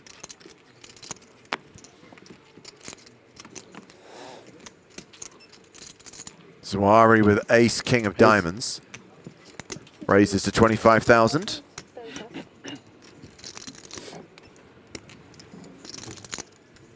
Ace, queen suited for Christian Rudolph. Ouch. Careful. Do you have the 7? Calls on the button. Very nice, Rudolph. It's your time of year. And Ruggieri is in as well with ace deuce suited in the big blind. Yes, let's go. Oh, king 10-8 with 2 clubs. Top for Zawari, but Ruggieri's got the nut flush draw. Rudolph has a gut shot. I was going to say, how about a jack on the turn? Jack of clubs. I think the club's better on the river, personally, but...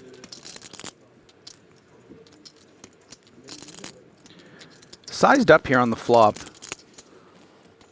I don't think can anticipate a fold from Rudolph here, but it's not outside. It's not outside of the realm of possibility. I mean, over half pot bet, you do have a player behind.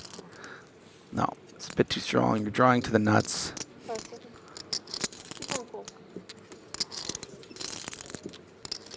$55,000 from Zawari, called by Rudolph. Does Ruggieri play this aggressively?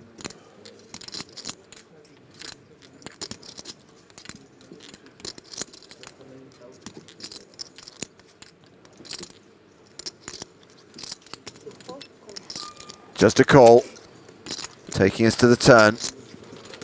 So exciting. So many ways this can change the complexion of the hand. Deuce of spades. No, not exactly a brick. Ruggieri with a pair to go with his flush draw. Like, you could think you have domination rotation now. Like against ace queen you do. I mean, you know what? Ducks can swim, but they can also run. And running ducks would be one interesting way for Sherry to win this hand. I mean, Griffin, don't ever change. The fact that even you abandoned it tells you how bad it was. Don't ever change. So a second barrel from Zawari of 175,000, and hard for Rudolph to continue in this hand. He folds. What does Ruggieri do?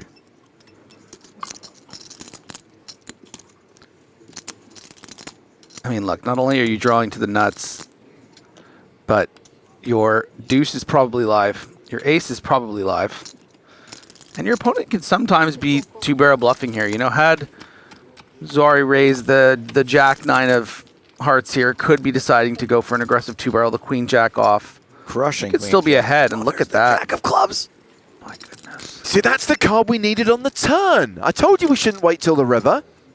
And look No, we needed the jack on the turn, club on the river. Look at Ruggeri now. Suddenly. Oh, yeah. Showing interest in.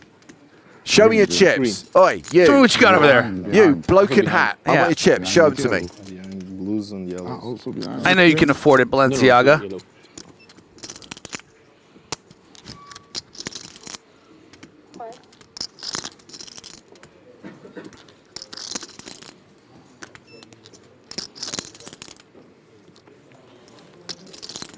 Kind of feels like he has the nuts, doesn't it?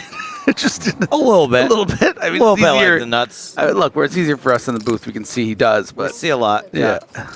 Tell me the tattoo says Balenciaga. That would be fantastic. Great luck, this man. But yeah, obviously a bit distraught in this scenario. And I like that Ruggeri isn't getting too greedy with this size. That's where he's got to know this is not a good scenario.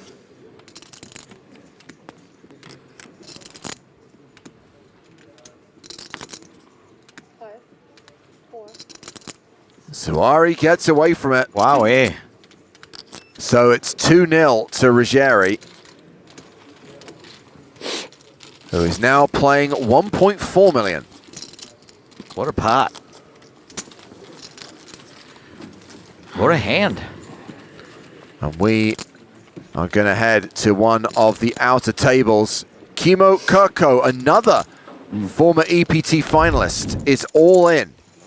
And he is at risk with ace-king against Georgios Varakis' ace-queen. And it is a queen-high flop. Domination rotation. King on the river required. Nope. And that will send Kimmo Kirkko to the rail. He cashes for 17,200 euros. And we have 65 players remaining in the EPT Prague Main Event. I'm going to read this message on YouTube in the voice I think it should be read in. Hi Joe, Mark here. I didn't know who you were back then, but I severely crippled you at the Irish Mini Open last year. You were out the next hand. Nice meeting you. Last year? He means this year, right? Yeah. Thanks, Mark. That's okay, Joe. Thanks for tuning in. Yeah, I don't want to PC police either, but I don't think we say that anymore when we talk about short stacking someone, right? Crippled. You didn't hear about this? You're right. You're probably right. You're probably right. I still say it. God, I wish I could follow that joke up. He's severely... Amsalem needs to tread carefully here, not only because he's been out flop, but also he's playing a cursed hand.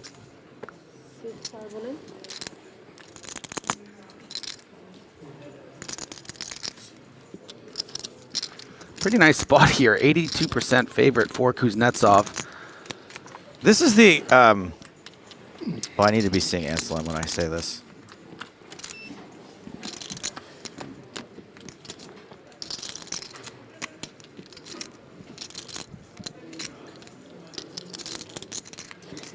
Does that backdoor diamonds working for him?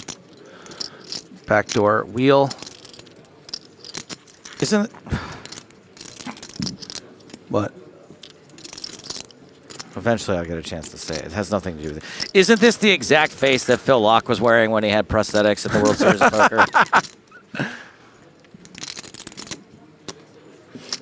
And that will see Nikita Kuznetsov KO'd. 124. Oh no, it's a double up for Amsalem, of course. 124. But that is going to leave Kuznetsov with fewer than 30 bigs. Double up for Kuznetsov. What did we say? I think he just said double up for Amsalem, but anyways, we know what happened, right? We know. Kuznetsov got the double up. Yes, yes, yes. Jesus. I was too distracted by our Nepalese friend. Ooh, 1TG. James, I know you don't know me, but I played with you at the UK IPC Cup in Brighton last year. I came all the way from Nepal to play. How can I not forget or how could I possibly forget someone who'd come from Nepal to play a £330 tournament in Brighton? I was impressed. It's so funny because I was trying to buy something from the soda machine and all I had were these dang Nepalese coins on me. Oh.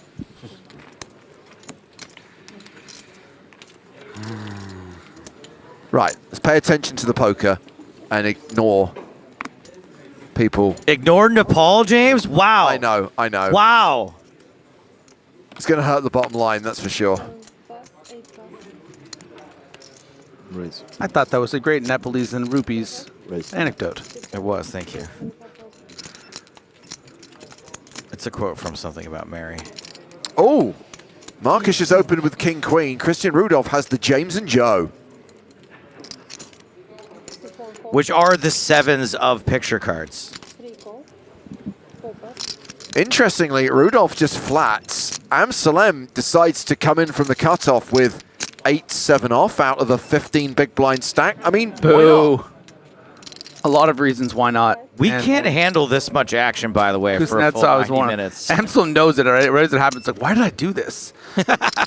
This Rudolph trap are going to be very effective. Is going to be a pure flip. Queen's going to be folded, though. When you're playing the flipping games? When you're playing the flipping games, it's important to have sevens. 28 mines. 330, 50.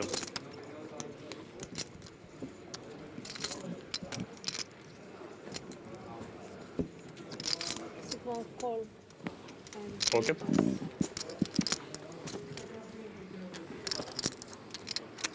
So here we go. Kuznetsov all in again, this time racing against Christian Rudolph. Strong poker. Who has the JS and the JH. The poker in the ears hand. That's right. It sounds less egotistical if we call it poker in the ears instead of our names. Yeah. Good call, Griffin.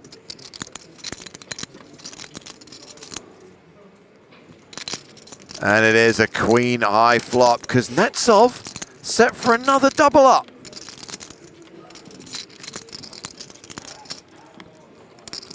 Unless... By the way, it did come 7. Unless there's a jack on the river, Kuznetsov survives. It's a 5. 2 double ups in a row. This is what people mean when they say spin it up. I'm just realizing. You can go from like no big blinds, double up twice, and now you're at 62 bigs. What I would give for Christian Rudolph to just go, you see it is always coming 7. So the 7th is coming, yes. Coming. Yes. If you look at the flop, it's always coming 7. Coming, you're playing the games, they're flipping.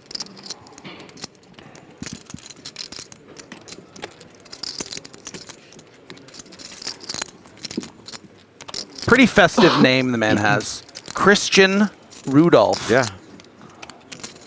That's like both sides of Christmas.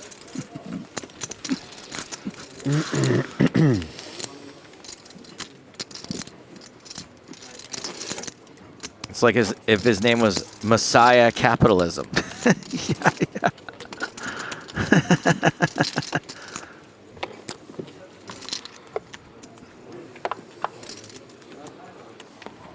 Oh, this guy DJ Phonybone just burned us hard, James. Oh, go on. Oh, get us some burn cream for this burn. Get us a burn blanket. Get us a trip to the burn ward here. No. How do you know if the players at a table don't care? When Joe and James are the top 2 stacks. Ouch. Sizzling. I don't really get it. I don't either. Sizzling. He's saying that players are so indifferent to the tournament that we would be chip leaders. Ooh. That's almost dark. So mean. It's a bit shite. It's a queen of. That's the queen of mean right there. DJ Funny Bone. It might even be the king of sin. Anywho, again, Rudolph just flatting with a premium hand. That's enough, Rudolph. This whole just calling to see a flop thing, like you don't care. If it's working, stick to it. Oh yeah, did it work last time? Yeah. So it's coming 7 and queen. So we got Pascal Voss, who's pretty short here, sub 20 bigs. Might decide this is a good spot for a squeeze with King Jack suited. All in. Yeah, he does. Now we got Marques with ace queen. He wants a count. It's going to work this time, buddy boy. Yeah, this is going to be pretty gruesome, dark for Marques if he decides to shove. I think he wouldn't, though. I think if he does decide to call, he would just call the 228. You would hate to get back shoved by a hand like Jacks that you'd be flipping against, but you don't want to risk a million chips in this spot. I mean, this is going to be a pretty strong flat from Rudolph.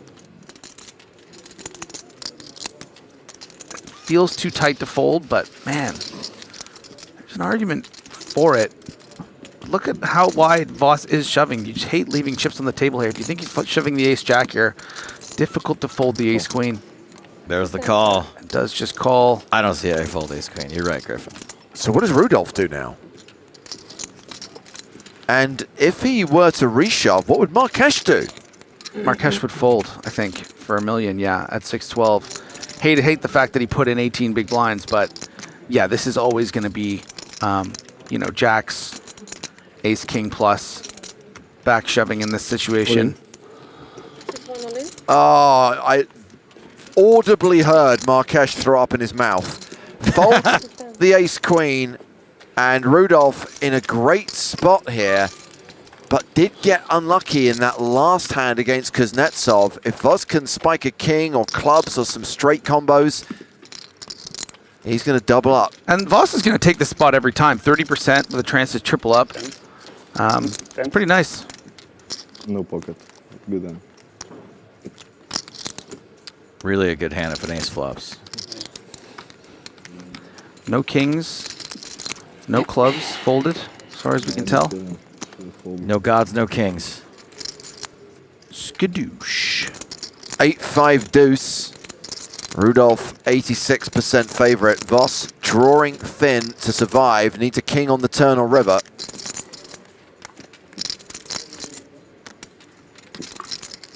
Two outs.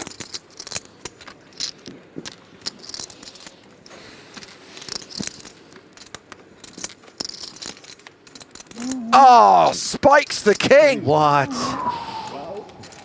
Rudolph loses with jacks, loses with queens, drops down to 853k as Pascal Voss doubles up to nearly 700k. Wow.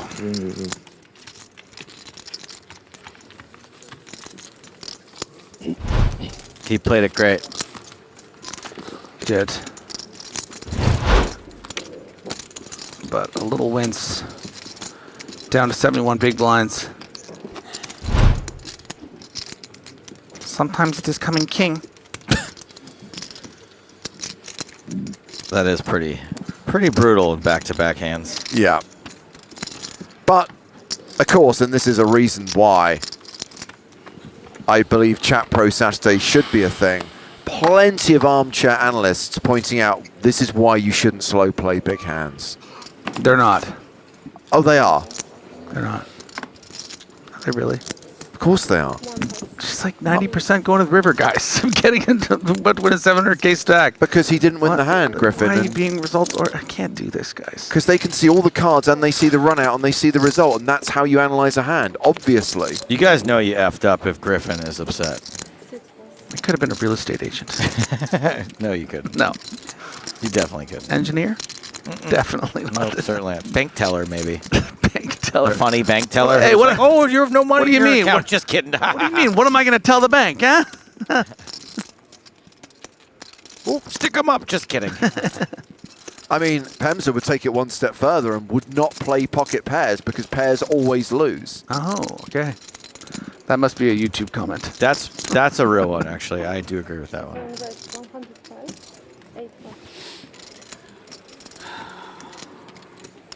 You play 900? No. Not quite, baby. 700.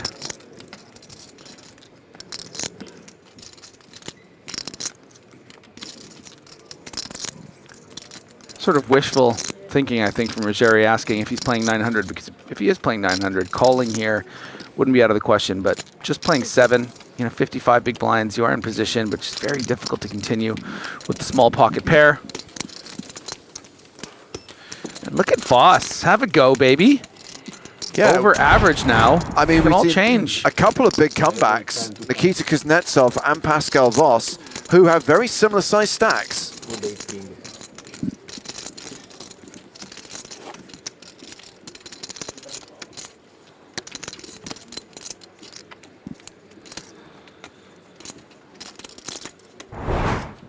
.62 players remaining. Remember, we're not trying to hit a numerical target tonight. After double up and especially triple up, люди never want to play too much and bluff. Very strong. Yeah. All right, calm down with the strat talk. Got an hour left on the tournament clock. We'll play to the end of this level, and then we'll come back for day 4. Because he called. It was triple up. This king on the... Never bluff after triple up. That's why it's good situation for bluff rebet. For this reason, rebet. If Walsh goes on to win this event now after starting the level with 5 big blinds, craziest comeback this year. DJ Funnybone. DJ Funnybone. Well, he's playing the Spraggy, but Pedro Marques, ace-king in the big blind, is going to re-raise him. And a quick fold from Voss.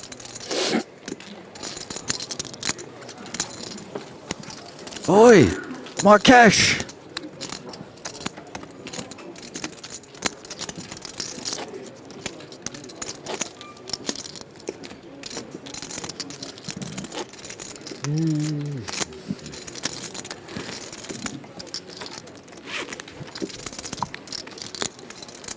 Do you think the P on his head is for Pascal?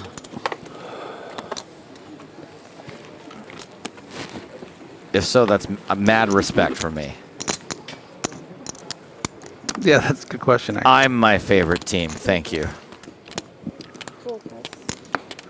You know what I like about Pascal's name, though? It's got a P, eh? It's got a C, eh? SCA. Oh. You're pretty good at callbacks, Griffin. I'll give you that. I knew I was good at something. Just needed someone to tell me what it was. Baldessarelli opening with Queen Jack of Diamonds here. He is the shortest stack at the table, has 11 bigs behind. Jeremy Zawari on the button with ace 10.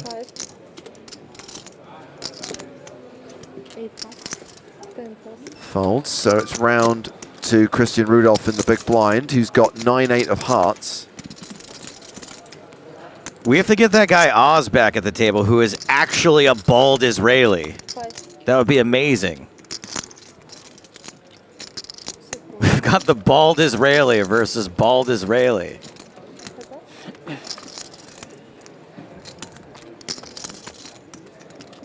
An 8-high flop with 2 diamonds. This is great. Playing for 140k. I think we'll have an all-in, please, dealer. Triangle time.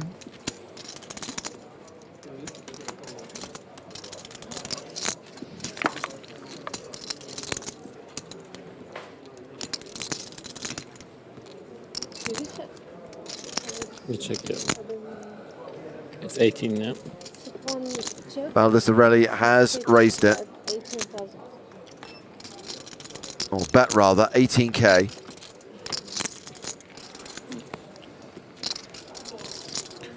Everything. Oh, he wants the clicky. He wants the value. The raise is to 66,000. There's the shove. That's not what I wanted to hear after the sizing. And there's the call. Better than I expected. I really hope this holds for Christian here, Not right? running good so far, but this It's one, maybe. a post-flop flip, and Yeah, I it's don't perfect for this actually, really yeah. want to see him lose 3 all-ins in a row. Same. Way better than expected. But officially, Baldessarelli is the player who needs to hit. He's the player who's at risk.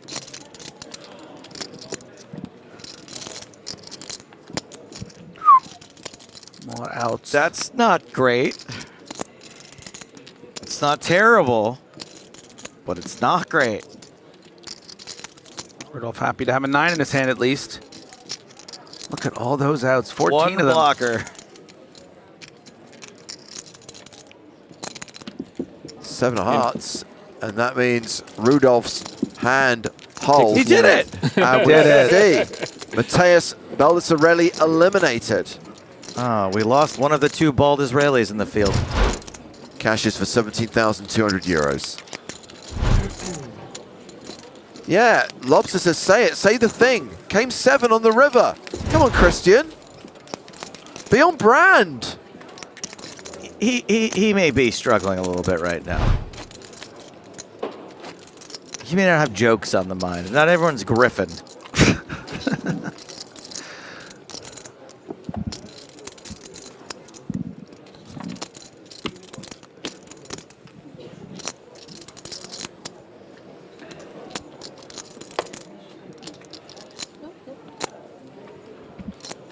So we're at 60 players right now. Current payout is just over 17 grand, and there is a money jump coming up when we get to 55 players, an increase in the payout to 19,800 euros. 24.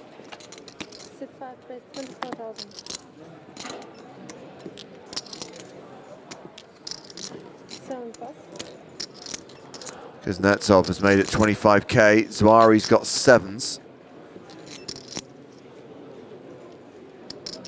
Rough level for Zawari. That huge hand early on with the jacks against ace-king, and then losing ace-king suited against the ace-deuce suited to Ruggieri.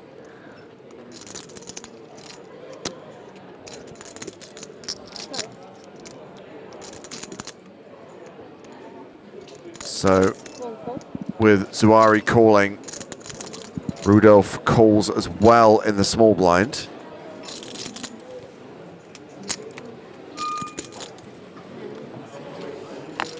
And that is a call from Jacob and Salem in the big blind as well. So 4-way to the flop.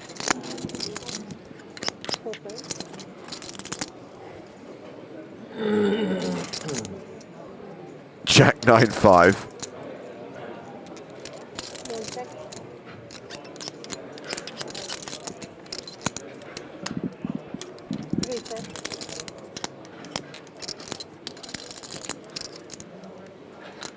So the graphics having a bit of a meltdown. Come on, Hugh. Graphics be gone. Switch it off and on again.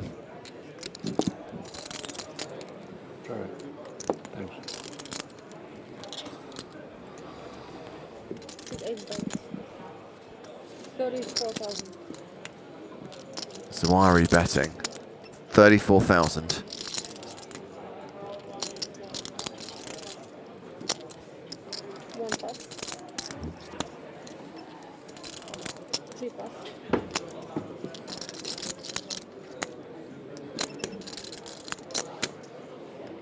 Kuznetsov with second pair, and now with the folds, 91% equity.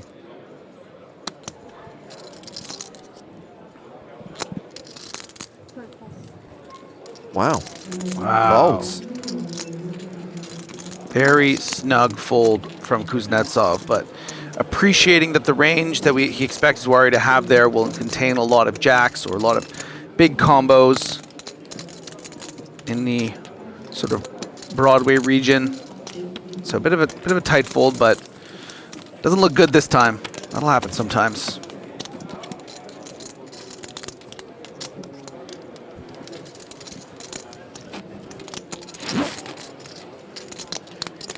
That's right, zip it up.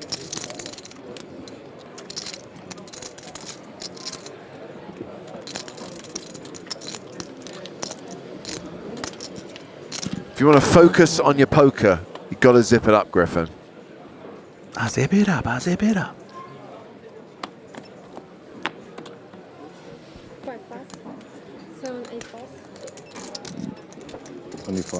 Action folded to Markesh. 9's in the cutoff. He raises. Stars nuts.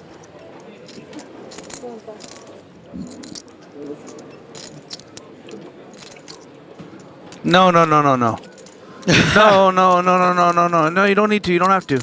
He's just counting. He's just counting. No, no, no. You can just you can just fold. He just likes to count. You have a whole rotation. You have 12 big blind. No, no, no. No, no, no. You would have needed that. Oh. He paid his 5,000 euros, Griffin, right. and he will play this hand how he wants to play it. You're right. Hey, look. And he's folding, too. Yes. Just needed to reach the right conclusion. Totally worth the time bank. Ruggieri calls. That's the ugliest call I've ever seen. I thought I saw him with a fistful of yellow. I thought, oh, yeah, okay, he's three betting. racing. Yeah.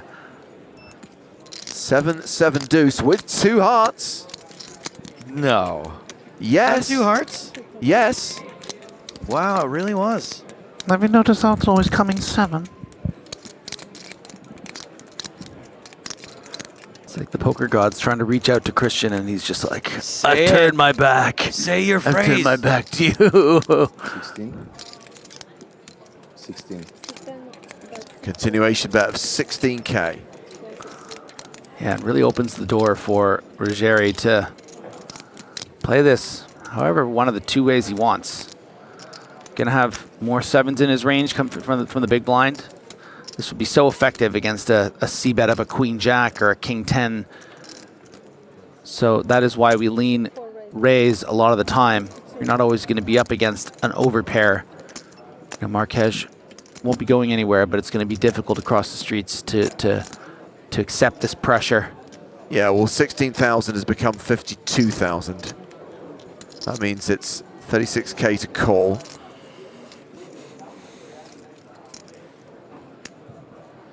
Guess what, Ruggieri?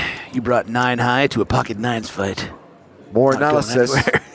More analysis from Pemsa on YouTube. Full house is rare. True, that is true. It's a 9-star hand.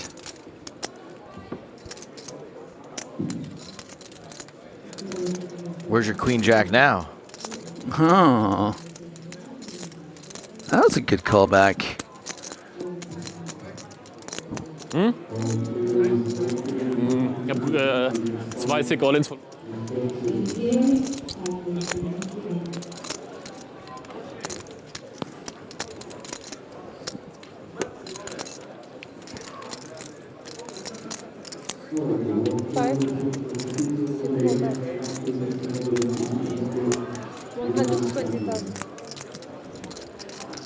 Yeah, not a soft wager from Ruggieri.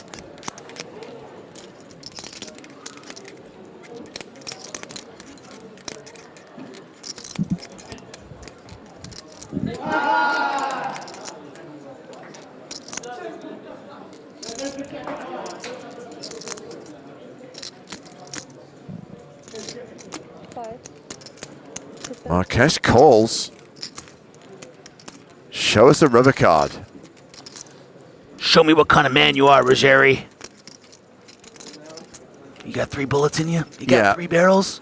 Check raises the flop, barrels the turn. Can he pure bluff this river, Griffin, with 9 high? Like a boss.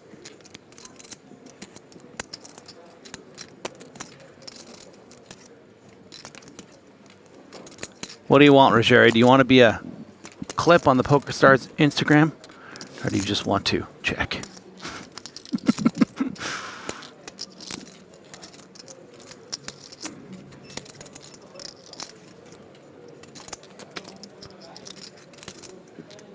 Unfortunately for Ruggieri, well, he has found the bet. It's only to the tune of about 30% of the pot. Yeah. Marques just going to be too high up in his range. 125K, it's not the same size as his turn bet, right? Yeah. So I would guess that the objective of this smaller bet, James, is that in the case that Marques has something like ace-jack of hearts, ace-10 of hearts, or, you know, king-jack of hearts, the kind of hands that are going to be calling this check raise, calling the turn, but might just fold on the river. Maybe he expects that something like a big pair just won't fold at this point. to any size. So let's see if I can get away with a smaller bet the times that he has the better draw, you know? You would hate to lose at showdown here to a checked back king 10 of hearts. You know what I mean? That would fold to Makes 125. Oh, it worked anyway. Oh my gosh. It worked on a much better hand. Wow. Umberto Ruggeri. You're an Instagram star, Ruggeri. Welcome to the PokerStars social media channels. Don't forget to like and subscribe. Yeah.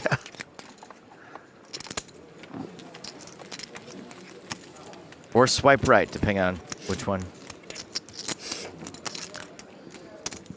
But you can see, I mean, look, we weren't loving the sizing on the river there, but you can see that it's such a believable story to Marquesh that he just thinks, like, okay, well, this doesn't feel like a bluff now. Like, this is him trying to milk another 125K out of me. Like, he wouldn't do this with 9-3 of hearts, let's say.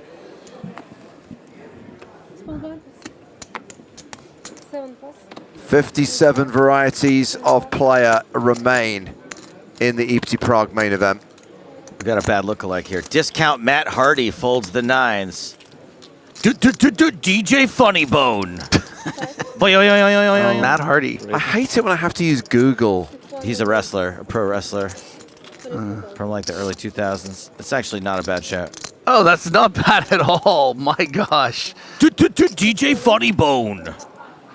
Back in the mix. We got an all in the morning. We got an all in here. Rudolph opens with King Queen suited, and Amsalem gets it in with Queen 10 suited. Yeah, and that's going to be snarped off. Snarped, you say?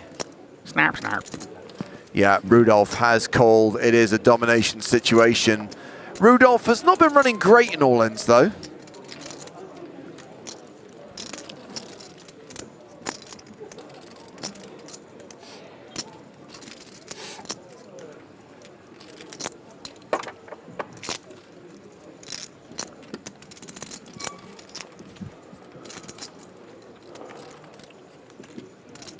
Exhibit A.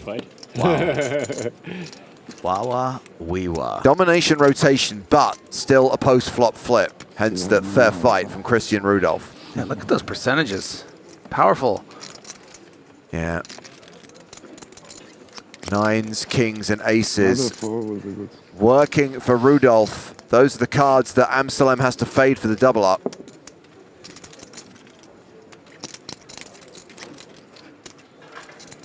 The river is another 4. Not too bad, not too bad.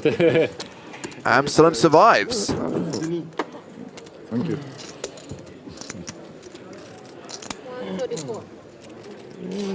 134. 134. 135.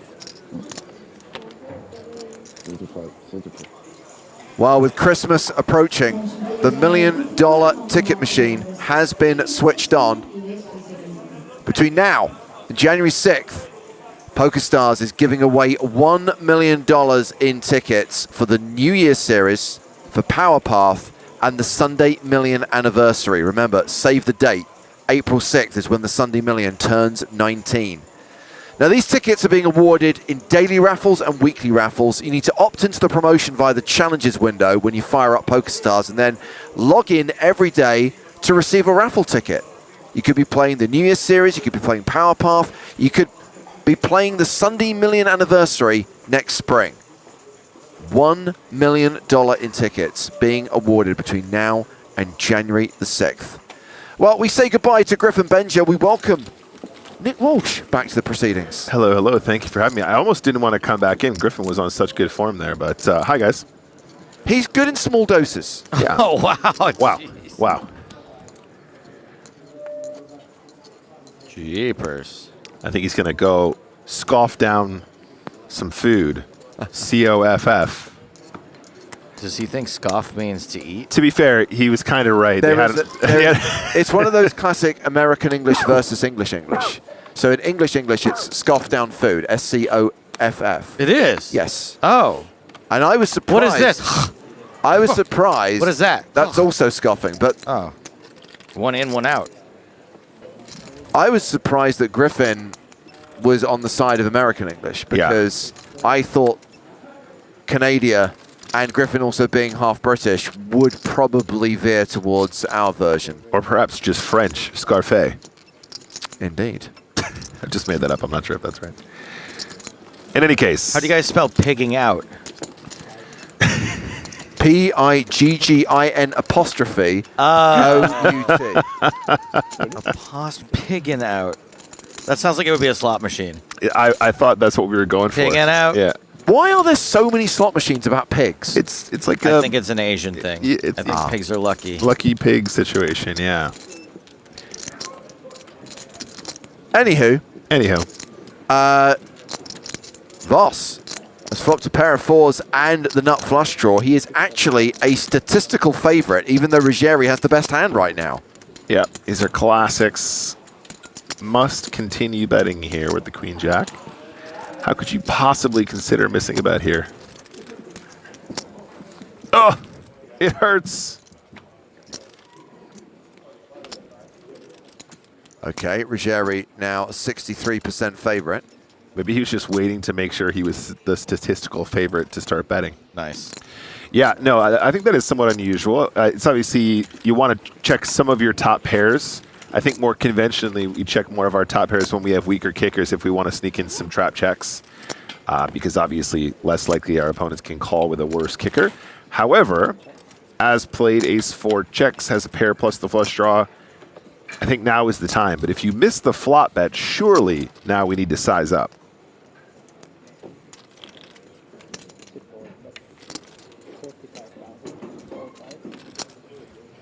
Goes for 45.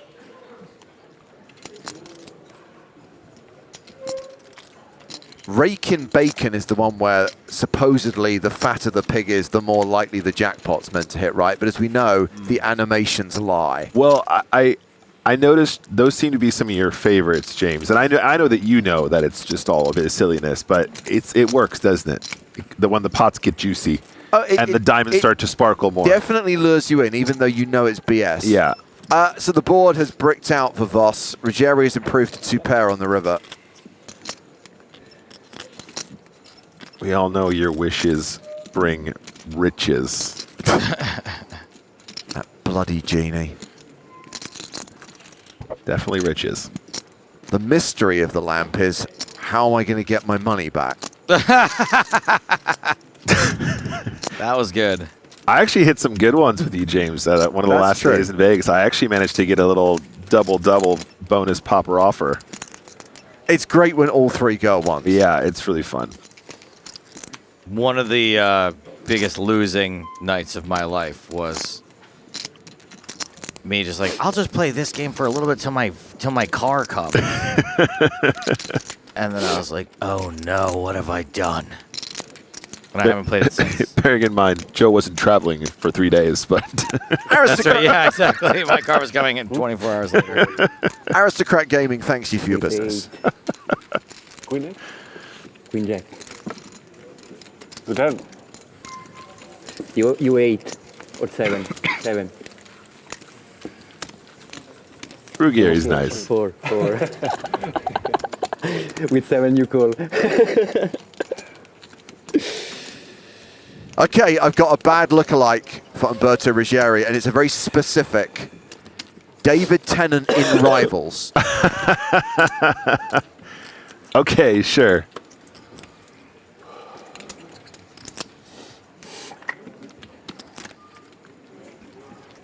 Oh, hello, sir. We've seen this guy before. We have. It's Jae-Hung Park back at the feature table. Oh, this is, I will actually answer this one properly. Thank you, Keedy, for bringing it up. For those of you that have enjoyed the Chat Pro Poker Show, which was invented this year, a little creation of myself and Chris Stragalis, Director of Online Poker Experience at PokerStars, it will be returning one more time this year for the Christmas special, and I believe it's going to be either on Wednesday or Thursday after we return from Prague. So I believe it will be on... Hold on. I thought after Prague you were taking the rest of the year off. Well, James, you know what I'm like. I agreed to one more. Are you like? So I believe it will be on the 18th or the 19th, Keedy. If you guys have no idea what we're talking about, ! CPPS in the chat for information on Chat Pro Poker Show. That's my statement. I'm sticking to it. And James, yes, you're right. I'm a sucker. Don't want to come to London on Friday the 20th of December, do you? I promised we would sneak one in. It's for the fans. I'm a sucker for a good time. That's right, Curling Master. Okay, these are big hands. They are indeed. I do apologize. I spoke all over this one. We are all in. Ace, Queen versus tens, flipperoonie. And as we have highlighted already, Christian Rudolph not running well in all-in situations. Like Rudolph the red-nosed reindeer versus all the other reindeer. One of these two things has a slight mathematical advantage. Bigger now. Yeah, tens are holding post-flop.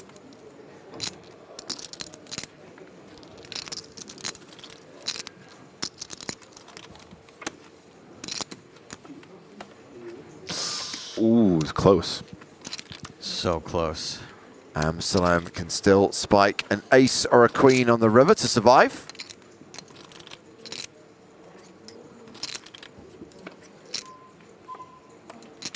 But it's a 5. It is a dramatic turn. Nice work, Rudolph. He was G1. And Jacob Amsterdam has been KO'd. Did he get the ladder? I think he did. Managed to cling on long enough to secure a pay jump to 19,800 euros. One win, one lose, one win. Yeah, Christian Rudolph is another one, Joe, who at the table has quite a severe sort of presence, but as quite a jovial fellow. Yeah, that is kind of the dichotomy there, isn't it? Yeah. Is that the right use of dichotomy? I think people misuse that one a lot. Not sure.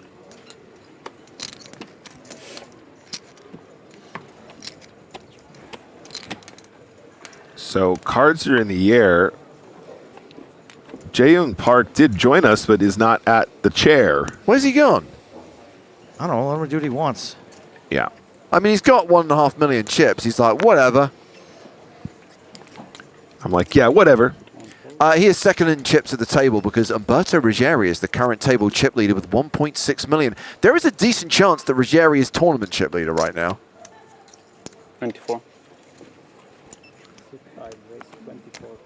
Kuznetsov in action with 6-5 of hearts, raises to 24,000. I want to know how much the Balenciaga fleece with matching hat cost.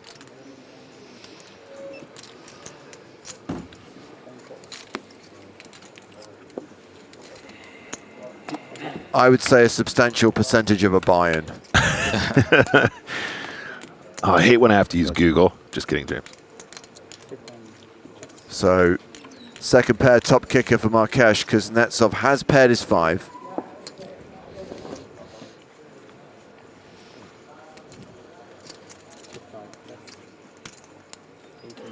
That's half a buy-in, right?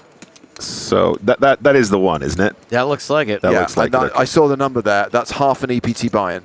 That's 2.2k euros. Yeah, plus you said the hat as well. Yeah. So I reckon the hat's going to take it to 2.5k, which is half an EPT buy-in. Okay. What do we call this one? Faux fur hat. I'm sure it's a very comfortable outfit. Pretty uncomfortable looking at it. Keith Splash says, what a waste of money. Yeah, but if you spend the 5,000 euros on an EPT buy-in, you can potentially spin it up to more than €1 million if you win. You are also, you can't put a price on feeling good about yourself. You know what I mean? Yeah, if it gives you confidence at the table. That could increase the equity of him winning by like 90%.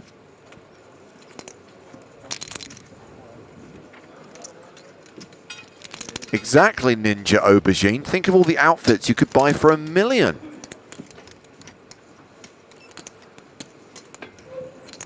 $33. So went check on the turn, and now Marques leads river for 33k.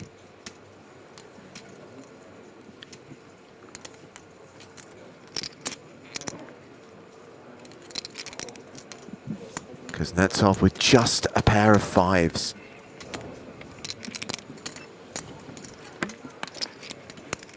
Cool.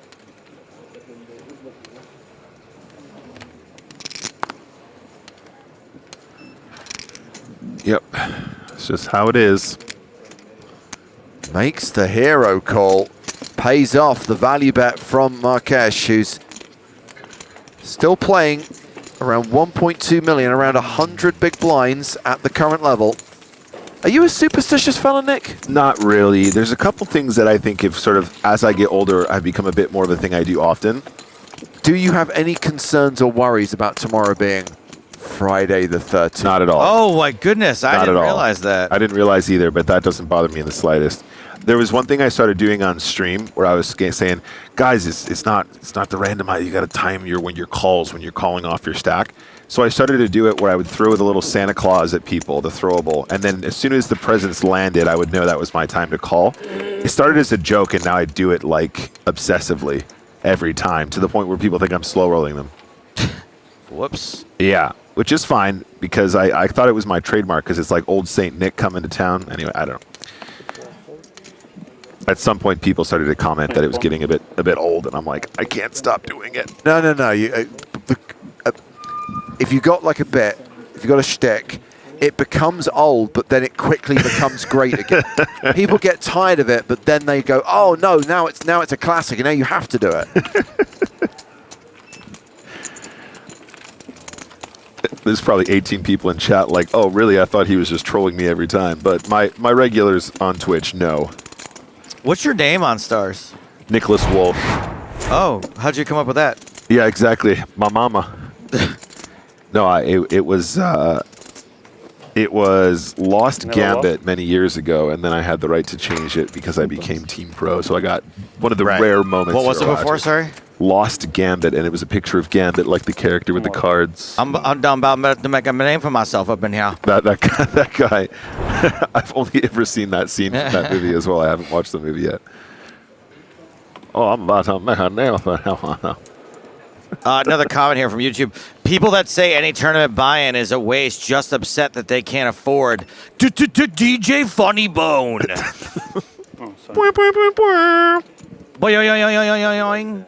Traffic and weather on the sevens. DJ Funny Bone in the morning. 25. 96.5, the Funny Bone. Marques raising the button with the Spraggy. No fight now. And does not meet the any same flop as resistance. before, you know? 7-7 deuce, and now it's I go. You flash draw before? No. There's someone else on YouTube called Doofus Dave. What? Doofus Dave sounds like he is a character on DJ Funny Bone in the morning. DJ Funny Bone and Doofus Dave. Funny Bone and the Doofus. Doofus Dave, you're the worst. We got the topical news quiz coming up in the next hour. First, Doofus Dave is going to take us through the inside pages. 8-8. What's tickled your fancy today, Doofus Dave? Wow, on page 5 of the Sun.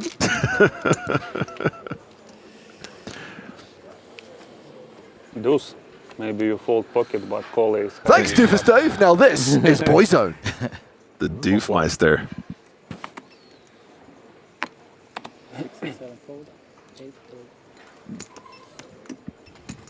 25.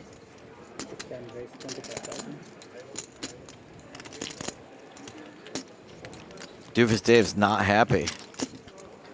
What did you expect calling yourself that? Reverse psychology? Marques has raised with Ace King. What? Sevens for sevens, guy. Oh, here we go. And he's just called again. Oh, mommy, please. I would love for it to always come 7 here. Please, just my one Christmas wish is that sevens guy gets it in with sevens and spikes a 7. I just don't know how he can be on the feature and call and not just crack a smile here, just like, oh, this is my thing. It's coming. It's always coming. Are they playing the flipping games? I know I would like lose some EV, but if I was sevens guy and I got dead sevens, I would just look right down the barrel of the camera and be like, hey. Just go, I'm all in, and talk straight to the audience. Which camera is it? Yeah. Where's my camera? Where's my camera? Hey.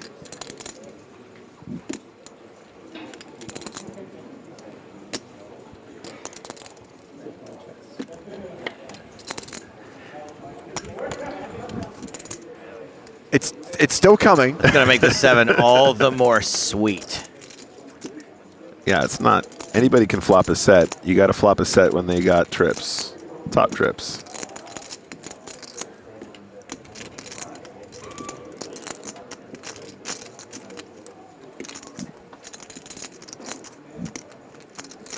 $24.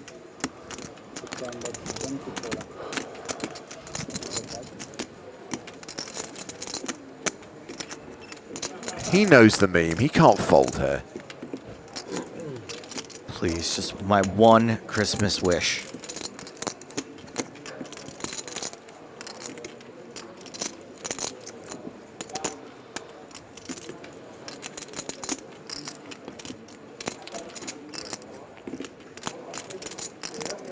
Okay. Do it for the stream. 5% of the time. It happens 100% of the time.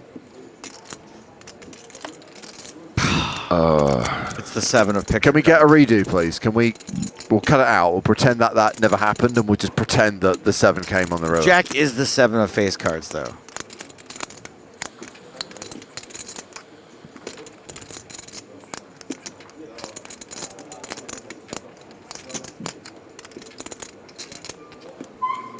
If you count an ace as a face card. Yeah. 72.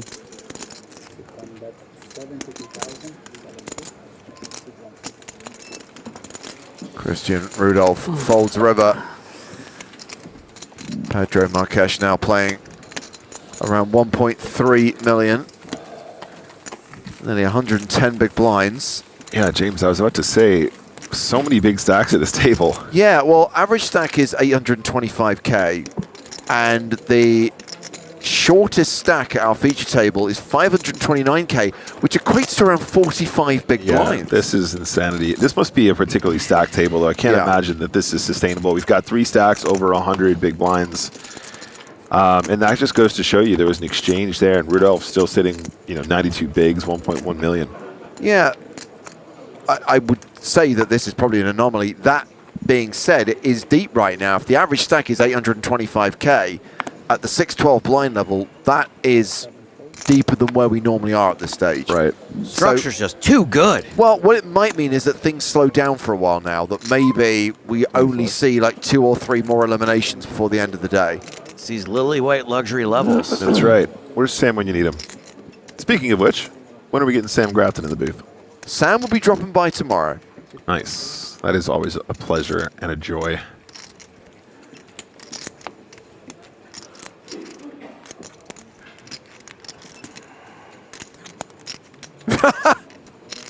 Sorry, as someone who used to work in radio, I used to have to listen to crap like this all the time. Kazcap says, worst radio gag I ever heard was after a Pretenders song, and the DJ said, so if we were to talk about the lead singer's legs, would that be Chrissy Hind legs? Ugh. Oh that was on Radio Gemini. Oh my goodness. Live from Harbourside, Torquay. We've got a hand from the outer tables. It's an all-in. Cesar Garcia with 9s, Pierre Calamusa with jacks. Calamusa with the best hand, but he's the at-risk player. Just has to fade a 9. Instead improves to a set of jacks, and that will see Pierre Calamusa double up through Cesar Garcia.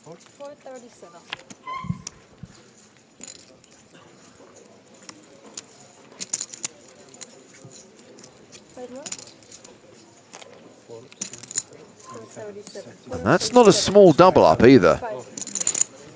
Yeah, he wasn't super short, was he? No. Joe, a request from Saku. Can you shout out her auntie Marissa? She loves your commentary. Is your auntie Marissa, by any chance, overweight and or visually impaired? Because I would love to shout out your big blind auntie. my God. That was stroke of genius. Radio Gemini, live from Harborside, DJ Funny Bone. Awooga, awooga.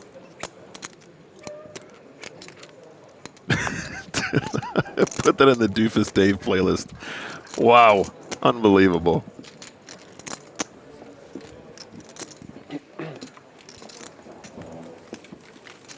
.22 minutes left on the clock.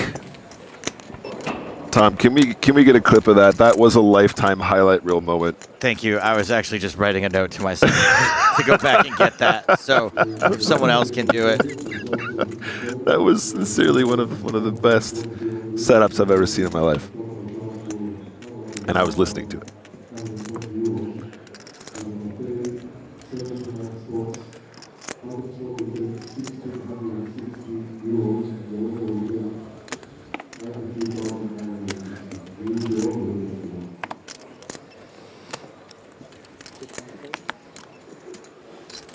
It's karaoke night, by the way, at EPT Prague. That was someone doing a Leonard Cohen song in the background. That is what it sounds like to me. Leonard Cohen, Tom Waits, there's all these. Who's the other one? The red right hand? Who does that one? Nick Cave? Nick Cave in the... They all sound like the...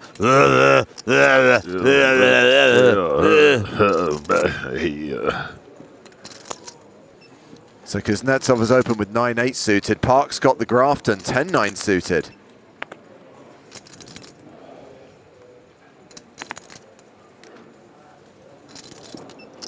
Small blind, 603K. So about 50 bigs. This might be sort of squeeze worthy. Also folding not completely ridiculous from the small blind either.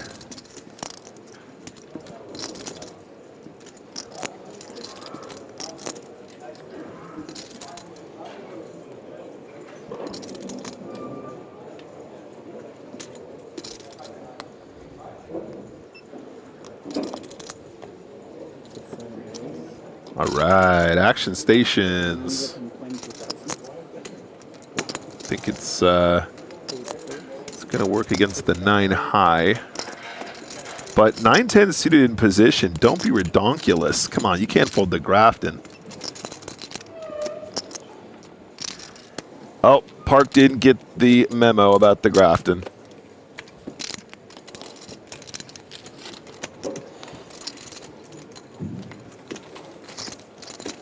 Walsh wins it uncontested.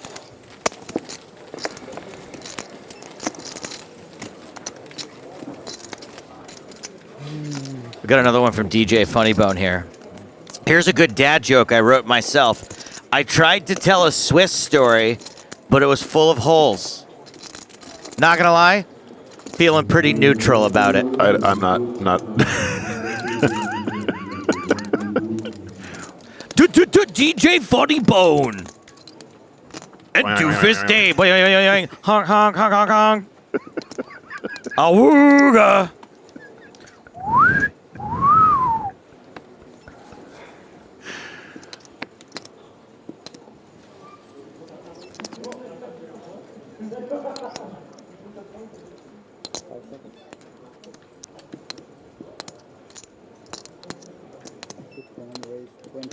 Rudolph with 6-5 suited, opens under the gun. Sorry, I was trying not to laugh into the mic. Okay, let me try that again. At least he's not limping for once or flatting. All right, back in the room.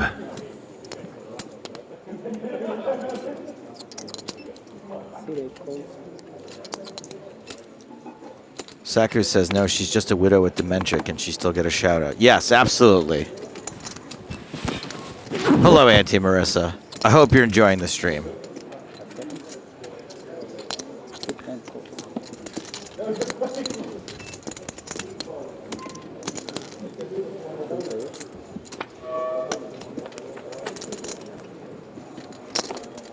Nine, 8, 4. Spade, spade, spade.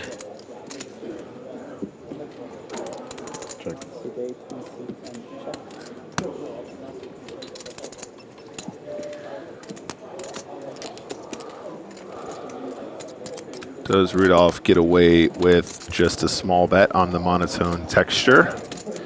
This is really tricky to navigate. I do expect him just to fire like a third, a quarter.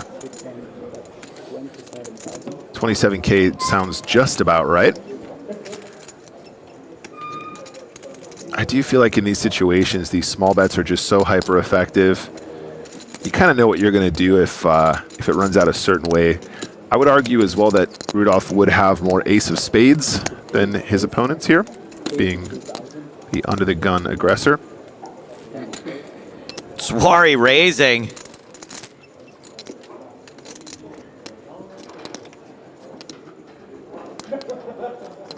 Not exactly all over the small blind range here, is it? Well, I mean, you know, Zwari certainly can have just flop flushes, no problem. But, you know, if Zwari did just call with the 9 and it came another spade, I feel like those are situations where the under the gun can kind of fire off and just really rep spicy nut flushes. Balenciaga points, though. Well played. It is a very strong look, though. No disrespect. I think it's a real statement piece.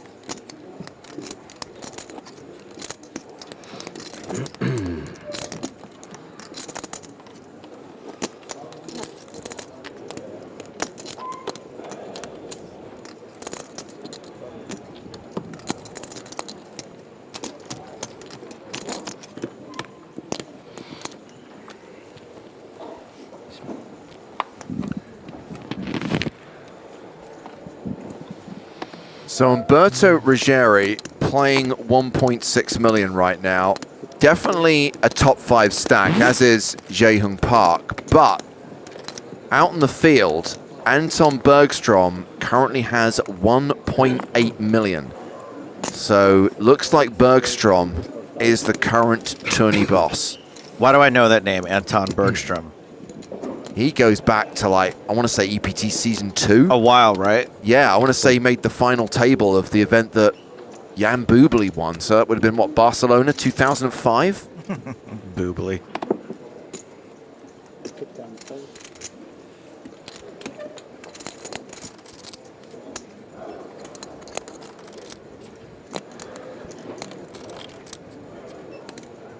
Statric is nodding at me. That means he's done a fact check on my either zip up or zip down. Either the noise is distracting. Three ways. I kind of like the noise of it, personally. 3 ways to a flop. Me too.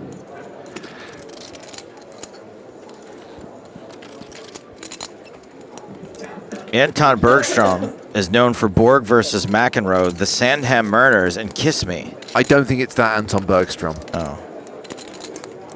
Wouldn't it be cool if it was? I've got a lookalike for Zuari. Okay. Jeffrey Wright. All right, fair enough. The American Fiction, Jeffrey Wright? Yes. Okay. I'll allow it.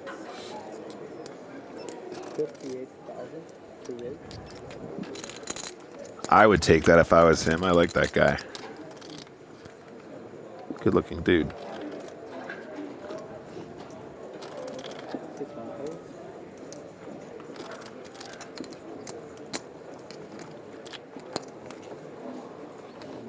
Well, that bet of 38,000 is going to work.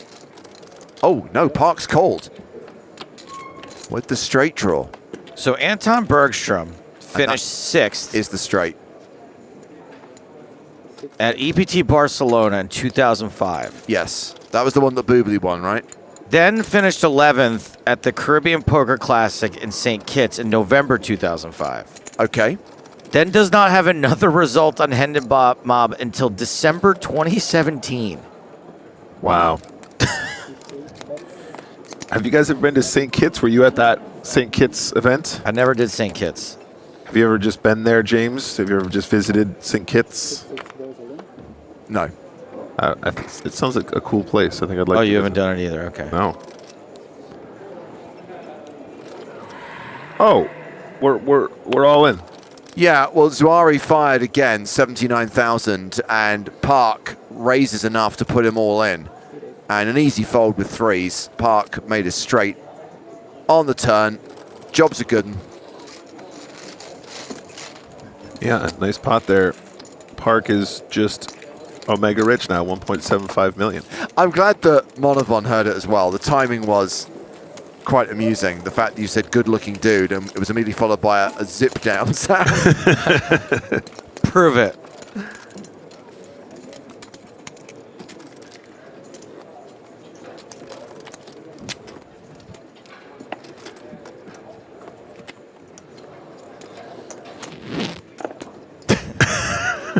He heard you, Joe. Was that going back up, or?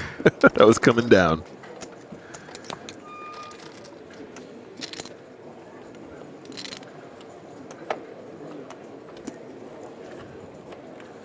We are done in 12 minutes, right? Because I'm giving it all I've got right now. Wow. Funny you should say that, because in 2 minutes, approximately, the clock will be paused, and they will draw for the number of hands still to play. God, I hope they draw a 1.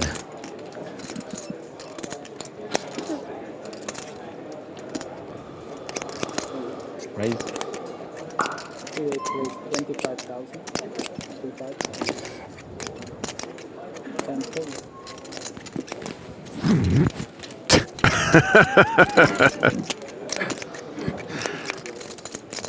So Suari, in or out, that's what my parents used to say. Suari likes to zip it up whenever he's in a hand.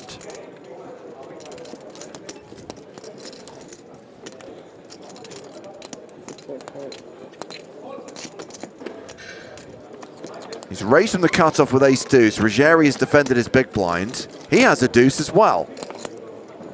And there's a deuce on the flop. Oh.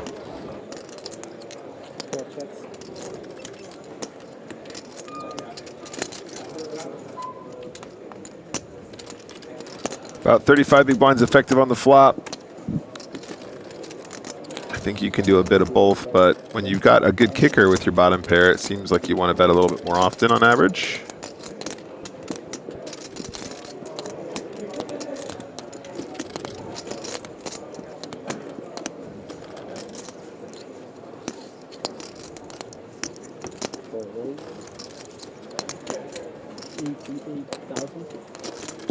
Ruggieri check raising here to 88,000.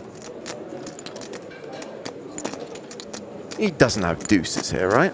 I mean, it would be very hard to have deuces. Blockers aren't real. But as we know, blockers aren't real. So this is a bit of a weird one, right? Because Ruggieri might sort of be thinking, I can convince him to fold hands that have equity here. This is possibly even a value raise against, you know, ace jack of spades or something like that. However, I think when you actually have the deuce in hand, you do sometimes start to think to yourself, he thinks this is his flop. He doesn't realize I've actually connected with it because he doesn't expect me to have that many deuces, and you start to level yourself here.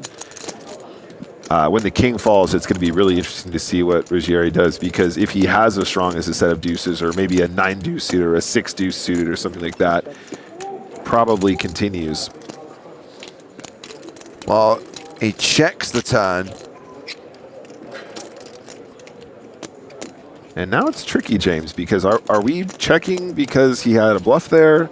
Is he checking because he has showdown that can beat a deuce, and now I need to sort of turn my hand into a bluff, or consider repping a king?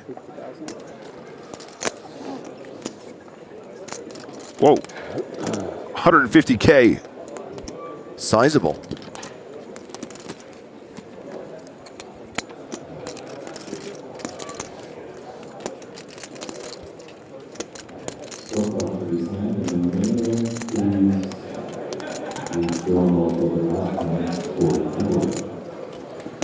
Little pump fake. Oh, pump it up. He's going to be happy with that outcome.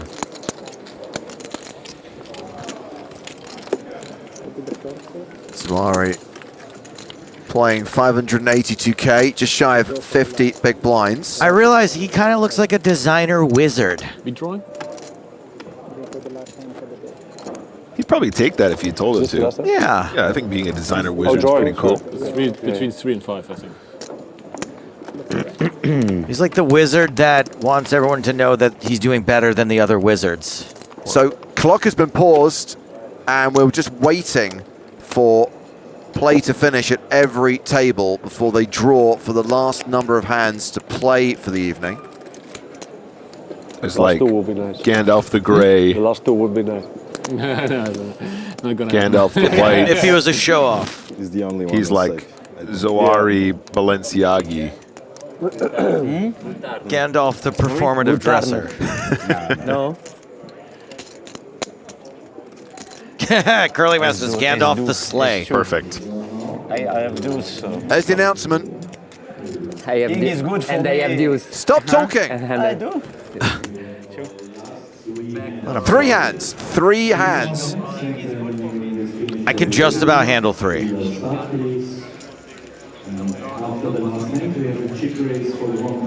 Yeah, I think 3 hands works out 1 hand every 3 minutes. That's kind of equivalent to 9 minutes on the clock. As long as these guys don't tank a leg. Shot clock's in play, so they don't Right. limited Okay, time. fair enough.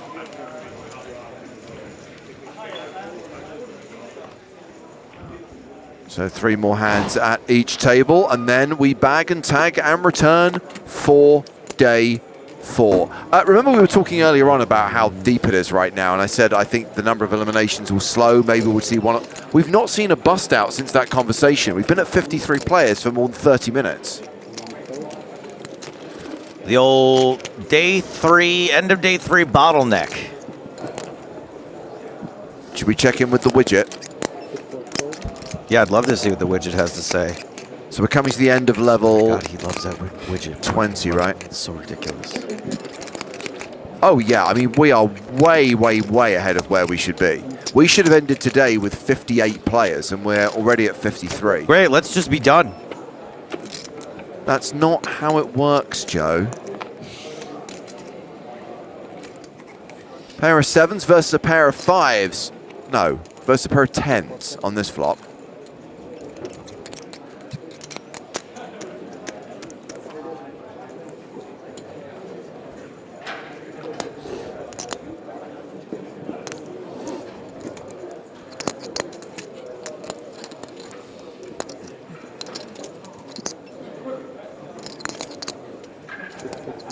Tens are betting. Well, it was unraised pre. Blind v blind. And Ruggieri is going to call the 18,000.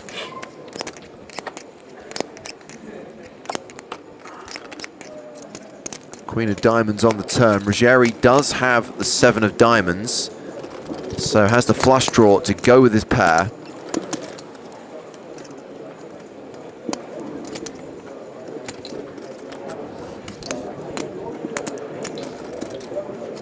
Yeah, that's pretty good. 30%.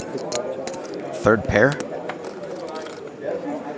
Yeah, didn't get there. Nope, because Kuznetsov is good.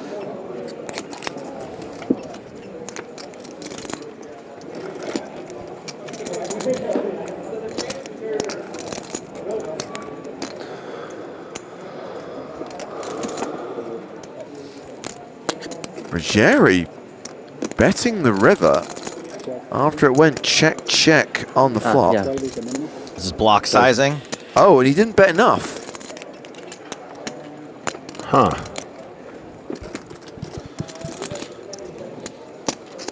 Okay. I mean, Kuznetsov isn't folding. But I wonder if now he's considering even racing.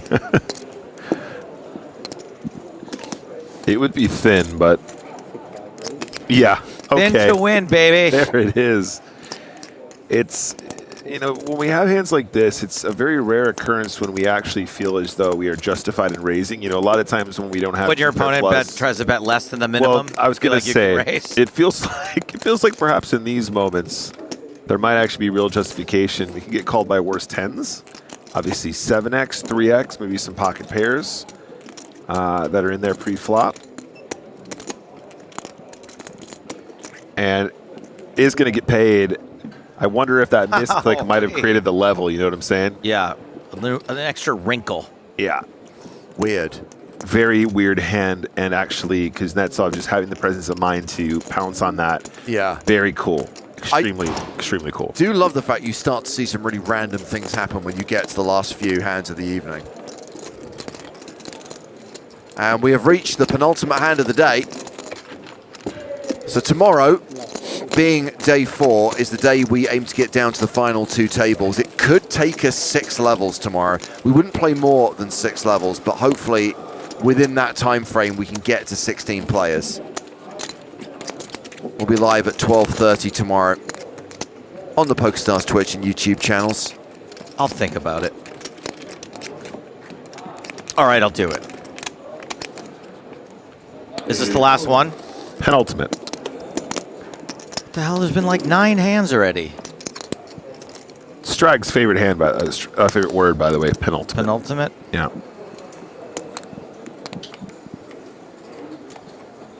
His most hated word, congratulations. He doesn't like congratulations? No. I will make sure I use it in his presence all the time.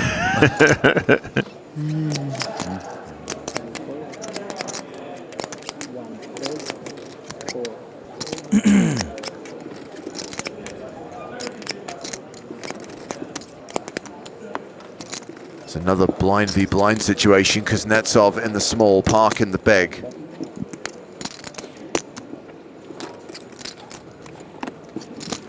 Just lays it down. Oh, well. Yeah, a walk for Park. So, one more hand. Final hand of day 3. Just a walk in the park. Nice. And what are we going to be returning with 53? Well, it makes sense. As I said, if we're already a handful away from where we should be, we don't really want any more eliminations tonight.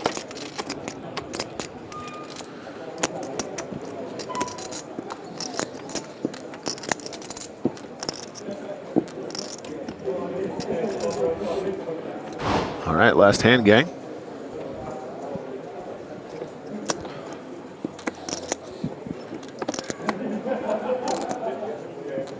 Are we zipping up?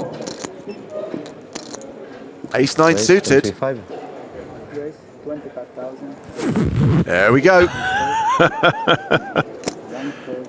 He's nothing if not consistent.